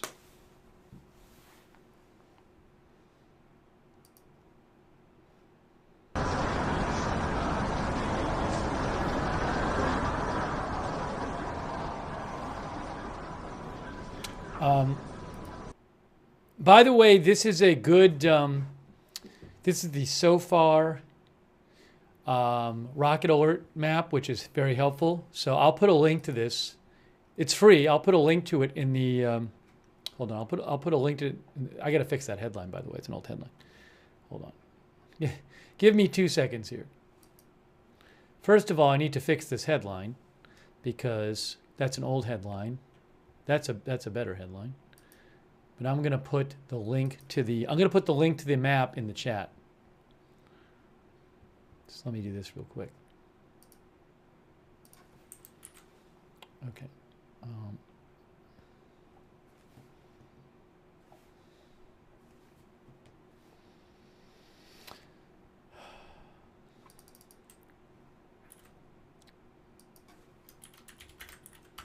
Okay, just put the link to the map in the chat. And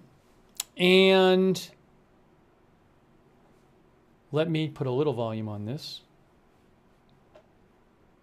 And let's get some updates here. Hang on.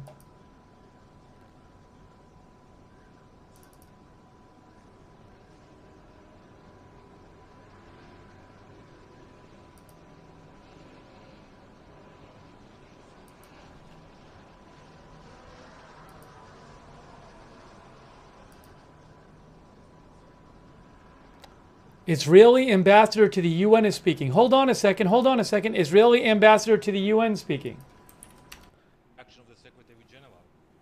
Few hours after such a vicious attack, and the statement he put out, basically it ignores the aggressor and speaks about de-escalation. But we have a member state of the United Nations that just came to this building a few days ago, and they sent ballistic missiles to another sovereign state. And instead of condemning them, some people call for de-escalation. That's disappointing. We have no desire for war or escalation, but we cannot sit idly by when our civilians are being attacked in such manner. And as I said earlier, Iran used to send proxies, but now when they send almost 200 ballistic missiles, that's something that I don't think any other nation in the world will ignore. Mr. Ambassador, just a quick follow-up. Iran has put out a statement saying that if Israel responds, they will respond even more seriously. Well, I think I would not advise Iran to challenge our determination, our capabilities. In the past, we have proved it, and we will prove it again. From Reuters, could you give us any indication of how Israel might respond to this attack? Are Iran's nuclear facilities on the table in terms of a target? So we will decide about when and how we will respond, but I can tell you one thing. It will be noticed. It will be painful. And I think that the people of Iran who are watching us understand that it's not against the Iranian people, it's against the radical regime that dragged the Iranian people into this situation. Thank you. Gabriel Elizondo from Al Jazeera English. Ambassador, at the very podium that you're at now just a few days ago, Ayman Safadi, the foreign minister of Jordan, stood at the very podium there and he said, on behalf of 57 Arab and Muslim countries, they are willing to provide safety or help provide safety to Israel, safety and security to Israel, your country, if for long-term peace, if Israel. Sounds like Should I go ahead? Yeah.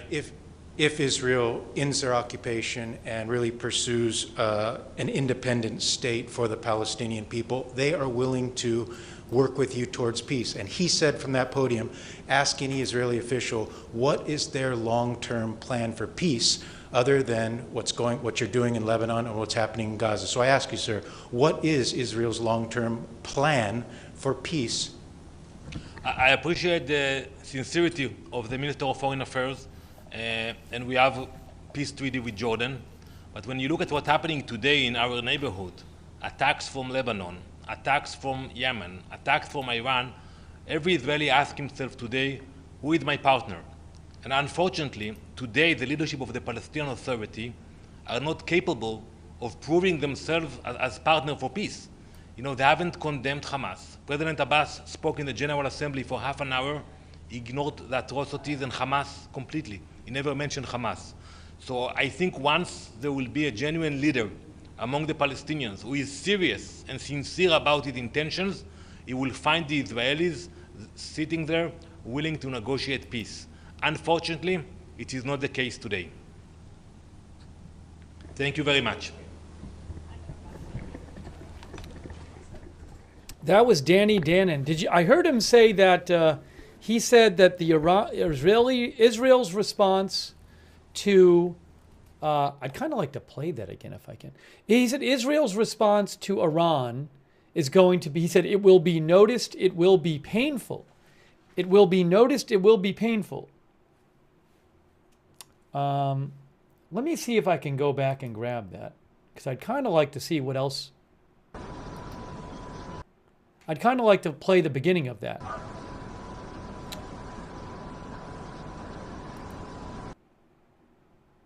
Let's see if I can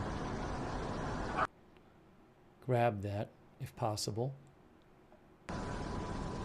Now this is acting all weird. Now the audio for this is acting weird.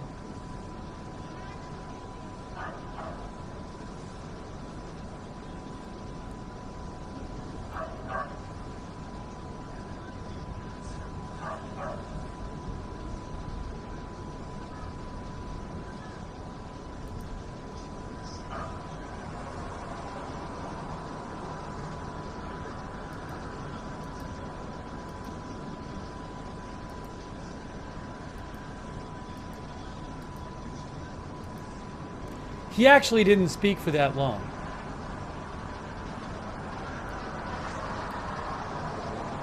I'm gonna play you what he said. Hang on. I'm gonna play you what the Israeli ambassador to the UN said. It wasn't that long. And we missed a couple minutes of it. So let me see if I can just play this right here.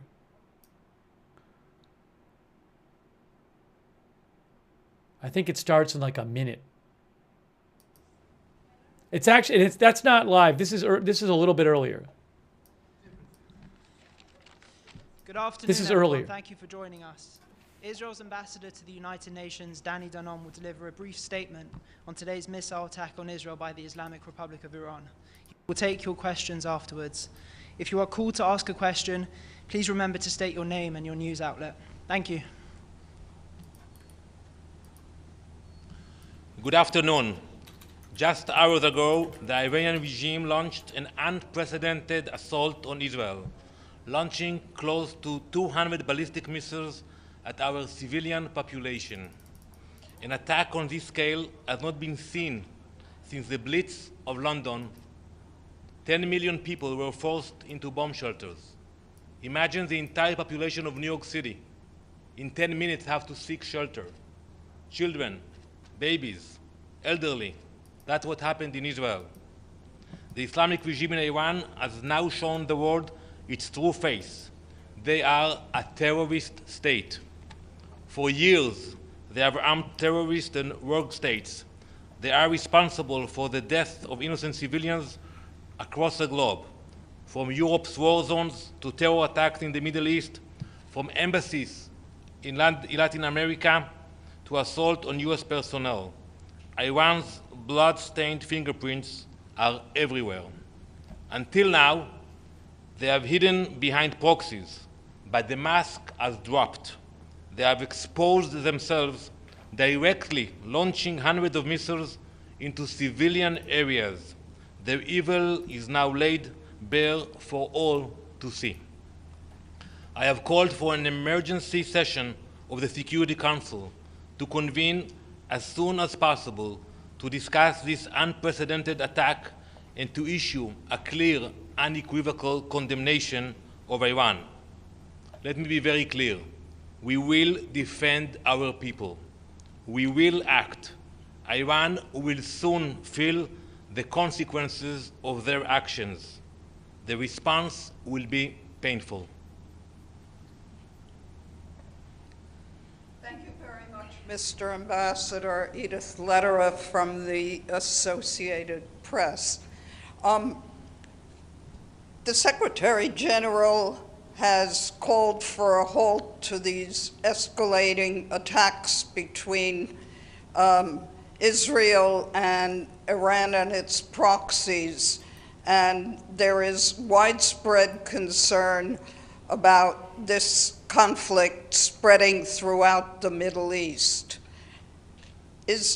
And drawing in the United States. Is this a concern of Israel, and how are you addressing these fears? First of all, I will tell you frankly, Edith, that I'm very disappointed from the reaction of the Secretary General. Few hours after such a vicious attack, and the statement he put out, basically it ignores the aggressor and speaks about de-escalation. But we have a member state of the United Nations that just came to this building a few days ago, and they sent ballistic missiles to another sovereign state, and instead of condemning them, some people call for de-escalation. That's disappointing. We have no desire for war or escalation, but we cannot sit idly by when our civilians are being attacked in such manner. And as I said earlier, Iran used to send proxies, but now when they send almost 200 ballistic missiles, that's something that I don't think any other nation in the world will ignore. Mr. Ambassador, just a quick follow-up. Iran has put out a statement. There is a rocket alert going on. Looks like more of one of the typical rocket alerts, but hang on, I'll show you. I'll show you. I didn't update my thumbnail. I got to do that. Here is the current rocket alert in Israel from, oops, that's not it. It's here. That's also not it.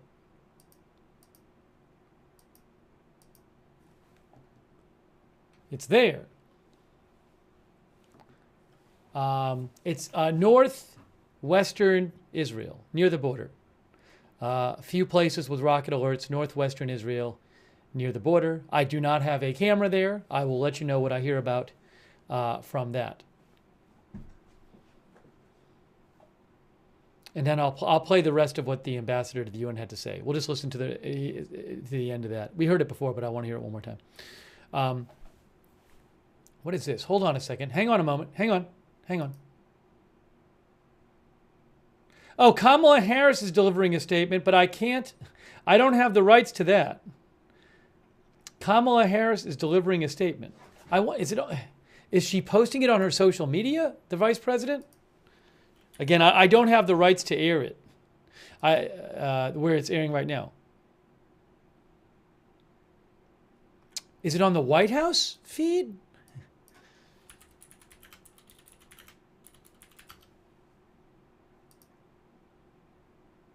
No.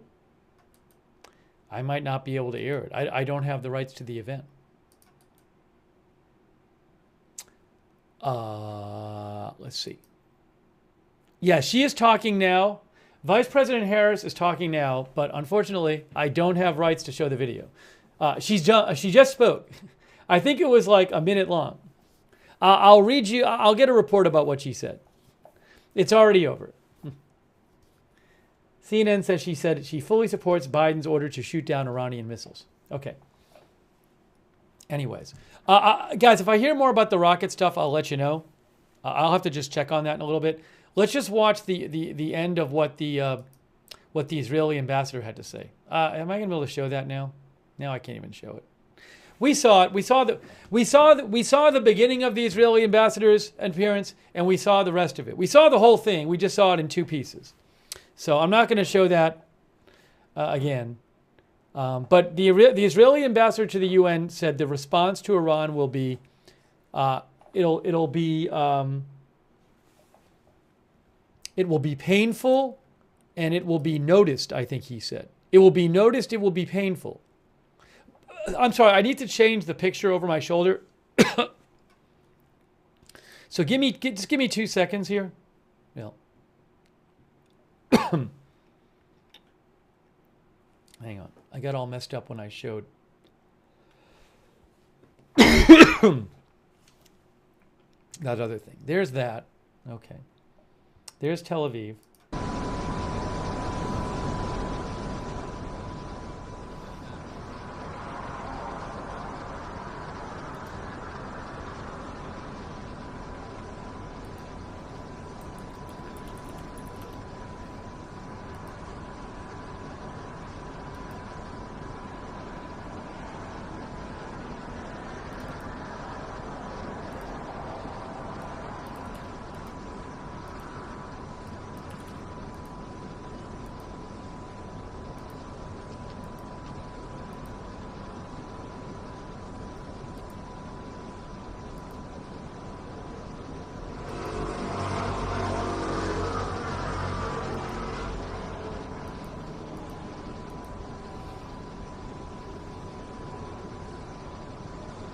Okay, hang on one moment.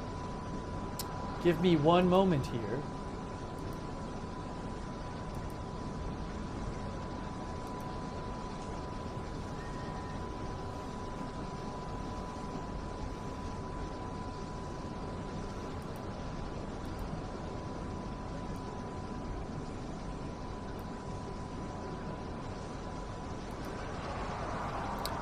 Okay, let's talk a little more about what happened today, and with some updates. No, there are no new rocket alerts. It's the ones we already talked about.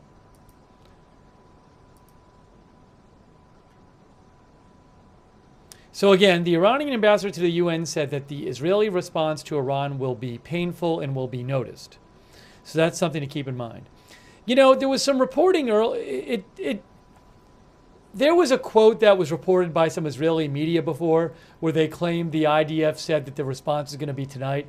I think that quote might have been misinterpreted. Everything I'm hearing other than that doesn't suggest it'll be. There's no obvious suggestion it'll be tonight. I mean, you heard the Israeli ambassador said they're going to.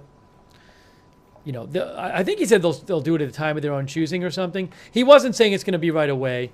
I believe President Biden said that he's going to talk to Prime Minister Netanyahu. So I have a feeling it's not going to be tonight, just because I would think that they're going to figure out how they want to handle this.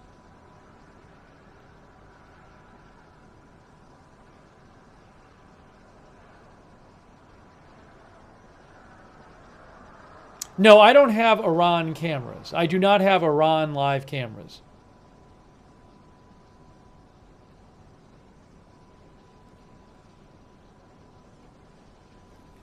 Something I did want to mention is something that you might have seen already.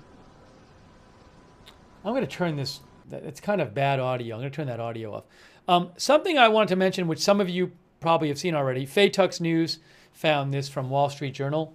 The Wall Street Journal is reporting that Israel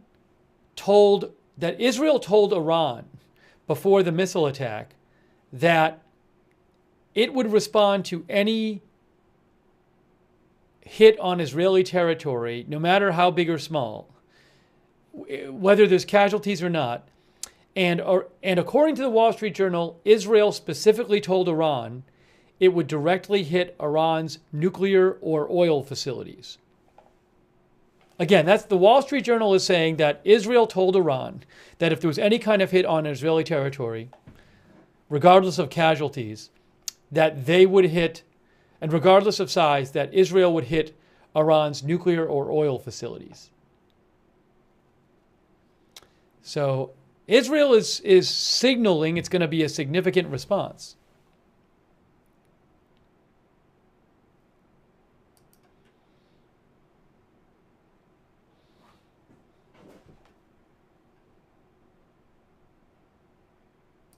So, sounds like it's going to be something significant.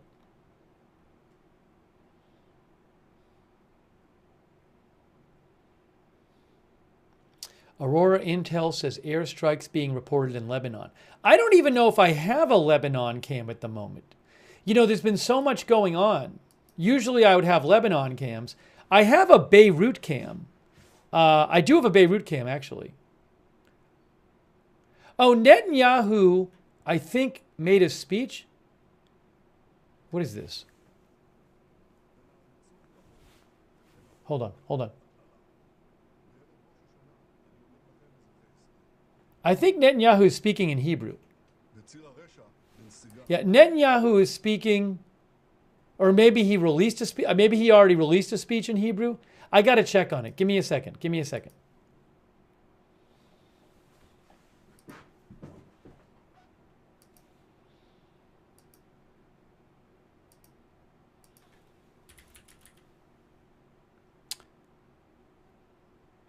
Yeah, I'll get a shot of Beirut up. Well,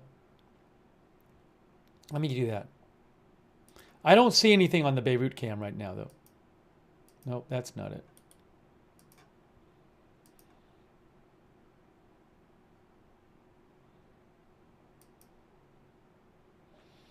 You'll see Beirut in a second. There's Beirut is up there. There's Beirut.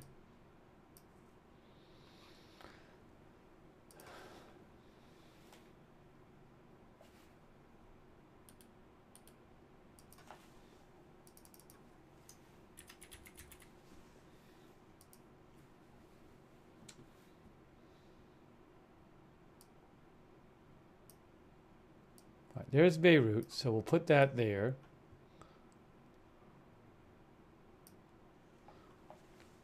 And Tel Aviv down at the bottom. Fine.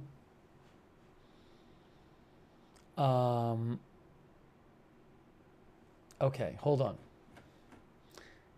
Oh, I was going to check and see what the deal was with Netanyahu. Oh, the IDF... Hey guys, hold on. I have something. I have a statement from Netanyahu. Where is this? Why am I... Oh, I know why I'm not hearing. Oops. But it's in Hebrew.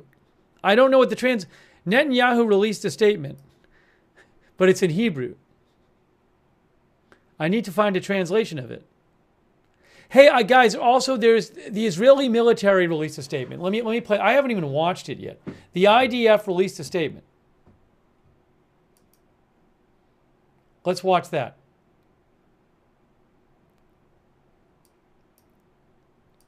Hang on.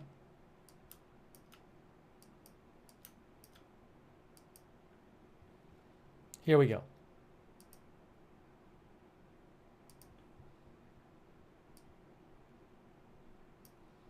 IDF statement. Here we go, right here. Oops, you can't hear it. You'll hear it in a second.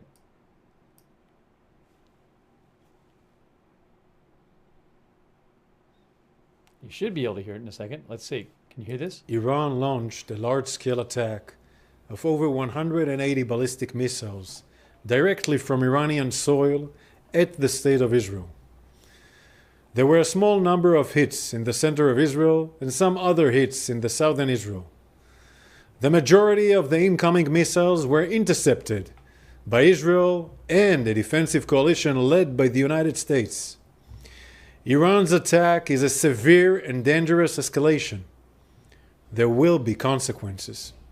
Our defensive and offensive capabilities are at the highest levels of readiness. Our operational plans are ready. We will respond wherever, whenever, and however we choose, in accordance with the directive of the government of Israel. Iran and its proxies have been attacking Israel since the 7th of October on 7 fronts. Iran and its proxies seek the destruction of Israel. The Israel Defense Forces will continue doing everything necessary to defend the state of Israel and protect the people of Israel. So there's the IDF statement.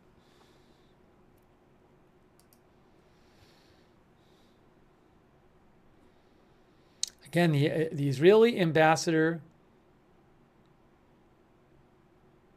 to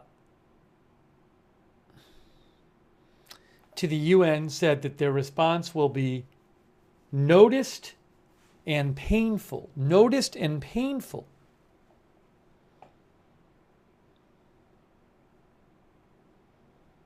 Iran launched a large-scale attack. It's not supposed to be playing it. Not supposed to be playing it.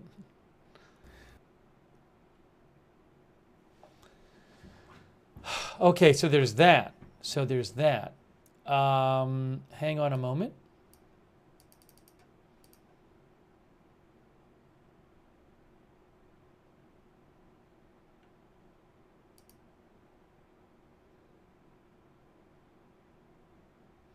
Manny Fabian says, after the missile attack, the defense minister Yoav Gallant of Israel says, Iran has not learned a lesson. Those who attack the state of Israel pay a heavy price.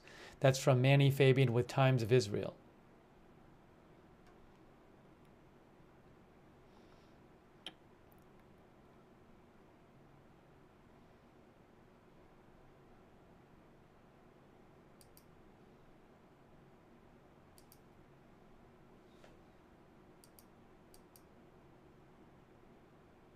Netanyahu says Iran made a big mistake. Washington Post reports, during remarks at a security cabinet meeting Tuesday, Israeli Prime Minister Netanyahu said Iran made a big mistake this evening and will pay for it. He said, whoever attacks us, we will attack them.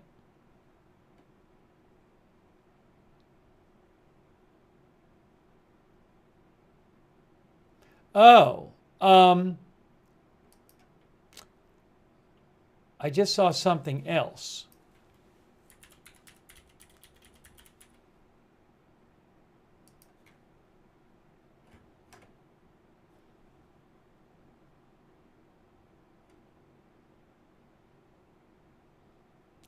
I just saw that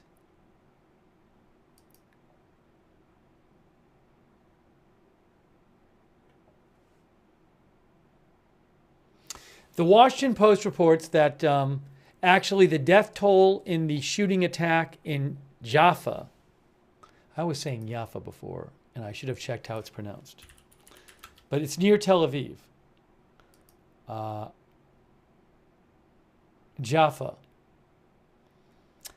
The Washington Post says that the death toll was updated to 7 from 6, and they said 7 people were killed and 11 injured in that shooting attack. Both attackers were killed. And the Israeli Emergency Medical Services, MDA, said 2 people were critically injured.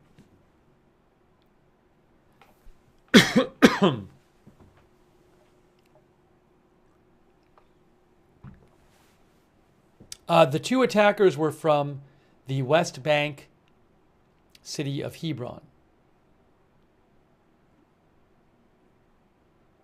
By the way, I have posted a number of videos and photos from the missile attack on my X account. I have reposted them.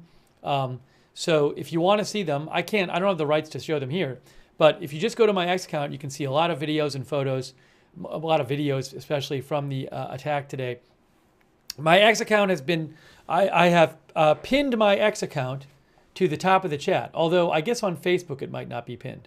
Oh, yes. It is pinned. Kay pinned it on Facebook. So If you go to my X account, you can see a bunch of videos from today.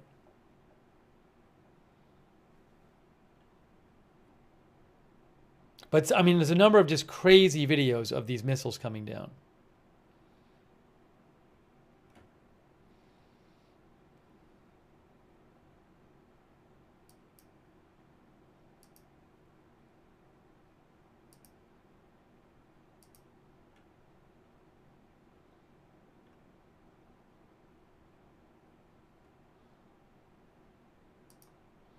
Maybe I have. Do I have any footage I can show you? Let's see. There's this. Reuters posted a video with some footage. Maybe I'll show you that real quick. It's a little update video from Reuters. Yeah, I'll show you that. And then there's also here.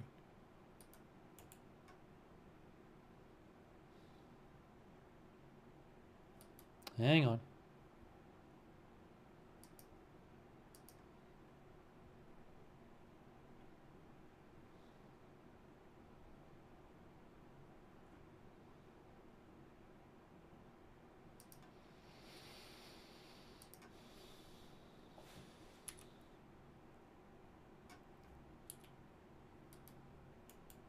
Sorry, guys. I'm having a little bit of an issue here. Give me one more second.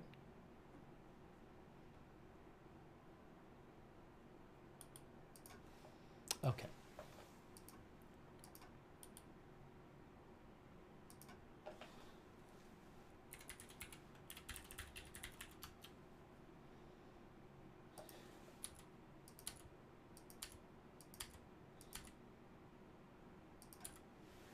Here is from this article, Israel vows, oops, sorry. Israel vows response to Iran missile attack as fears of conflict escalation rise. Here's a video they posted with the article. Where did it go? What happened to the video? Hold on, I'll get you the video right now. Here is a video that they posted. Here's this doing this again.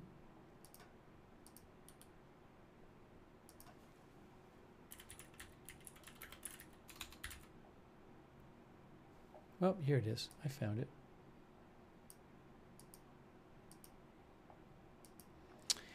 We were covering this when it actually happened. You can go back and watch our stream to see what we were covering in Tel Aviv. But real quick, I'll just show you this little. This video has some clips in it here from Reuters. I'll get this up on the screen for you.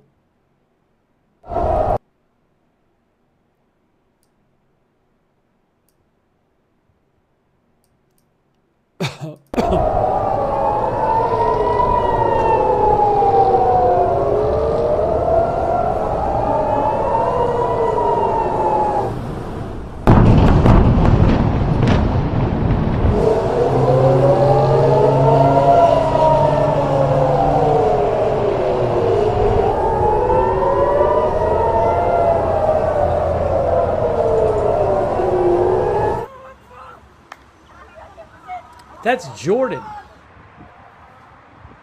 There was a report that people had been injured in Jordan from shrapnel. There was a report that people had been injured in Jordan from shrapnel. I got to see if I can find something more about that. It was scary.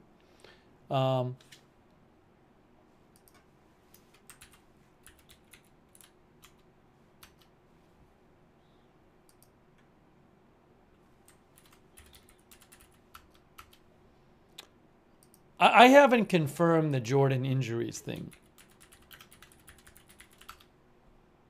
Anyways, if you missed it, I mean, you can go back and rewind the stream. I mean, we covered it. We covered it. You know, we were covering it when it was happening. Atomica says we all saw it live. Well, I think a bunch of people did, but some people might not have. Excuse me.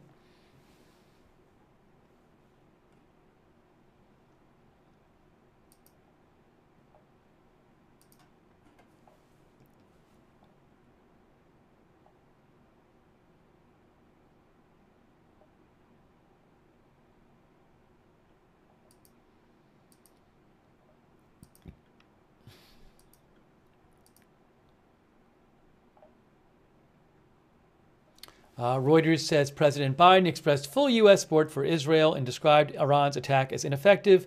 He said there was an active discussion about how Israel would respond and said he would speak with Israeli Prime Minister Netanyahu.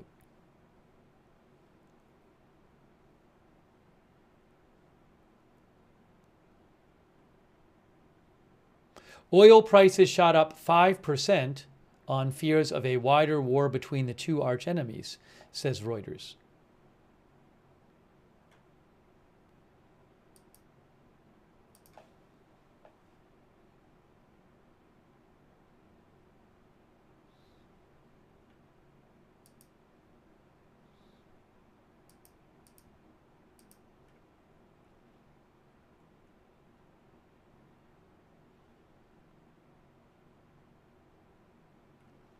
In this article from Associated Press here about the missile strike, they say Israel considers Iran to be its greatest foe, citing Iran's repeated calls for Israel's destruction, its support for Arab militant groups, and its nuclear program.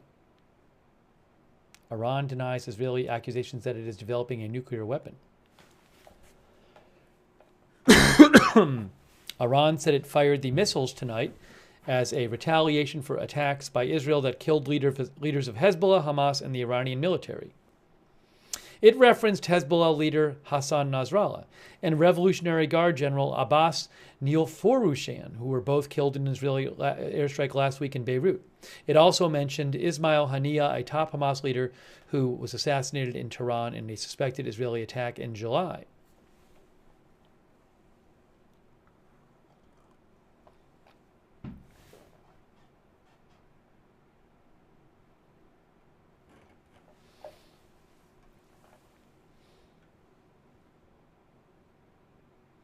Persian Immortal says footage of Israeli military base hit. There's a video going around which apparently was shot near an Israeli base showing a missile landing in the vicinity. It doesn't show that the actual base was hit. We'll see what's reported about that. But if it's the video that I think you're talking about, I don't believe it shows the actual base being hit.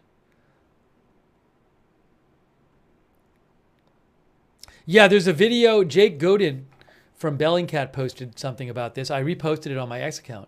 He said he did a geolocation of it, and he said the video appeared to be filmed outside of the Israel's Nevatim air base.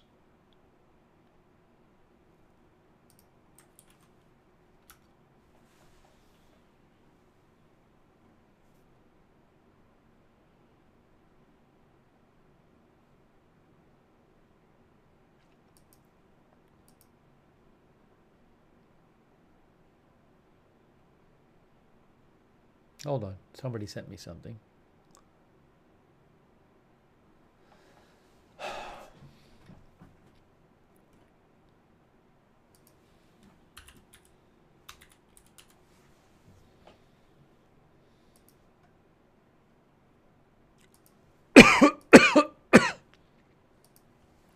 Sorry, I swallowed some water, I think, the wrong way, and about 2 minutes ago on the air, and now I can't stop coughing.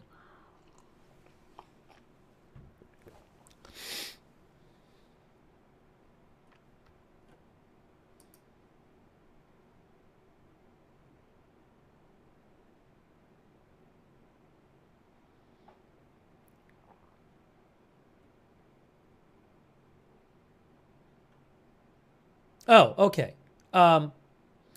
Marks sent me this post where Elint News did a little translation of what according to Elint News, did a little translation of what Netanyahu said tonight. According to Elint News, Netanyahu said Iran made a big mistake tonight, and it will pay for it. The regime in Iran does not understand our determination to defend ourselves and our determination to retaliate against our enemies. Sinwar and Daif did not understand this. Nasrallah and Moshin did not understand this. And there are probably those in Tehran who do not understand this. They will understand. We will stand by the rule we have established. Whoever attacks us, we will attack him. So, yeah, I don't know what Israel's going to do, but it sounds like they're saying it's going to be significant.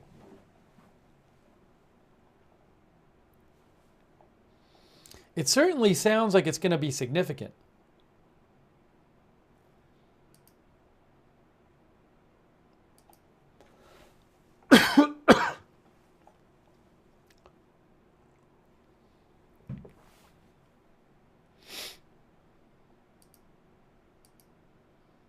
Here's what it is, that if they said it, it's happening.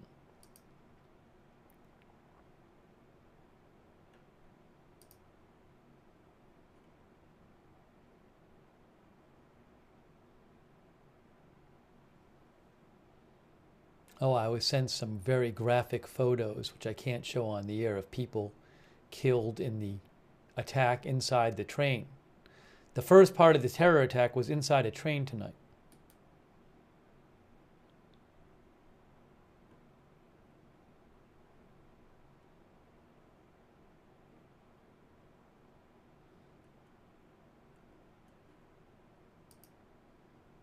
Hang on a second here. Give me a moment. Give me one moment.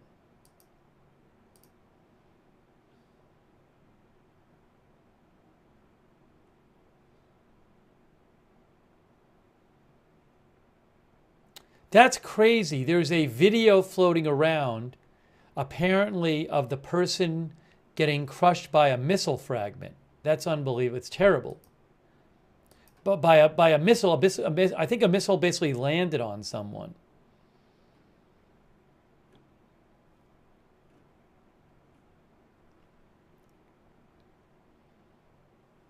Yeah, a number of our viewers have seen it. Thanks to, I mean, it's terrible. It's really bad. Gershon Wolf, thanks, sent me some links. Thanks, Gershon Wolf. Yeah, that's really bad. Hold on.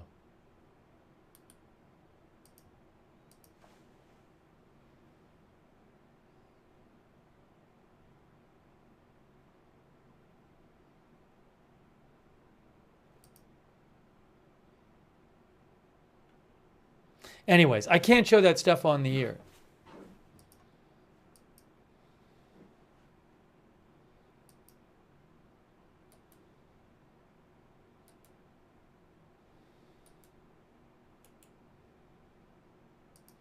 But condolences to the person's family. It's terrible.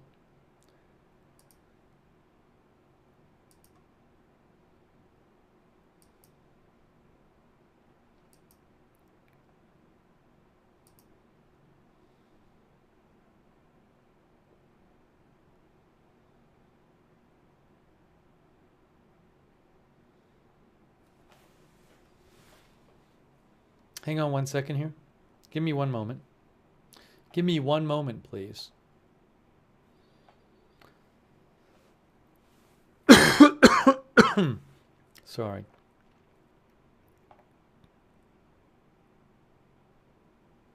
Give me one moment, please. Oops, sorry. Hearing myself.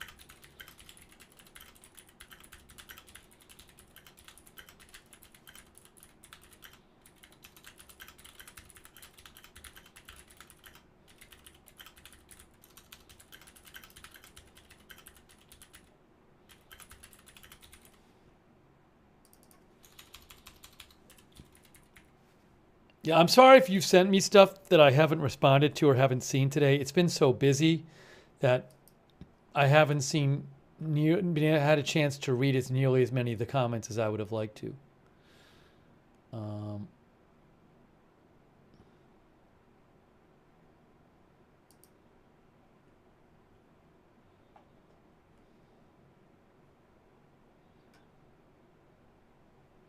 I haven't gotten a chance to check up on the Lebanon stuff either. Thank you, Sandra Jett. I do really appreciate that, Sandra Jett. Thank you, Sandra.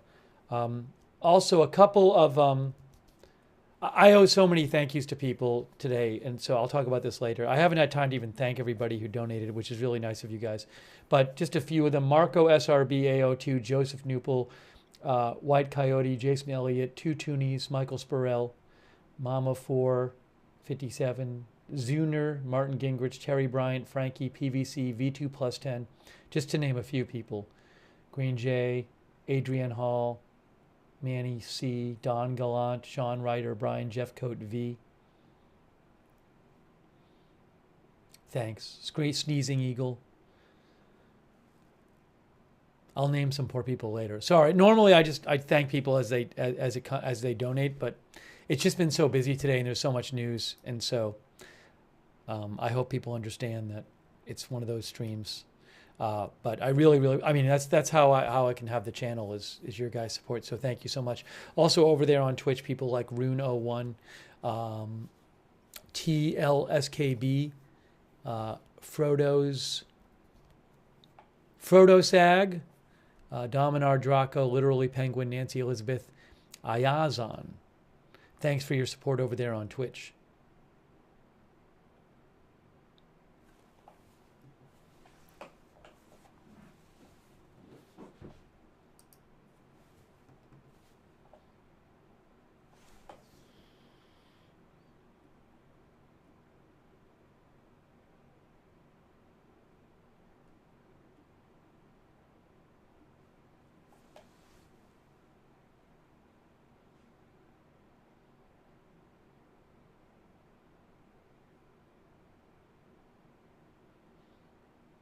I was just checking some Lebanese media outlets. I'm not seeing reports the last few minutes of anything, of them reporting anything big. Who knows what's going on there?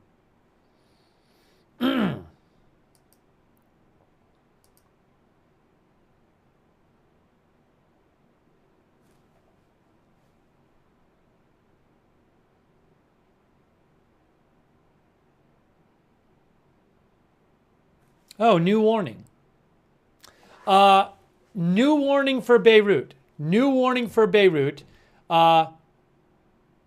Two people in another warning for residents of southern Beirut suburbs just came out from the Israeli IDF spokesperson, saying you got to get away from these buildings. So it looks like more airstrikes coming in the southern suburbs of Beirut. Another new IDF warning for residents of southern suburbs of Beirut.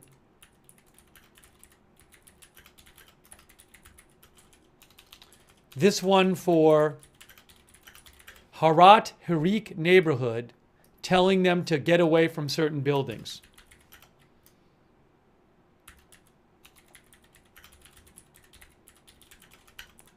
Telling them to get away from certain buildings.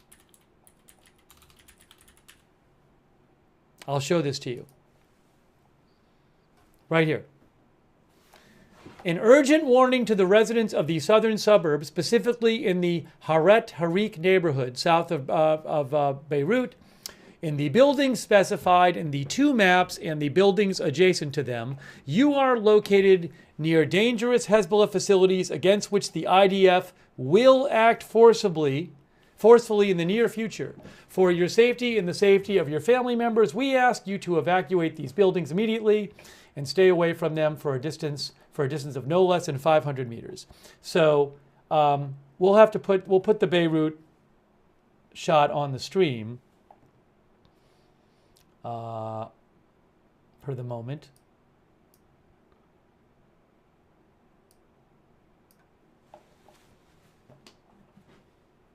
This is in Beirut.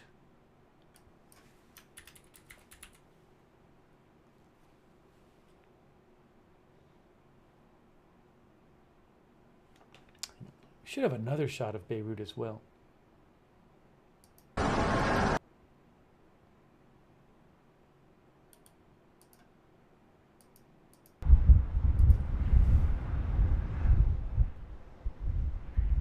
So we'll keep an eye on that. Oh, I have a second shot of Beirut. I do have another shot of Beirut.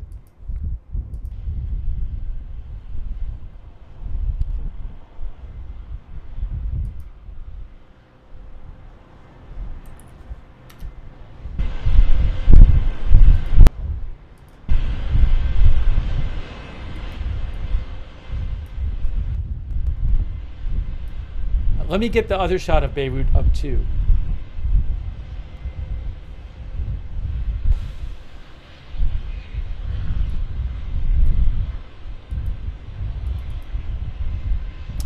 These are both shots of Beirut right here.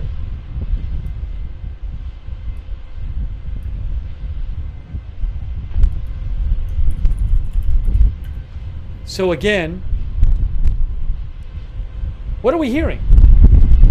That's the wind. That's the wind. That's the wind. I think it's the wind. Yeah, it's just windy.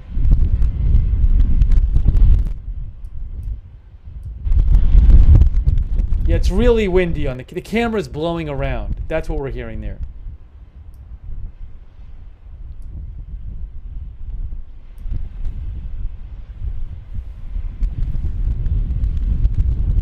It's like I can't even have the sound on. Oh no, it's this one. It's the other camera. The other camera is windy. The AFP camera is windy. All right, let me get rid of that one. Wait, it's not even that one. Which one am I hearing? No, it's the. I'm sorry. It is the Reuters camera. It's the Reuters camera is the noisy one. I'm gonna have to turn off that camera. That one's pretty windy too. Yeah, it's very windy there. All right, so we have two views of Beirut. Again, Israel has warned people in the Harat Harik neighborhood south of Beirut. That is in that suburban area known to be very supportive of Hezbollah, that they need to evacuate a couple different areas because Israel's going to take action against these Hezbollah buildings.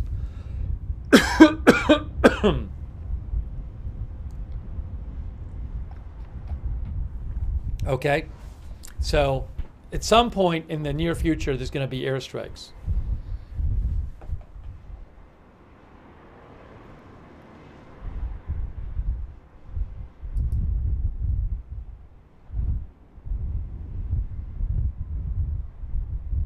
Sorry. I really did. I was like drinking water on the stream a few minutes ago, and I think I swallowed water wrong, and I just can't stop coughing now.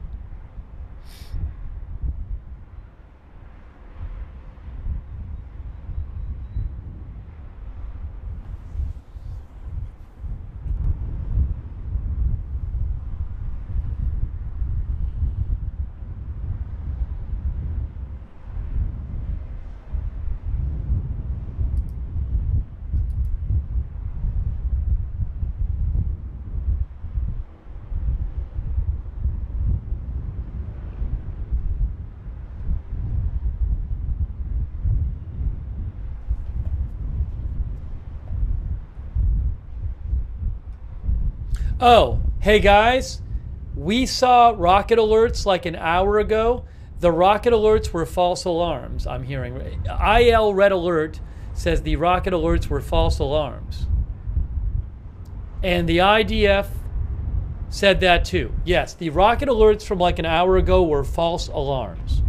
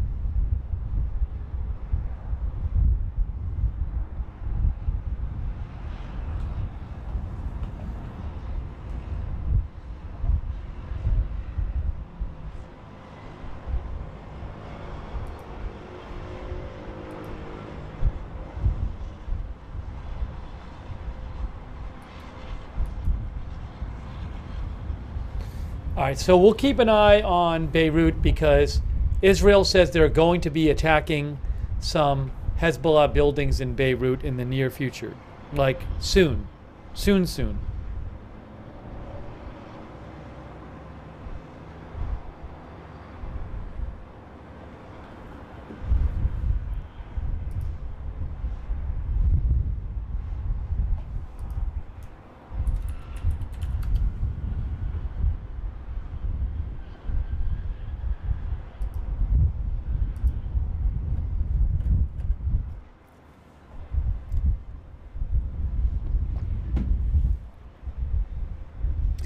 Just a shout out to our moderators. They've been here all day, and I really appreciate it.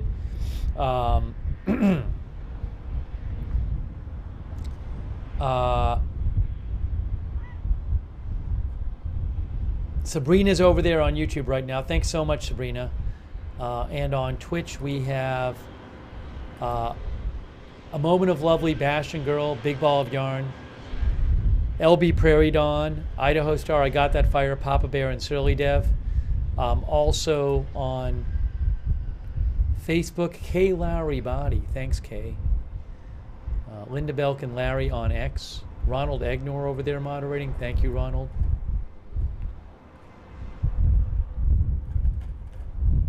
All right, let me see if I have any other new updates for you.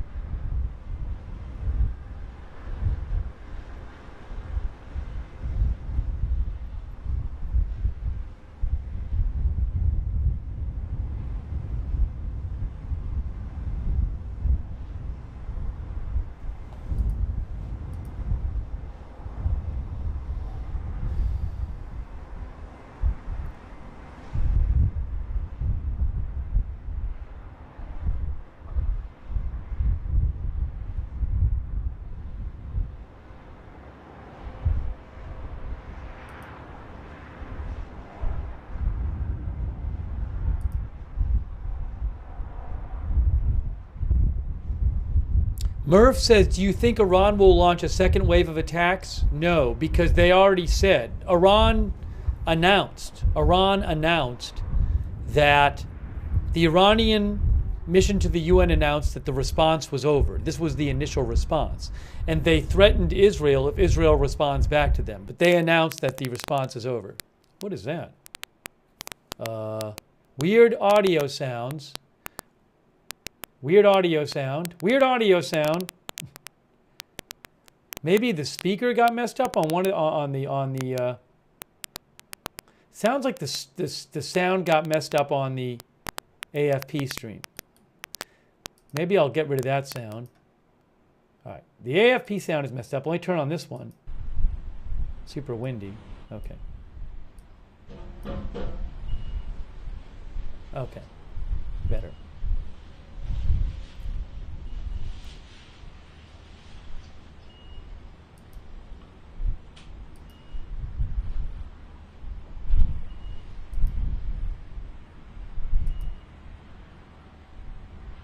Oh, in case you didn't hear it also, I posted about this while I was eating.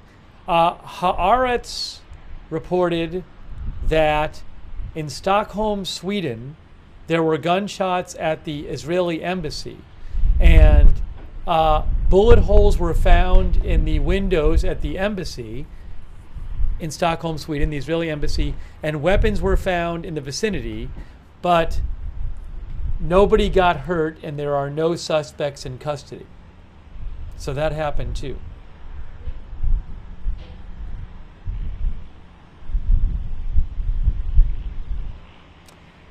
Thank you, by the way, to Califab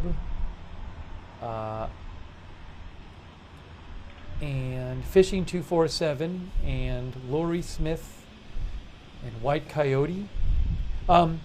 Fishing 247 thinks it's a terrible decision from Iran. The response will not be worth the decision. Yeah, you know, I saw an interesting Michael Horowitz, who's an analyst I follow. He had a quote in the Wall Street Journal. They interviewed him. And he thinks that it's a very risky move for Iran because Michael thinks that it really doesn't restore deterrence, that Israel's not going to be deterred by this missile attack because ultimately it didn't do that much. Michael said that the result of the attack is limited and none of the sites targeted sustained significant damage, he said, Michael. And he said that Iran has made a very risky gamble given the state of its main deterrent force, Hezbollah, and Israel's visible readiness to escalate. Iran has now opened itself up to a far more forceful Israeli response. Yeah, and I definitely see what Michael is saying. You know? And as our viewer Fishing 247 said, is the response worth the Israeli response? I don't know. Although maybe Iran has a response for the Israeli response plan.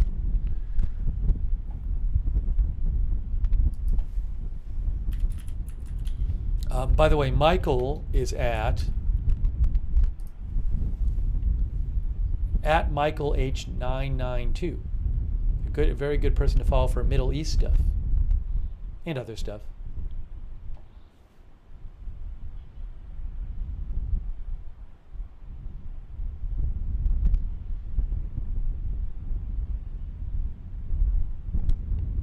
Yeah, guys, people are saying they're seeing footage of Israeli Air Force bases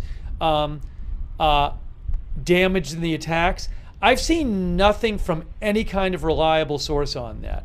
Now, Israel said, the Israeli Air Force said all their facilities are fine. That's what they said earlier.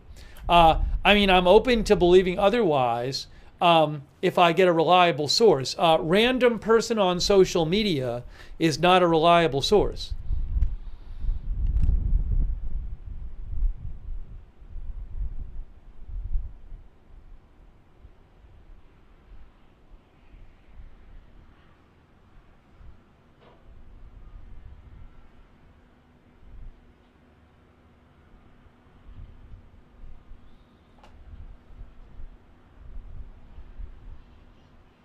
I'm trying to find the post by the Air Force where they talked about this.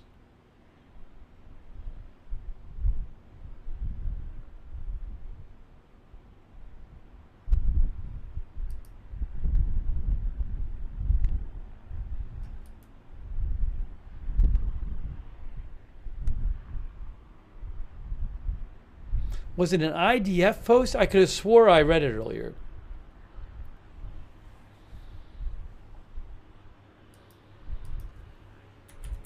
Maybe it was a quote from someone. I can't find it on the airport's page. Anyways, I'll certainly let you know if I see it from a reliable source, but I have just not seen any kind of reliable source say that yet.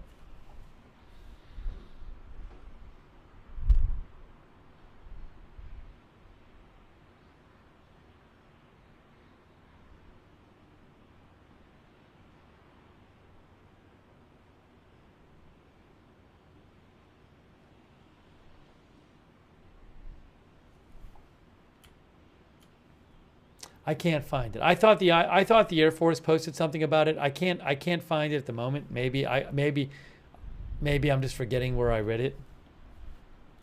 So if I see it, I'll let you know.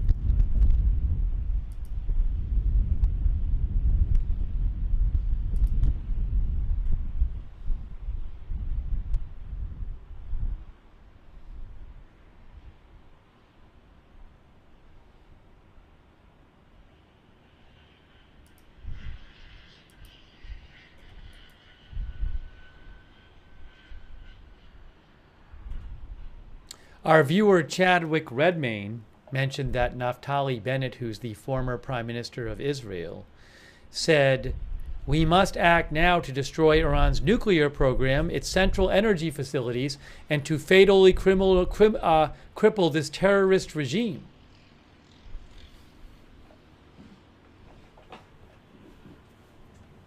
He says this opportunity must not be missed. Well, we'll have to see what Israel does. We talked about this earlier. Israel has said they're going to have a significant response. I mean, they could use this as an excuse to do lots of things.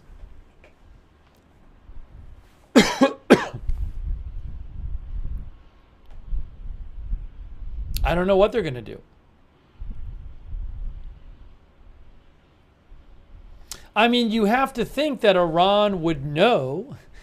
I mean, Iran's not like stupid. They had to know before they fired these missiles that it would give Israel an excuse to respond. So I don't think that's a surprise to Iran, but we'll see.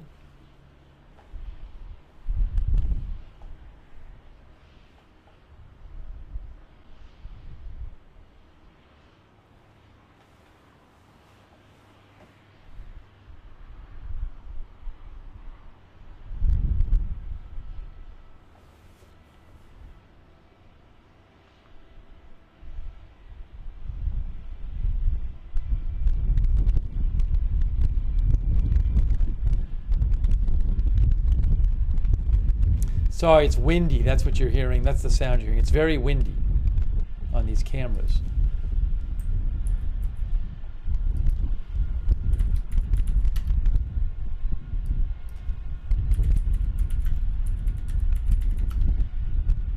Yeah, it's windy. The sustained wind is 14 miles an hour right now. It's windy there in Beirut.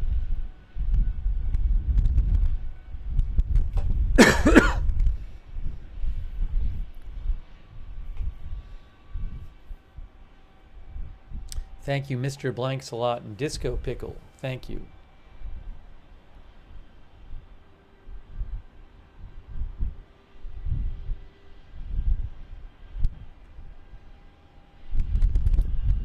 For all I know, there's a big argument going on in Israel right now, like how big a response to do.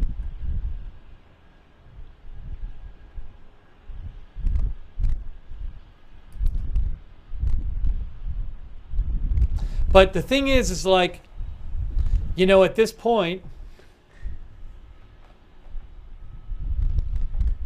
Israel could be thinking, you know, we could do something big and we could say, well, it's because they, you know, previously maybe they wanted to do something to Iran, but they couldn't because they'd have no excuse. And everybody around the world will say, how can you do that to the country? But maybe they have more leeway because Iran just fired roughly 200 missiles at them. So the blowback for going big wouldn't be as bad.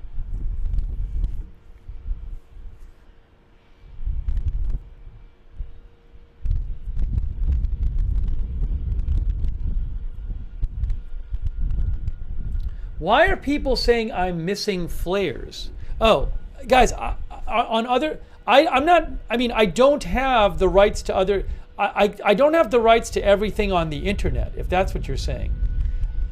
I don't know where these flares are. They're not on any of my cameras. The flares you speak of are not on any of my cameras. But again, I don't have the rights to every camera on the internet. I have the rights to the ones I pay for.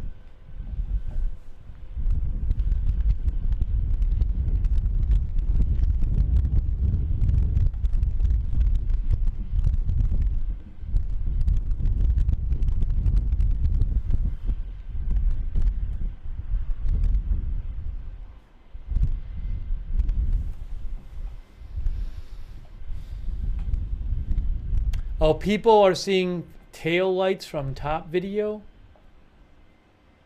I don't think there's any flares in the top video. Guys, I'm literally looking at the top. It's just there's cars driving by. Look, that's the top video. Oops, sorry, I did that. I didn't want to do that. Hold up. Do you mean the cars driving by? Do you mean the cars?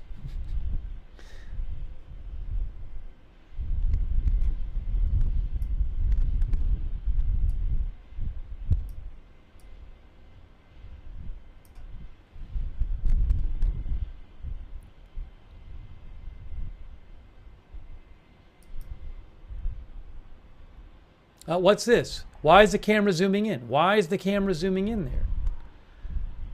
It looks like it's zooming in on the airport. Just doing it to do it, maybe? The bottom camera, that is. Did they fix their sound on the bottom camera? The sound was messed up before.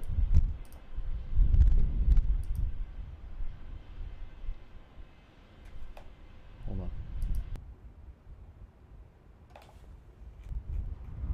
Oh, the sound got fixed on the AFP camera. Okay.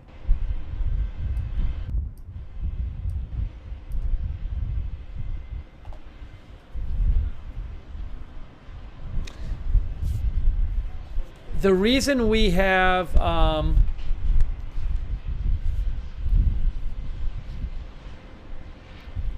the reason we're looking at Beirut specifically is because Israel has ordered people to, in a couple parts of Beirut to get away from buildings, Hezbollah-related buildings. Israel says that Israel is going to attack. So at some point soon, we're expecting some kind of Israeli strikes in southern Beirut.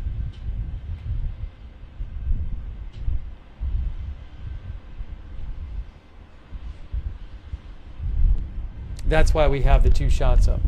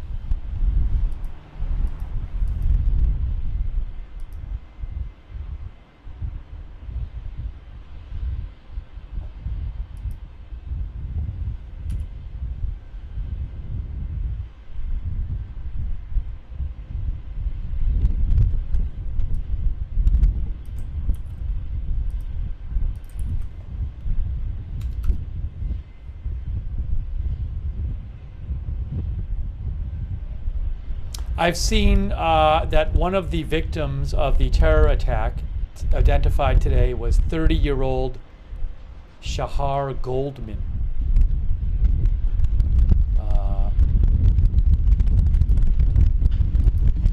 Haaretz and other outlets identified her.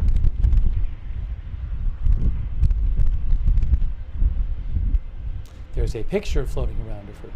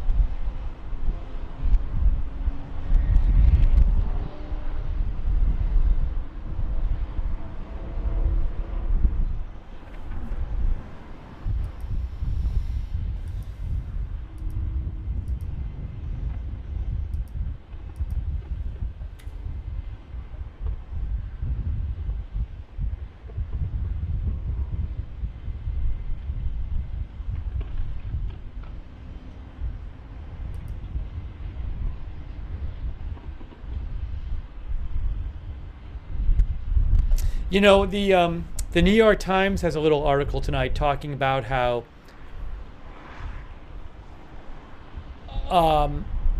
something else that would, in the past, if Israel had wanted to strike at Iran, in the past, if Israel had wanted to launch a strong strike against Iran, a big deterrent might have been Hezbollah, the Iranian proxy group. And the worry would be, well, if we launch a big strike at Iran, then Hezbollah is going to attack us from the north. But Hezbollah has clearly been weakened by Israel's attacks of the last couple weeks. So Israel might think, oh, well, there's no big threat from Hezbollah anymore if we attack Iran strongly. That's what this New York Times article mentions, and I think it's a reasonable point. I mean, I don't know what the capability, it's possible that Hezbollah still has a bunch of missiles and that they can get them off and fire them at short range at Israel. So I don't know.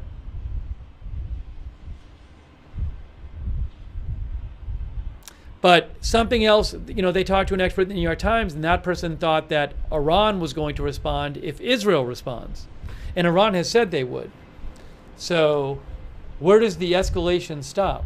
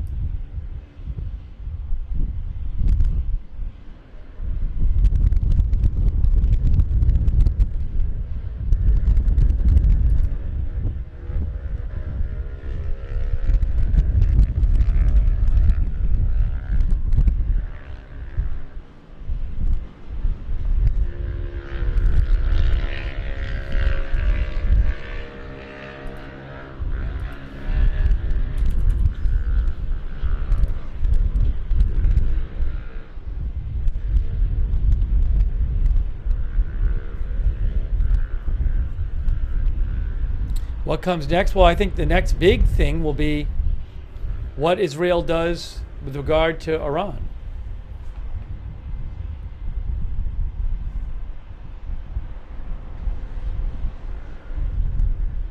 Remember also, Netanyahu posted that video yesterday, that 3-minute video reaching out to the people of Iran. He said that the Iranian government's Iran will be free sooner than people think. That's what he said.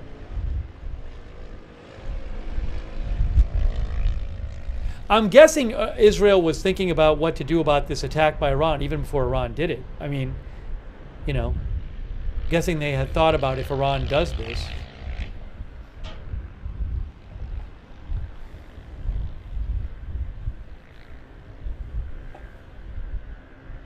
AEB says that video was quite cryptic. So, yeah, I don't know what's going to happen, what Israel's going to do. The Wall Street Journal said that Israel had told Iran before Iran's attack that if Iran strikes Israel in any way, Israel would go after its nuclear or its oil facilities.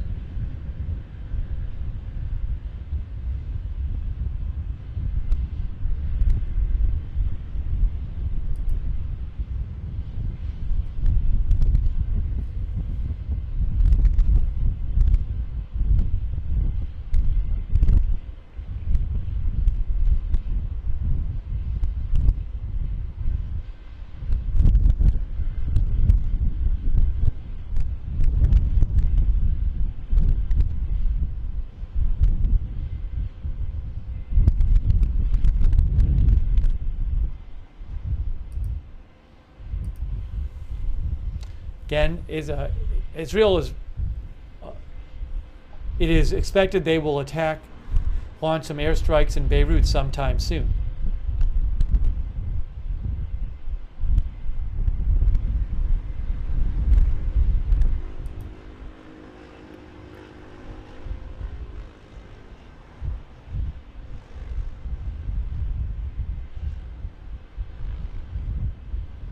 Nira Kraus with Channel 13 Israel, with News 13 Israel, Nira Kraus.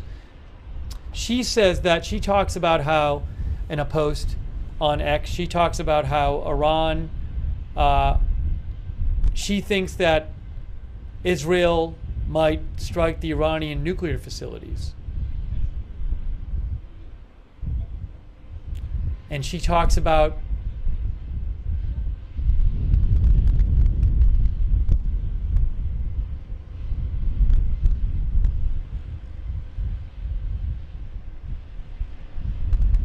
how Israel had previously been concerned about retaliation from Hezbollah, but Hezbollah has, seems to have been weakened by Israel's recent strikes.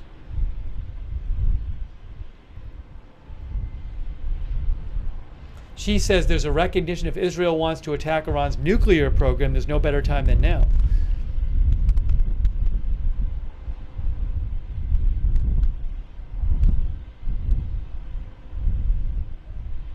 But I mean, again, it's a kind of a unique situation where, they've just been attacked by Iran, so they have an excuse to do a lot of different things. And as, Nira Kraus and the New York Times article and others have mentioned, it's this time when Hezbollah seems a lot weaker than it was before. So it's an interesting moment for Israel. Again, if they're going to go strong after Iran, they might think this is the time to do it.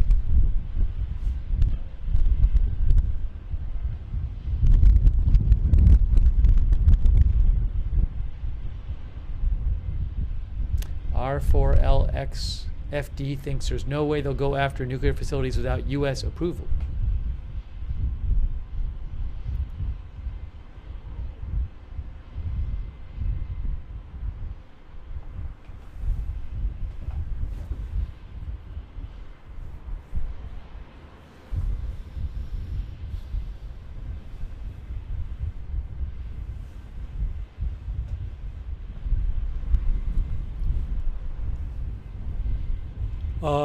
I'll ask the question in the chat because as a follow-up to that Wall Street Journal report claiming that Israel told Iran before the strike that if Iran struck them in any way, Israel would go after their oil and or nuclear facilities. So I'm going to do a poll question. Will Israel hit Iran's oil or nuclear facilities? Yes or no question.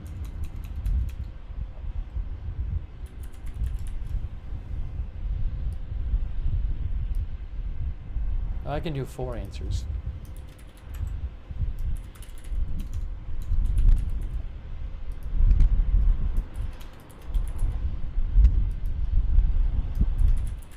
I'm posting the poll right now. I'm posting a poll right now.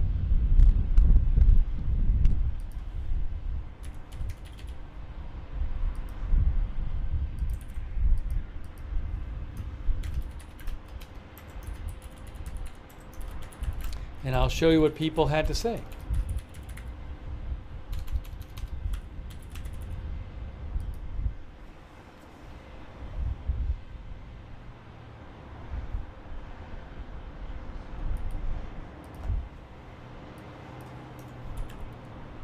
Going to change the headline.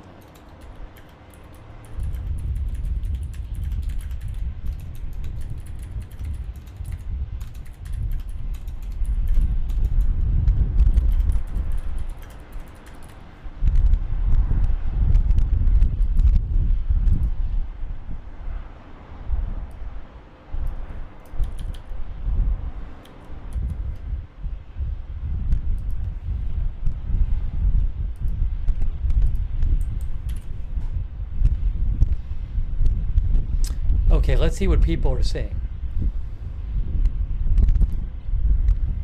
Over on YouTube, our viewers say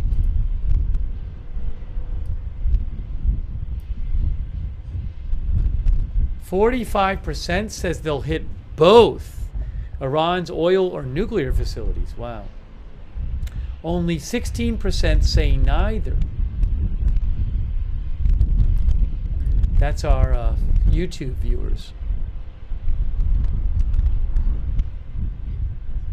Most of you think one or the other. How about on Twitch?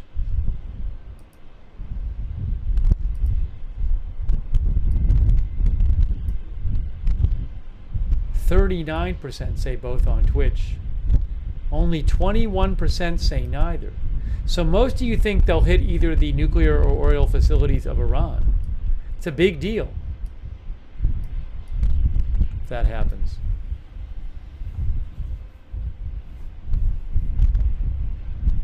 Yeah, somebody meant leadership sites. Another question you could ask is, will they go after Iranian leaders?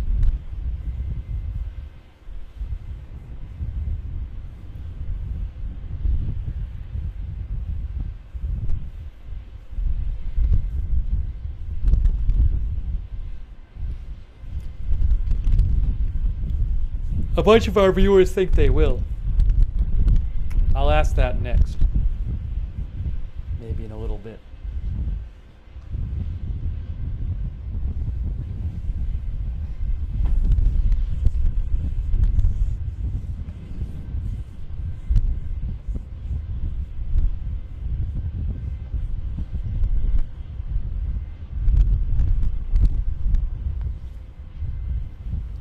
So most of you think one or the other. Almost half of you think both. Almost half of you think both. That they'll go after both nuclear and oil facilities. Wow. I appreciate you voting in that poll. Now we'll ask you this question.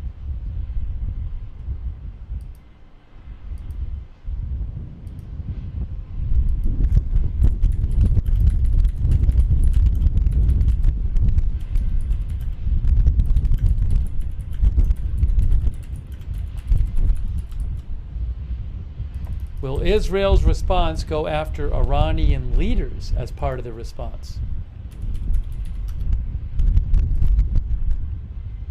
Oops. I have to wait on Twitch. I can't end the poll. I can't do the new one yet on Twitch. But I did it on YouTube.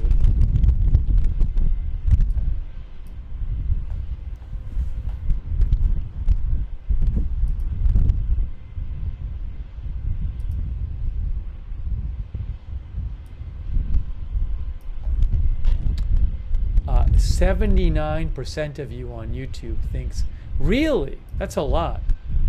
Most of you think the response will go after Iranian leaders.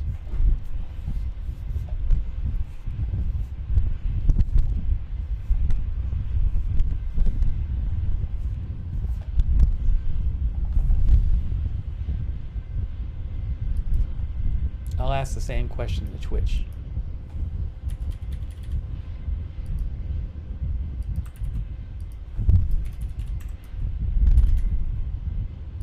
Twitch, it's your turn. It's your turn, Twitch. Thank you, Christine, Bro, and Michael Angelo.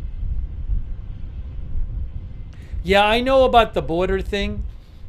Michael, I know it'd be nice to have a border around the top feed. It's just one more thing for me to do, to be honest. It's not so easy. It's not like a button I can press with the way I'm doing it. So if I could press a button and add a border, easy, but it's not like that. So I understand your note, but it's not so easy to do. So I'm just keeping it like this.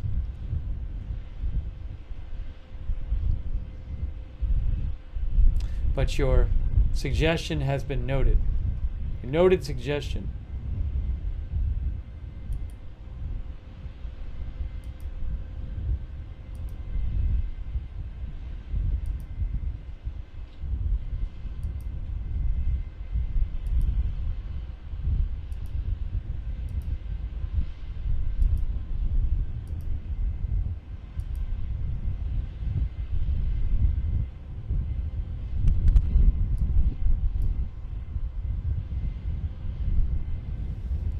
Let me show you what the Twitch folks said about this question.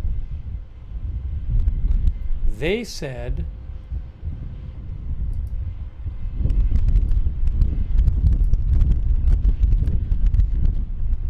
63% think Israel will go after Iranian leaders.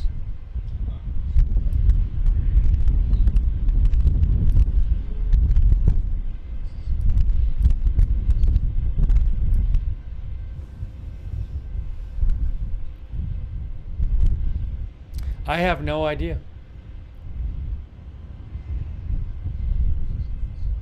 Glenn Freeman thinks it's going to be a big response, that's for sure. All right, thank you for voting in the poll.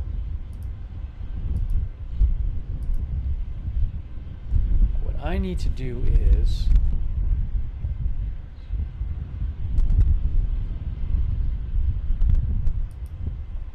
hang on one second here.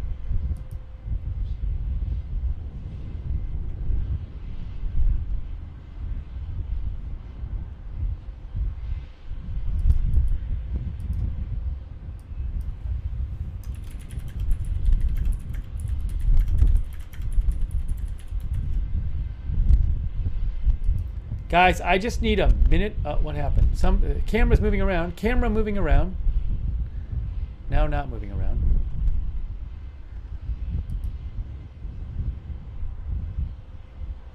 I'll put this up here.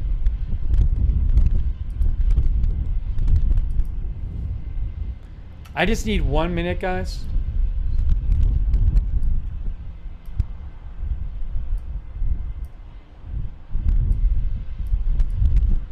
Give me 1 minute. I'm going away from 1 minute. I'll be right back.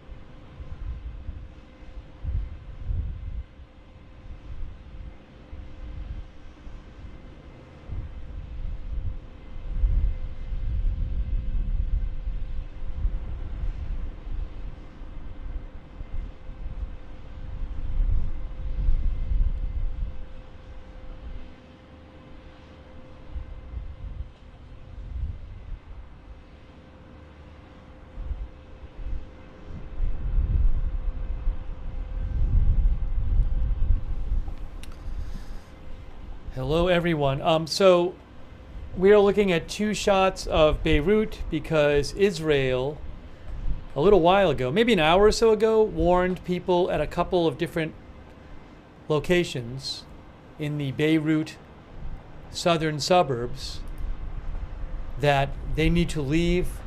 They need to get away from a couple of different buildings that Israel said they're going to attack because they're associated with Hezbollah. So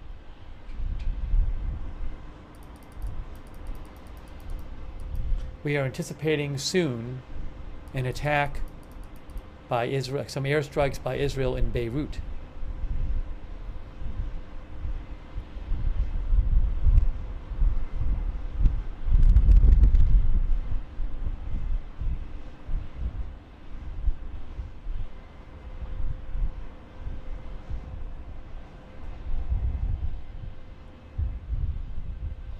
I am posting a link to a thread. I already posted on my X account, but Evan Hill, who is with Washington Post, is posting a thread of geolocated videos from today where you can actually watch the video and then you could go to like a map and geolocate where it was and look it up on a map. Confirmed videos from today. Verified Iran ballistic missile strike videos. So I'll post that in the chat right now. You might have seen some of them before.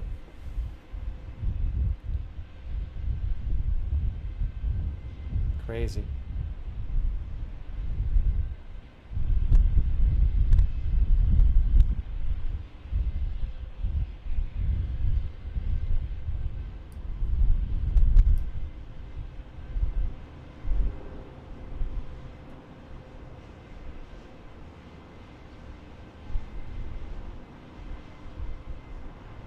Victor Fontenot thinks that Israel has to go all out on Iran. If they don't, it will go back and forth.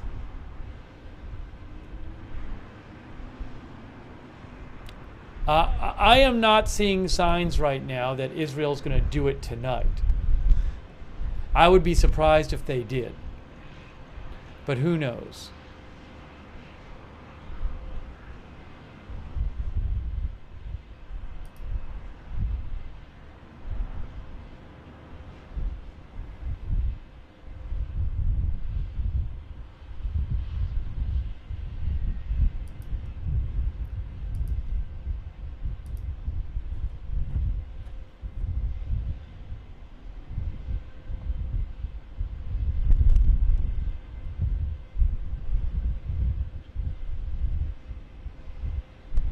Hang on one moment.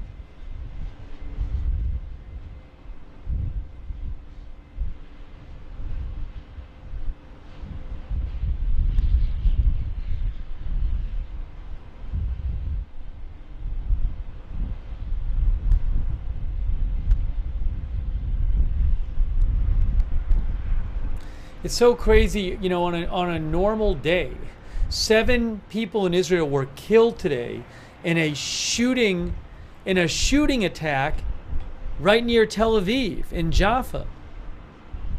Like on a normal day, that would be the biggest news in such a huge event. And it is a huge event, but I mean, it's on the same day as this. I still don't know if the two are connected. I mean, the timing would be crazy, but who knows?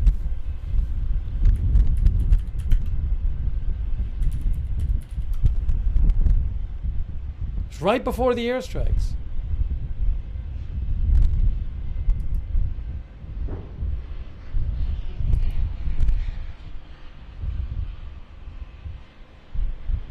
Oh, you know, it's part of the city? I guess Jaffa is part of Tel Aviv.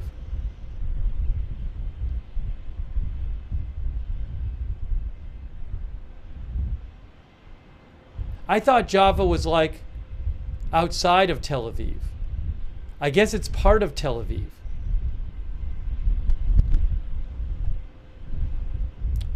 Sorry about that. I was messed up on that.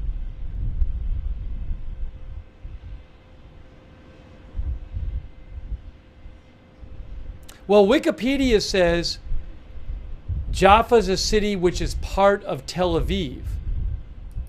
Tel Aviv Yafo It's part of again, south part of Tel Aviv says Eurovision. So Tel Aviv, Yafo is the city. Well, anyways, it's a region. It looks like it's part of Tel Aviv. It's a separate city, part of the Tel Aviv. Or maybe it's Tel Aviv Metro versus Tel Aviv City. There's that as well. So maybe it's both part of it or not part of it, depending on whether you're talking about Metro Tel Aviv or Tel Aviv in the strict sense.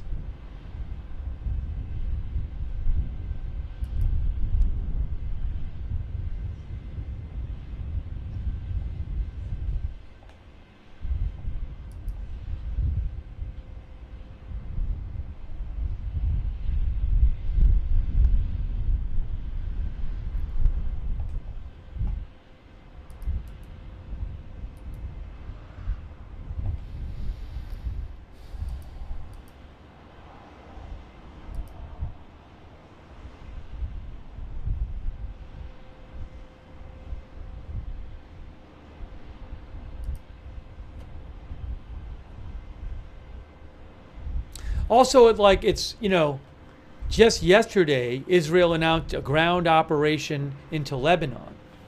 And it's like, at the moment, no one's talking about that because everybody's talking about this. But, I mean, that is huge in itself as well.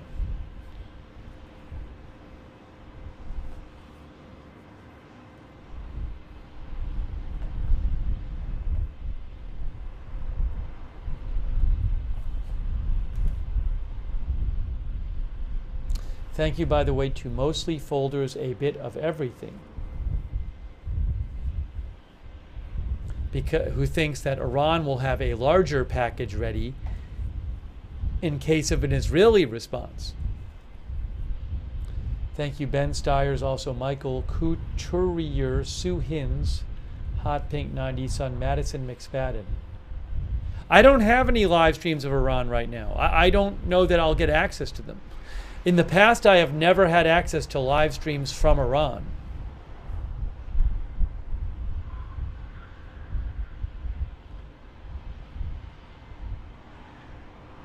Thank you also, Long Range Precision Shooting. And Nasrin Oveshi, who thinks Iran will go after their fuel supplies. Long Range thinks Israel will go after Iran's fuel supplies and infrastructure of their electric grid.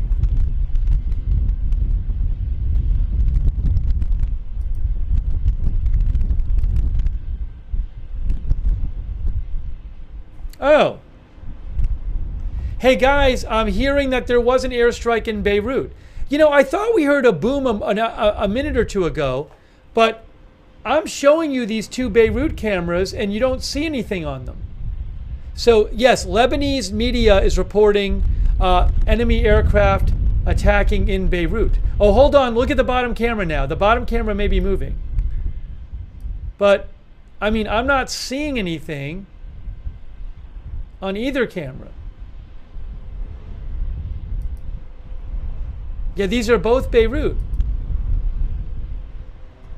Yeah, so Lebanese media is saying that in the last couple of minutes,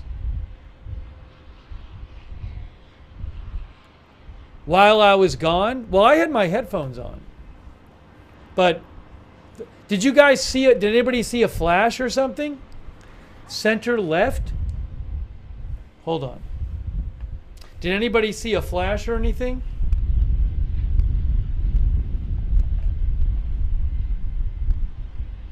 People are saying no, nobody saw anything. Last night there was some attacks in Beirut. It was hard to see. Well, they said that they were going to, attack a couple sites, Israel. Yeah, I don't know.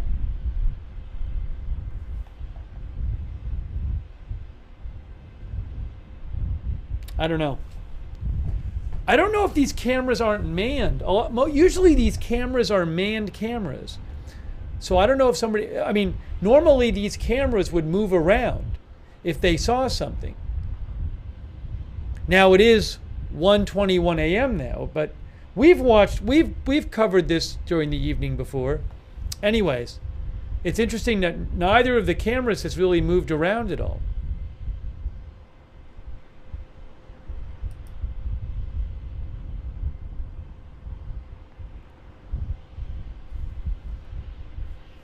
MTV Lebanon says that a bunch of Lebanese outlets said in recent minutes Israel has launched airstrikes in southern Beirut. But again, I didn't see anything on our streams. I mean, I think they're telling the truth.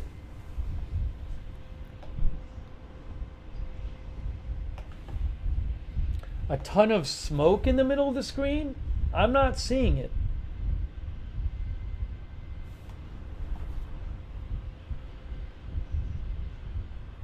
Revi said heard booms but no flash, maybe too far south. I thought maybe I heard a boom a few minutes ago, but I didn't see anything.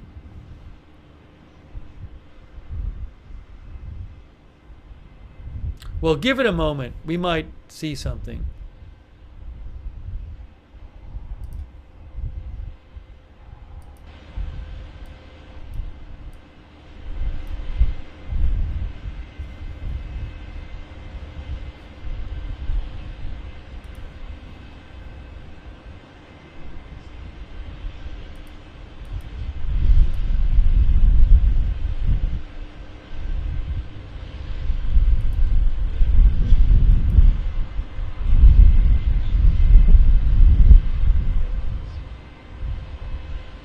Yeah, so it's definitely happened. I mean, it's being widely reported that there's been some airstrikes.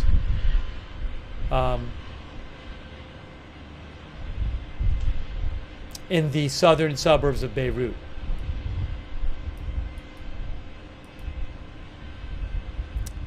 The Dahia area.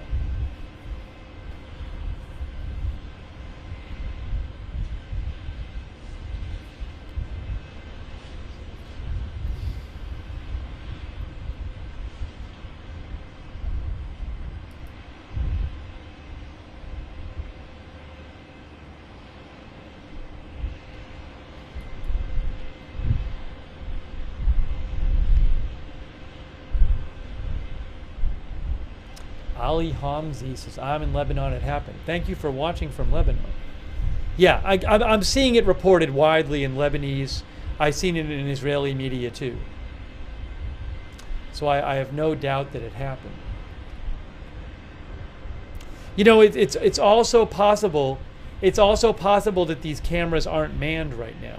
I mean, normally the cameras are manned, but maybe for whatever reason tonight, both of these cameras, there's nobody actually at the cameras, because normally the cameras would be, you know, zooming in and stuff. That's what happened last night.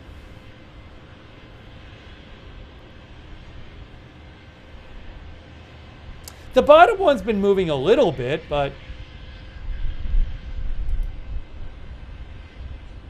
I don't know. You're right, it has been moving a little bit.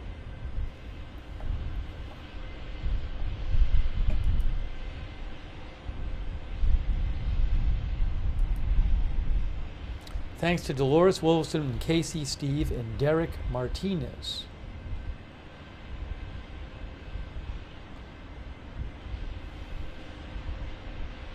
It moved while I was away? Maybe I missed that.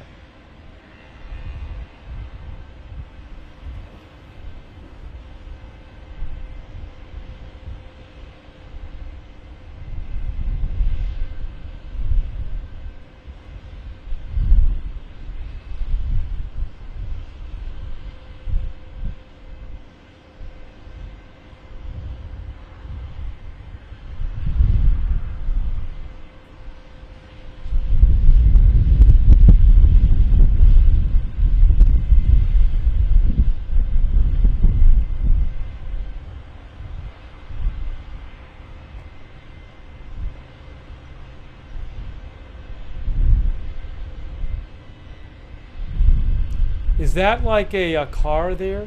Right there? Sorry. Right. Can't even see. In the middle there, it looks like maybe a car or something. See that light? I don't think it's a fire.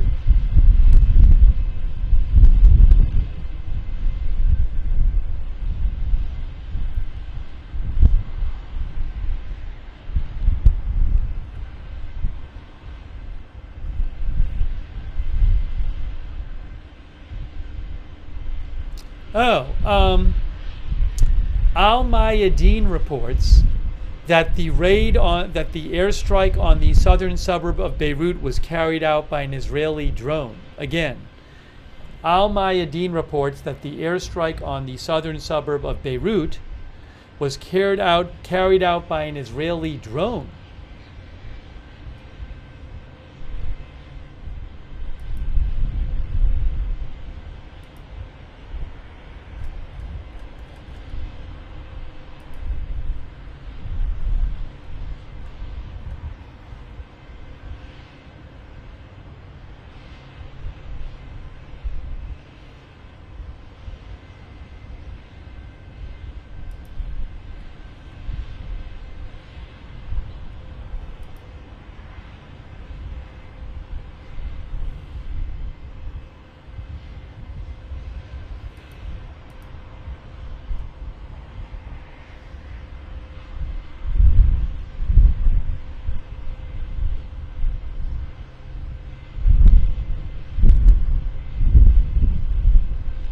Is that booms or is that wind?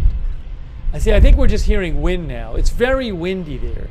It's very windy. I think we're just hearing wind.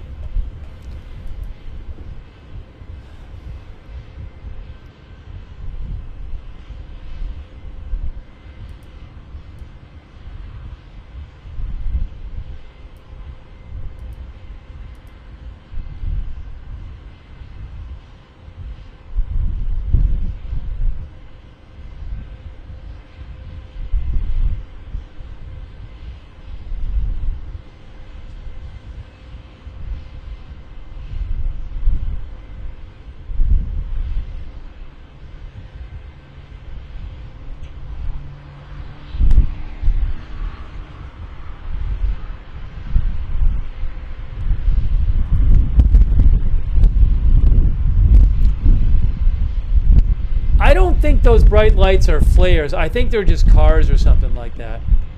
I don't. If there were flares, you'd be hearing about it. You'd be hearing it reported.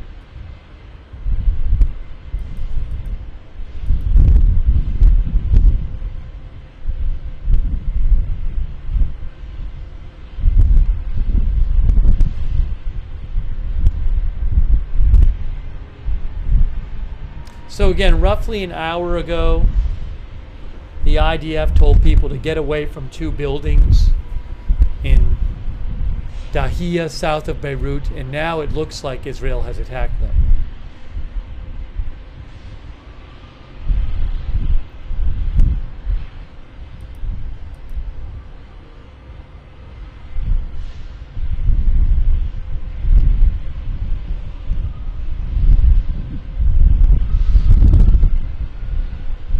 No, guys, I'm not doing a debate stream. I don't have rights to debate footage. I'm just exhausted.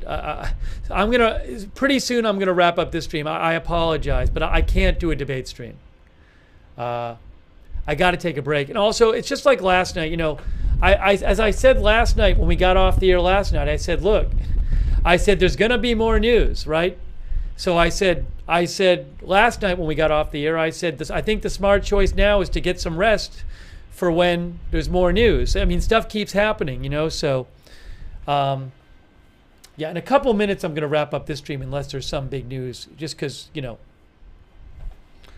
you gotta. There's been so much news, but we've been on the air a while today. We've been on the air over 10 hours, so.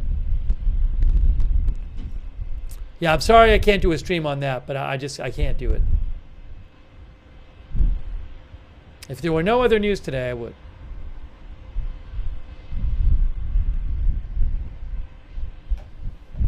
And also, there could be other news. There could be news that I need to cover that has nothing to do with this.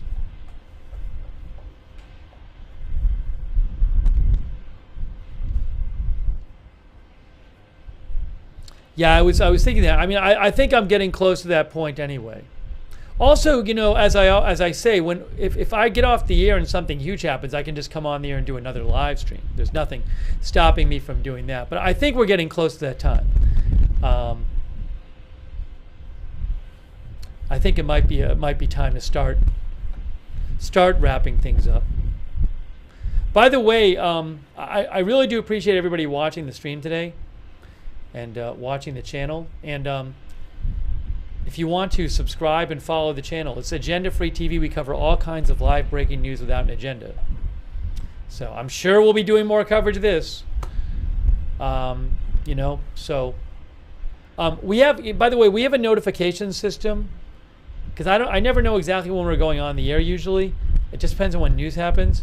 We actually have a notification system. You sign up once and it's free and you get sent a notification every time we go live, and it works really well. It's really reliable. We do it through Discord. The mods will post the link to the notifications in the chat. Make sure you sign up for the notifications because they really do work well.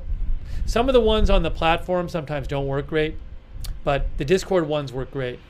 So I would sign up for those if you want to know when I'm going live. But again, I do appreciate people watching. And also, I thank so much, you know, for sending me news updates and posting updates in the chat and letting me read your comments. And I'm sorry I didn't take more comments on the air today. It was so busy, but it's really helpful having people letting me know what they're hearing about. Helps me figure out what's going on. I hope this settles down soon, you know. It's a lot of people, you know, people on both in Israel and Lebanon. A lot of people have had to move away from their homes from this conflict just in the last year. In Lebanon, I think roughly a fifth of the population has been displaced in the last couple of weeks. At least I believe that's what the government is saying. But certainly a lot of people have been displaced. So I hope things can settle down there soon, but we'll have to see what happens. But I'll be keeping an eye on it. You know, if there's really big news, I'll just come back on the air. But I'm sure obviously we'll be covering this more. But I want to thank our moderators too. I mean, you know, the chat's so important to the channel, and we couldn't have a chat without our moderators. They're incredible, and they're always there. And I really, really appreciate all of their efforts in the chat. Sabrina's there right now. Ruth Krafasi, thank you. Al Starr and all of our other YouTube mods. Kinetic, thank you. Linda Belk and Larry on X. On Twitch, A Moment of Lovely, Bastion Girl, Big Ball of Yarn, LB Prairie Dawn, Idaho Star, I Got That Fire, Papa Bear, and Surly Dev. And our Facebook mods. All of our other Twitch mods too. Our Facebook mods, Kay Lowry, Body, Margaret Riley, Paul Anderson, Ronald Egnor, all of our other mods over there, thank you. Beth Shepherd. And thanks to everybody who donated to the channel today. It's really nice of you guys. You are the ones who let this channel exist, who allow me to do it full time, and also, you know, the footage that I get, that's from your support. So thank you for that. I do apologize. Normally on a broadcast, I'd just be thanking people during the video, and it just was so busy today for so many hours that I didn't thank everybody, and I got way behind on the thank yous. And so I'll thank a few more people now. I really do. I hate not doing that, but it was just crazy, and it was crazy enough just trying to keep up with what was going on. So let me just say a few thank yous here. People like Bradley Grossman, thank you, and Janice McConnell, I really appreciate it, and Kathy Olson, very kind of you, Kathy. I really appreciate your support. Thank you, Kathy. Jeff Cook for your support on Patreon. Peter Poon, thank you, Peter. Judith Johnson, thank you, Judith. And Louise Simpson, thank you so much, Louise. I'm so behind on all this. Emil Van Gelderen. Nicolette O'Brien.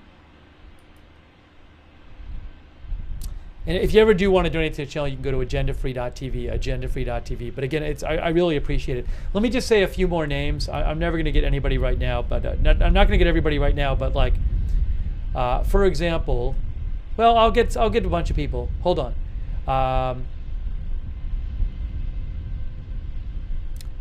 K. Rando, Ali T, Paraguayans, Rune, Jess Conscious, Stardust, Mama Berry, Robert S. Jordan, JAD, Tony Vernon, Jim OO, A1, Jeff Buddington, Cassie.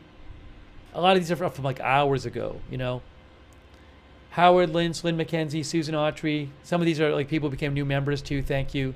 Marcus Peterson, Stephen Russ, Bill Ferguson, Kim Rivard, King Crab, Mary Magdalene, Norub, Trace, Ross and Found, Ann W, Anna H, Harlem, Doug Skilled, Logan Miller, Jamie, Colleen Austin, Horror Mother, Pickle Truck, Lily Palmer, Lee Wells, Sweo, Hannah H, American Rebel, Crazy Nomad, Rye Boy, Dennis Courier, Greg Witt, Max Ader, Tex-Mex. I think I'm almost caught up from where I was before.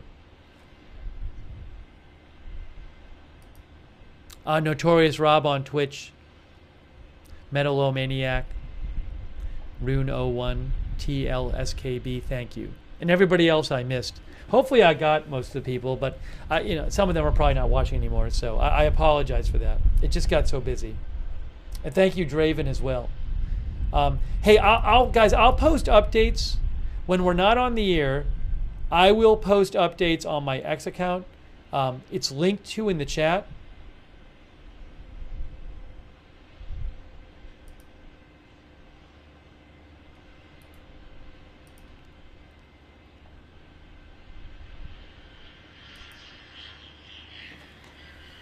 It's at Lookner on X right there. So you can. I will post updates there when I'm not on the air. At Lookner on X. And also, I post when we're going live. I also post about it beforehand on Agenda Free TV on X, and I post programming updates there, so you can follow there on X at Agenda Free TV.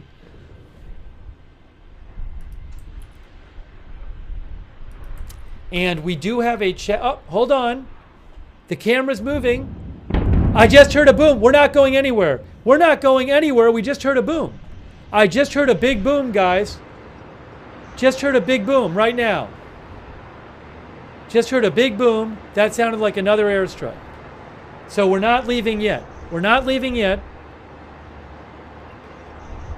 We are not leaving yet. Just heard it. That was another airstrike, it sounded like.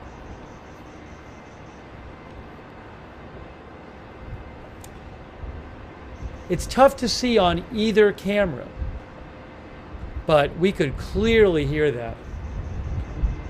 I'm not even seeing the smoke.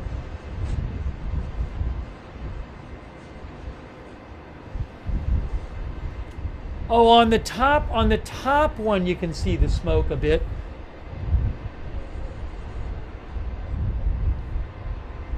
Maybe I'll switch the top and the bottom. Can you guys see that any better? I think the top one is easier to see. No?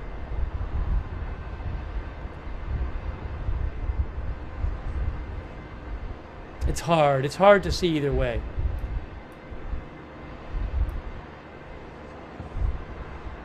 Top is better. Let me post the top one and I'll make the bottom one smaller.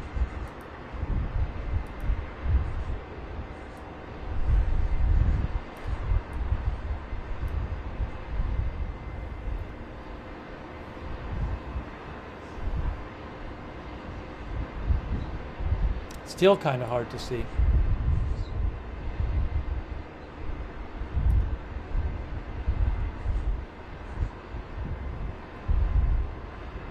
Yeah, it looks like in the middle there, a plume of smoke in the middle. Again, it's not easy to see, but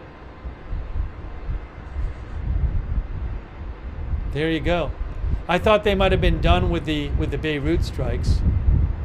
Yes, the IDF says the IDF is currently striking terror targets in Beirut. So the IDF just announced it. They just announced it right now. They just announced it. They said officially they are striking Hezbollah targets in Beirut. They said they were going to do this earlier. It's not a surprise they're doing this. What are we seeing here? It's really hard to see. You know, this camera might try to really zoom in there.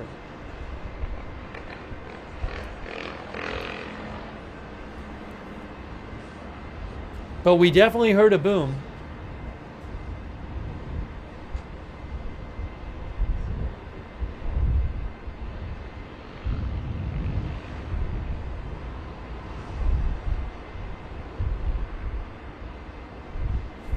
We definitely heard it.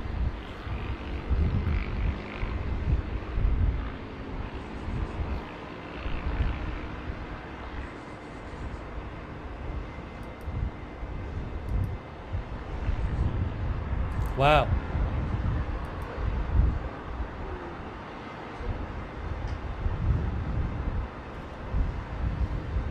Yeah.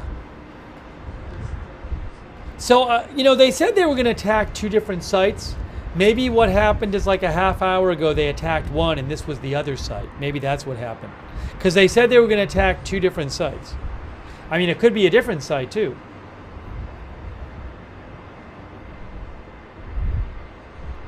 Timur Azari of Reuters says, loud blast heard in Beirut as Israeli military says it's striking Hezbollah targets. MTV Lebanon News says a second Israeli strike targeting the southern suburb.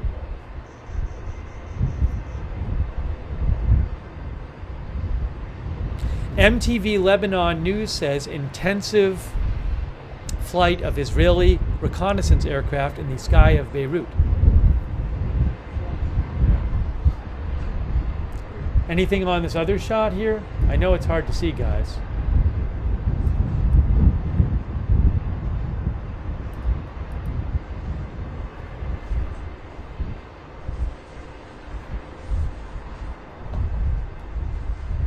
There you go.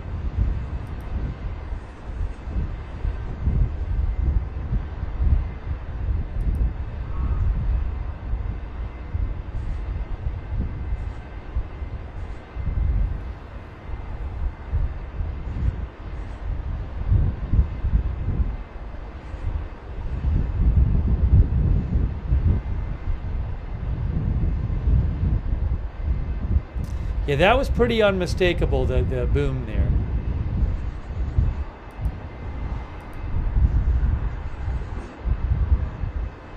Al Jazeera says a fire broke out at the site where the strike was. Now, we're not seeing that right now on these cameras. But Al Jazeera says there's a fire. Oh, what's happening now? The camera's panning around. But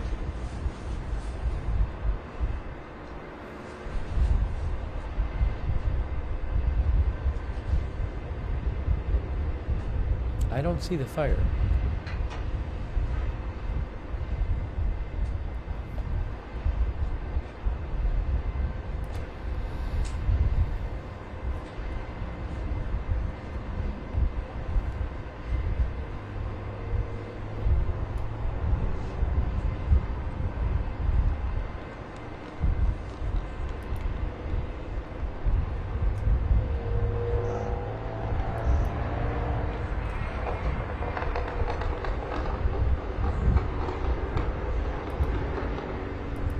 Fire is visible where? Where are you seeing it?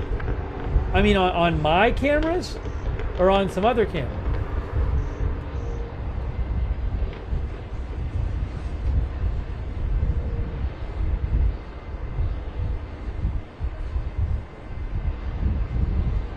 Al Jazeera has a camera. You know, Al Jazeera often has good cameras. I don't have access to the Al Jazeera cameras. Al Jazeera tends to have a lot of cameras everywhere, so I can't steal their footage. Al Jazeera, they're showing like a more close-up shot of glowing.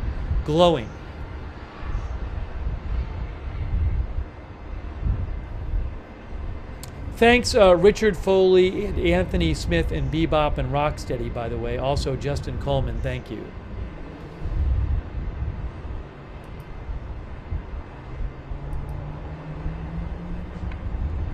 So again, another. Oh, I think we can see it. Can we see it right in the middle there? It's kind of barely visible. We can see it. Hey, I can see it now. It's right there.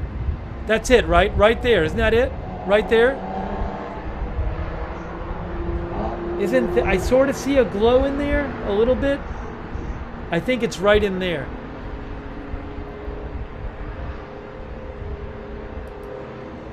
Yeah, you can see it right in the middle there.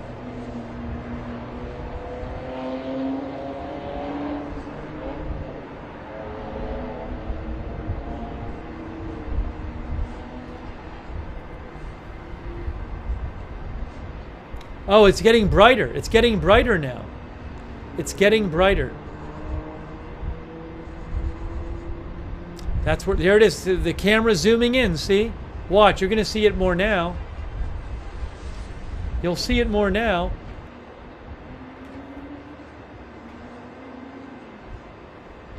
The Reuters camera is really making an effort to show it to you.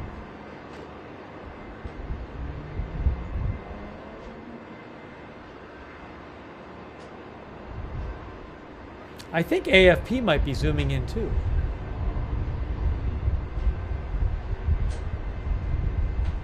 Well, it's hard.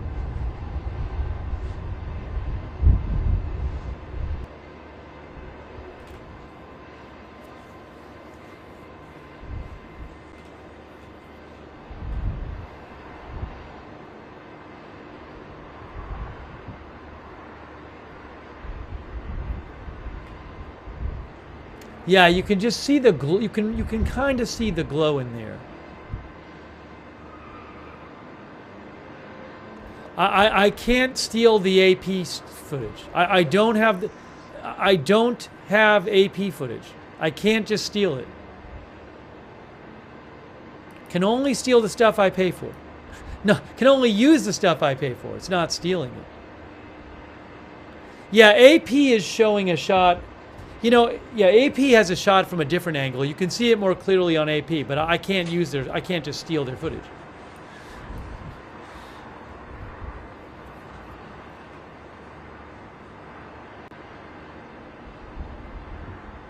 Yeah, I mean, we're seeing a glow. You can definitely see a glow in there, you know. We're seeing it. We're seeing it right now.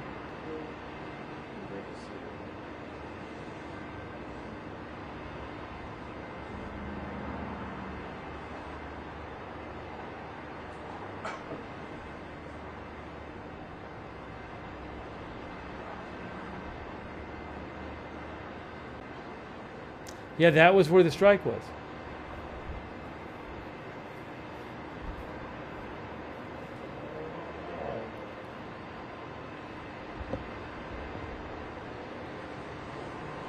Yeah, I already mentioned that the IDF said they were carrying out strikes in Beirut. They said like an hour ago that they were going to target 2 different buildings, and it looks like that's what they've done.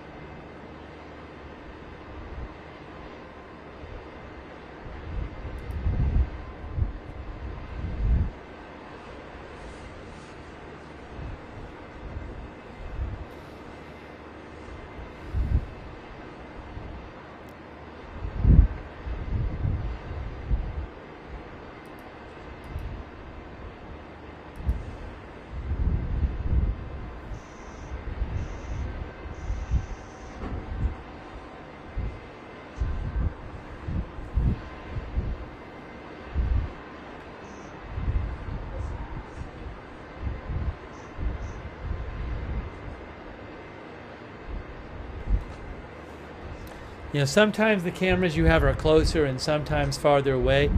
Like the Reuters camera and the AP camera just aren't, they can't really get a great shot of this for whatever reason.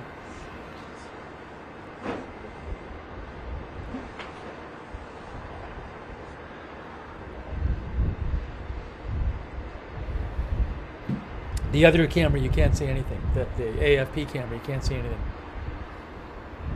From this.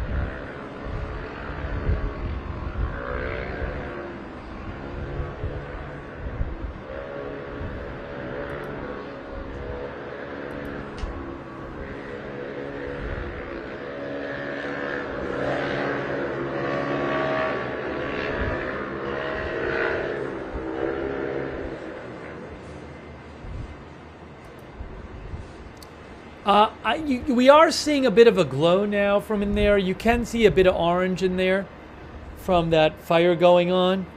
Again, it's not as clear on this as in some of the cameras, but you are definitely, you can see it in the middle there. Well, it comes in and out. It comes in and out.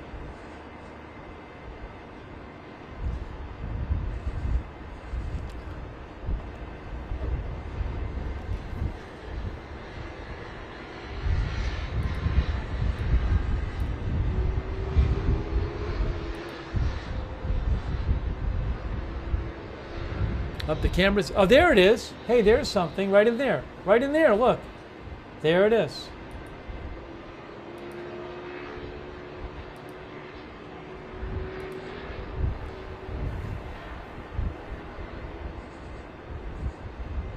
I don't know why he's... Are there two things? He's panning that way. Why is he panning away from it?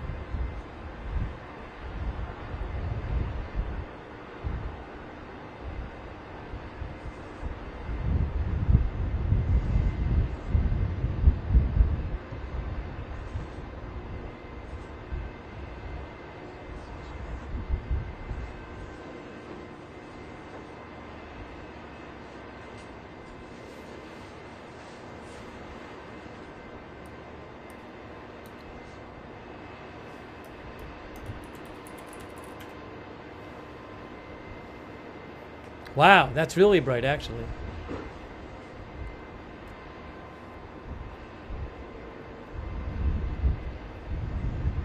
I mean, you know what it is? It might just be that this camera is like behind a building, you know? It looks like it's like peeking around a building.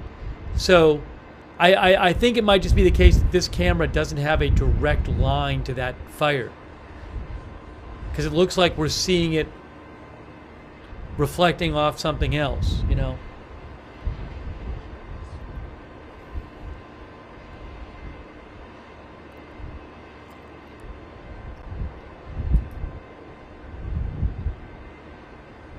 Oh, you can see it on the AFP. Look at that. You can actually see it on the AFP camera as well. No. Why can't I see it there?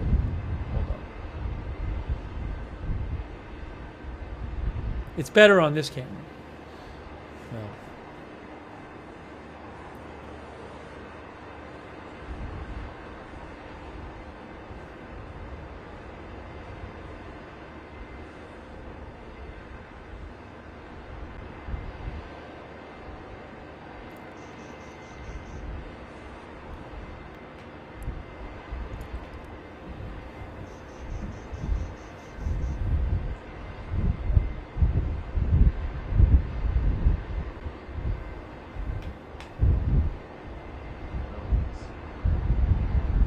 Again, Israel had said it was going to attack a couple of buildings it associated with Hezbollah in southern suburbs of Beirut, and they have apparently just done that in the last, well, this one was like 20 minutes ago.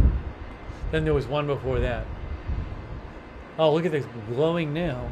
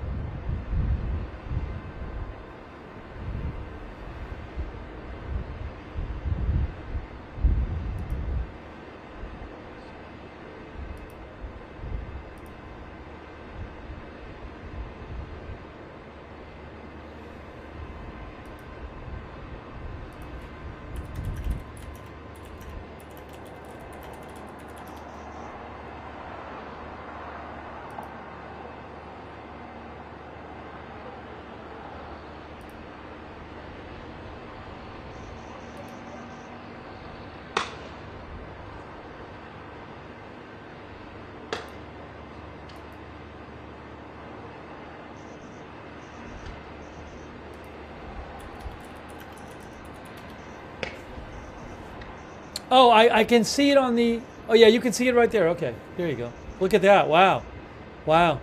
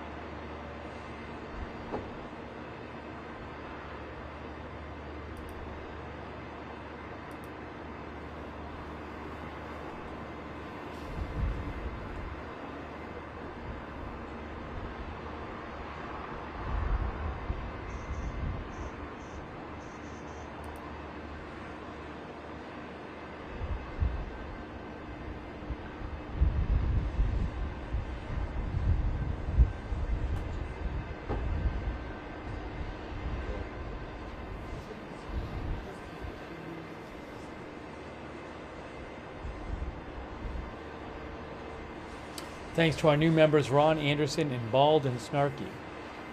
And Fishing 247, thank you, and V2 plus 10, and Richard Foley. Yeah, so this airstrike was about half an hour ago in southern Lebanon, southern suburbs of Lebanon. Again, Israel had said about an hour and a half ago that they were going to attack 2 different buildings and told people to evacuate. I believe this was the second one.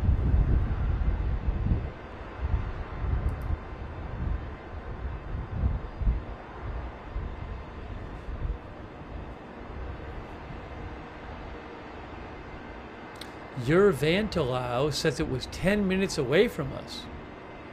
Wow. Stay safe there, your Vantalau.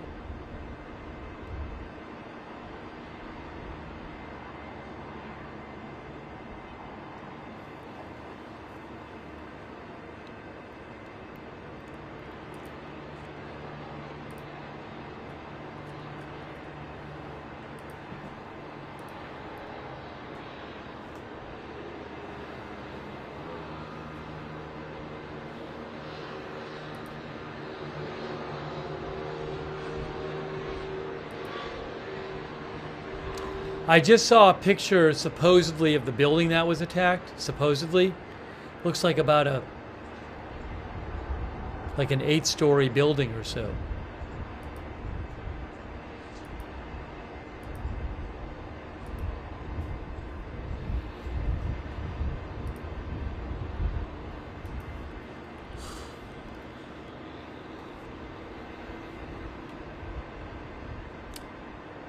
By the way, thanks to our Facebook subscribers like Eve Richards and Diane Allworth, Margaret Riley, Kay Larry Body. Appreciate all of our subscribers over there. Beth Shepherd, Lou Green, Robert Rial II.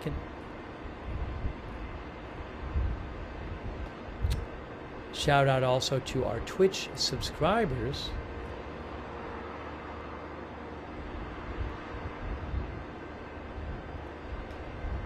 Woke CIA Drone Pilot, thanks for subscribing on Twitch. Shaggy in Wall Street, A Moment of Lovely. Mahjong Lady.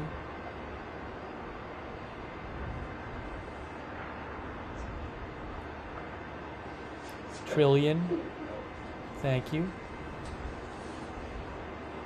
Let me thank our YouTube members. Oh, thanks Reggio, I appreciate it Reggio, thank you. And Big Boss, thank you. Big Boss thinks we saw the start of a big regional war today. Bald and Snarky as well. Hey, shout out to our YouTube members like Eric Johnson, Lucky Minute, Mythical, MCR, JD63, Winging It, Samson, Marg9, Stacks, Buff Dan, Walrus, Shelley, Dogs Rule, Kerry Poteet. Kerry is a bit scared about the response Israel will give to Iran. Sharon Heberling. Good to see you, Sharon. Thanks for being a member. Buffalo Women, thanks for being a member. Mika Chan, Mythical, Hot Pink 90s Sun, MCR. DeShark, Walrus, Jorge M, Will Graham, Ali C, Old Glory Standard, Susie Irish, XP Marin Gobra, Someone, Irish Sweetness, Milk, Sea Turtle. All of our members, thank you. Ian Palmer.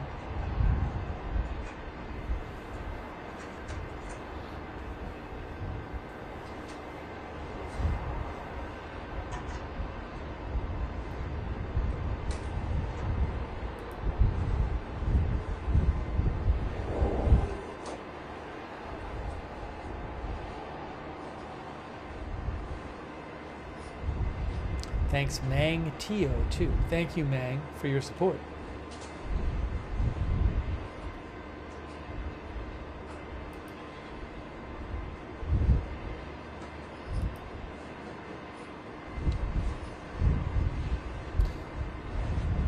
Thanks to our new member, Reggio. Thank you, Reggio. Okay, guys, look, I was about to get off the air when that strike happened. I might be wrong, but I know Israel said they were going to strike. Oh, hold on. I think I just saw something. Another blast right there. Another blast. We just saw it right there. Did you guys see that? We just saw another blast. Wow. Wow. We just as I said I was going to get off, there you go. Just saw a big blast right there. Another one. Just saw it. And heard the bang. Wow. Literally right as I said I was going to get off the air. There you go. I'm going to stay on the air for a second now.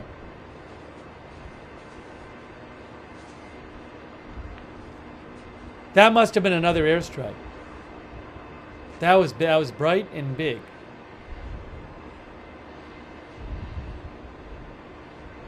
Yes, every time I say I'm getting off, The 2 times today I did, both times there were airstrikes. Wow. I don't know what that was. We'll have to see. But it looked like it was pretty close to the other one. Maybe it was a follow-up strike or something. I don't know. Wow.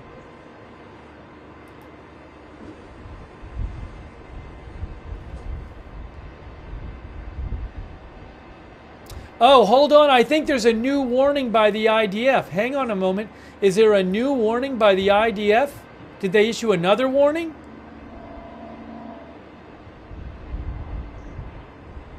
A new warning from the IDF. Another one.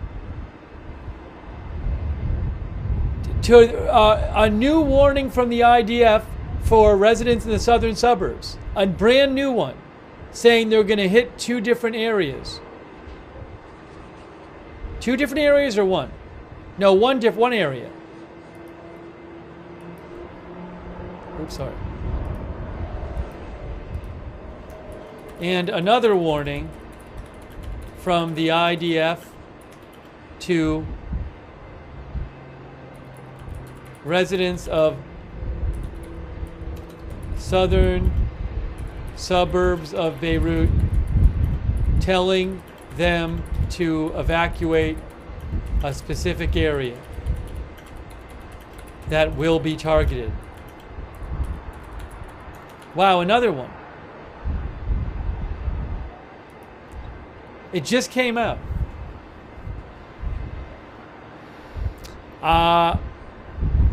There's a particular building they say that they're going to go after. And now I don't know how long it's going to take them. It took them like an hour to go after this one.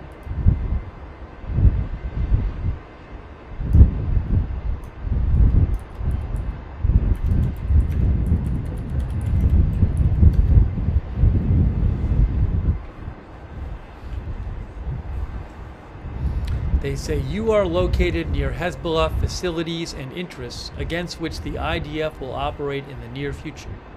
For your safety and the safety of your family members, you must evacuate this building and neighboring buildings immediately and stay away from them for a distance of no less than 500 meters.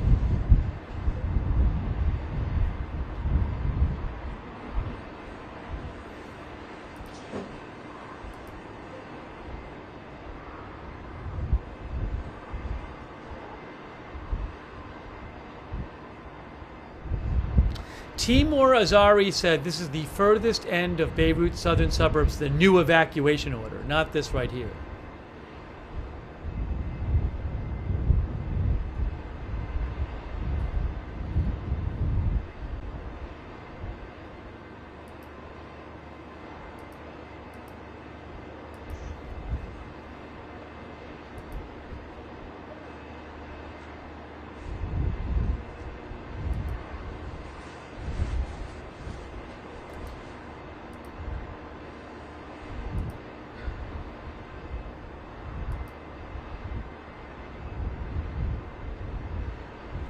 Thank you to PVC and Craig Greeley in Hebrew Jerusalem Prince.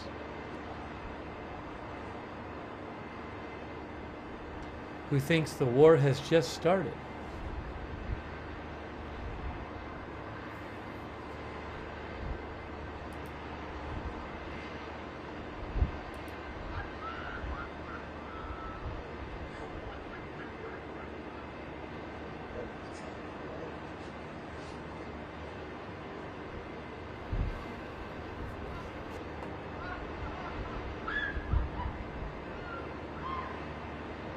Al Jadid News posted 20 minutes ago saying that Israeli drones were flying densely in the southern suburbs of Beirut.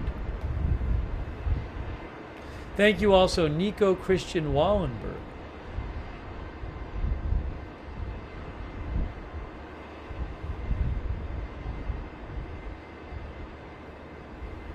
Thank you, Nico.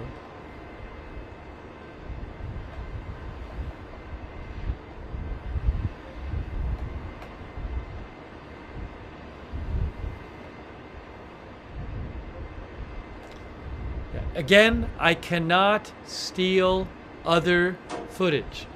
I pay for the footage I have. I do not have free reign to steal whatever I want from the internet and use it on my channel. So I will show you the cameras that I pay for and can legally use.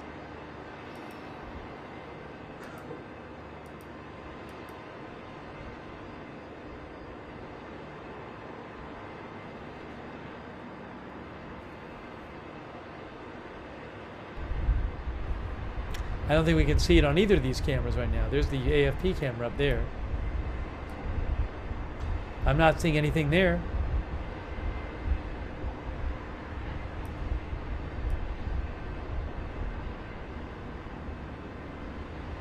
Nothing.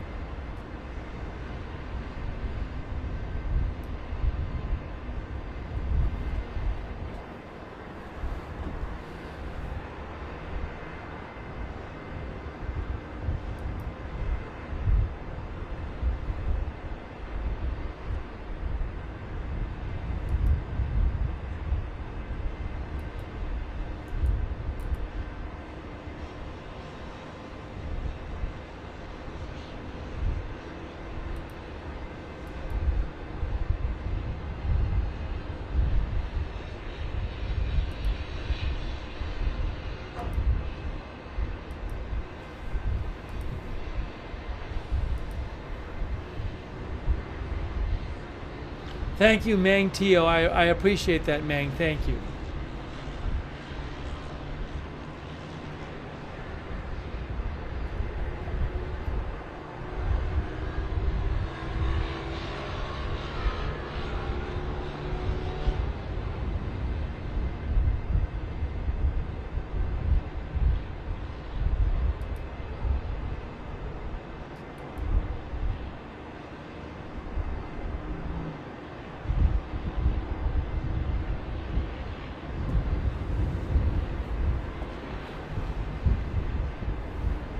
Yeah, you actually can see it on the right there. We can see the fire on the right.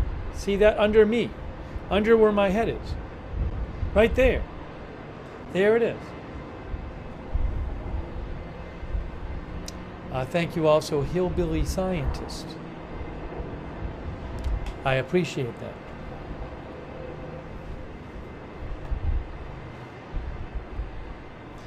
There you go.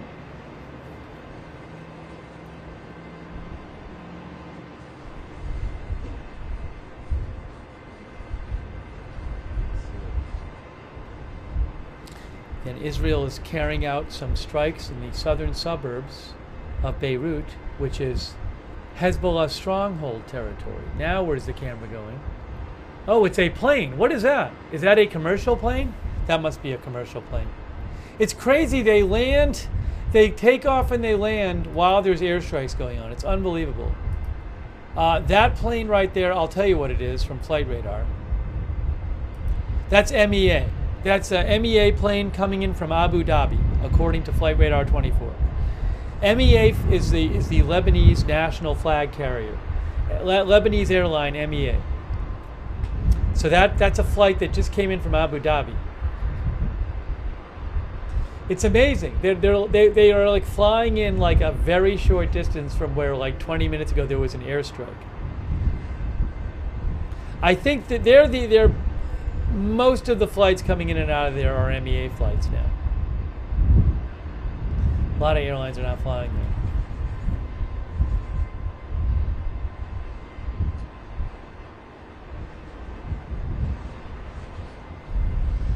By the way, I found that information on Flight Radar 24. Look at the left. See, it says Abu Dhabi to Beirut, and see, it just got there. It just got there off the water. So that's from Flight Radar 24.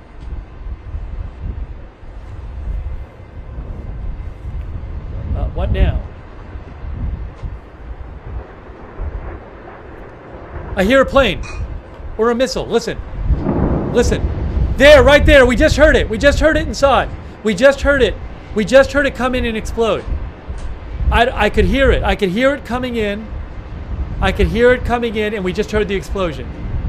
That was an airstrike. You didn't see it on either camera, though, but you definitely could hear it coming in, incoming, and exploding. I don't know if it was the jet or the missile, but you definitely heard the whoosh before and then the explosion. So it sounds like there was just another strike. Maybe it's the one. Maybe it's the one they said they were going to get like 15 minutes ago. But we just heard it.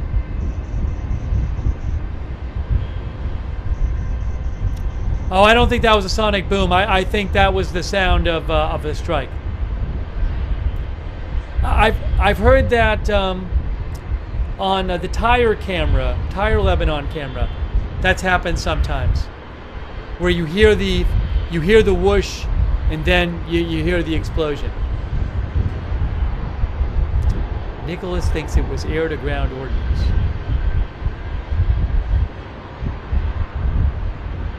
Thank you, Bass 300.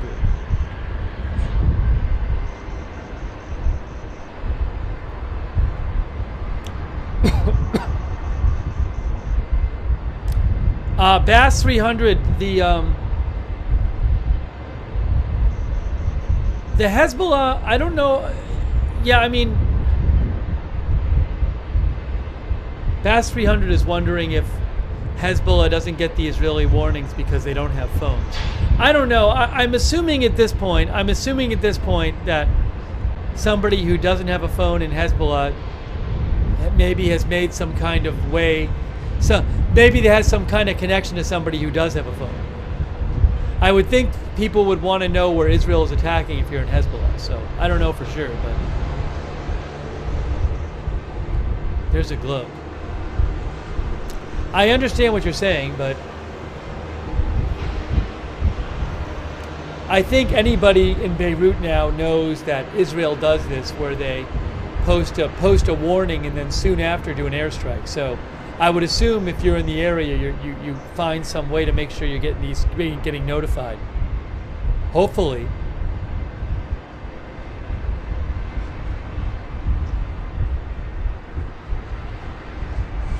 Thanks, Bass 300, for the question. It's an interesting thought.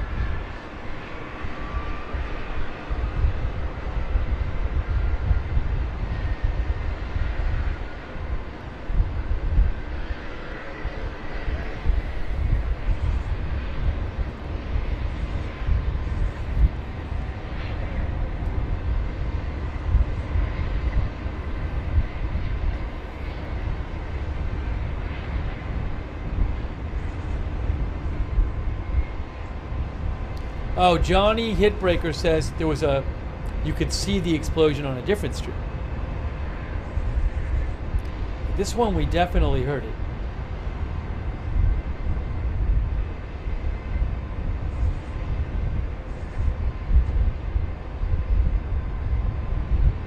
We heard it coming in and then exploding.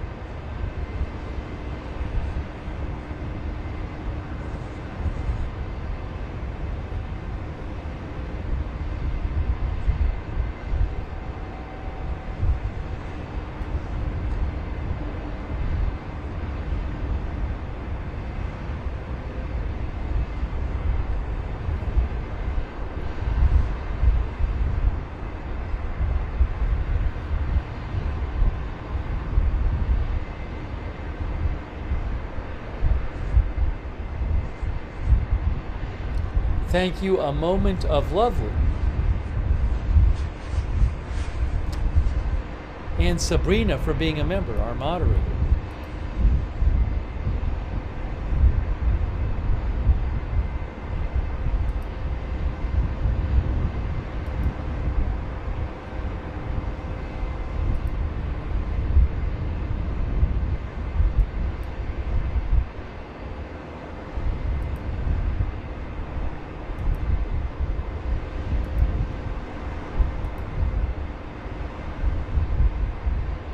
There is quite a glow right there.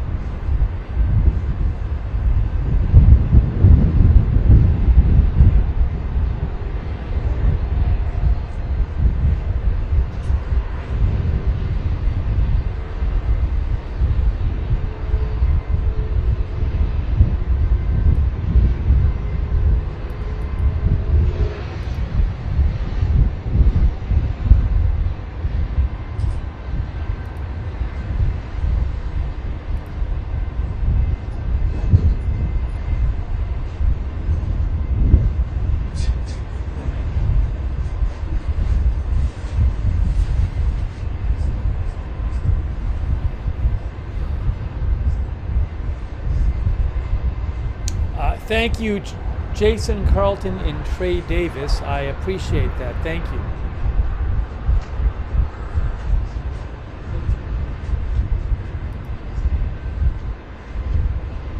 Also, Mr. Ultimates, thanks for the gift subs. Mr. Ultimate, thank you also, Mandaloria and Pepperosini. And Abi Bitten Nit Banen. Thank you on Twitch. And Rogan Mitch and Notorious Rob, thank you on Twitch.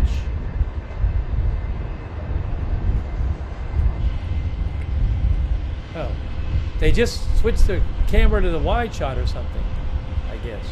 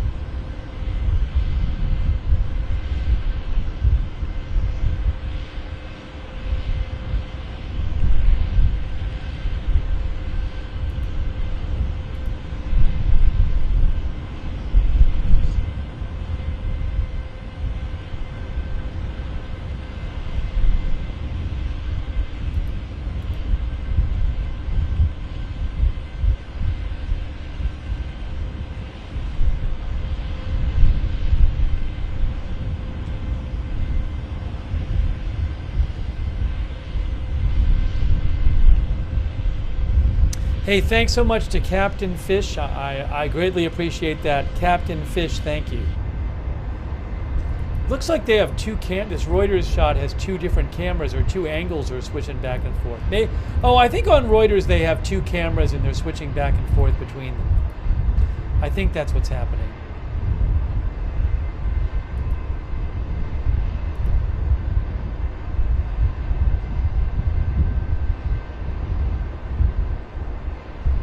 Al-Mayadeen says there have been 4 airstrikes tonight in southern Beirut, southern suburb.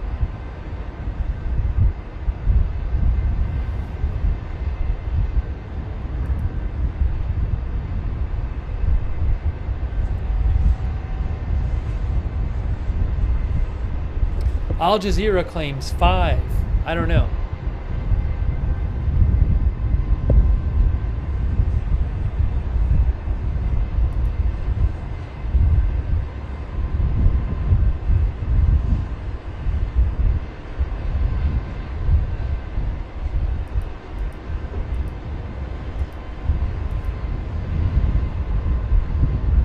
Also, thanks so much to Marco Araujo. Marco Araujo? Thank you, Marco. It's really nice of you. Thank you. I appreciate that.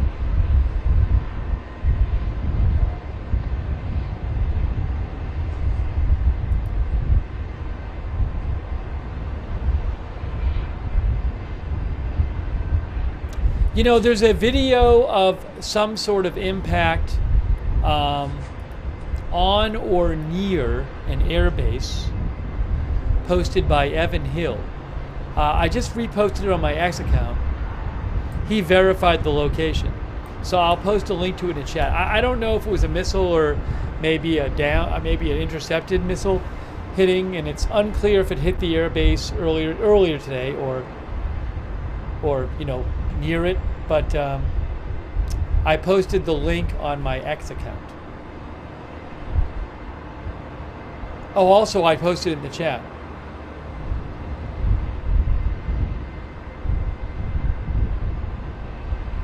Oh, there's a couple new videos.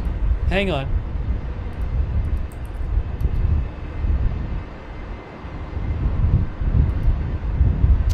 So these are...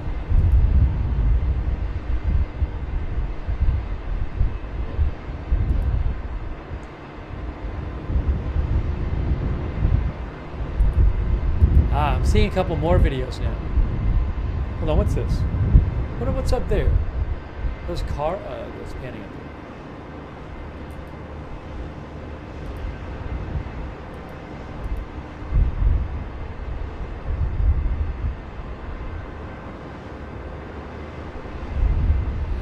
Yeah, so there's a couple videos that show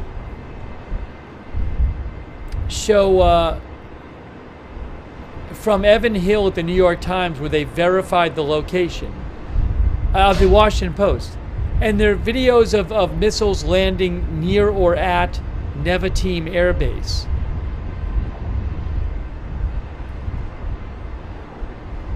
So I don't know about damage and stuff. We'll have to see what gets reported when it's like daylight, maybe.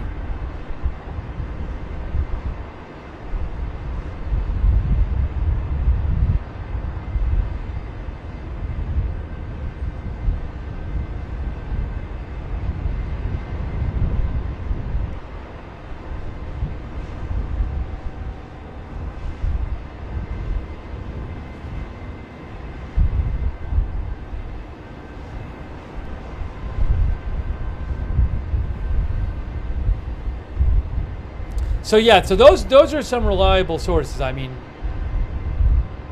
Evan Hill is actually geo-confirming these locations. But I don't know exactly what damage was caused. Are we talking about at the airbase or just outside the airbase? I just don't know that yet. I haven't heard reliable reporting on that yet. I'll be interested in knowing.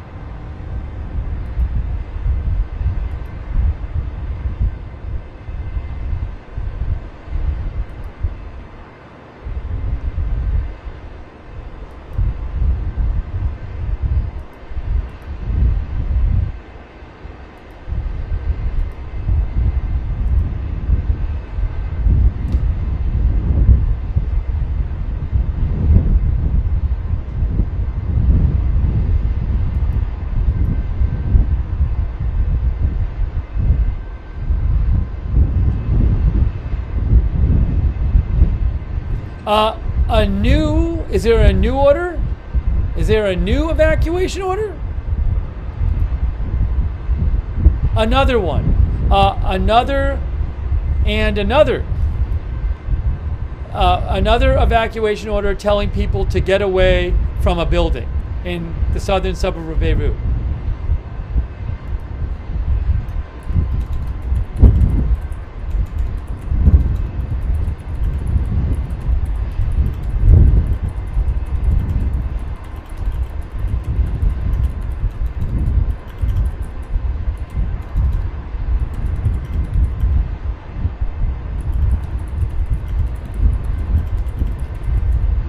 Just came out.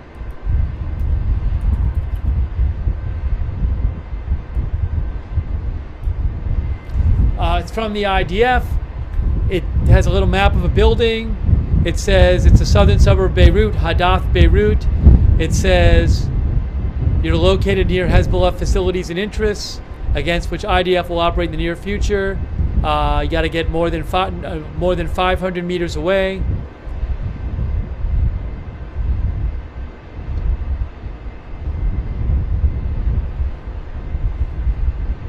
So they keep doing these evacuation orders, and then they do this. Then they strike the building.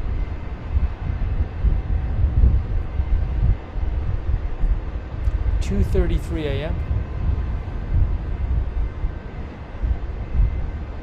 Thank you, Austin Caton.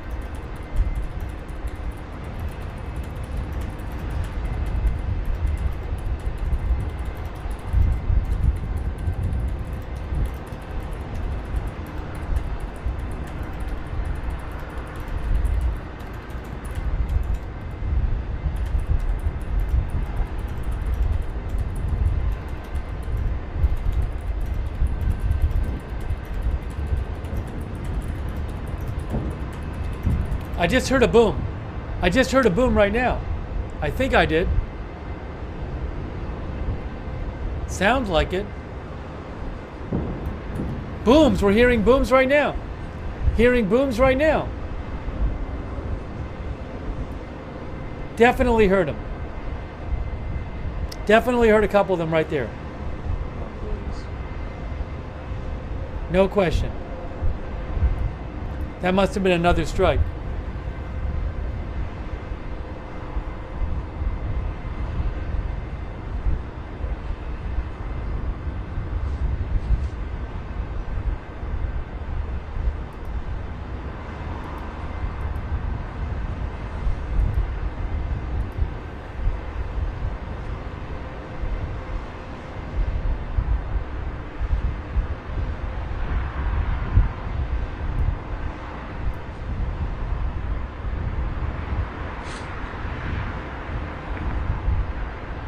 So that sounded like another strike right there.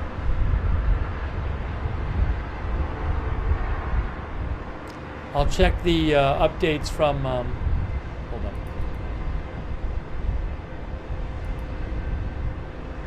From Lebanon news channels.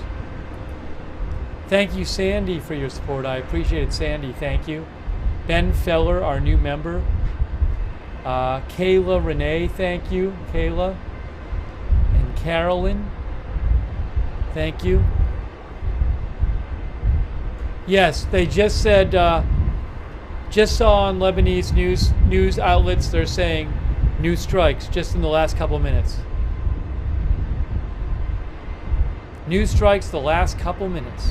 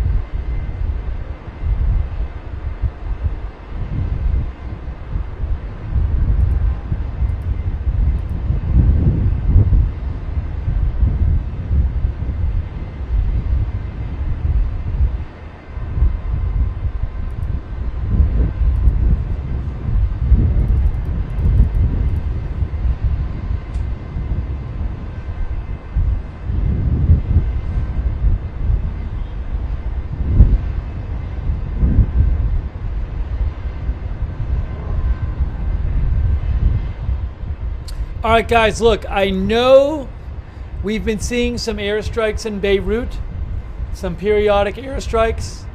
I'm reaching my limit. I am reaching my limit. Again, you got to take breaks. You got to get some rest. That's how I was able to cover this today. It's because I got off. I made myself get off last night, if you remember. I made myself get off the stream last night, and then we had all this today. So I think it's time for me to take a break. So I'm not going to do the whole. I already went through all of the thank yous and everything. I'm going to make it kind of quick. I'm sorry, but I got to do it. I got to do it. I'm not really much help to you anyway when I'm like this. So I'll shout out the mods again though, because I really appreciate them. Thanks mods. Kay Lowry Body, Margaret Riley, Paul Anderson over there on Facebook. Ronald Egnor, Beth Shepard, all of our moderators there. Twitch, a Bastion Girl, Big Ball of Yarn, Idaho Star, I Got That Fire, Sarah, Papa Bear, Shirley Dev, thank you. Linda Belk and Larry on X. Ruth Grafasi, Sabrina on YouTube. I gotta do it. Chandra, Kinetic, thank you. Thank you so. I really appreciate you guys watching and supporting the channel and donating. It's really nice of you. Super nice of you. I'm sorry I can't stay on for longer, but I mean this is the situation we were in yesterday, you know? So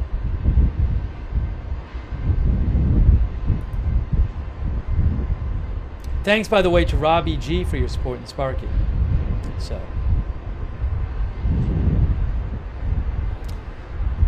but yeah, it's time. It's time. Gotta take a break. Gotta take a break. I know we'll be doing more coverage. Subscribe to the channel, follow the channel, Agenda Free TV. We cover all kinds of breaking news. Subscribe and follow. Turn on the notifications. Mods, can you please put the notifications link in the chat? Sign up for our free notifications. They work great. You'll get a notification whenever we go live. Sign up for those. Follow me on X at Lookner. I'll keep posting stuff there at Lookner.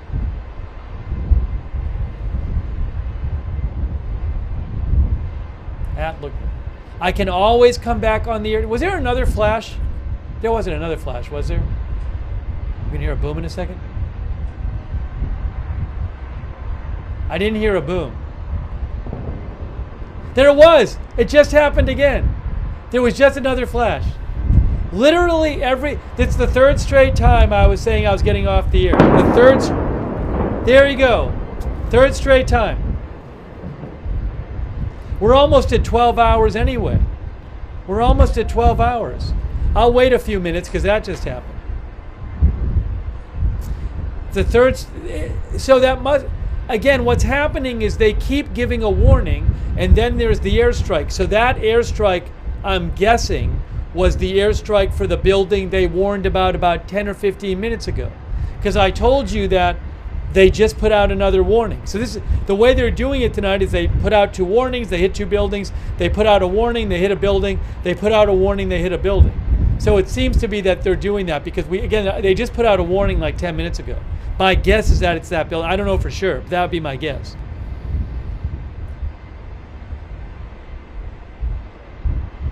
That would be my guess. But they have been putting out these warnings, telling people to evacuate these buildings. And they give the specific building. So hopefully people got away from there.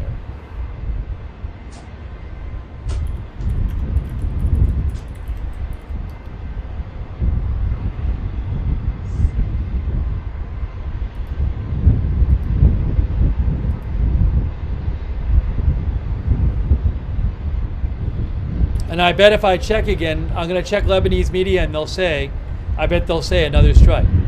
Yeah, MTV Lebanon News just says, new Israeli airstrike or airstrikes. This is the Chufet al-Amrusiya area. Actually, I don't even know if the last warning was that area or might have been an area they warned about earlier tonight. Yeah, it's not even the same neighborhood. Because the latest warning was Hadath Beirut neighborhood. This was the neighborhood, I guess, that they just struck, which was... I have to look it up. Yeah, there was a warning 45 minutes ago about the Chuefat al-Amrusiya neighborhood.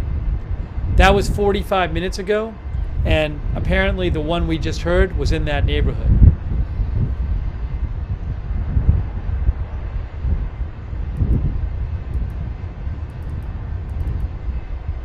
So they're just, you know, they're giving these warnings and going at, I assume going after the buildings they're warning about.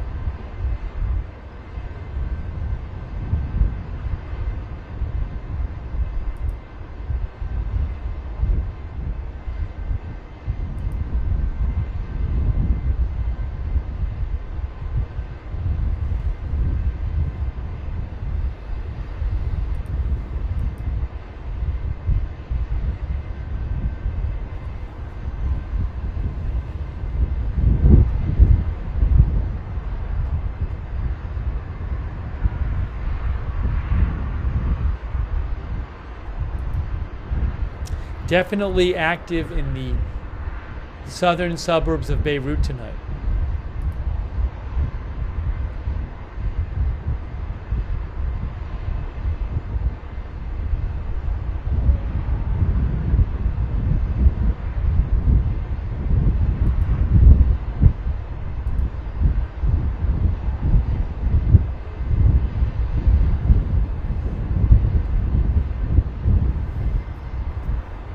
Well, we're getting closer to 12 hours anyway, and I can't go 12 hours or the broadcast disappears.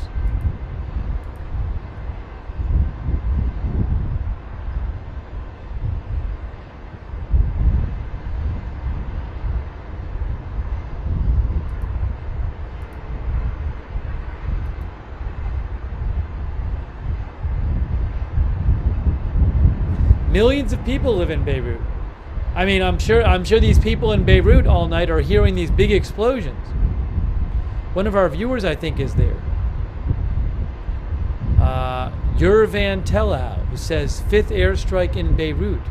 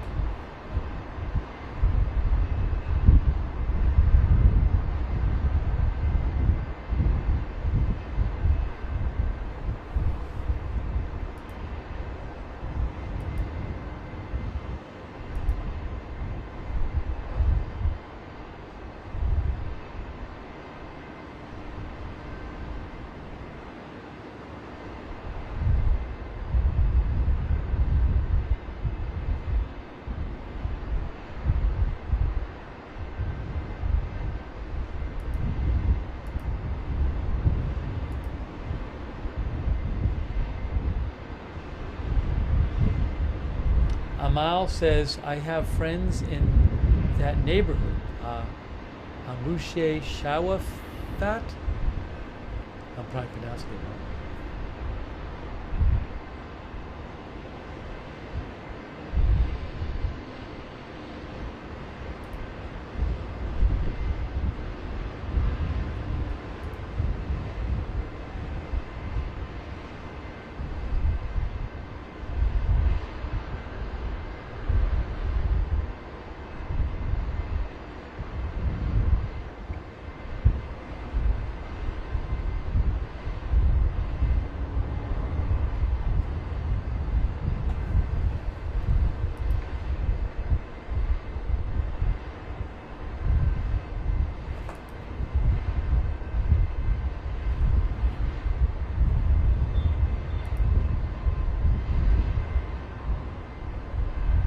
All right. Al Jazeera says there's been about 8 airstrikes in the southern suburbs of Beirut within about 2 hours. All right, I'm going to get off the air. I'm going to have to, look, I'm planning on doing more coverage tomorrow anyway. So if you got to get rest sometime. I don't want to stay on too long now and then I'm sleeping through something tomorrow. So I really do appreciate everybody joining the coverage. If there's some huge news, I can, not to minimize this, of course, obviously it's significant to have these explosions, but this has been also going on and off, the last several days or week or whatever it is. But yeah, so if there's some huge news later, I can come back on the air, but I got to get some rest, take a break. Okay? So, so again, I really appreciate you being here. We'll do more coverage. I'll post on my X account. And thanks so much for supporting the channel. It's really nice of you guys. Sorry I have to take a break, but I do. All right. So, again, thank you for joining our coverage today. We will have more coverage. Huge thanks to our moderators. I'm not going through everything for a third time, but huge thanks to our moderators. We'll have more coverage for you soon. That's it for now, guys. We'll see you soon with more live coverage right here at Agenda Free TV.